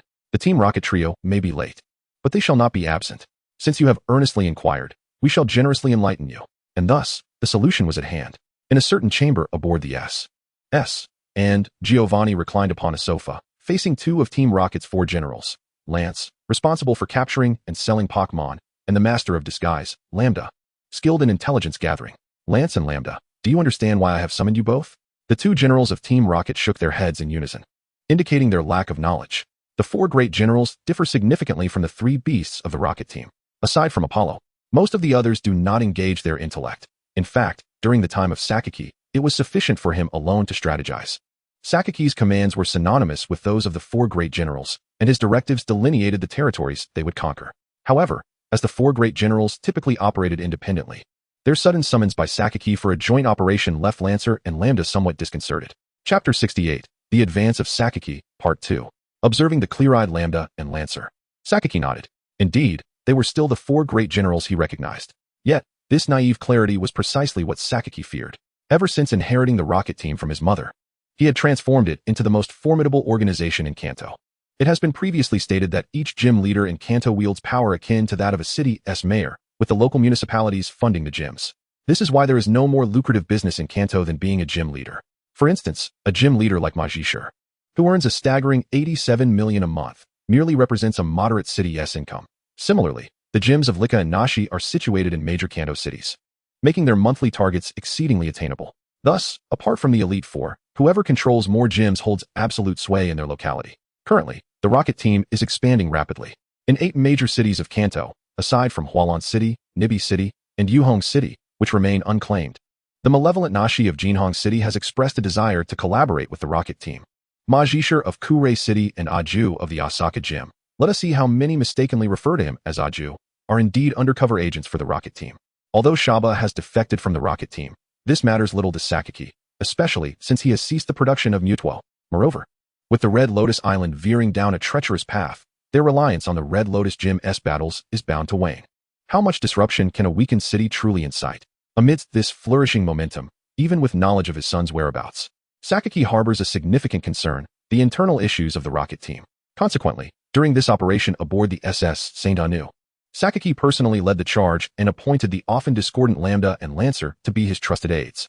Are you aware of the Rocket team's mission? Yes, to raid cities, posing extreme danger as nefarious minions. Fortunately, my credentials from Unova have been verified, Lancer jested, likening his rapport with Lambda to that of Kyogre and Groudon, or Xerneas and Yveltal. The camaraderie among the 4 great generals is rather tenuous. Lancer holds a disdain for Lambda, who in turn finds Lancer to be rather too boisterous. It is worth noting that Lambda serves as Sakaki's proxy. In his eyes, even Apollo, Sakaki's second-in-command, cannot claim the same closeness he shares with Sakaki. Who, then, is truly Sakaki's confidant? This question requires no answer. He is akin to Huang Jin by the side of Emperor Jiajing, Li Dequan beside Emperor Kangxi, and Su Peixiong alongside Emperor Yongzheng. Lambda believed himself to be the foremost figure beside Sakamaki, dismissing Apollo and Athena as mere trifles. Indeed, Lambda basked in Sakamaki's singular favor. This much I am aware of. In response to Lance's provocation, Lambda shot him a decisive glare. However, this was but one aspect. The paramount importance for Team Rocket lay in unity. Through repeated failures, I have absorbed invaluable lessons, and I have come to realize the extent of my shortcomings. Sakamaki articulated this sentiment. The failures of my subordinates reflect my own immaturity. I have yet to enable them to unleash their full potential and contribute wholeheartedly to Team Rocket. While I could bail out each member after their mishaps, such measures lack efficiency. Though Sakamaki may not be a virtuous man, he is undeniably a commendable leader. I require my organization and subordinates to stand united. Concepts such as Waterflame Pine, Fire Wudong, Faradali, and Kikisi are mere platitudes that ultimately prove futile. I am convinced they are truly foolish. Sakamaki continued to reflect on his failures, pondering the notion of a Rainbow Rocket team. This idea lacks brilliance. Sakamaki desires to make modifications. In the realm of Pokémon villains, who could rival Sakamaki in excellence? If one Sakamaki can falter, then surely 3 Sakamaki working in unison cannot fail. As he contemplated the Sakamaki who proposed this idea, he deemed that individual a genius, evoking envy for their talents. This time, I shall oversee the operation aboard the SS, and you two must keep an eye on this individual. Sakamaki produced a photograph, featuring a person clad in a red athletic ensemble, adorned with a matching cap, and a Pikachu perched upon their shoulder. distinct in its round face compared to the common Pikachu found in Kanto. Indeed, fearing Lance might act first, Lambda hastily tucked the photograph into his pocket. Lord Sakamaki, I shall ensure his removal. No. Sakamaki cast a menacing glare at Lambda, instilling a sense of dread within him. I must confront him personally to discern the secrets behind this potential failure. I shall employ the Earth's ultimate power, of which I am most proud. Chapter 69, The Advance of Sakamaki, Part 2. Having issued his commands, Sakamaki dismissed Lambda and Lance. As for Sakamaki's reference to his own failures and the Earth's ultimate power, the two did not ponder it further. For there are countless confused individuals in this narrative. Why should the next befuddled one not be Sakamaki? It is quite reasonable. For the trio of Team Rocket, the inaugural day of their 7-day voyage aboard the SS and proved rather tumultuous. Forgive us, we did not intend to deceive, Meow. Upon noticing the paw of a swift hound looming near his neck, Meowth promptly chose to apologize. Could you perhaps move Snorlax's Thunder Punch a bit farther away from us? The tough guy of Team Rocket, Koger, rarely sought mercy, yet now he did. The current predicament involved Meowth beside the ferocious and trusted Swift Hound, Koger next to a formidable Snorlax, and Musashi accompanied by a pink demon, Clefairy, poised to unleash the power of the moon at any moment. The grudge over the pocket money they had been swindled was indeed significant. The leaves posed a significant threat to the trio from Team Rocket. This was a blind spot where surveillance could not reach. Although the talking Meowth was a rare sight, it was entirely plausible that I could toss you into the sea to be fed to a great white shark, Kingolv added, as the speedy hound opened its mouth, revealing fangs that could win first prize at any dogfighting contest on Chimney Mountain. Shihan also threatened the trio from Team Rocket, firmly stating that they should refrain from speaking again. In any case, what exactly are you three scheming? If you divulge your intentions, they might spare you, Xiaoxia inquired, aware that as the brains of the operation alongside Kingolv, it was her role to play the good cop, while the others assumed the menacing roles. I see no reason to inquire further. If we toss them into the sea to feed the great white shark, they will surely spill everything. Kingolv signaled to Chihong, suggesting that Snorlax intimidate the trio, yet Chihong misinterpreted the gesture and continued his threats. Ash attempted to defuse the situation, remarking that the trio appeared more like comedic performers. How could the supposedly dangerous Sakaki ever share his plans with such jesters? What are you babbling about, you little brat? Musashi retorted angrily. Do you have any idea that we hold the highest score among all the members of Team Rocket's Red Division? This operation is precisely what Lord Lance and Lord Ramda have planned for the third day at St. Anu. Musashi suddenly realized she had said too much. What happens on the third day? Xiao Zhang inquired, his eyes widening in anticipation. Speak quickly, or face severe consequences. You can kill us, but we will never betray our organization. Kojiru declared, stepping protectively in front of Musashi. Come at me if you must. I have no money to offer, only my life. This scene was something the Leaves had anticipated. The treatment within Team Rocket was quite favorable, yet some regulations were more oppressive than one might expect. For the most basic members, the membership fee system felt akin to what experts refer to as paying to work. Nevertheless, the brainwashing within Team Rocket was exceptionally effective. Those members would even express gratitude for their paid labor, and for Sakaki, they would gladly pay tribute daily. No choice but to use that. The Leaves suggested to Kingolv and Chihong. Agreed, Kingolv nodded. This great memory restoration technique is indeed quite brutal. Even Chihong could not help but admire the terrifying nature of the Leaves. Realizing that what the predecessors said was true, the bamboo serpent's mouth and the wasp stinger are both lethal, but the most poisonous is a woman's heart. Yet, even knowing how inhumane the great memory restoration technique could be, Chihong still nodded in agreement. Facing Team Rocket, one day in Team Rocket, a lifetime in Team Rocket. And Team Rocket would not suffer. The killing machine of Team Rocket, Chihong emphasized. Poor Musashi, Kojiru, and Meowth had no idea what awaited them as Kingolv and Chihong dragged them into an empty room. Xiaoxia firmly ensnared Yazzie, pulling her into the largest room, which she grandiosely declared to be the secret lair of the maidens, before decisively shutting the door. Nearby, Xiaomao stood in shock, exclaiming, "But that is my room." Yet he dared not speak out, for his cheerleading squad was present, all eyes upon him. Should he voice his concerns regarding Xiaoxia and Yazzie's audacious occupation of his space, he would face not just a couple of pointed fingers, but the wrath of a legion of women. Tonight, I begrudgingly acquiesce to sharing with you, Ash, Xiaomao began, only to be promptly pushed outside by Ash. Thanks for the invitation. Pikachu and I have become accustomed to sharing a bed, without Pikachu's thunderbolt serving as my alarm. I simply cannot rise. Ash's intent was unmistakable. Anyone bold enough to withstand 100,000 volts was welcome to join him. He retreated into the room with Pikachu, marveling at the splendid cruise ship, the St. Anu, with its exceptional soundproofing. It was indeed perfect for launching their nocturnal escapades, oblivious to Xiaomao's cries outside. Is there truly a Xiaomao in Pallet Town? If you doubt it, just consult Pokémon Fired. Professor Oak seems unable to recall his grandson's name. Perhaps Xiaomao never existed. Or maybe anyone could be Xiaomao. Having lost his own room, Xiaomao glanced helplessly at the unfamiliar Brock, who merely shrugged in response. You might as well come in. To Brock, Xiaomao's age resembled that of his younger brother, Kazunari, and with his inherently nurturing disposition, he couldn't bear to see a child left to shiver outside. An air of tranquility and harmony enveloped the Saint Anu that night, though something felt amiss in the room of Xiaoxia and Yazi. Sister Xiaoxia, you claim to fear Gyarados. Yet you have yet to capture Psyduck, Snorlax, and Swampert, correct? Yazi listened intently as Xiaoxia expressed her desire for strength, her mind racing to devise a tailored plan for her companion. In their world, during the court's conference, Xiaoxia had once faced off against the formidable Red. Suffering a grievous defeat at the hands of his Charizard, a battle that could have ended differently had Xiaoxia not faced an unfair challenge. The image of that adorable girl reduced to tears lingered in Yazi's thoughts. Family, she mused, even the typically underwhelming Red requires someone to assist him. Though uncertain of the situation surrounding this world's court's conference, upon Xiaoxia's earnest inquiry, Yazi felt compelled to assure her that even this world's Red could be brought to tears. Such was her determination. Chapter 70, The Storm Plan, Part 1. The following day, upon opening the door, everyone except for Brock and Xiaomao appeared to have fallen victim to a mischievous dream demon, sporting pronounced dark circles under their eyes. Some had spent the night strategizing battle tactics for water-type Pokémon, while others had been up late activating the rogue system, tirelessly training Pikachu in electric speed. For Ash, this was a matter devoid of choice. After all, he could not ascertain the condition of Charmeleon and Squirtle's injuries, especially Squirtle's. Although Charmeleon appeared to be more severely wounded, Ash was acutely aware that the damage inflicted was far more significant than what a fighting-type Pokémon's Aura Sphere or Iron Head could deliver. There was a possibility that Squirtle might suffer from internal injuries. Pika, Pikachu, Pikachu Pika. So, these are your reasons for keeping me awake in the dead of night.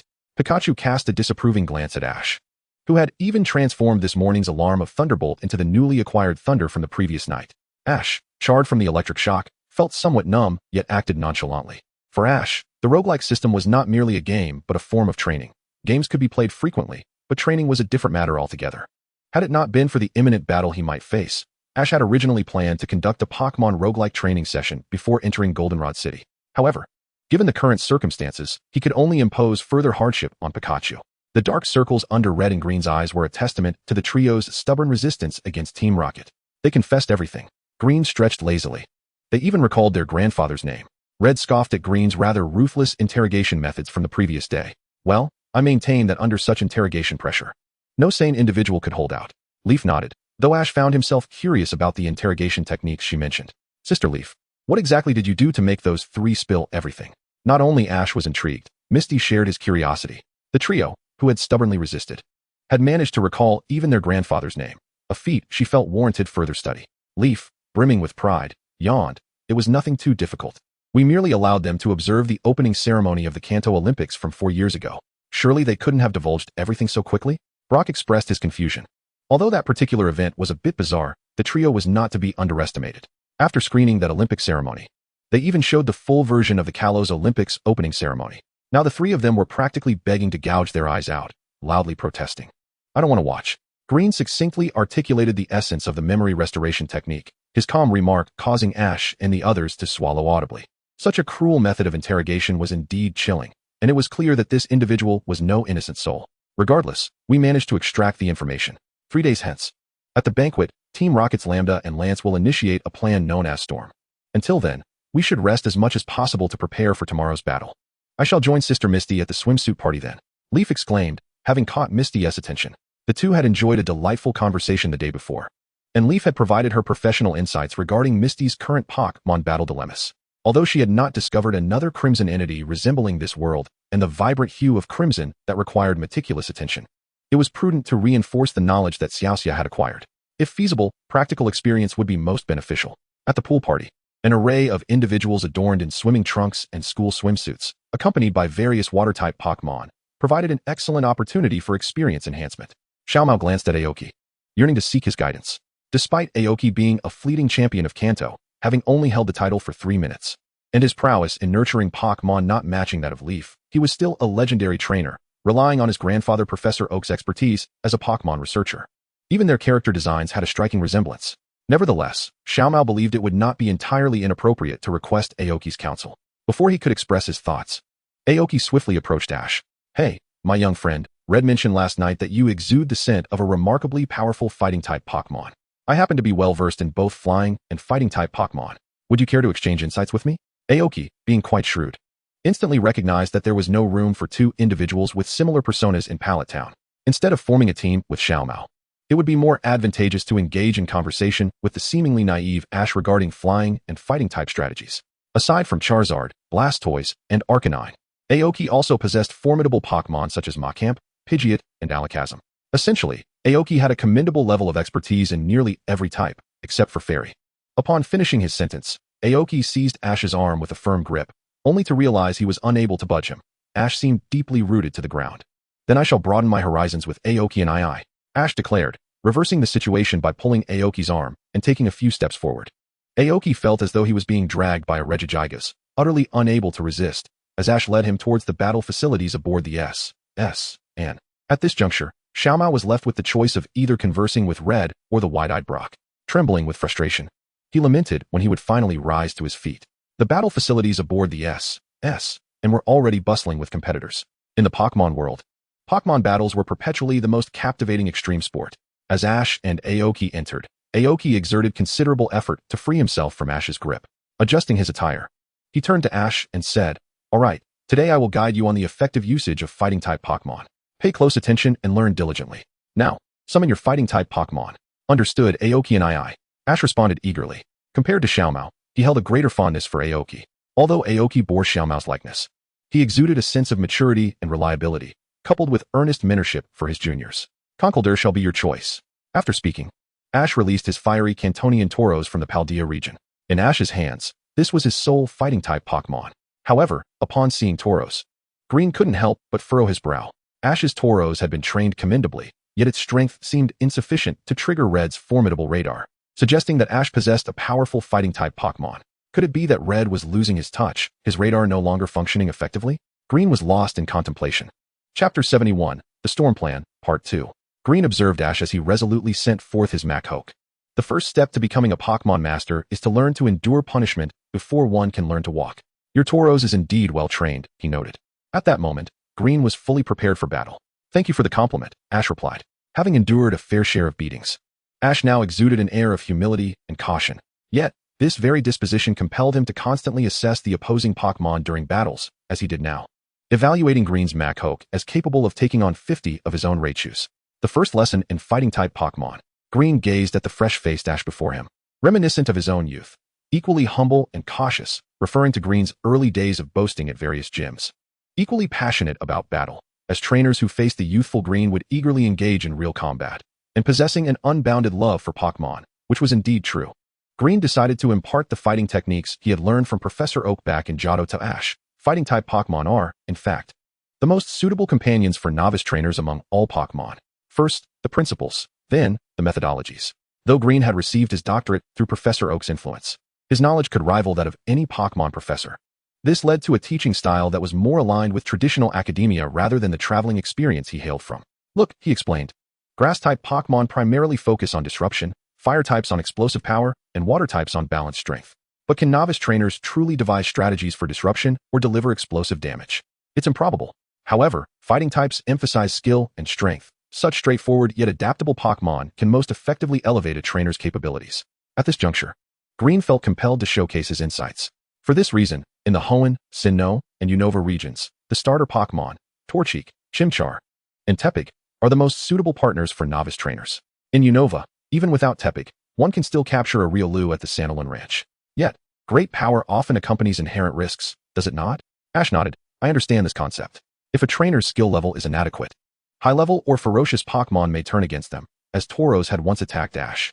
Additionally, a Pokémon might harness abilities that exceed their current level, resulting in backlash from their own power, as Pikachu experienced when learning Thunderbolt. Indeed, what I wish to convey is that the essence of training fighting-type Pokémon lies predominantly within the trainer themselves. Green continued, stating that numerous trainers of fighting-type Pokémon often dedicate decades to training alongside their Pokémon, engaging in mutual sparring not only to assess their own command, but also to ascertain whether their Pokémon's strength and skills have waned. The prowess of fighting-type Pokémon is such that if it does not progress, it regresses, much like many masters of martial arts, who become the subject of ridicule when they neglect their fundamental training for years. Thus, Choosing to nurture fighting-type Pokémon unequivocally signifies that the trainer cannot afford to be complacent. At this juncture, Green felt compelled to comment on Kanto's A4, who, as the senior to Kadu, has inexplicably abandoned the glory of a fighter, allowing himself to become portly and neglecting his training, starkly contrasting with Kadu, who diligently trains with Machoke and Macamp. Were it not for the fact that Green had been a Fours student since childhood, he would have had no qualms about demolishing A4's dojo and letting his Arcanine trample him, demanding to know, "Are you even aware of your state?" Upon contemplating this, Green glanced at Ash. As a disciple, he found himself unable to take direct action, but he could employ cunning. Thus, he continued, "The most crucial aspect of nurturing fighting-type Pokémon is the trainer's own martial prowess. Of course, if resources permit. Enlisting the aid of an expert breeder in martial arts for the fighting Pokémon could also serve as a viable solution." Having said this, Green lifted his shirt, declaring, "Do not be deceived by my appearance. I was once a somewhat renowned fighter at the Johto Fighting Dojo. In terms of skill, even Red and Leaf combined would struggle to best me. If you doubt my words, feel free to test me." "Really?" Ash approached Green, questioning if this seemingly unimposing individual truly wished for him to put that to the test. "Indeed, you may," Green replied confidently, yet before he could finish, he heard the rush of wind beside his ear. Instinctively, driven by a strong survival instinct, Green crouched down, shielding his head. Ash's punch missed him entirely. Although it did not directly strike Green, the force of the blow left a dent in the polished wooden floor of the street, and, spirit fist, Green swallowed hard, astonished that a human could manifest such a technique. The mystery was solved. The formidable fighting-type Pokémon Red had sensed must be this young man. "Green, how impressive that you managed to evade my punch," Ash said with a naive tone. "Shall we continue to engage in friendly combat?" No, absolutely not," Green interjected, gripping Ash's hand tightly. "Let us proceed with a Pokémon battle instead. Wild fighting is not suited for you." With a whimsical air, Green thought. As a Pokémon professor, he ought to fulfill his duties and refrain from violent altercations. Such behavior is unbecoming. Moments later, the Pokémon battle between Ash and Green commenced. "Tauros, let us showcase our strength to the opponent." Ash rallied his Tauros with enthusiasm. The response from Kintoro was a low growl, while Qinglu's gaze was evidently not fixed on Ash, but rather scanning the surroundings. The air was permeated with a peculiar scent of gas, indicating that Ramda was close to making a move. Kintoro, initiate a charged flamethrower. Ash, oblivious to Qinglu's strategy, placed greater faith in his extraordinary strength and Pokémon rather than intellect and cunning. In his mind, there were no thoughts of stormy plans or strategies involving Qinglu and Qi Hong. All he desired was the thrill of battle. "It seems I have been underestimated, Machoke. Use bulk up." Qinglu faced the oncoming charged flamethrower from Machoke without flinching, allowing it to absorb the attack squarely. Despite Kintoro being a trump card in Ash's current lineup, Qinglu possessed even more formidable options. That Machoke stood its ground, unwavering. "Machoke, use Hammer Arm," Qinglu commanded, raising its arms to strike at Kintoro's head, while Ash responded resolutely. Kintoro, counter with Iron Head. Meanwhile, in the shadows, Ramda observed the skirmish, tasked by Sakaki with the stormy plan to locate Qi Hong. And his current objective was to infiltrate Qi Hong's team. The question remained, who would the Master of Disguise Ramda choose to impersonate? In Chapter 72, The Stormy Plan, Part 2, Qinglu took Ash to fish for Ramda, while Yeji accompanied Xiaoxia to seek out lands. Each had their own assignments. And to prevent Ash from engaging in any dubious antics, Xiaoxia refrained from informing him of his role. Given Ash's remarkable prowess, it was implausible that any harm could befall him. At the edge of the pool, Yeji and Xiaoxia donned their swimsuits. "Yeji, do you really think that lands will fall for it?" Xiaoxia expressed her skepticism regarding the plan to split the teams, especially since Yeji claimed both Lands and Ramda were masters of disguise. Ramda, as Sakaki's stand-in, was akin to a historical figure, while Lands' proficiency in disguise was perplexing. Perhaps it was a peculiar trait of Team Rocket? After all, the trio from Team Rocket were also adept at disguises. Yeji remarked, patting her non-existent chest.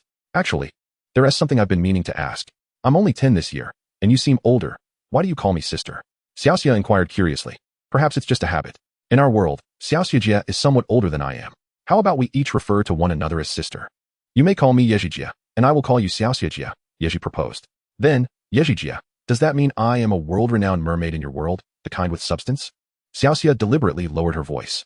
Having lived under the shadows of her 3 older sisters, even as a legitimate young lady, she possessed some insecurities, particularly regarding her future appearance and figure. "Xiaoxia, you truly are a mermaid of the waters.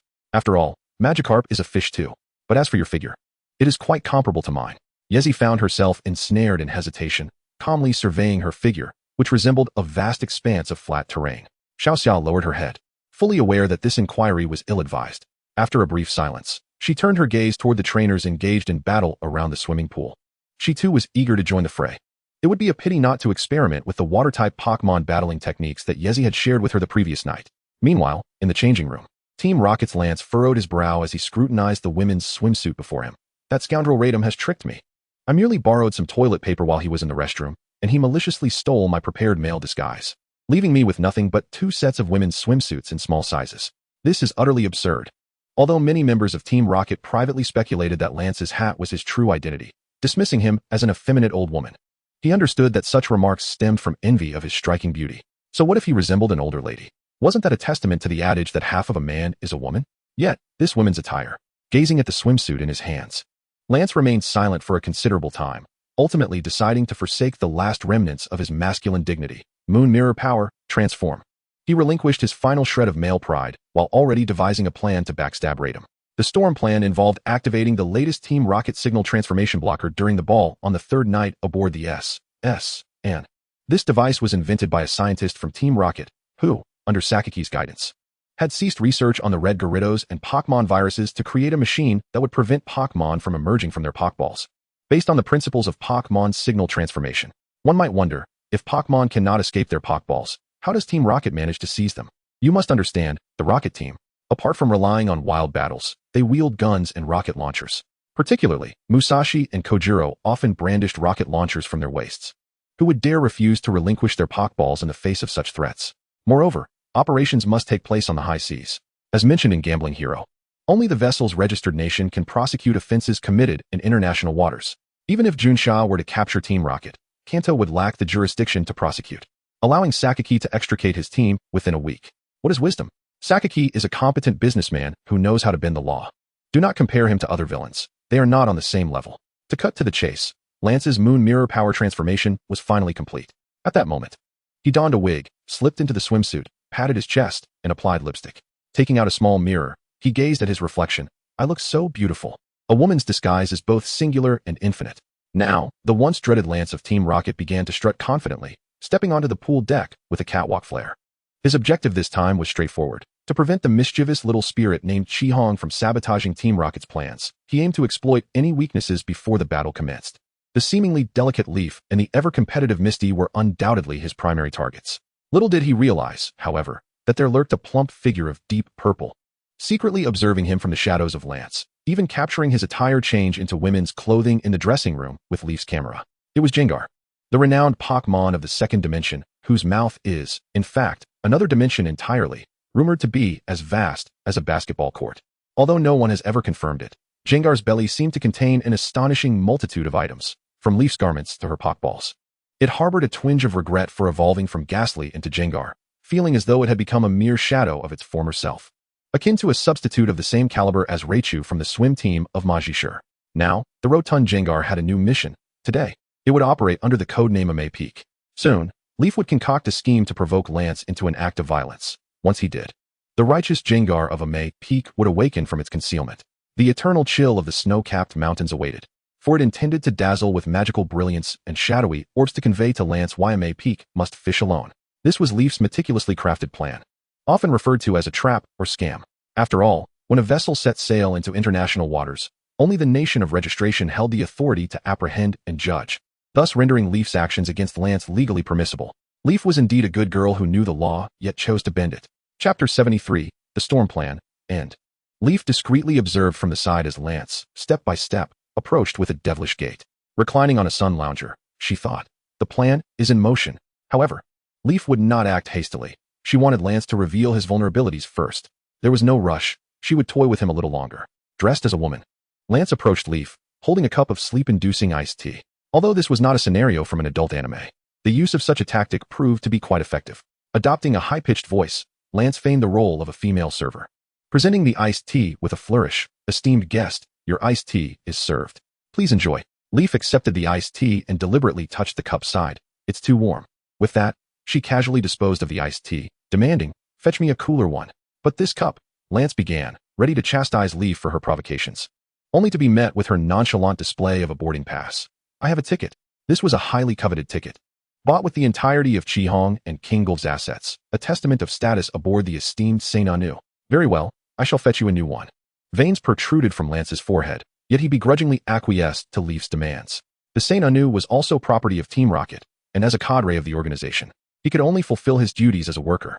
Before long, Lance returned with a brand new cup of iced tea, now standing once more beside Leaf. This task was not arduous for Lance. A $4 bucket of refreshing beverage accompanied by ice cubes sufficed. The challenge lay in dealing with Leaf's subsequent demands. I refuse to consume such mechanical ice, she declared, summoning Xia, who had just commanded the stereo to 3 victories. This artificial ice will only suggest that I cannot afford iced tea. Have someone carve ice balls for me, and do not serve it in a mundane cup. I require a high-stemmed wine glass. Additionally, ensure that both she and I have our own cups. Do not let anyone presume I am incapable of affording it. Lance's resolve hardened. His fists clenched tightly. He yearned to unleash his mighty Zubat upon Leaf, using its vampiric powers against her neck. Who could endure such deliberate provocation? Yet Lance bore it. For the success of Team Rocket's operation, he not only transformed with the power of the magical girl Moon Mirror, but also accepted Leaf's torment with stoic grace. That insufferable girl. In his heart, he condemned Leaf to a fitting punishment. Once she drank the slumber-inducing tea, he would impose upon her the most merciless tortures Team Rocket had to offer. After all, once that cup of tea slid down her throat, she would learn that her fate rested in his hands, not the heavens. After a time, Lance finally prepared the desired items for Leaf. However, as he approached her and Xia, he heard Xia speak up. Leaf, I don't believe this weather is suitable for iced tea. Shall we have him exchange it for a milk tea instead? What? I can't take it anymore. Lance ripped off his disguise, instantly donning the Team Rocket uniform. I spent over an hour carving ice balls, and now you two wish to dismiss them? Are you here merely to mock me? A trivial note. Despite Lance's seemingly delicate demeanor, he was undeniably the most temperamental among the higher echelons of Team Rocket, without exception. You caught me, Leaf teased, sticking out her tongue.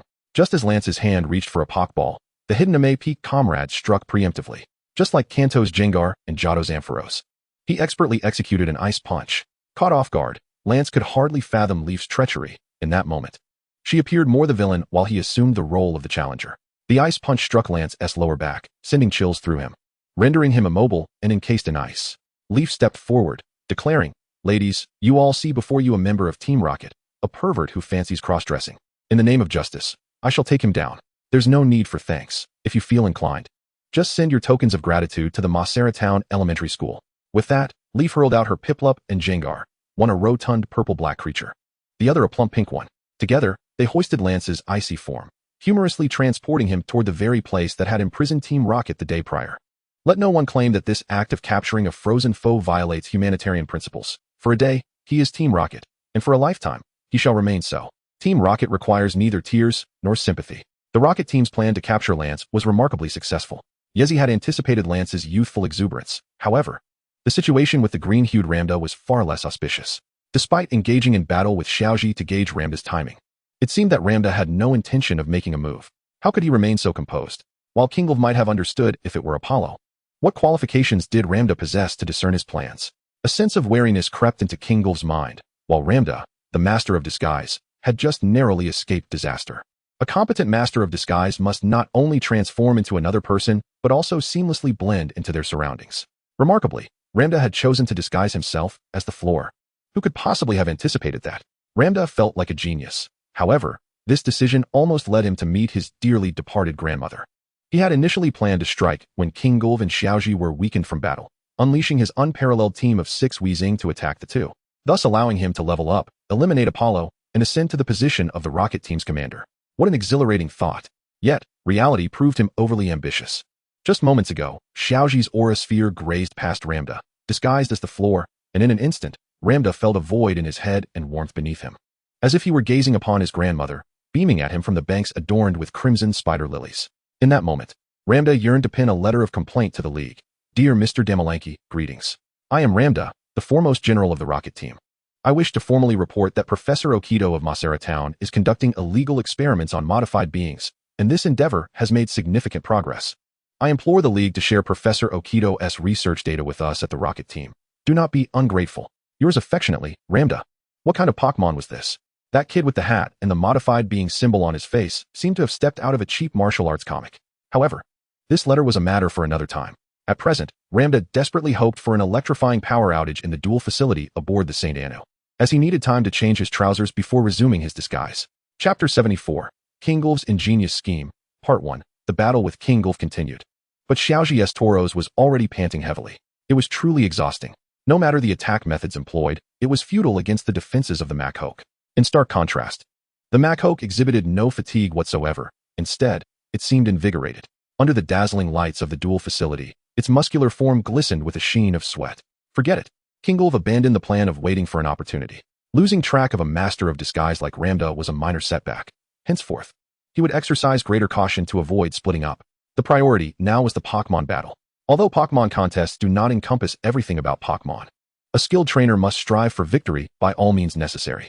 Machoke, use Fire Punch. Upon hearing Kingolv's command, the Machoke understood that Kingolv had begun to take the matter seriously, and thus ceased to conceal its strength. In an instant, flames ignited around its fists, and it struck down directly at the panting Tauros. For fighting-type Pokémon, the foremost criterion in training is physical endurance. The more exceptional the fighting-type Pokémon, the greater the emphasis on cultivating stamina. Your Tauros has already proven remarkable for sustaining such prolonged assaults. However, Kingolv's expression darkened, as if the battlefield was now unequivocally within his realm of absolute composure. My Machoke is stronger, with superior endurance. With a fiery punch, Machoke sent Tauros soaring into the air. Such formidable muscular power. Ash stood transfixed. It was known that Tauros had previously been translated as Big Bull, and the Tauros of Paldea weighed even more than the ordinary Tauros, tipping the scales at nearly 250 pounds. Could a single punch send it flying? Yet, the onslaught was not over. Machoke offered no respite, delivering a devastating blow. Before Tauros could even lift its head, a pair of azure hands descended with tremendous force, rendering it unconscious and incapable of further combat. For fighting-type Pokémon, the second key point in training is ruthlessness. This ruthlessness does not imply that trainers should possess a cruel heart, but rather that one must strike decisively when assured of an effective attack, never allowing a moment of misplaced compassion to thwart their offensive. Conversely, if an attack is certain to bear no fruit, one must refrain from engaging. He approached and softly spoke. Ultimately, the most crucial aspect of training Pokémon is the trainer's readiness for the possibility of injury, ensuring an ample supply of necessary healing items. After saying this, Kingolv knelt down, carefully opening a bottle of full restoration spray, applying it gently to Tauros's wounds. I once had a truly remarkable companion. Although it has evolved, I still affectionately call it by its original name. It was swift, even faster than Ash's Pikachu or Leaf's Gengar. If only I had brought more healing items back then. Kingolv reminisced about his beloved Rattata, his tone tinged with melancholy. If Pokémon were not mere games but embodiments of life, would there be more individuals who treat Pokémon as mere weapons, tools for fame, or commodities, rather than those who cherish them as friends and companions? Humanity's attitude towards life is a spectrum of reckless indulgence and indifference versus a humble concern for every living thing. These questions remain unanswered, do they not? As the creation myth of Kanto states, on the sixth day, God created humanity and bestowed upon them the dominion over all creatures, save for the beasts created on the seventh day. After meticulously bandaging Tauros's wounds, Kingolv extended the remaining half bottle of full restoration spray to Ash. Remember to always be mindful of your Pokémon's condition, for they are your dearest companions. Ash, grasping the weight of the half bottle, understood only partially, yet still accepted it.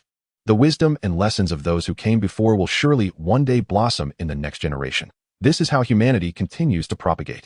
The legendary trainer Kingolv had shed his youthful impetuosity and was eager to guide these novice trainers on their journeys. Qinglu gently patted Ash on the shoulder, expressing her joy in battling with him. Thank you. Let us go, Pikachu. At that moment, Pikachu was attempting to sneak a taste of the ketchup, which was plentiful and quite impressive, standing tall in a bottle as high as a Raichu right in the center of the cafeteria. Pika Pika, Pikachu Pika. Ash has truly lost his wits, thinking he could easily control my desire for ketchup. Pikachu was fervently trying to twist off the cap of the ketchup bottle, reasoning that since Ash's battle was not yet concluded, he could indulge without being noticed. However, unbeknownst to him, a keen observer was behind him.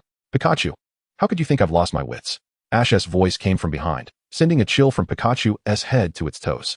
Pikachu slowly turned around to find Ash crouched down, his distinctly recognizable face staring at him. Pika Pika Pika. No, I truly haven't stolen any. You must hear my defense. Pikachu attempted one last struggle, but it was all in vain. The cunning observer had already deduced Pikachu's intentions. I see. You mean you want to diet after finishing the ketchup, right? Ash stood up and clapped his hands. With that, he disregarded any further explanations from Pikachu, turning to pull Qinglu toward the direction of red. Behind them, Pikachu continued to protest, but Ash could not comprehend any of it. All he needed to understand was that Pikachu was likely lacking exercise. After all, didn't he have a little belly? Qinglu, being tugged along by Ash, couldn't he help but chuckle at the interaction between Pikachu and Ash. This must be the kind of relationship envisioned by Professor Oak between humans and Pokémon. Suddenly, Qinglu's curiosity piqued. I have a question for you, Ash. As a resident of New Town, this Pikachu is your Pokémon. Do you have any others besides Tauros? Her inquiry caused Ash to pause. Other Pokémon. I also have Bulbasaur, Pidgeotto, Metapod, and Charmander. Before Ash could finish, the mere mention of Bulbasaur, Metapod, and Charmander sent Qinglu's mind racing. It was indeed reminiscent of a certain mute companion from New Town. Wait a moment. Qinglu studied Ash. Although he bore no resemblance to Red, could it be possible that Ash was another version of Red in this world? Ah, I just had a brilliant idea. Chapter 75, Qinglu's Ingenious Plan, Part 2. Why do you think we should capture Sakaki? When Qinglu posed this question, Leaf and Red merely asked, Are you in your right mind? Yet, relying on his unmatched wisdom, Qinglu swiftly silenced them. You see, we are capturing Sakaki, the leader of the Team Rocket. But with so many parallel worlds, there are naturally many versions of me. How can we be certain that the Sakaki we capture is the one we truly desire? Kingolf posed a question to Leaf and Shi-Hong, a query that caused even the typically unreflective Xiaoji and his shadow to feel a sudden itch in their minds. As if they were on the verge of intellectual awakening. My thought is that rather than allowing Sakaki to continuously exploit the power of the various rocket teams across different worlds, it would be more prudent to eradicate the root of the problem. Kingolf, are you suggesting we eliminate him? Leaf retorted, unable to fathom the terrifying thoughts lurking beneath Kingolf's seemingly refined exterior, which was indeed quite unsettling. While it is true that the lives of the rocket team members are of little consequence, and one could treat these merciless beings with severity, the act of killing is not something to be taken lightly. Kingolf, upon casting a disdainful glance at Leaf, shook his head dismissively. You are but a child, unworthy of my counsel. How could you possibly comprehend the wisdom of the Kanto champion? It is no wonder that Leaf and Shi-Hong seize every opportunity to undermine Kingolf. For in Leaf's view, Kingolf's very existence is a waste of the air in Pallet Town. Kingolf continued, what I mean is, instead of allowing Sakaki to continuously grow in strength by utilizing the rocket team, we should replace him and become the rocket team ourselves. Do you understand the implications? Shi-Hong shot a disapproving glance at Kingolf. What nonsense are you suggesting? How could we possibly take Sakaki's place? This prompted yet another wave of contempt from Kingolf. Once again, we have a short-sighted individual. The wisdom of Pallet Town pales in comparison to my own enlightenment. Let me explain further, Kingolf said. What do you think constitutes the rocket team? It comprises the 3 beasts, the 4 generals, along with the gym leaders who have allied themselves with the team and the illicit dealings in the Kanto region. To put it plainly, the rocket team operates as a legitimate organization, making minor errors but avoiding significant blunders. As for Sakaki, he is the archetype of a successful businessman who knows the law, adheres to it, yet still engages in criminal activities. We're aware of all this, Leaf interjected, noting that such praise for Sakaki was a diversion from the main topic. So this is our key to breaking the deadlock. The rocket team has evolved beyond a mere family enterprise. It is a collective endeavor shared by all its members. Consider this. If there were someone with the support of the 3 beasts, the loyalty of the 4 generals, and the backing of several gym leaders, who would that person be? It would be Sakaki. Kingolf looked at Shi-Hong and Leaf, his nose almost pointing skyward in triumph. See? Truly, I, Kingolf, am the wisest in Pallet Town. However, a question arose. Even if you did manage to replace Sakaki, what if he were to flee to another world? Hikari, ever the intellectual, swiftly identified several blind spots in Kingolf's plan. So, if we truly could replace the rocket team, who could possibly take Sakaki's place? Out of nowhere, Kingolf produced a pointer and tapped on an imaginary blackboard, proclaiming, firstly, traversing dimensions with the current technology of this world is simply not feasible. If it were to be achieved, it would only be possible through the resurrection of the space deity Palkia and the time deity Dialga, as recounted in legends. In other words, prior to that, you possess ample time to prepare. First, you must dismantle Team Rocket's primary sources of income, and subsequently, akin to capturing Pokémon, detain each of Team Rocket's key members one by one. Thus, in the end, a Team Rocket devoid of financial resources would find it impossible to conduct research. And a Team Rocket lacking leadership would be nothing more than a disorganized mob. The brilliance of this plan lies in its progression. As their economic manpower diminishes, Giovanni would ultimately find himself utterly isolated. Mr. Lu Sun once remarked that Napoleon dared to claim he was taller than the Alps due to the several thousand soldiers at his back. Without them, people would regard the diminutive figure of less than 6 feet as a madman. Without the support of Team Rocket, what would Giovanni consume? Without their backing, what would he drink? With sustenance gone, what could he possibly flaunt? Once we truly gain control over Team Rocket, we might even compel them to capture Giovanni. Green flashed a mischievous smile. As for the selection for the new Giovanni, Green pointed at Ash. No one is more suitable than him. Huh. Ash pointed to himself in disbelief. Me? Really? Indeed. Green stepped closer to Ash, raising his hand. The eyes of the masses are discerning. It would indeed be a pity for you not to join Team Rocket. Just look at your physique. Who could possibly object? Who would dare to oppose? I object. Gary raised his hand. Ash is clueless, impulsive, and stubborn, lacking the ability to adapt. How could he earn the trust of so many within Team Rocket? Allow me to take his place. Really? Although Ash felt Gary's assessment was inaccurate, self-awareness is paramount. Giovanni is a villain. While Ash's most egregious act to date was accidentally causing a Squirtle to endure a minor injury, how could he possibly be compared to Giovanni? Gary is far worse than I am. Ash expressed his opinion, yet Green resolutely supported him. No worries. Green calmly patted Gary's shoulder and explained. Are you aware of a hypnotic Pokémon called Drowsy? What does Rebirth, capturing trainers with hypnosis mean? If trainers can be captured, then surely Team Rocket can do the same. Never underestimate the utility of a Drowsy. Everything is in place, yet one item remains. Green approached Red. Hand over my copy of the Secrets of the Earth. It contains the strongest ground-type move, Earthquake. If Giovanni cannot utilize it, it would be akin to tofu without salt, soulless. Not happening. Red shook his head at Green. This could work. That truly cannot be. Red was not lying. He had indeed left the Secrets of the Earth behind on Silver Mountain. Chapter 76, Green's Ingenious Scheme, Part 2. Can you not memorize the essence of the Earth? Red gazed at Green, his eyes brimming with hope. Do you think I possess such leisure time as you? I am not only the gym leader, but also a Pokémon professor, and my duties are quite demanding. If you have so much free time, why haven't you memorized it? Green retorted, looking back at Red.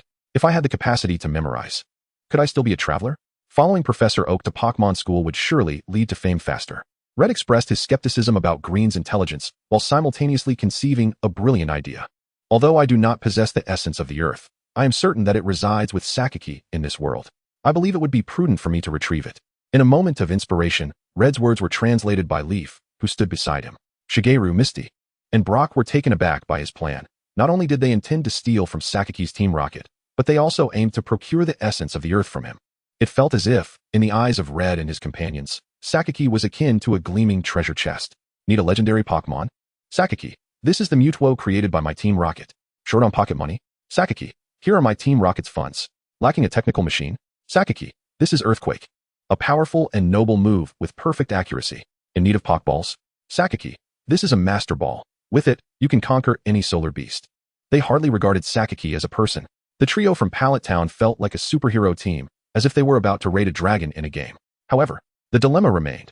Even if they were aware of Team Rocket's plans and had methods to substitute for Sakaki, they still had not managed to capture Lambda. Observing the trio's growing excitement, one could almost see them transforming into the wicked stepmother from Snow White in their eyes.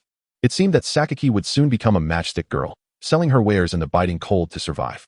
Misty could not help but douse their enthusiasm with a bucket of cold water. If we cannot locate Sakaki, isn't it all just a delusion? Indeed. The priority now is to find Sakaki. Green and Red exchanged glances at the ice-encased Rands, a palpable aura of malevolence enveloping the room. At that moment, Rands' eyes reflected more terror than a billion Dark-type Pokémon could muster when gazing at Green and Red. Let us employ the great memory restoration technique. Soon, Rands will recall even his grandfather's name. With determination solidified, Green and Red carried the ice block containing Rands into the interrogation chamber. I wish to step outside for some fresh air. As the door closed behind him, Ash raised his hand. Having finally boarded this luxurious cruise, it would be a shame not to take in the sights. Ash's suggestion posed no objections. Aside from him and Green, the others had thoroughly explored the St. Anna. Although Red and Brock did not guide Shigeru in battle, it did not hinder the trio from enjoying themselves, especially since Shigeru had his own cheerleading squad. In the swimming pool, Leaf and Xiaoxia were indulging in the delightful experience of feeling superior. Meanwhile, Ash and Green engaged in fierce battles throughout the day. As evening descended, Ash yearned to bask in the ocean breeze, which was only natural. Outside, there was Lambda. If one were to go out, it was advisable to accompany others. Leaf, with a nudge, pushed Xiaoxia forward, making her intentions abundantly clear. In such a splendid setting, under the moonlight with blooming flowers, what could be more romantic for young men and women in their prime? It is worth noting that in a world where Red existed, there were no other trainers like Tokiwa or Xiao Huang, and due to her age, Selena had never encountered Red. The only female trainer of similar age was Xiaoxia, who unmistakably harbored feelings for Red. Although Leaf was eager to facilitate a connection between Xiaoxia and Red, the latter was singularly focused on perfecting his battle techniques. Red declared, I am destined to become a legendary trainer. Distractions such as women are merely hindrances. In response, Leaf lamented that Xiaoxia had unfortunate luck, having encountered a formidable opponent. Unbeknownst to her, the depiction of Xiaoxia in the special chapters by the author was nothing short of tragic, almost beyond description. Leaf perceived that the Xiaoxia of this world had yet to meet Red. To prevent further misfortune, she decided to take a chance on the seemingly foolish boy named Ash. Notably, Xiaoxia's gaze frequently wandered toward this naive lad, and anyone with a modicum of emotional intelligence could sense the peculiar connection. Encouraging Xiaoxia to team up with Ash was Leaf's way of aiding her escape from despair, and she felt a sense of altruism in her actions. All right, Ash heeded Leaf's suggestion, but instead of approaching the pushed-out Xiaoxia, he made a beeline for Leaf. Sister Leaf, could I request your company on the deck? There are still aspects of Pokémon I find perplexing, and I would be grateful for your guidance. Leaf raised an eyebrow, perplexed by the situation. Xiaoxia shrugged. Not particularly surprised. If Ash were to display any emotional awareness, it would indeed be out of character. Observing Ash's earnestness in seeking guidance, Shigeru was filled with confusion, recalling Ash as a stubborn individual who rarely sought help. Are you feeling unwell? Go. Ash swatted away Shigeru's hand as he reached to check his temperature. I merely have some uncertainties regarding Pokémon. Ash continued. Brother Qinglu said that although Sister Leaf is as fierce as the Nidoking guarding the mountains of Pallet Town before he could finish. A pair of hands seized his head and squeezed tightly. What nonsense did that brat Qinglu say about me? Little brother, fear not. Reveal all that you know. Leaf was incensed. Pikachu exclaimed, Pika Pika. Trouble arises from the tongue. Sickness enters through the mouth. Witnessing the unfolding chaos, Pikachu clasped its paws together. Realizing Ash was beyond saving. What could it do? It was merely a Pikachu, powerless to intervene. This remaining prayer was a testament to its loyalty to Ash. Chapter 77, Duel Amidst Turmoil, Part 1. As the night deepened, the stars scattered like fragments of gold upon the surface of the sea. Beneath the silvery glow of the moonlight, the great-mouthed seagulls occasionally descended upon the water, capturing the feeble weakling fish, while the fearsome toothy sharks prowled beneath the surface, seizing their prey with ferocity. The sea breeze mingled with this vibrant essence of life, a sensation that Sakaki relished. On the deck of the S Street, and he pondered the future of Team Rocket.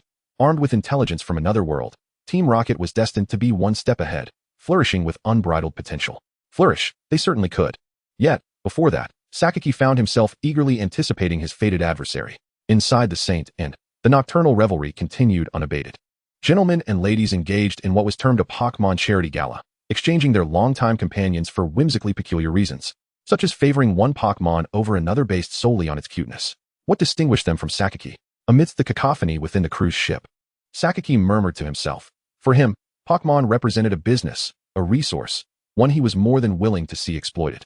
For instance, how many within this gathering had bestowed their hard-earned rare Pokémon upon the affluent through sycophancy, and how many had offered their Pokémon in pursuit of fleeting pleasures at the mere glance of a lady? Sakaki was not alone in viewing Pokémon as mere resources. Excuse me, is anyone there? A voice inquired, and the door leading to the deck swung open. Sakaki turned to find a young boy had barged in. Had Sakaki's son not gone missing, he would likely be of similar age now. The child donned a postcard cap gifted during a promotional event by Sakaki's company years ago, his expression somewhat vacant. He wore a blue, dirt-streaked tracksuit, and his sneakers bore the marks of wear. Accompanying him was a Pikachu that appeared rather rebellious and spirited. This boy was a trainer, young, yet a true trainer nonetheless. Who are you? Sakaki asked, surprised, as he had not anticipated anyone would come through that door. Hello, sir. I'm a trainer from Pallet Town. My name is Ash. And this is my partner, Pikachu. I found the people inside quite bothersome, so I thought I'd take refuge here. I hope you don't mind. Ash, unfamiliar with Sakaki, simply perceived him as a rugged gentleman clad in a black trench coat. Leaf had sought vengeance against Green, and the Nidoking from the mountains behind Pallet Town possessed an astounding combat prowess, perhaps even reaching a 9 or 10 out of 10. It was likely that Green would not grasp the gentleness of Leaf until he endured a thorough thrashing. Ultimately, it was Brock who stepped forward, puffing out his chest and widening his eyes, asserting his reliability as Ash's guardian for the evening. He then dashed into the charity gala, where the superhero of Nibby City would transform into the masked hero under the knight's veil, showcasing his unwavering determination. However, Ash clearly found little enjoyment in such an atmosphere, prompting him to stealthily slip onto the deck. In light of Ash's request, Sakaki furrowed his brow. Though he disliked interruptions during his contemplations, he found no valid reason to dismiss the boy. Not at all. I, too, find them rather tiresome indoors. The cacophony within the room rendered it unbearable. According to Sakaki, the children would fare better on the deck. Could you call me in a few minutes? He asked the older man. I heard there's a charity event for Pokémon donations happening shortly, and I wish to participate. Despite having only a meager amount of pocket money left, Satoshi was eager to use that last bit to assist others. I advise against such actions, Sakaki replied coldly. His gaze fixed on the sea. He continued, recently, a mother sought help from a so-called charity for her ailing child. Instead of assistance, the organization threatened her and waited for the child's demise to seize the funds meant for their rescue. But that must be an isolated incident, right? Satoshi inquired. Curiosity etched on his face. Sakaki sighed, recognizing the boy's innocence, utterly unaware of the world's darkness. Many years ago, a charity named the Red Cross was exposed for a scandal involving a woman named Gua, who embezzled funds intended for life-saving purposes to purchase luxury gifts and backpacks. After the scandal broke, the Red Cross claimed the individual was not part of their organization, but evidence later revealed their deceit. Sakaki held no faith in such so-called charitable organizations. Their actions were merely a business venture. This insidious deception, preying on the goodwill of others, was far more despicable than the Rocket Gang's straightforward business of you get what you pay for. 2 years ago, a crowdfunding app for life-saving efforts was revealed to have internal issues. In essence, one cannot even ascertain whether their donations will have any impact. If you truly wish to help, consider donating directly to Miss Joy's hospital donation box or consult with the Chancey for a list of individuals in need. It would be far more beneficial than engaging with these organizations. As a legitimate businessman, Sakaki held disdain for such enterprises. Is that so? Thank you, sir. I wouldn't have known otherwise, Satoshi said as he settled onto the deck, with Pikachu leaping onto his head. Yet, I believe that despite the malice of these organizations, a day will come when justice prevails and they are eradicated. Justice, you say? Sakaki pondered, perplexed. Child, you do not comprehend. Those adults who have weathered life's tempests seldom step forward for the affairs of others. Even with the fervor of righteousness, darkness inevitably alters one's path. Do adults not have their own helplessness? Satoshi asked, gazing up at the starry sky. But I feel that justice should remain untainted. That is merely your perception, Sakaki yawned, feeling the cool sea breeze against him. The conversation he shared with Satoshi today likely surpassed the words exchanged with Jim, the 4 heavenly kings, and the 3 beasts combined. Perhaps every Sakaki once resembled Satoshi, only to gradually transform into the man he is now. Stretching his arms, he felt discomfort after 2 days aboard the St. Anna. Though this was a rare respite, the battle continued. Tomorrow, regardless of whether he discovered another Sakaki capable of single-handedly breaching the Rocket Gang's stronghold, his storm plan would commence. He hoped for a seamless operation on the morrow. Perhaps the heavens have heard Sakaki's wish, for on the 3rd day, the SS and met its fateful encounter with an iceberg. Chapter 78, Duel Amidst the Tempest, Part 2. In an effort to showcase his benevolent nature before the beautiful lady at the banquet, Brock decided to part with his meager savings. Why is there so little money? This is utterly pitiful. The league allocates a monthly budget for the gym to Brock's parents, and being a considerate young man, he has to support 10 siblings. Although he hails from a humble background, Brock finds himself rather financially constrained while away from home. Just as he struggled to open his eyes amidst the ridicule, the banquet doors of the SS and were kicked open, revealing Ash and Pikachu storming in with undeniable bravado. Brock, we must leave. The waters here are too deep for us to navigate. Though Ash did not fully grasp the implications of Sakaki's words, he sensed that the charity event was likely fraught with peril, akin to iced tea diluted with water. Rather than trust in that, he preferred to rely on Joy and Junsha. Let us go, Brock. With sheer force, Ash whisked Brock away.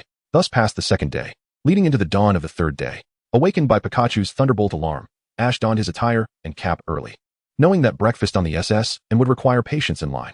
As the saying goes, those who do not eagerly partake in meals may have troubling thoughts. Brock, is Shigeru with you? Let us go have breakfast. Understood, Ash. You can go in first. Brock's voice came from within.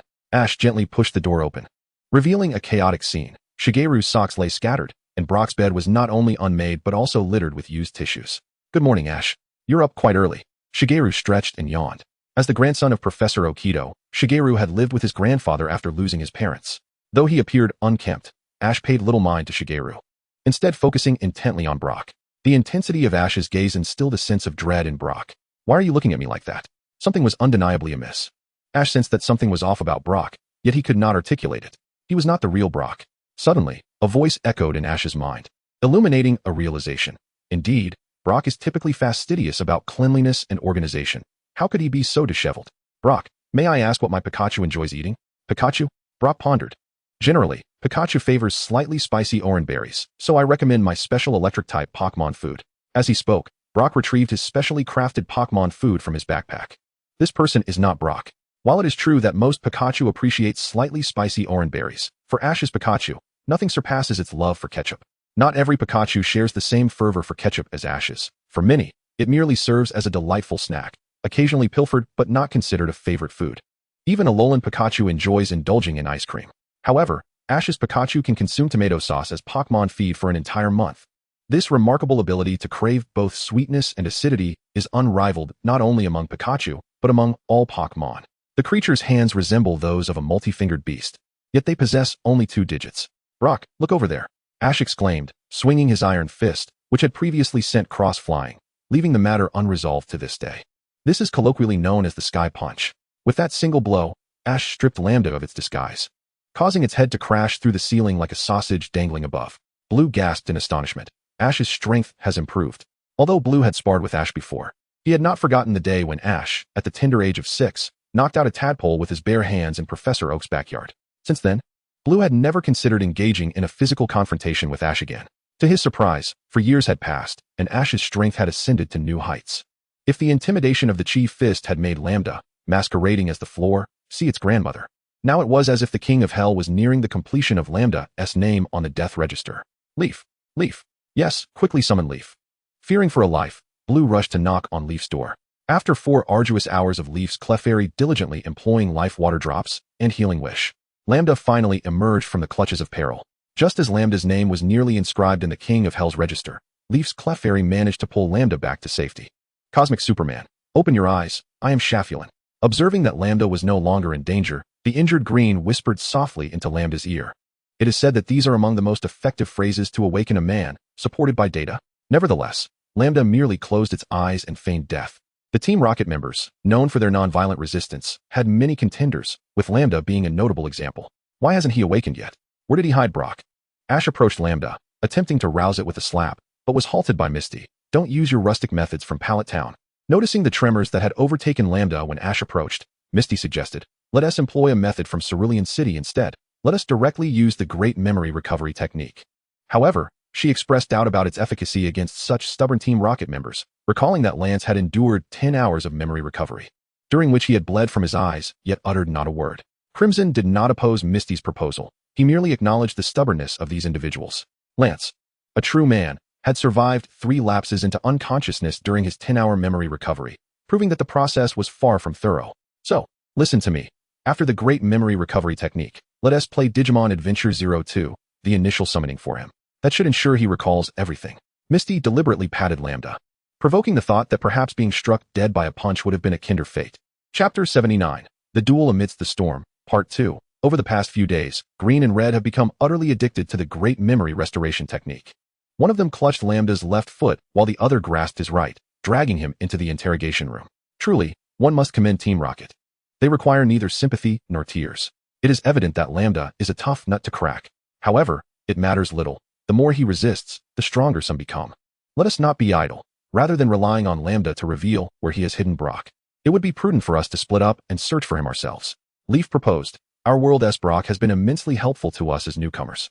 In gratitude for his kindness, we should endeavor to find him. I suggest we leave the matters concerning Team Rocket to Green and Red. This proposal received unanimous support. Inside the interrogation room, the walls were shrouded in darkness, and a television flickered ominously with haunting images. What a truly ghastly atmosphere. Lance, having undergone the Great Memory Restoration technique, was indeed a man of fortitude. Although notorious for his cruelty, his loyalty to Sakaki rivaled that of Astarte for the original. This method of interrogation was far too abstract for mere mortals. Lance's eyes were taped shut to prevent him from closing them. Adversity persisted.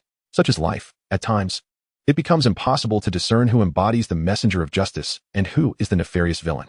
Meowth, are you prepared?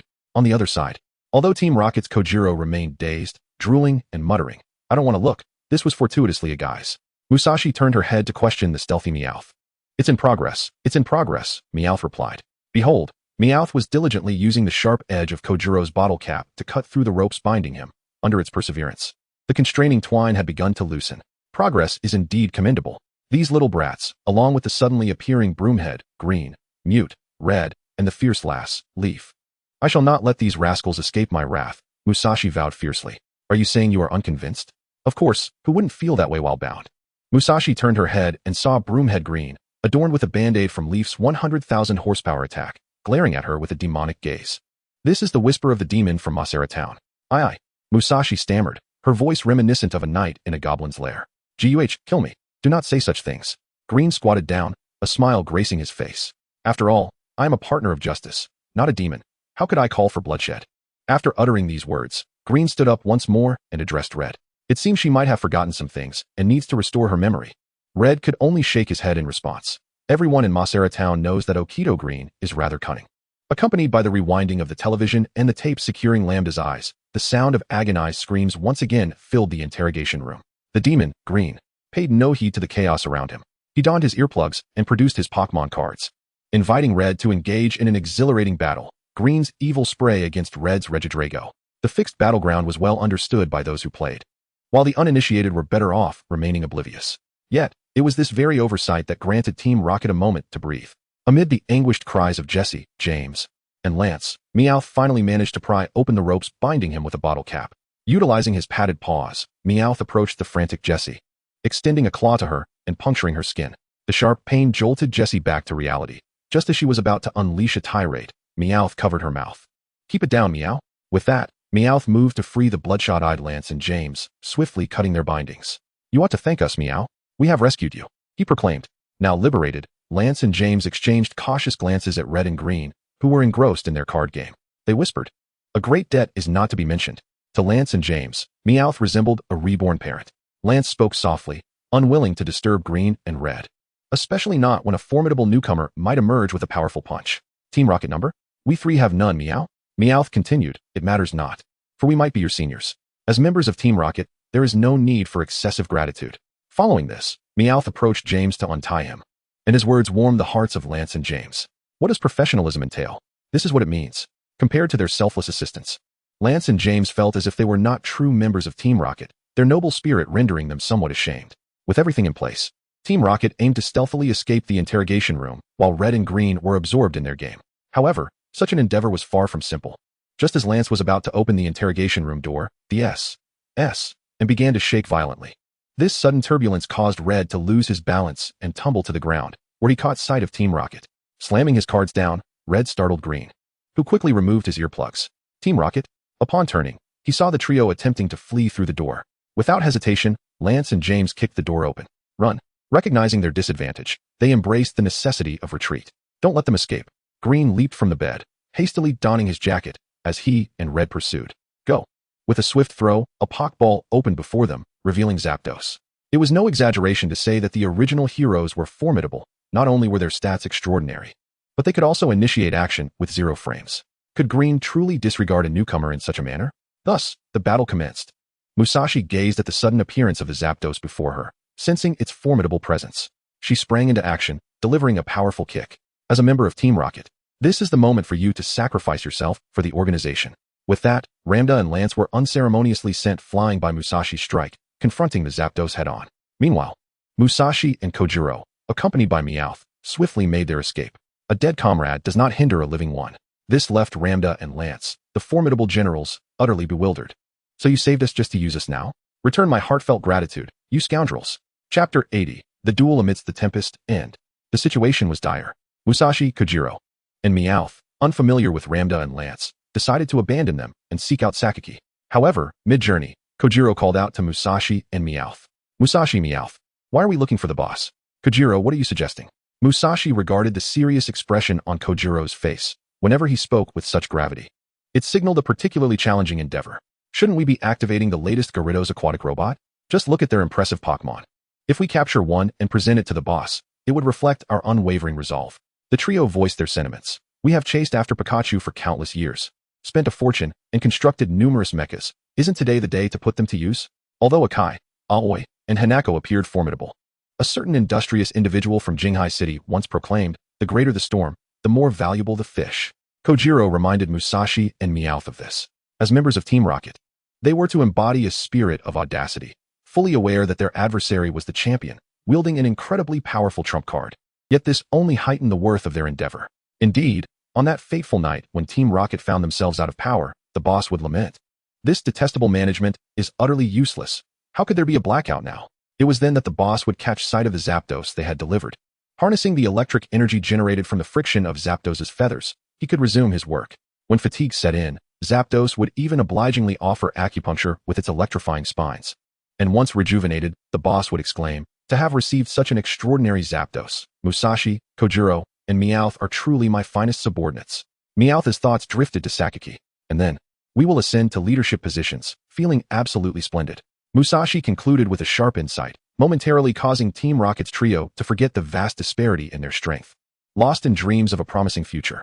After their discussion, the trio promptly changed direction, racing towards the depths of the Saint and where Gyarados robot crafted using dwarven technology that expanded upon contact with water, awaited them. This was specifically designed to capture Pikachu. On the other side, in the VIP lounge of the ST, and Ash and Misty were seated on a sofa, sipping oolong tea while accompanied by Pikachu. Originally, the group dispersed, and Ash and Misty found themselves assigned to a team with Leaf. The two, along with Pikachu, called out for Brock's name while pushing open doors until they inadvertently stumbled into the VIP room of the St. Anu. Inside, Giovanni was sipping freshly brewed oolong tea, holding a photograph of Silver sent to him by the Johto region's four commanders, Athena. The atmospheric pressure over the ocean was notably low, creating a somewhat oppressive air around them. Giovanni had not brought his Meowth along this time, and unable to enjoy the company of his feline companion, he resorted to daydreaming about a potential reunion with his son to alleviate his inner turmoil, until the sudden cries of a boy and girl broke through the silence. Brock! Brock! The shouts caused Giovanni to feel a twinge of anxiety. Didn't I say not to disturb me while I'm contemplating matters? What is this stepping outside? He encountered the trainer with Pikachu. You're the kid from last night. And you're the old man from yesterday? Ash recognized Giovanni. Have you encountered any problems? Giovanni inquired, leading to the current scene. The refreshing oolong tea invigorated the senses. Observing Ash and Misty enjoying their tea, Giovanni continued. I have instructed others to locate your friend. I believe you will receive an answer soon. Thank you very much, sir. Ash expressed his gratitude. It's nothing. You're about the same age as my son. I wish he had a character like yours, Giovanni remarked, sitting opposite them. Misty glanced around the room. The carpet woven from merino sheep wool, a striking oil painting from an unknown, yet evidently esteemed artist, neatly arranged images of Tyranitar, and the exquisite oolong tea before them. Such luxuries were not commonplace. Of course, after all, the St. Anu is my property, Giovanni replied coldly. Oh, so you're quite wealthy. Sir? Ash finally realized. In that case, I advise you to be cautious, as there are some villains attempting to seize the Pokémon aboard the St. Anu. Villains? How could I be unaware of this? Giovanni exclaimed. In Kanto, who would dare to cause trouble on my territory? Only Team Rocket acts with impunity elsewhere. No other regional antagonists dare to defy Team Rocket here. It's true, sir. There's a scoundrel named Giovanni who leads an evil organization known as Team Rocket, which aims to steal and exploit others' Pokémon for their experiments. It's quite terrifying, Ash kindly warned. Giovanni responded. So I am the villain? Well, then, that's a relief. He countered, but I perceive this merely as a business venture. You must understand that under legal statutes, once the statute of limitations has lapsed, accountability ceases to exist. Wasn't there a real estate mogul named Sue who absconded with over 6 billion? He was quite adept at evading legal repercussions. Stretching lazily, Giovanni added. If a person is not acting unlawfully, how can they be deemed a villain? This statement left Xiaoxia utterly speechless. However, even such a perceptive individual as she could find no rebuttal. After all, from a legal standpoint, the Rockets had committed no wrongdoing. How could one label them as a nefarious organization? Clearly, they were a conscientious company contributing to the economic advancement of Kanto. Yet, such actions were undeniably improper. Ash interjected. Deceit is wrong, wrongdoing is wrong, and cutting in line is wrong. There are numerous injustices in this world, and regardless of the justifications employed by those who commit them, wrong remains wrong. There is a certain virtue in foolishness, and that is the adherence to principles. Indeed, you are correct. Sakamoto rose to his feet. Now, I would like to discuss a different topic. With that, Sakamoto approached a table within the VIP room as a tempest began to brew outside. Accompanied by the crackling of lightning and the rumble of thunder, Sakamoto retrieved 2 luxurious Pokeballs from the table. Before we commence our discussion, allow me to introduce myself. I am Sakamoto, the Sakamoto of the Earth, or as you may refer to me, the leader of Team Rocket. Chapter 81. The Confrontation with Majestic Fawn. Part 1. Sakamoto's self-introduction commenced rather abruptly. I am uncertain how you two perceive me, but I am aware that you cannot leave this place. With that, Sakamoto tossed one of the Pokeballs into the air. As it opened, a creature materialized before Ash and Xiaoxia, a Donphan, albeit one distinctly different from the common variety. It exuded a primal wildness, its long tusks resembling those of an ancient mammoth, while its back was adorned with green scales that suggested it had just awakened from the annals of time. Its forelegs were cloaked in a shaggy azure fur. Allow me to introduce this Pokémon. It is known as Majestic Fawn. Sakamoto's shimmering Majestic Fawn now blocked the entrance to the VIP room, and both Ash and Xiaoxia felt an overwhelming pressure. This remarkable creature was captured by me in a deep pit located in the Paldea region of eastern Unova. It may very well be an extraordinary marvel unique to this world. Months prior, Sakamoto had abandoned his research on Utwo, and under his own volition, he ventured alone into the depths of Paldea. Awaiting him in that pit was none other than this dazzling Majestic Fawn. After considerable effort, he managed to subdue the creature, even sparring with a young trainer skilled in rock-type Pokémon during the process. I wish to keep my words simple. I find some admiration for you, young one. Though your mind appears somewhat simplistic and you seem to struggle with understanding, would you consider aligning yourself with Team Rocket? Sakamoto, a man who valued talent, recognized that any organization required fresh vigor for its advancement. In a show of solidarity, Majestic Fong let out a fierce roar, asserting its dominance. Very well. But may I take some time to contemplate this offer? Ash stood, gripping Xiaoxia's hand tightly. She could distinctly feel the perspiration pooling in his palm and the tremor coursing through his fingers. Due to the meat pigeon system established by Arceus, Ash's body activated the factor of strong individuals, granting him abilities akin to those of the formidable Red. He could distinctly sense impending danger. Satoshi knew that Sceptile was a trainer beyond his capacity to confront. Under ordinary circumstances, even aware of his disadvantage, Ash would boldly face any formidable adversary. However, with Misty by his side, he could not ascertain her safety. Moreover, I hope you contemplate this carefully. If you fail to recognize the perils surrounding the young lady beside you, I cannot assure her safety, Sceptile warned Ash. Sceptile thrived on intimidation and coercion, seizing upon any weakness his opponent displayed, whether they were a child or an adult. Misty, prepare yourself, Ash murmured, having steeled his resolve. That majestic Tyranitar posed a grave threat. He could not allow Misty to remain near him. Uncle, let me consider your proposition. How about this? If you want me to lead Team Rocket, then I shall agree. Ash raised his other hand, scratching his head, while Pikachu, sensing Ash's anxiety, leaped to his feet, bracing for action. You certainly have a grand appetite, young lad. I admire your ambition, but to become the leader of Team Rocket, you must first earn your stripes, capture legendary Pokémon, or conquer new territories. If you yield to us, I could arrange for you to attend school in Paldea, where you could build your own influence, starting as a regional representative. This is what the Team Rocket trio refers to as a promotion to a leadership position, with the distinction of not requiring Team Rocket training. A mere nod from you would suffice for me to appoint you as a division head. Is that so? Well, uncle, I think I'll pass. With that, Ash suddenly hurled a Pokeball at Sceptile. The ball flew with a sonic boom, and in the face of imminent danger, Sceptile deftly turned his head just in time to avoid a direct hit, maintaining his composure despite his predicament. However, the unexpected attack left Sceptile momentarily speechless. You little rascal. I've reconsidered. I detest studying. As the Pokeball opened, Ash issued his command. Kinta, use Charged Flame on that Tyranitar. Kinta charged headlong at the ancient Tyranitar, which towered over modern Pokémon like Donphan, exhibiting greater strength and resilience. Yet, Kinta's sudden assault managed to topple the Tyranitar to the ground. With the strength capable of pushing back a super rookie by 3 steps, Kinta would not yield to the ancient mammoth in a test of raw power. This was the strength of the modern era. Seizing the moment, Ash grasped Misty's hand, and, before Sceptile could unleash a second Pokeball, he dashed toward the VIP room, kicking the door open. Quick go, he urged, flinging Misty outside. What about you? Misty looked back at Ash, wanting to flee alongside him. The moment she laid eyes on that ancient Tyranitar, she realized that Ash stood no chance against Sceptile. You have departed, allowing me the freedom to engage him. This statement holds truth.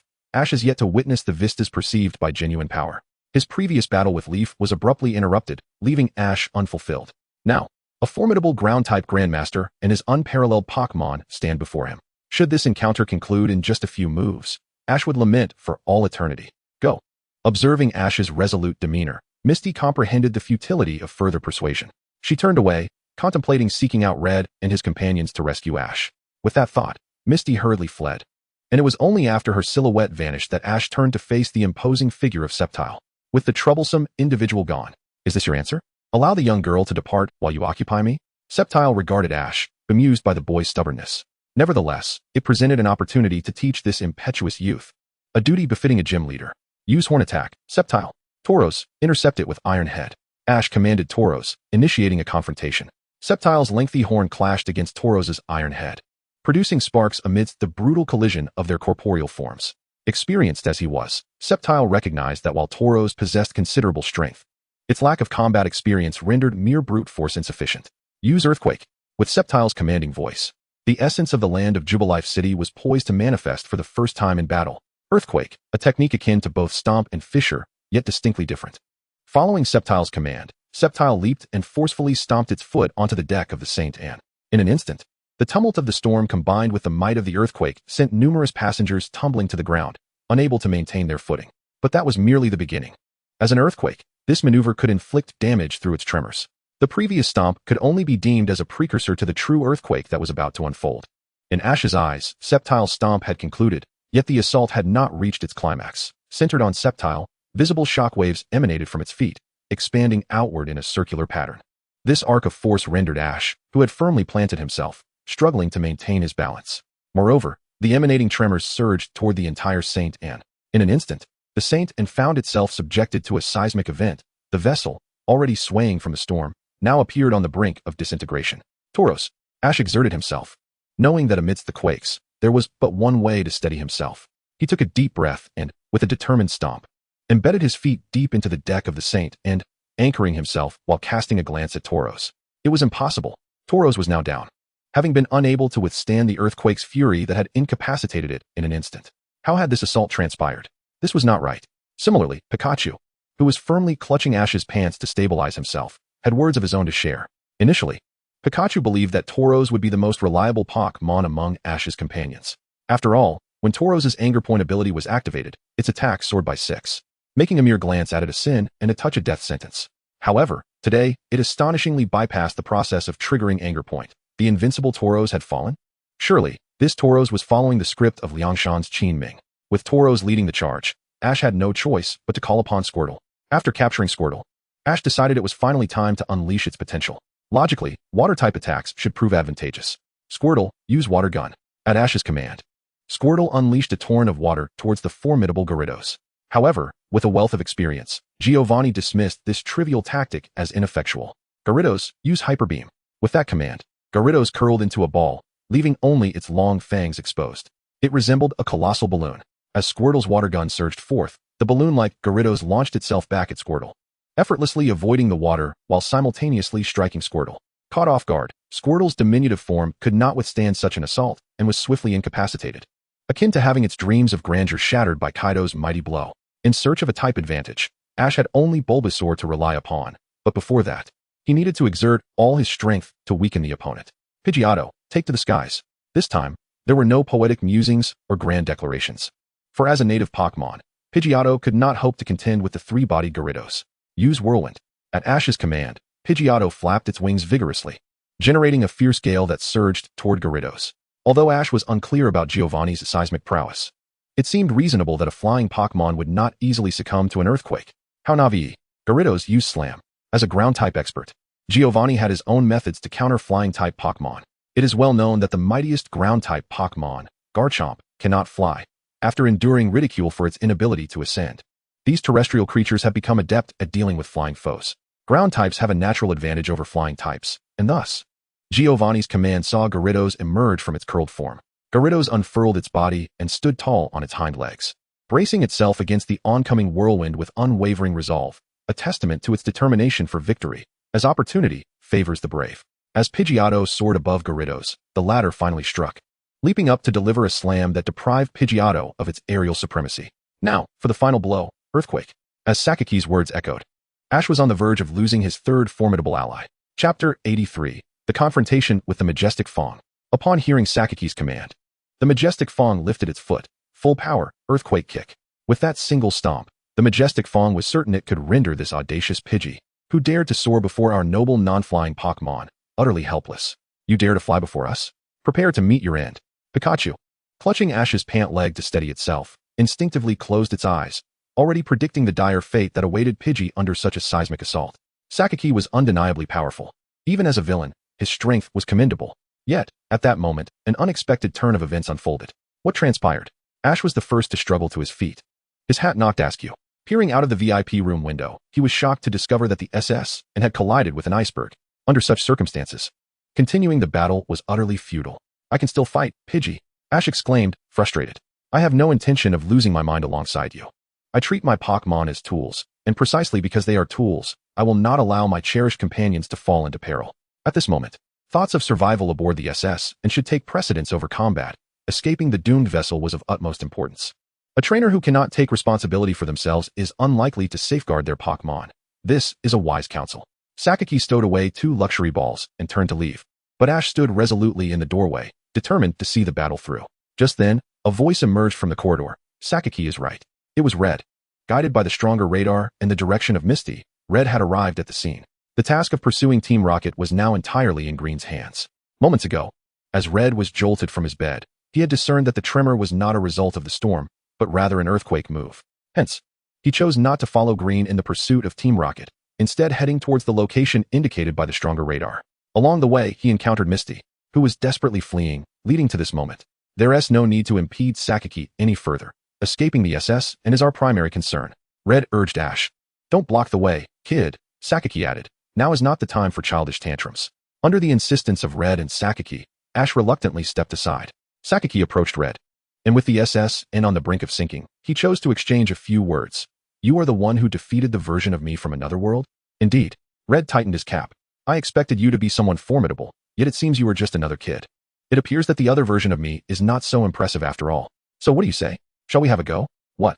Of course not. That is a question with an obvious answer. Crimson fixed his gaze upon Sakaki. Unlike the other Sakaki, Crimson traversed realms through metaphysics, while Sakaki relied on the principles of science. If you wish to face defeat, I can certainly provide you with an opponent, he remarked. Who? Sakaki inquired, curiosity piqued. Him. Sakaki pointed to the still-dazed Ash. He can defeat you, without a doubt. Then I shall await that challenge. For now, I must take my leave. With Sakaki's victory, he vanished into the shadowy corridors of the and which had run aground. As Sakaki departed, Misty hurried to Ash's side. She enveloped him in a tight embrace. Why are you being so reckless? You scare me to death, you fool. Are you crying, Misty? Of course not, she retorted, turning her head in a futile attempt to deny her earlier concern for Ash. Pikachu, observing the scene, tiptoed over, clutching Ash's cap, careful not to disturb the two.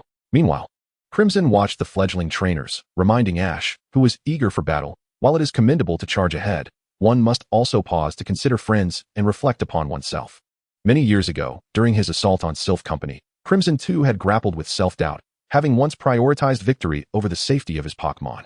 There was a morning when he contemplated abandoning all his companions, yet in the end, his Pokémon steadfastly chose to follow him. Having traversed such a tumultuous path, he felt compelled to guide the young trainers who had yet to stray, easily lost in the allure of power. At present, Crimson sensed that Ash would emerge as a remarkable trainer. If a trainer becomes ensnared by the mere pursuit of strength, ultimately forsaking their companions in the quest for greater power, how does that differ from Shinji? Becoming obsessed with enhancing a Pokémon's so-called potential while neglecting personal growth, and neglecting earnest effort, placing unwavering faith in various systems, yearning to triumph over the Elite Four one day and become a champion the next, only to find themselves lost without such support.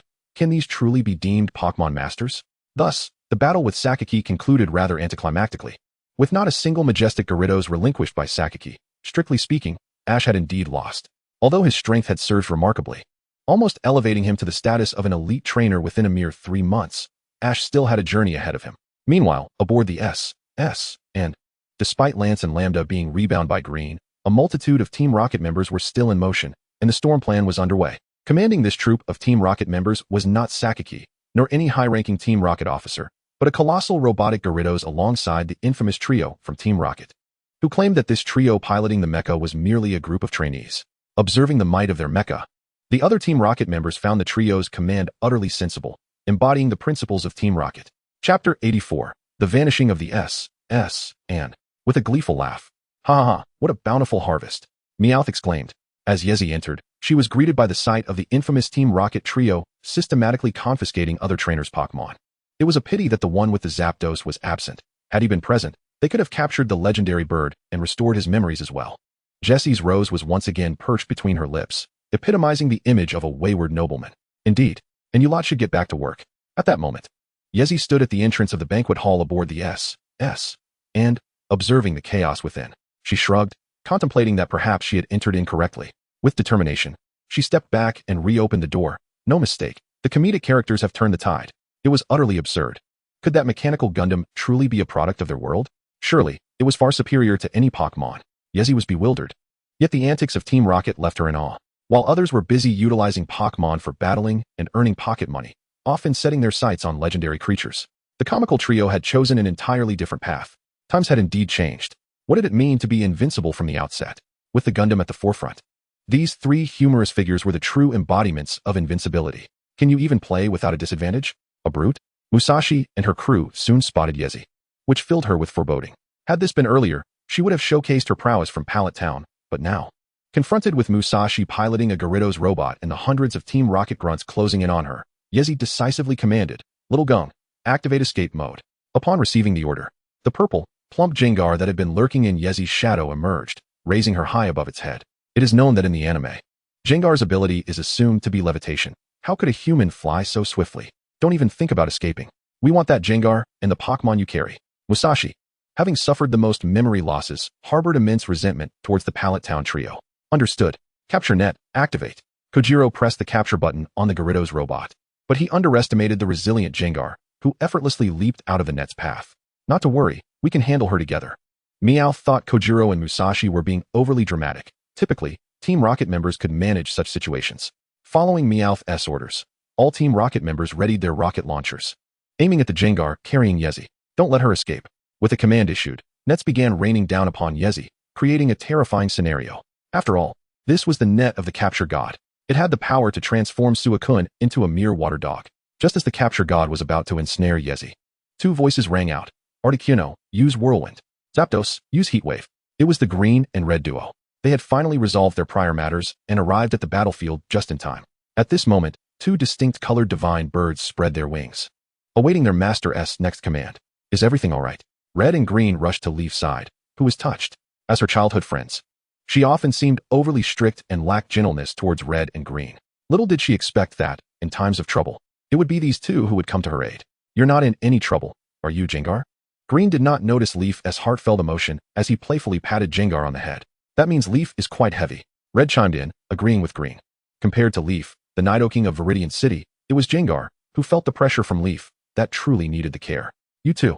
Leaf, having composed herself, clenched her fists. In the next moment, she transformed into Professor Oak's Nidoking from MT Silver, unleashing a tremendous force upon Green and Red. The impact was remarkable. Green and Red fell to the ground in a classic backhand toss. Leaf dusted off the remnants of her stylish outfit. I'm not fat. And why can you use Pokémon? After saying this, Green snapped his fingers, summoning Machoke, who tossed the bound Lambda and Lance to the ground. Come save us. These people are the devils of hell. Lambda and Lance shouted desperately, yet none of the surrounding Team Rocket members moved to rescue them. Instead, they raised their rocket launchers menacingly towards Lambda and Lance. It seems these two have lost their wits. If the four commanders fall, there are plenty ready to take their place. If you don't want to, there are many in Team Rocket who will gladly step in. What does it mean to have a predatory corporate culture?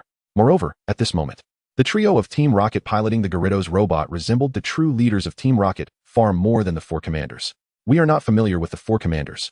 This was a classic case of the underdog overcoming the superior. And what about you? Leaf stepped back a pace, shielding Green and Red behind her. You wouldn't be able to pry open a Pokeball with your bare hands, would you? How could I possibly possess such ability? Red cast an incredulous glance at Leaf. Do you think I'm some kind of earthly deity capable of opening a Pokeball with my bare hands? That is not me. It was Ash. He helped me open the Pokeball. Red was astonished at the mention of Ash. His physique seemed almost superhuman, causing Red to question if the Pokemon he sensed was actually Ash. After all, it was a Pokeball, theoretically, once closed. Even Machoke could not pry it open by sheer strength, yet Ash, with a mere exertion of his hands, seemed to channel an indomitable force, effectively breaking the Pokeball apart. If this boy were to engage in wild battles, the implications were unfathomable. Then let Ash do the same for me. Leaf gazed behind Red, hoping to see a manual Pokeball opener, but there was no reliable figure in sight. Ash and Misty have gone to find Brock again. Leaf felt a tinge of disappointment. At this moment, Red was not as useful as Ash, who could open a Pokeball with his bare hands. The trio, their ears ringing from the blast, sat up on the floor, momentarily shaking their heads. The instigator couldn't help but remark, "What on earth are you three conversing about? It seems you utterly disregard our presence." Kojiro seized the opportunity to respond, "Indeed. You little brats and that girl are so engrossed in your chatter while danger looms before us." Musashi, unable to contain her frustration, was ready to unleash devastation upon the trio from Pallet Town. With Musashi's command, Meowth activated the all-launch button on the mechanical Gyarados, and missiles emerged in droves, locking onto the trio and their Pokémon. Launch. Just as Kojiro was about to press the launch button, a dark, mud ball hurtled towards the colossal Gyarados. Though it appeared to be an ordinary mud ball, its velocity rendered it anything but mundane. It pierced through the robot before Kojiro could even initiate the attack. Only one person could accomplish such a feat, a descendant of the Sinnoh intangible cultural heritage, Ash. Having parted ways with Red, he decisively arrived at the battlefield alongside Pikachu and Misty to assist Red. To the Pallet Town trio, Ash, stepping through the doorway, shedding his outer garment while wielding the mud ball, appeared as a celestial savior, a deity descending from the heavens. What a sight to behold! Like a lion descending from the clouds. When he took action, it was akin to a mighty beast asserting dominance. What a shoulder for a canary to lean upon. Hurry, Ash, share some of that with me. In a surge of overwhelming reassurance, Leaf promptly retrieved the Firebird Pokeball from Gengar's mouth and handed it to Ash, only for Ash to return it. Leaf, using brute force to open a Pokeball will damage it, he declined her suggestion. Then why did you open it for Red and not for me? I want to use my Pokémon too. Leaf protested, lamenting. Who understands this discrimination? No. I mean there are ways to use Pokémon without breaking the Pokeballs. Pikachu. With Ash's command, Pikachu burst forth, popping all the balloons attached to it, and descended onto the Pokeball locking device belonging to Professor Nanbois. Thunderbolt.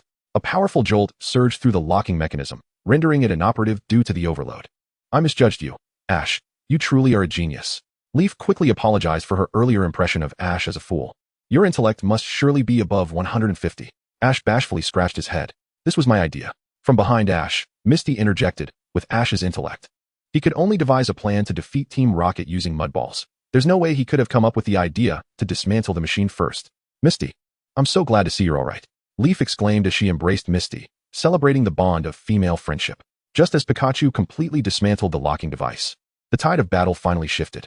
Go, Firebird! As the leaves fluttered down, the legendary birds of the Kanto region simultaneously graced the battlefield. Musashi, should we not flee with our Pokémon? Kojiro gazed apprehensively at the majestic trio before them. Their mechanical creation had proven too intricate. Once pierced, it was rendered inoperative. I fear we may be too late, meow. Nyasu hid behind Kojiro, trembling. Could you be gentler? Please refrain from striking my face. Sensing the impending doom, Musashi forced a smile towards the trio from Pallet Town, saying, Musashi is a dedicated actress. Her visage is of utmost importance. The trio, observing the rocket team's submissive demeanor, responded with a devilish grin. Do not surrender to us, you scoundrels. It would be too embarrassing for us to retaliate. Being gentle is acceptable, but no face strikes. Zapdos. Unleash thunder. Moltres, use Fire Blast. Articuno, summon Blizzard. With the St. Anna's ship beyond salvage, they resolved to wreak complete havoc. The Dragonite robot, under the relentless assault of the legendary birds, met a devastating explosion. Should we not adopt a more pragmatic approach henceforth, meow? The airborne rocket team trio continued their customary post-battle analysis. Indeed, we were ill-prepared for Pokémon of such caliber as the legendary birds. Kojiro concurred with Nyasu's sentiment.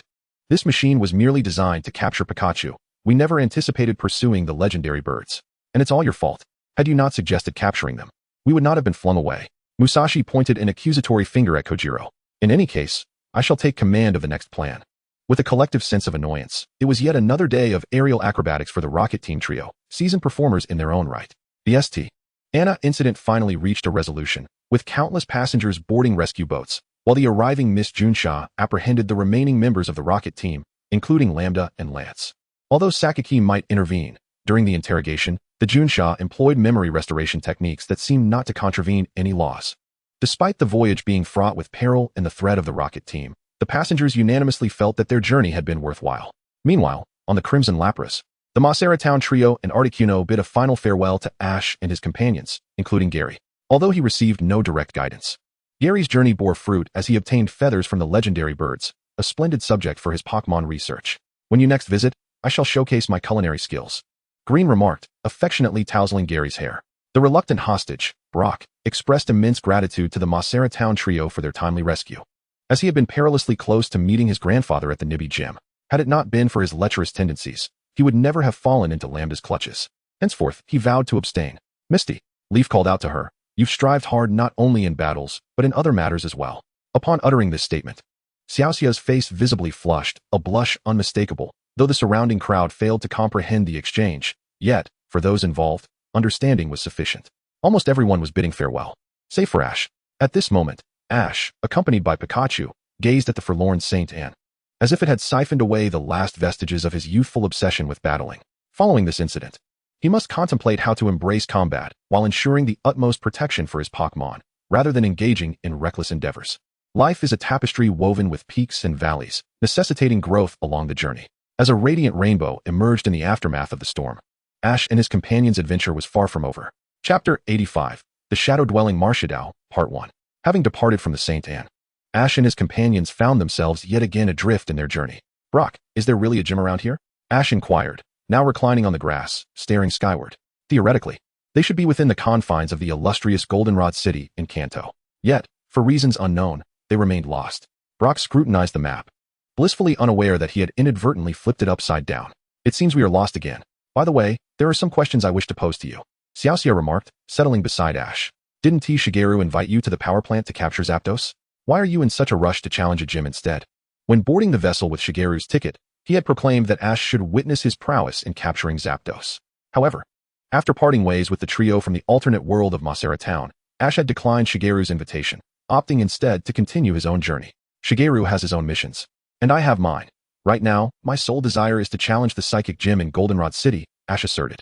Yet, Xiaoxia discerned a different undertone in his words.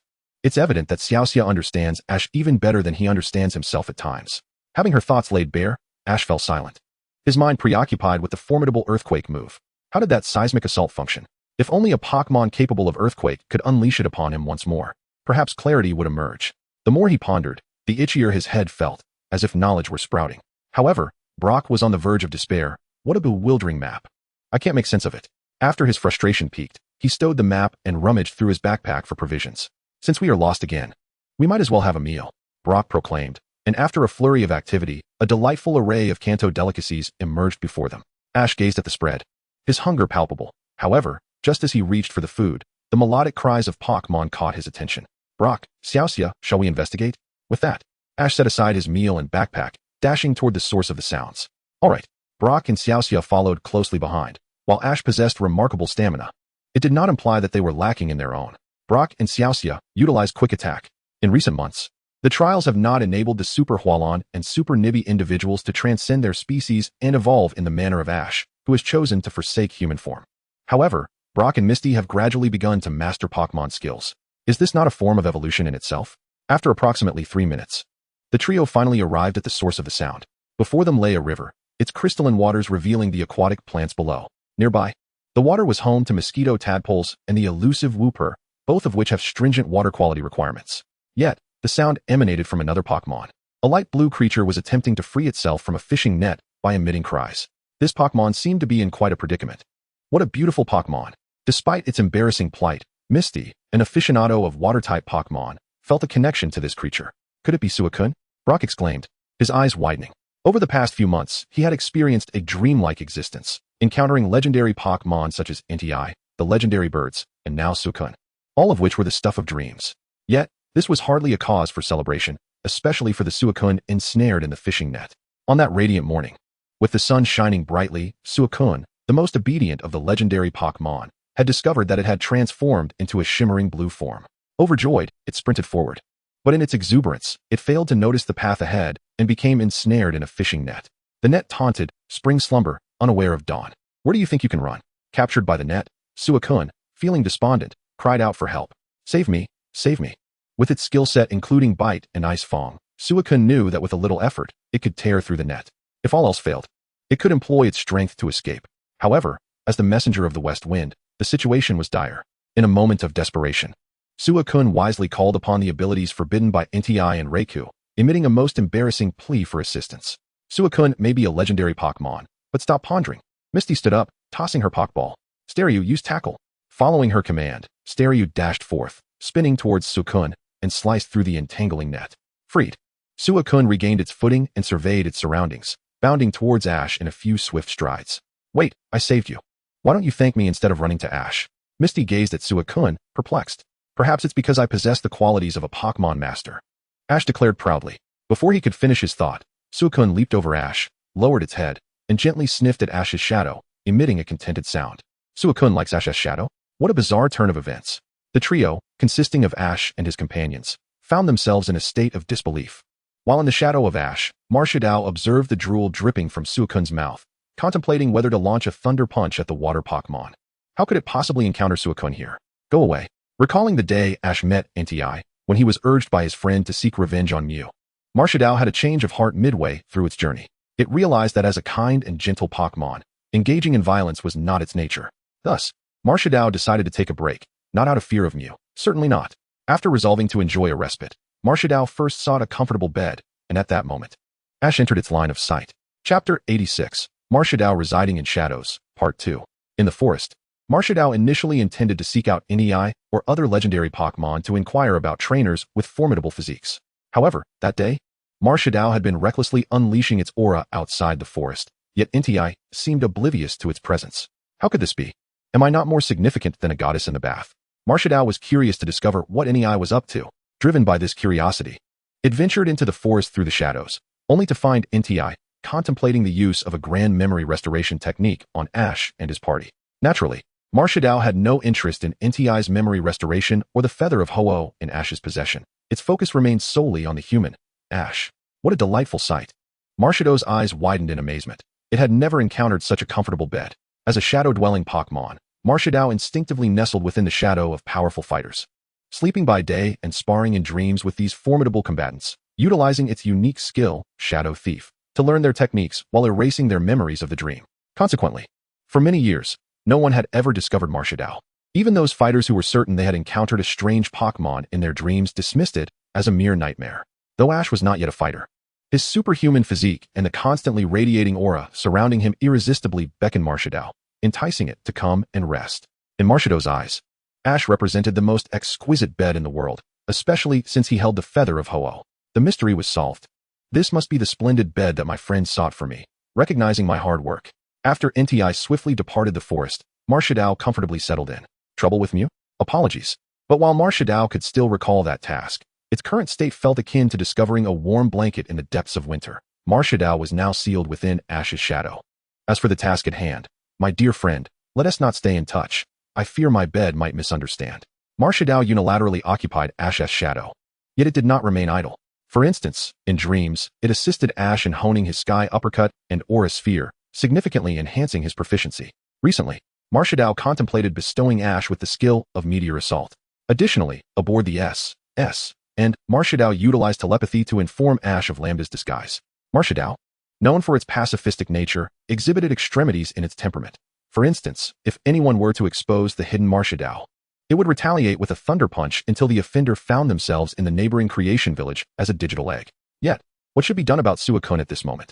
Marcia Dao could sense Suicune's foul breath and felt its own fists hardening.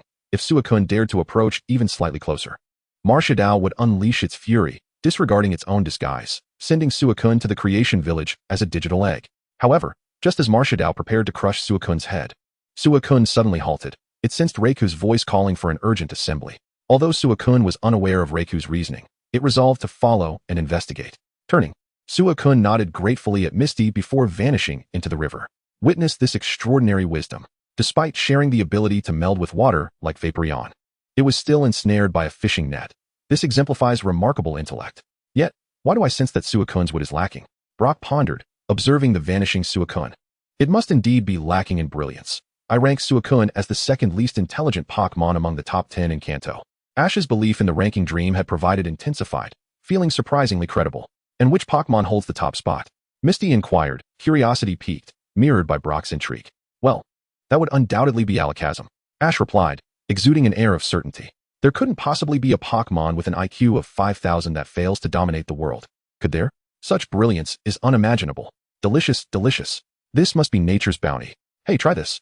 Aki handed a can of sweet peach to her partner, Zubat, who eagerly consumed the treat without suspicion.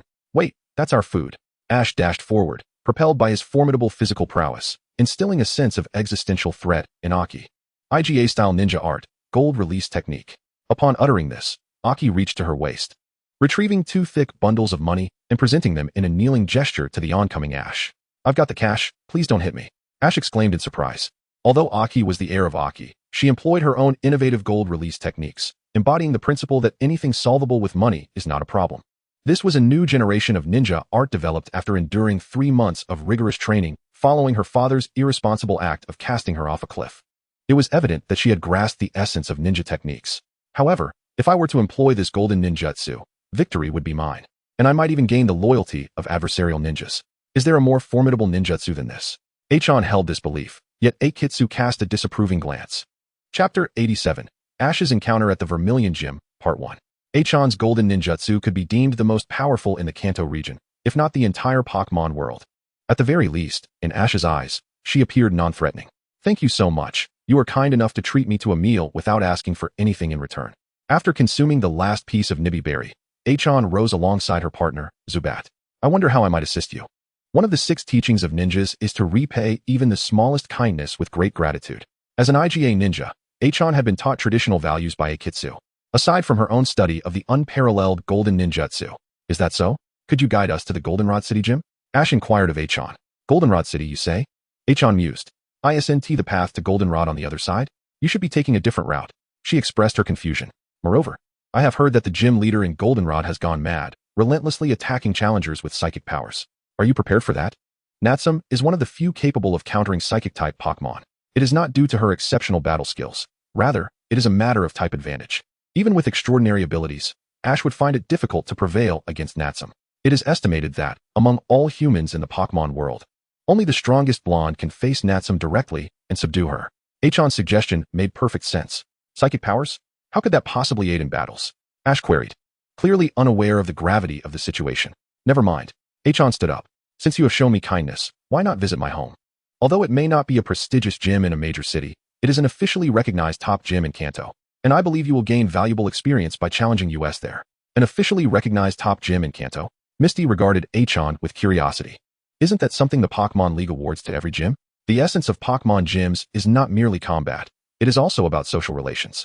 To avoid offending anyone, the evaluation standards for gyms have always been rather lenient. Exactly, Brock concurred, reflecting on his years as a gym leader. He had never found the title of top gym particularly intimidating. No, my father told me that the Vermilion Gym is indeed the strongest in Kanto, and he is among the top trainers of these elite gyms. Lying is against the ninja code. Achan boasted about her father, Ikitsu. Our Vermilion Gym can truly be considered the strongest in Kanto. My father, the ninja Ikitsu, is a formidable gym leader, capable of contending with Champion Lance. The Vermilion Gym? It is not just a little girl I am addressing. After all, I am the gym leader of the Nibi City Gym. I find your fabrications utterly unbelievable. Master Shiba is indeed the most formidable trainer. As a devoted admirer of Master Shiba, Brock cast a disapproving glance at Anshin.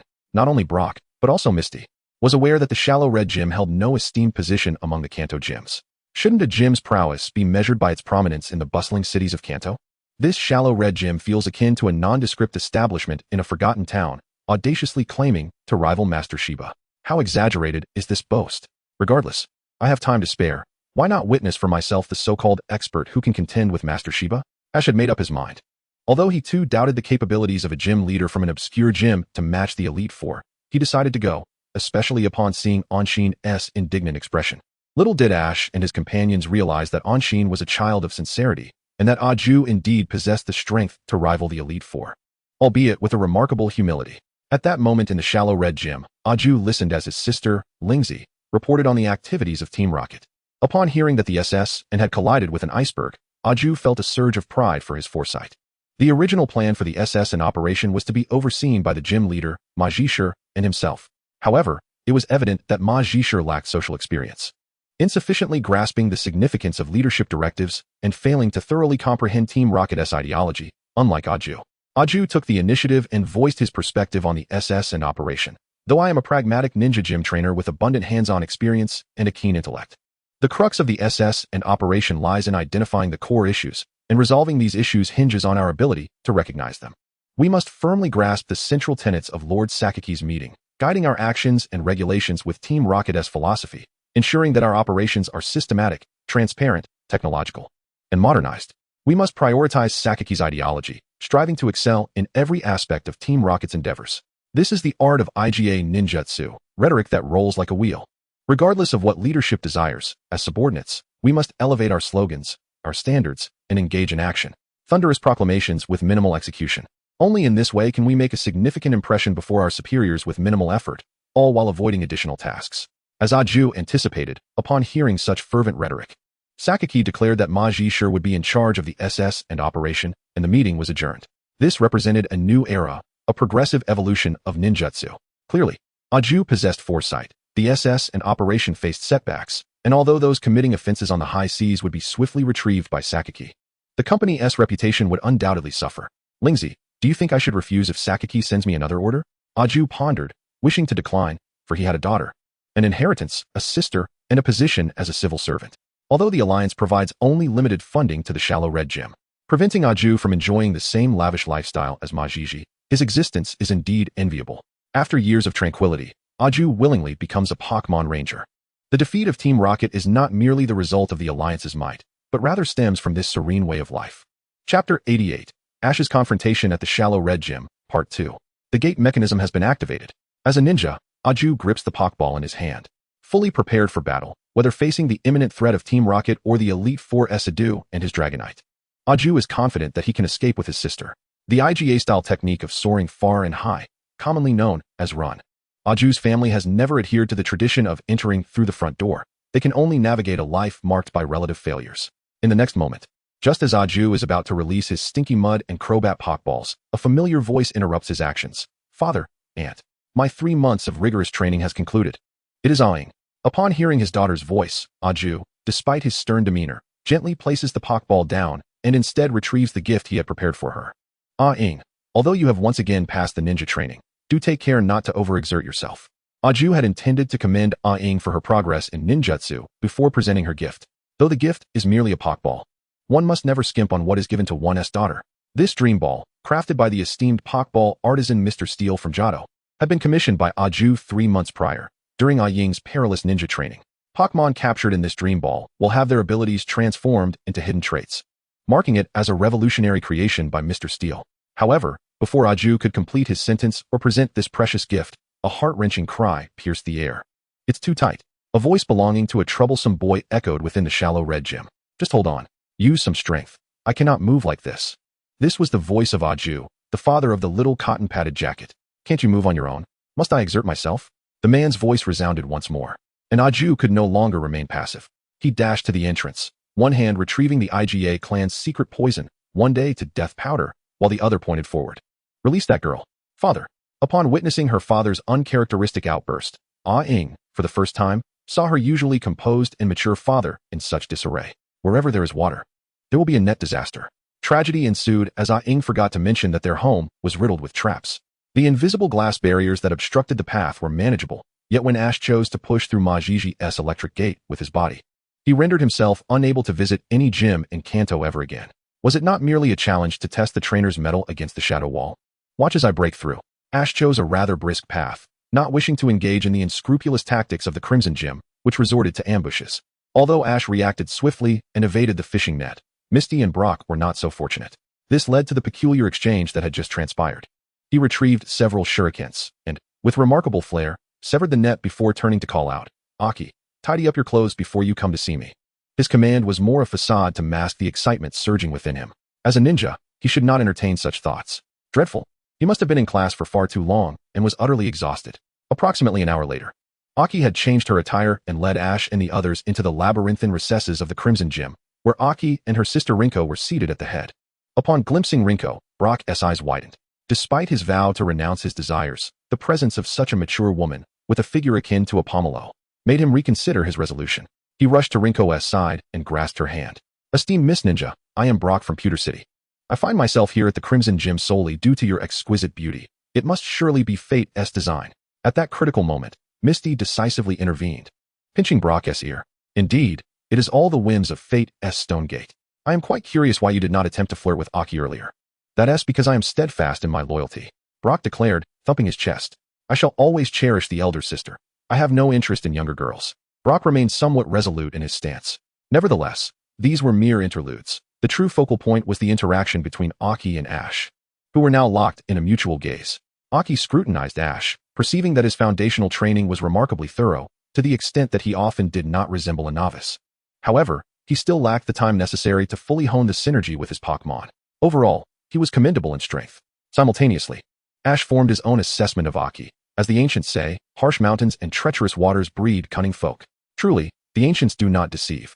Although this place resembles a shabby gym known only to its own, Aki's prowess is undeniable. Among all the foes I have encountered thus far, only Giovanni could rival him. I estimate Aki could defeat 50 of his kind. Am I truly about to face such a formidable adversary? Ash pondered, bolstering his spirits. It was indeed another day of encountering masters. Yet Aki's thoughts diverged as he handed Aki a Pokeball. Since our challenger has come to test the gym and has previously benefited from your kindness, Aki, you shall battle this young man. Chapter 89. What era are we in? Still employing traditional ninja techniques? Part 1. Aki's selection to battle was made with careful consideration. The origins of this tale lie within the Alliance.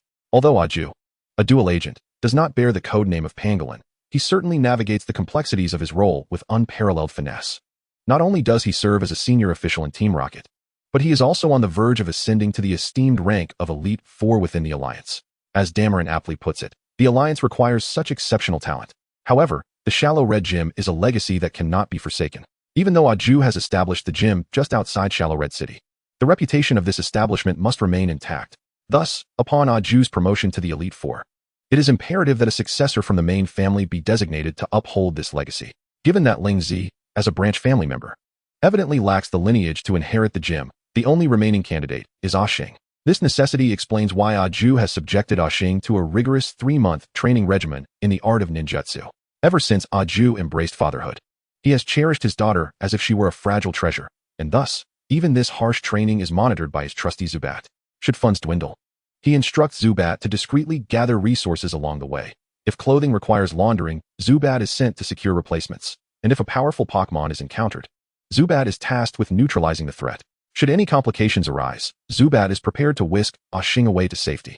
Nature's bounties come at a price, and Zubat has already borne that cost for Xing.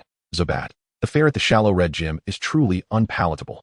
Nevertheless, Aju is keen to gauge his daughter's progress, and it appears that the seemingly simple-minded Ash Ketchum serves as an excellent benchmark. Regarding Xing's interest in Ash, Aju trusts his daughter's judgment. After all, she is the daughter of a prominent figure in Shallow Red City and is unlikely to be enamored with a trainer of elementary education from the quaint town of Pallet. As for Ash, he rises to meet Aju, who has just handed his daughter a Pokeball. Sir, might I request your personal guidance in this battle?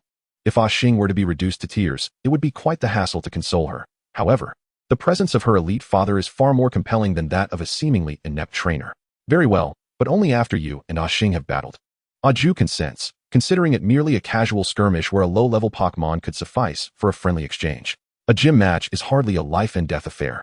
Both the Alliance and Team Rocket are realms of social intricacies rather than mere combat. Aju's adeptness in navigating both spheres stems not only from his mastery of the IGA ninja arts, but also from his unparalleled understanding of interpersonal relations within the IGA tradition.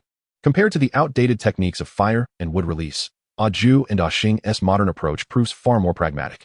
Approximately half an hour later, Xing dons traditional ninja attire and, equipped with the family Pokémon bestowed upon her, steps into the dojo. Her opponent, Ash Ketchum from Pallet Town, awaits her in the arena.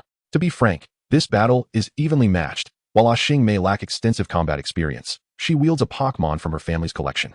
In contrast, Ash, seasoned in battle, opts not to deploy his higher-level Tauros, Pidgeotto, or Pikachu. The match will be resolved by a single decisive confrontation. At this moment, Ling Zi stood in the arena as the referee, with Aju perched on the windowsill, serving as the judge. As Ling Zi waved her flag, Xiaoji was the first to throw out his leading Pokémon. Charmander, it shall be you. Although this was a ninja duel, and Bulbasaur would typically be the choice, Xiaoji declared, the era of ninjas has come to an end. Chirp. Fear not, it won't take up too much of your time. Pikachu, overhearing this, gasped Pika. Pika, what brings you here, Death Reaper? Go, my elite ninja. Seeing that Xiaoji had unleashed his Pokémon, Xiang hesitated no longer. With her throw, the Pokeball that Aju had handed her opened, revealing before Xiaoji a light purple scorpion Pokémon, a Skorupi from Sinnoh. Staring at the Skorupi, Charmander was momentarily taken aback, then recited a professional mage's incantation. Goodness gracious. Where did you get this? Is this still Kanto? Why aren't Kanto people using Kanto Pokémon? And isn't this Skorupi a tad bit oversized? Typically, a standard Skorupi stands at 0.8 meters tall, with the tallest reaching about 1.2 meters at most. Yet the one Aju had chosen for Xiang was at least 1.6 meters, and considering it was still a baby, it was clearly still growing. After reaching level 40 and evolving, who knows how enormous it would become? Aju, you've gone too far. Pampering your daughter is one thing, but this is excessive. Whose dominant Pokémon did you steal? And usually, when gifting a daughter a Pokémon, one would select something beautiful, like a Budew or a Ralts. Who would gift such a monstrous Skorupi? Indeed, Aju is from Team Rocket. He's no good Samaritan. As she observed the bewildered Xiaoji, who had never encountered such a sight, Aju spoke from his perch. That was a rather ordinary poison-type Pokémon I caught 2 months ago during my trip to Sinnoh, after thoroughly searching through all the swamp areas. I initially intended it as a gift for Xiang upon her training's completion. Now, let us see if you are worthy of it. Yes, father. Xiang commanded, Skorupi, use Poison Sting. Upon hearing her command, the Skorupi, initially reluctant to heed Xiang, found its rebellious spirit subdued by Aju's intense gaze from the windowsill. Its previously defiant eyes became resolute. I, Skorupi, am willing to brave fire and water for Miss Xiang, not out of fear of her father's muddy presence. As energy coalesced, the Skorupi's tail began to extend, its poisonous stinger elongating before it lashed out towards Charmander. Charmander dodged. Clearly, Xiaoji was unaware of the significance of his command, having carelessly issued it. Though the Skorupi's strike missed, its power astonished everyone present, except Aju. The stone-paved dojo floor shattered under the force of the attack. Had it struck Charmander, it would have resulted in severe injury, if not worse. Moreover, due to the close kinship between the Scyther and the fire ant. Although it possesses both poison and bug attributes within the game and ignites upon contact with fire, it is, in fact, remarkably resistant to flames. Some Scythers even hunt beneath the scorching sands. The Pokémon provided by the family is indeed formidable. In Chapter 90, what era are we in? Still relying on traditional ninjutsu? Pika Pika. Observing the continually dodging Scyther, the little Charmeleon, Pikachu approached Ash, tugging at his pant leg. How about I take over? Despite Charmeleon's higher level compared to Squirtle, Pikachu's combat experience and skills surpass those of Charmeleon. Pikachu is confident in its ability to defeat the Scyther controlled by Aishing. Yet this suggestion bears little weight. I understand, Pikachu, but this battle is one-on-one. We cannot switch. Ash replied, his focus entirely on the battlefield. Charmeleon. Use Cut to block Scyther's poison sting. Chica. Alright. Charmeleon began to gather energy in its claws, although there was a notable difference in size and strength. Charmeleon's agility and swift reactions allowed it to defend itself. While it could not completely withstand Scyther's onslaught, it could mitigate damage through its blocks. Ash, this won't work. Misty, observing Charmeleon's attempts to defend, was not merely a cheerleader. That Pokémon is a bug type. Charmeleon's flames would be highly effective. Indeed, Ash acknowledged. Despite the Scyther's considerable size, it remained a bug type, meaning Charmeleon's flames would undoubtedly have an impact. No, we must stick to this. Despite Brock and Misty's reasonable arguments, Ash refrained from hastily instructing Charmeleon to use Flamethrower. Although Charmeleon was at a level that could evolve, it was still evidently insufficient. And Charmeleon had not practiced Flamethrower sufficiently since Cross had taught it. A decisive judgment.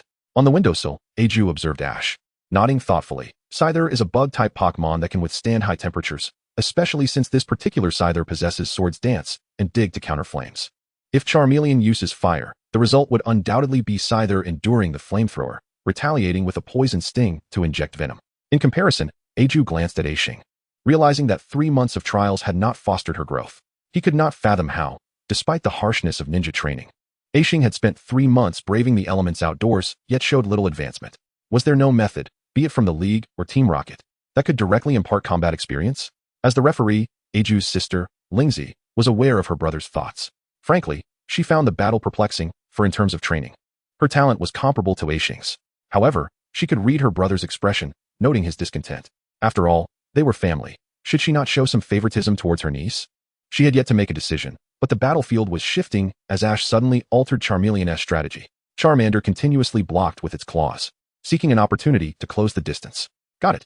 Upon hearing the command, Charmander interwove its left and right hands, skillfully deflecting the relentless strikes of Scyther's tail. With each unsteady step, Charmander approached its opponent. Scyther, we shall. Ian had yet to decide on a skill, but Ash swiftly took the initiative. Bite it. The physical attacker, known as Charizard, was indeed formidable. At that moment, unleashing an intense flame seemed like the right choice, but the aftermath would leave it vulnerable to counterattacks. It was wiser to leverage Charmander's nimble physique to execute several quick strikes instead. Following Ash's command, Charmander dashed forward, mouth agape, and sank its teeth into Scyther's tail. For a scorpion, the tail is a critical weak point. Being bitten there was akin to being grasped by the throat. Lacking considerable combat experience and relying solely on its physical prowess, Scyther panicked and began thrashing about wildly in an attempt to shake off Charmander. Ian, though uncertain of which skill to employ, still wished to direct the battle. Indeed, prior to the match, Aki had handed her a scroll detailing Scyther's moves, but who could possibly memorize such a multitude of words in such a brief span? Words hung on her lips, yet she found herself at a loss for articulation. She had resigned herself to the idea of defeat, prepared to part with a bit more pocket money as the battle unfolded. Gold dust technique, she mused. The most potent of ninjutsu. Yet, in this modern age, who still relied on traditional techniques. Unlike Ian, who was ready to concede, Ash was acutely aware of the harsh realities of battle. The Pokémon world is vast, allowing both humans and Pokémon to coexist freely, yet it is also confined.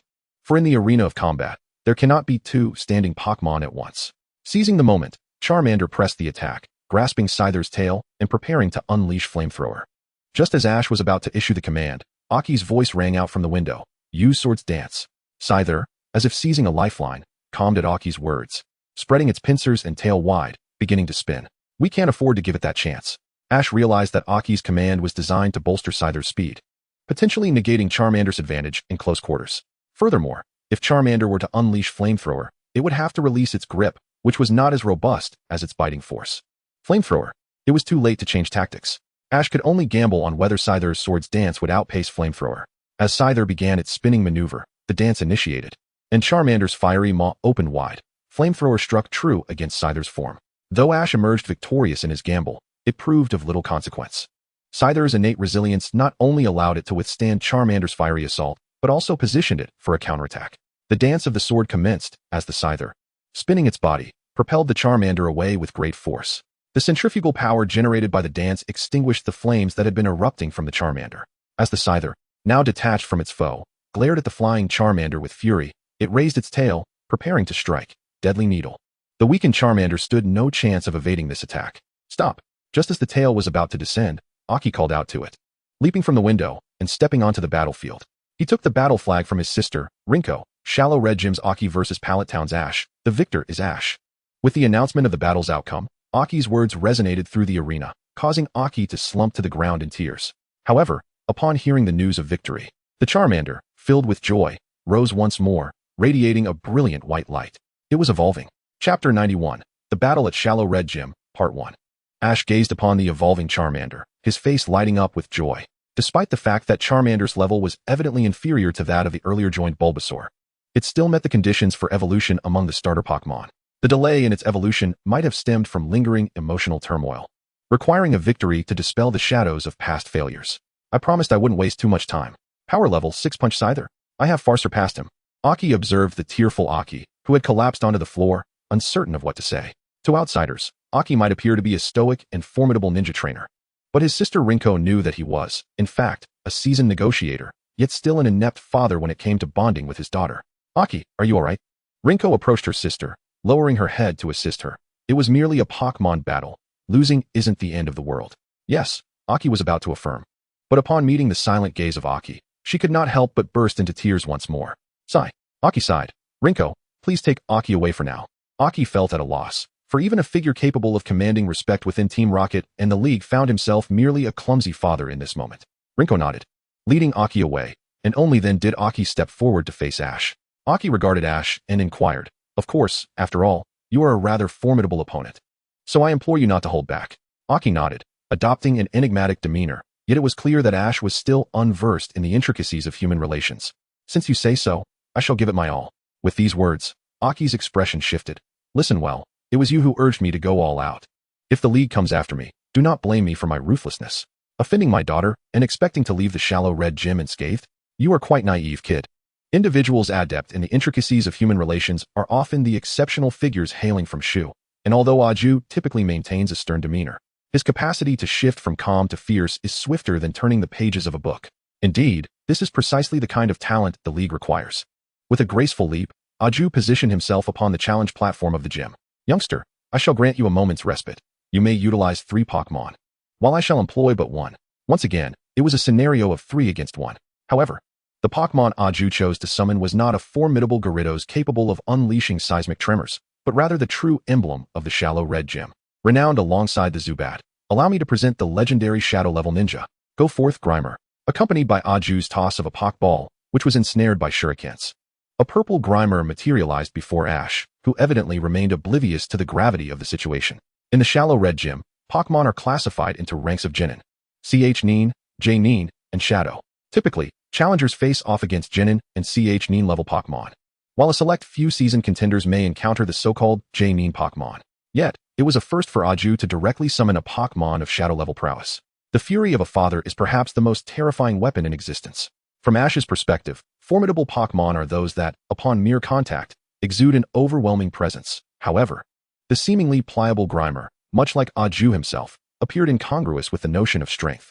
Nevertheless, the palpable aura of paternal wrath enveloping Aju hinted at Grimer's true capabilities as a shadow-level entity. Your moment to shine shall soon arrive, Pikachu. Go. Pikachu, stationed beside Ash, could hardly contain its anticipation, leaping onto the battlefield while eyeing the mass of purple sludge before it, poised to unleash its attack at any moment. Grimer shrink. Aju observed as Ash made the first move. Pikachu, quick attack. Ash opted for the initiative, adhering to the adage that the first strike is often the most advantageous.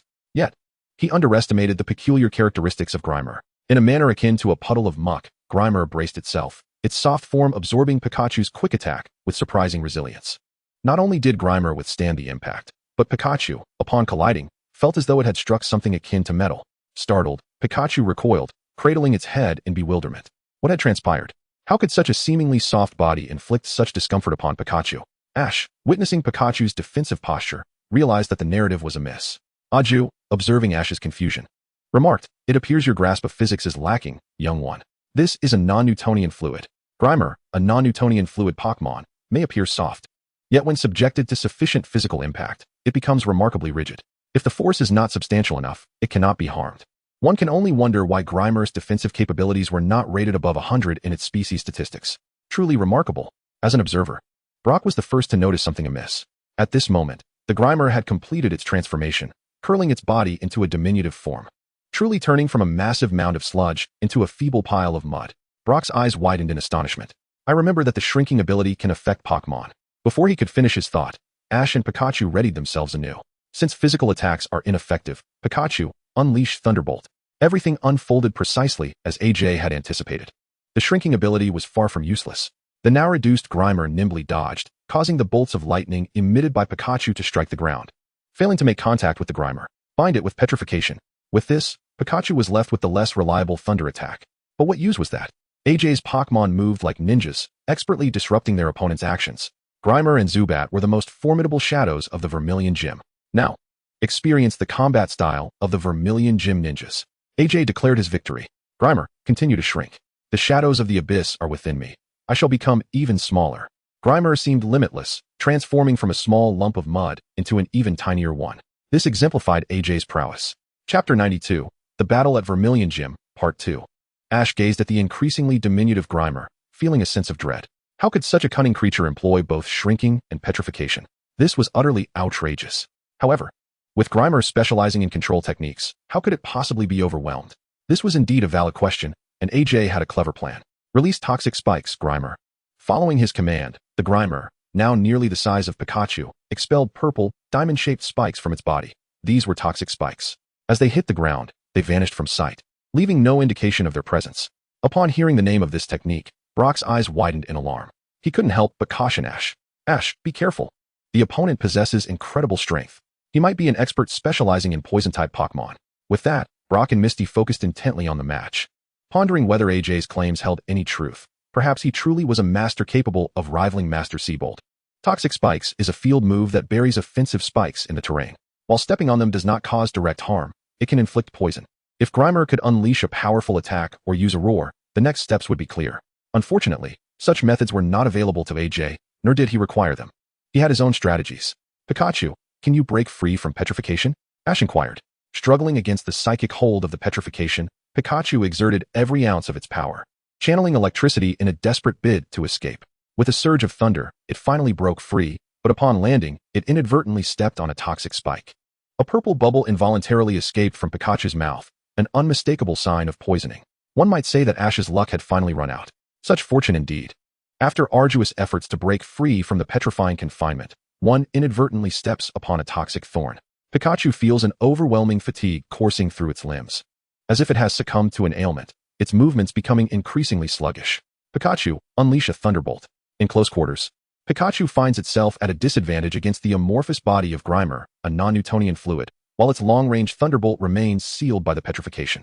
Drawing from the lessons learned from Ho-Oh, the only viable move at present is thunder. With a decisive twist of his cap, Ash prepares to take a bold leap. As Ash commands, Pikachu unleashes its full electric potential, the ferocious power of thunder saturating the battlefield. Although the electric shock sends the pale red gym floor flying, it proves ineffective against the diminutive and evasive Grimer. Alas, it cannot land a hit. It is essential to note that even a move with a 100 accuracy can still miss due to the calculations involved. How much more so for a move like Thunder with less than perfect accuracy? Endure, just endure. As long as I play the game slyly, you shall find no means to counter me. This is the combat style of the pale red gym, purely focused on disrupting the opponent's actions. Time ticks by, and Pikachu's body grows heavier. At last, it can bear no more, succumbing to a wave of dizziness.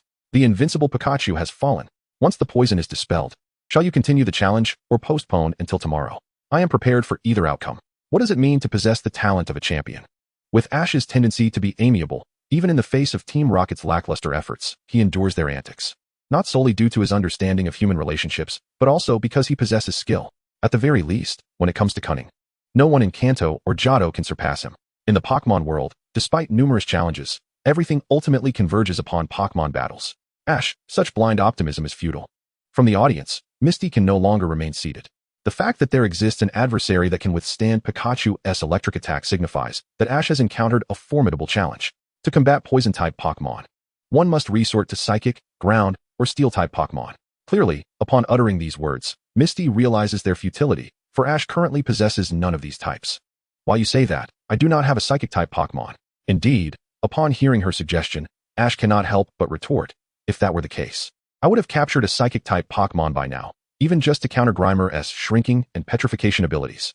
Muttering to himself, an epiphany strikes Ash. Ground? Yes. Dig is indeed a signature move of the ground type. Inspiration ignited, he declares, Mister, if I cannot defeat you now, after a brief respite, I may stand even less chance. Therefore, my second Pokémon shall be Bulbasaur. Bulbasaur, you say? Ash glances at the garlic frog. That is a wise choice. The grass poison-type Bulbasaur will not succumb to the toxic thorns. Is that so? Ash muses, momentarily taken aback. So poison-type Pokémon cannot be poisoned?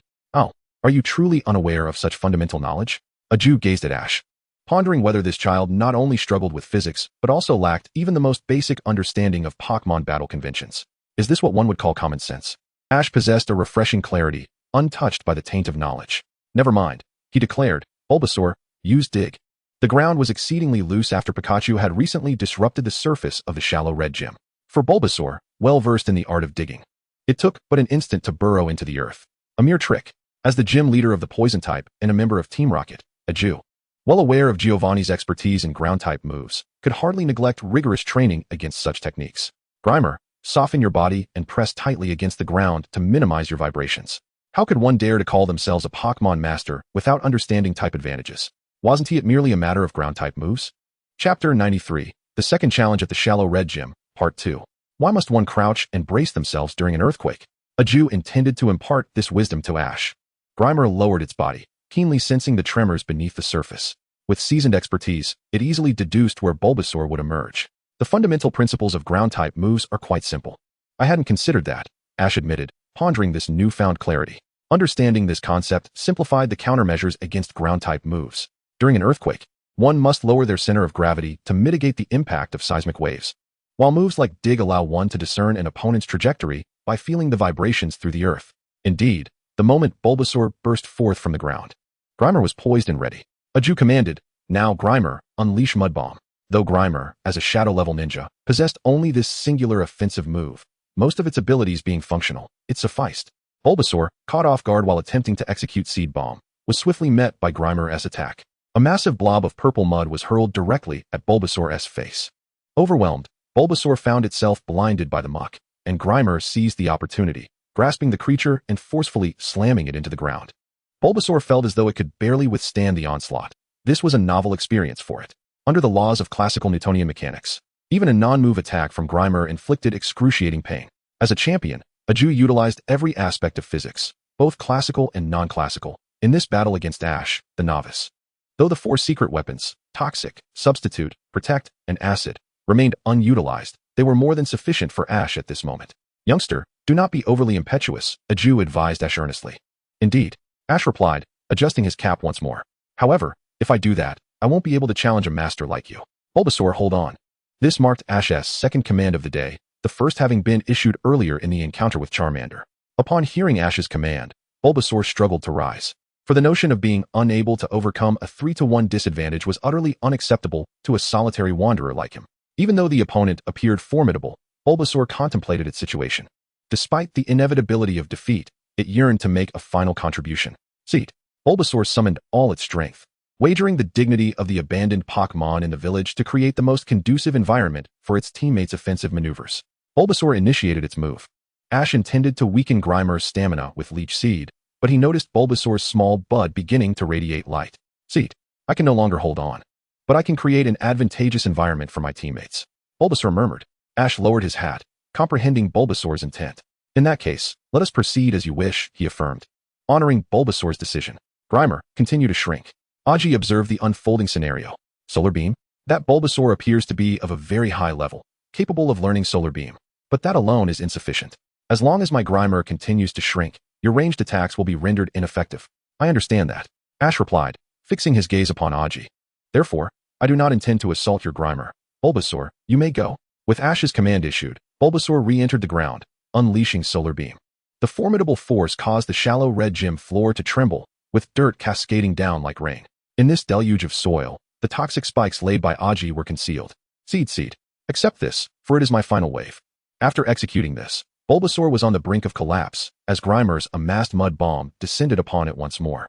As the saying goes, when toxic spikes touch the ground, misfortune befalls the family. Although Bulbasaur had lost its battle capabilities, it had indeed paved the way for its teammates. Ash gazed at the dazed Bulbasaur and stepped back onto the arena, lifting Bulbasaur in his arms. You've worked hard. In response, Bulbasaur emitted a weak cry, and Ash understood its sentiments. It was now time for a counterattack. Approaching the audience, Ash entrusted Bulbasaur to Brock, while Pikachu, nestled in Misty's embrace, began to regain consciousness from its poisoning.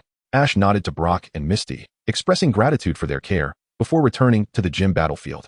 The outcome remained undecided. And as a trainer, one must not flee in the face of adversity. Charizard, it's your turn. The elated Charizard, having evolved after a victorious battle, emerged onto the arena, fixing its gaze upon Grimer. Giga, rest assured, I shan't delay you for long. This time, we will strike first. Charizard charged at Grimer, employing its slash attack. Ash opted for close combat. What is this Newtonian fluid nonsense? I cannot comprehend. Yet a Pokémon is still a Pokémon, no matter how unique its body. It must have its limits when enduring attacks. As the command from Ash resonated, Charmeleon dashed towards Grimer, who refrained from retaliating with mud bombs, deeming it unnecessary. Close quarters combat, you might ask? A cruel smile crept across Aoki's lips. How could I be unaware of such fundamentals? One must understand that hand-to-hand combat is a cornerstone of a ninja's training. Upon hearing Aoki's words, the diminutive Grimer, no larger than Pikachu, boldly confronted Charmeleon's descending claws. Unarmed against a blade, let him witness the disparity between himself and our shallow red gym. With this directive, Aoki harbored a newfound admiration for Ash. The calm judgment, complemented by the bond with his Pokémon, was commendable. Most importantly, he maintained composure in the face of adversity, showcasing a commendable mindset. Not every novice can uphold their composure while strategizing against a shadow-level ninja. This alone rendered Ash formidable. Were he to relinquish his identity as a resident of Pallet Town and instead become a son-in-law of Shallow Red City, Aoki might consider such a proposition, just a fleeting thought. Yet, the ferocity of battle remained unyielding. Following the unarmed confrontation, Grimer harnessed Charmeleon's momentum, deftly tossing him aside. This was not a Pokémon move, but rather a demonstration of traditional jiu-jitsu, if you will. Chapter 94, The Duel at the Shallow Red Gym, Finale. Charmeleon found himself effortlessly slammed to the ground by Grimer's leverage, only to be met with yet another impact. A ninja who only masters ninjutsu without understanding physical techniques possesses an inadequate degree of proficiency. Furthermore, Grimer, as a Pokémon, boasts an unparalleled advantage in physical prowess, particularly in jiu-jitsu. Onlookers, Pikachu and Bulbasaur, were momentarily stunned, perceiving Grimer as akin to Jerry's larger cousin from Tom and Jerry, while Charmeleon resembled Tom. Thud, thud, thud. Grimer gripped Charmeleon's arm, relentlessly slamming him against the ground, a sight so appalling that Pikachu and Bulbasaur shielded their eyes. It's too brutal. I can't bear to watch. Despite their thoughts, the yellow rodent peeked through his fingers, while Bulbasaur squinted through the gaps in his leafy cover. Indeed, the third evolutionary Pokémon displayed a remarkable flair even while being tossed about like Tom. It turned out that grappling was executed in this manner. Bulbasaur and Pikachu gleaned some insights into jiu-jitsu from Aoki's Grimer. Meanwhile, Charmeleon found no respite. It yearned to unleash flames. But Grimer's relentless onslaught left no opportunity for fiery retaliation. Think, Charmeleon, think. The Grim Reaper is said to master the fundamentals of slashing, punching, dodging, and ghostly techniques. Is it not? As the slashing move cleave met Grimer's unarmed defense, the punching capability, in this instant, was entirely a triumph of jiu-jitsu. And the ghostly technique flamethrower required time to charge, which was no longer available. Thus, only evasion remained. With this revelation, Charmeleon decisively opened its mouth, expelling a plume of black smoke. Seizing the moment of Grimer's distraction, Charmeleon broke free from its grasp. Though evasion may be deemed shameful, it proved effective. Roar. Ah, gee, your ideas are truly formidable. Do you possess any extraordinary wisdom that could be of use? After much contemplation, Xiaoji found himself at a loss. How could he possibly contend with such a fearsome Pokémon as Shuchound? It dawned upon him why Aju had claimed that Shuchound possessed strength akin to that of a legendary Pokémon. Judging a Pokémon by its appearance is a grave error. On the battlefield, any trainer wielding a seemingly unimpressive Pokémon is sure to have a hidden strategy, just like this Shuchound, which can transform in size and unleash projectile attacks. Truly terrifying. Did Xiaoji have any brilliant ideas left? Indeed, he did. Just as Xiaoji felt cornered and on the verge of surrender, The remnants of the environment ravaged by Pikachu and Maiwazongzi in the shallow red gym sparked an epiphany. He realized they had already conquered 3 gyms. What was one more? Charmeleon hurled the debris from the ground towards Shichound. Upon issuing this command, not only Charmeleon but also the audience, including Aju, stood momentarily stunned. After regaining composure, Charmeleon grasped Xiaoxi's intention. A mischievous grin spread across its face. The penchant for trickery seemed to be contagious within Xiaoxi's team. Such ingenuity. It truly evokes my envy. As the black mist dissipated, Charmeleon observed Shichound sweeping away the stones with its tail. A shrinking maneuver? These flying stones were not a skill. Such a tactic would only render Shichound more susceptible to being buried beneath the incoming debris. The idea was indeed commendable. Yet one must not overlook the fact that Shichound is a non-Newtonian fluid. Before Aju could finish his thought, Xiaoxi's next command echoed. Use flamethrower on the debris. Charmeleon opened its mouth once more, igniting the stones as they soared towards Shichound like a meteor shower. This technique lacked a name, but in this moment, it was exceptionally effective. If non-Newtonian fluids can withstand impact, could it endure a barrage of fireballs? Despite Shichound's impeccable evasion rate, its diminutive form was no match for the overwhelming flames and debris. In an instant, several flaming stones struck it, marking the first instance of injury in its encounters with Xiaoxi. This offensive was effective. Though unorthodox, Xiaoxi perceived a glimmer of hope. Excellent, Charmeleon. Press the advantage and continue. However, before he could finish, Charmeleon suddenly faltered, kneeling on the battlefield. What was happening to Charmeleon? Xiaoxi was taken aback as he witnessed Charmeleon, much like Pikachu, expelling purple bubbles from its mouth. Had Charmeleon been poisoned? When had Aju unleashed this poison? A sense of foreboding enveloped Xiaoxi as he surveyed the battlefield, plagued by confusion. Yet Aju clarified the situation. Toxic Touch. My Shichound possesses a hidden ability known as Toxic Touch. Contact with it carries a high probability of inflicting poison. Charmeleon's previous encounters with Shichound had not only caused physical damage, but had also subjected it to the effects of poison due to this hidden ability. No more games. Aju recognized Xiaoxi's growth throughout the battle and resolved to deliver a decisive blow. The foul-smelling sludge creature, bolstered by its wounds from the fiery assault, rallied with renewed vigor. It raised its hand, presenting a purple sludge bomb that it had meticulously crafted, and hurled it towards the fire dinosaur. The fire dinosaur gritted its teeth, determined that it could concede defeat but would not fall so easily. As the sludge bomb descended, it rose defiantly, unleashing a fiery blast. Despite its lack of battle experience and the disparity in levels, the fire dinosaur refused to succumb to failure. This fiery eruption was its final act of defiance. A blinding light enveloped the arena, and the fire dinosaur collapsed, losing consciousness in battle. The victor was Aki. He shrugged nonchalantly, proclaiming, "This was inevitable. Young Ash is not yet equipped to challenge the Johto Elite Four. There is a Pokémon recovery device behind the Vermilion Gym, allowing you to restore your Pokémon." Aki spoke with respect, whether as Team Rocket's Aki or the League's Aki. He was a trainer who honored challengers. "May I engage in some ninja training here? Especially you. Mr. Aki, please teach me tactics for battling ground-type Pokémon." "Coach, I aspire to be a ninja."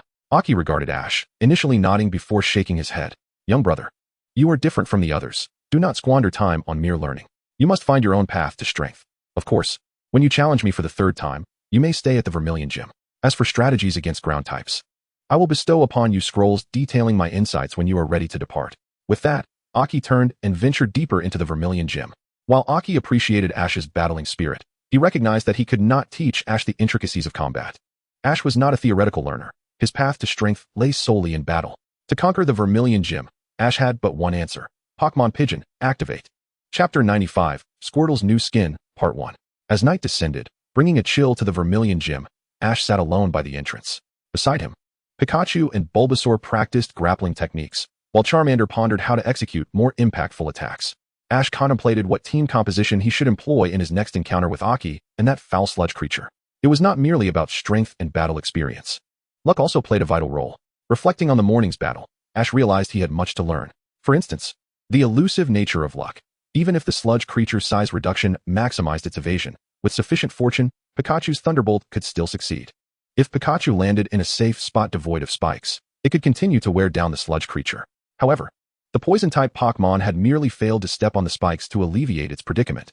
From the perspective of 1,000 episodes of the Pokémon animation, Ash's fortune appears to be remarkably abundant in certain respects. During the Indigo Conference, he encountered Team Rocket, impervious to defeat. Upon vanquishing Gary, a Charizard was promptly dispatched to eliminate his own. Defeating Shinji led to a legendary creature expressing its thoughts on him. And the peculiarities of encountering rare Pokémon alongside regional protagonists prevented the starters from evolving. Moreover, in a critical moment against Elan, he astonishingly managed to employ a water-type move. Not to mention the myriad trials and tribulations he has faced over the years, it seems that Ash, with his unyielding spirit and carefree demeanor, has thrived where others, like Gary, might have faltered long ago. What a splendid stroke of fortune indeed. Enough reflections. Hard work begets luck. As Ash concluded his thoughts, he activated the roguelike system, witnessing the page begin to reload. After a lengthy absence, it seems a certain alpaca had finally remembered the system maintenance aspect of the roguelike. Thus, a sweeping overhaul of the Pokémon Roguelike was initiated. Ash gazed at the pinned message in the roguelike group. In the name of the magnificent, just, and sacred Arceus, the roguelike system shall undergo a significant revision. This update rectifies the issues with Pokémon such as Rayquaza and Miltank, which can learn Dragon's Might. Following a delightful exchange with Zygarde, it has graciously offered to share its core Punisher for the sake of gaming enjoyment. Principally, this update also addresses the historical oversight regarding Arceus's inability to carry all 19 plates simultaneously. Though I am fortunate, I implore all of you in this group to remember that you are my cherished children. Additionally, at the fervent request of Necrozma, a new move named Max Cannon has been added, and Regigigas has also acquired Quick Attack. With the Kalos League competition just 5 weeks away, I encourage all to sign up enthusiastically. Yours truly, Arceus, the group leader. Upon reflection, this arrangement seemed rather dictatorial, did it not? What does it mean that only I can speak of the absurd, and only I can adapt the narrative? While rectifying the issue of the 19 plates and adding Max Cannon and Quick Attack may not be excessive, appropriating another's Pokémon and replacing it with the core Punisher is somewhat egregious. Ash contemplated the pinned post from Arceus, longing to critique its arbitrary modifications. Yet instinct warned him against vocalizing such thoughts. Expressing dissatisfaction could invoke dire consequences. After much deliberation, Ash resolved to seek counsel from his friends within the group, only to find the allure of the Kalos King's reward far too captivating, leaving the group devoid of any Pokémon as everyone diligently trained for amicable academic exchanges at the upcoming Kalos conference. Even Zekrom, seeking revenge for past grievances, had begun preparations earlier than others. For the moment, Ash had no choice but to rely on himself. The first advantage of the update was the resolution of the requirement to possess specific Pokémon. Now, the initiation of the roguelike no longer depended on personal choice. The second advantage was that Arceus had eradicated the irritating notification sound from the roguelike system. Quickly now, express your gratitude to Arceus. At this moment, Ash found himself standing before the selection interface, feeling somewhat disoriented without the familiar system prompts, as if a part of his essence had been stripped away. He gazed at the selection screen, contemplating his choice. Ash sensed a lingering resentment emanating from Charmeleon. If he were to deny Charmeleon the opportunity to utilize sludge and color, it might succumb to inner turmoil. With this thought in mind, Ash selected Charmeleon on the interface. However, prior to this, it had been Pikachu who activated the Pokédex. What relevance did that hold for Ash? Curiosity got the better of him, and he impulsively opened the Meat Pigeon System's Pokédex. Beep, Charmander, a Pokémon whose name is misleading. It cannot breathe fire and is not a dragon. Belonging to the lizard family. It is advised to consume it alongside the Celadon carrot Pokémon, Chikorita. Not recommended as a reserve food source. Title acquired. 30 years east of the river, 30 years west of the river. Wearing it is akin to donning a badge. Ash reassured himself. The system is still functioning. Thus, he pondered the second Pokémon he needed to train. Instinctively, he considered selecting Pikachu. But as he was about to confirm his choice, he unexpectedly noticed the icon of Squirtle. That smooth and sturdy turtle head felt quite appealing to the touch. Suddenly, Ash became curious about what would happen if Sludge, with its non-Newtonian properties, encountered Squirtle's water gun. He promptly accessed Squirtle's Pokédex. Beep, Squirtle, the tiny turtle Pokémon. From birth a pupil of the water gun sect, adept at employing delicate attacks to achieve victory. Title acquired. Not looking, dazed by needles. Now that the first and second champions were chosen, only the third remained. Ash's gaze shifted toward Pikachu's icon. That jubilant electric mouse face seemed to possess an enchanting allure, whispering in Ash's ear, "Choose me, choose me." Reluctantly, for the sake of victory, Ash decided to give Pikachu another chance, although he had resolved to make this decision. A moment's hesitation struck him at the last minute. Perhaps it would be best to spare you this time. Ash placed his hand upon Bulbasaur, reasoning that as Pikachu's sibling, this beloved companion must also yearn for battle. Thus, he resolved to give Bulbasaur a chance. Ash had made up his mind to challenge the Meat Pigeon Pokémon with the original trio from Kanto, intending to persevere until everyone reached their limit before contemplating withdrawal. A flash of white light enveloped him, and simultaneously, Charmander, Bulbasaur, and Squirtle materialized before him. Unlike the clear-eyed Charmander and Squirtle, Bulbasaur felt an ominous sense of foreboding. It ought not to lie, it was truly foolish. Chapter 96, Squirtle's New Skin, Part 2. A wild Rattata appeared by the roadside. Though the Meat Pigeon system had completed its update, The initial trio remained unchanged. Rattata and Sunflora were still present. The essence of nostalgia lingered. Ash gradually acclimated to the updated system. Squirtle, you are the one. Squirtle, I am positively eager. Squirtle, in its naive innocence, believed it had come to partake in a grand feast within the realm of roguelike.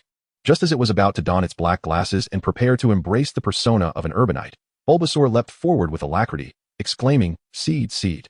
As a senior, I shall take the lead. Bulbasaur, feeling a twinge of guilt, regretted heeding the dubious advice of the yellow mouse and resorting to trickery for fleeting gain. It never crossed its mind that one day it would share the stage with the two innocent youths it had deceived. Fearing a potential backlash from Squirtle and Charmeleon, Bulbasaur, with a sense of conscience, resolved to shoulder the most arduous tasks. Had it been Pikachu, that yellow rodent would have merely hidden behind Ash, relishing the situation with a cunning grin. Bulbasaur's plans fell through as Ash interjected, I understand your fondness for roguelike, but right now, it is Squirtle and Charmeleon who need the training. You should observe for now. Seed. I am not weary. I can still fight, truly. Bulbasaur protested, but Ash, bending down to stroke its head, replied, Are you suggesting that Charmeleon should lead instead of Squirtle? How considerate of you. Seed, is that what I meant?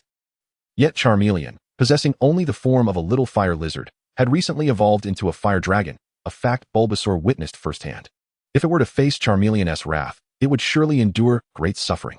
Despite its desire to resist, Ash scooped up Bulbasaur and placed it behind him, leaving no room for escape as he turned to the battlefield, declaring, Charmeleon, it is you. Use Flamethrower against Rattata. Though Charmeleon was still mastering Flamethrower, Ash believed with practice it would improve. With this mindset, he opted for a special attack rather than Charmeleon's preferred physical moves.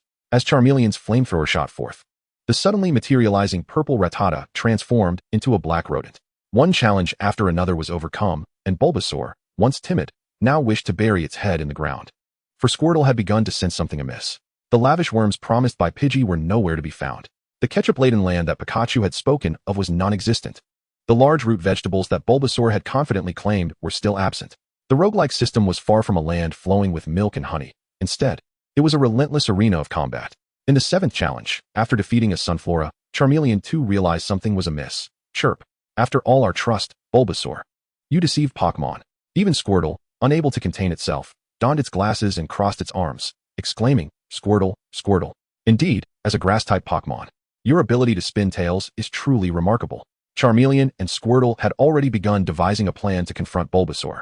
Meanwhile, Bulbasaur, feeling the disapproving gazes of both, turned away and began to whistle. Given the circumstances, there is little we can do. As long as we avoid getting slapped, taking a beating isn't so bad. Besides, we'll deal with future matters later. For now, the most important thing is to witness how Charmeleon and Squirtle fare in battle. We are all comrades, dear brothers. If Ivy decides to strike, I, Bulbasaur, will surely be there to enjoy the spectacle. With this thought, Bulbasaur felt that even facing a combined assault from Charizard and Squirtle would be worthwhile. Suddenly, a wild Ivy appeared. She cast a bright smile upon seeing Ash, who had become akin to an automatic teller machine in her mind. Go, my partner. With Ivy's throw, a frog Pokémon appeared before Charmeleon. Frogs are quite common among Pokémon, and even Bulbasaur belongs to the frog category. Yet Charmeleon had never encountered this particular one. But that was of no concern. Ivy was renowned for her willingness to answer any question. Adjusting her glasses, she began her introduction of the formidable opponent, number 656. This water-type frog Pokémon is one of the starter Pokémon from the Kalos region, known as... Stop. Ash interrupted Ivy. Let's finish the battle first. He believed that engaging in combat was far more efficient than listening to explanations. Ivy shook her head in response. Look at you, all impatient. But I can't help it. I am eager to improve. As her words faded, she simultaneously issued an attack command. Charmeleon, use Flamethrower. Froakie, evade and use Rain Dance. Upon hearing Ivy's command, Froakie immediately assumed a posture for invoking rain, and soon, a small cloud began to gather above, culminating in a downpour over the battleground.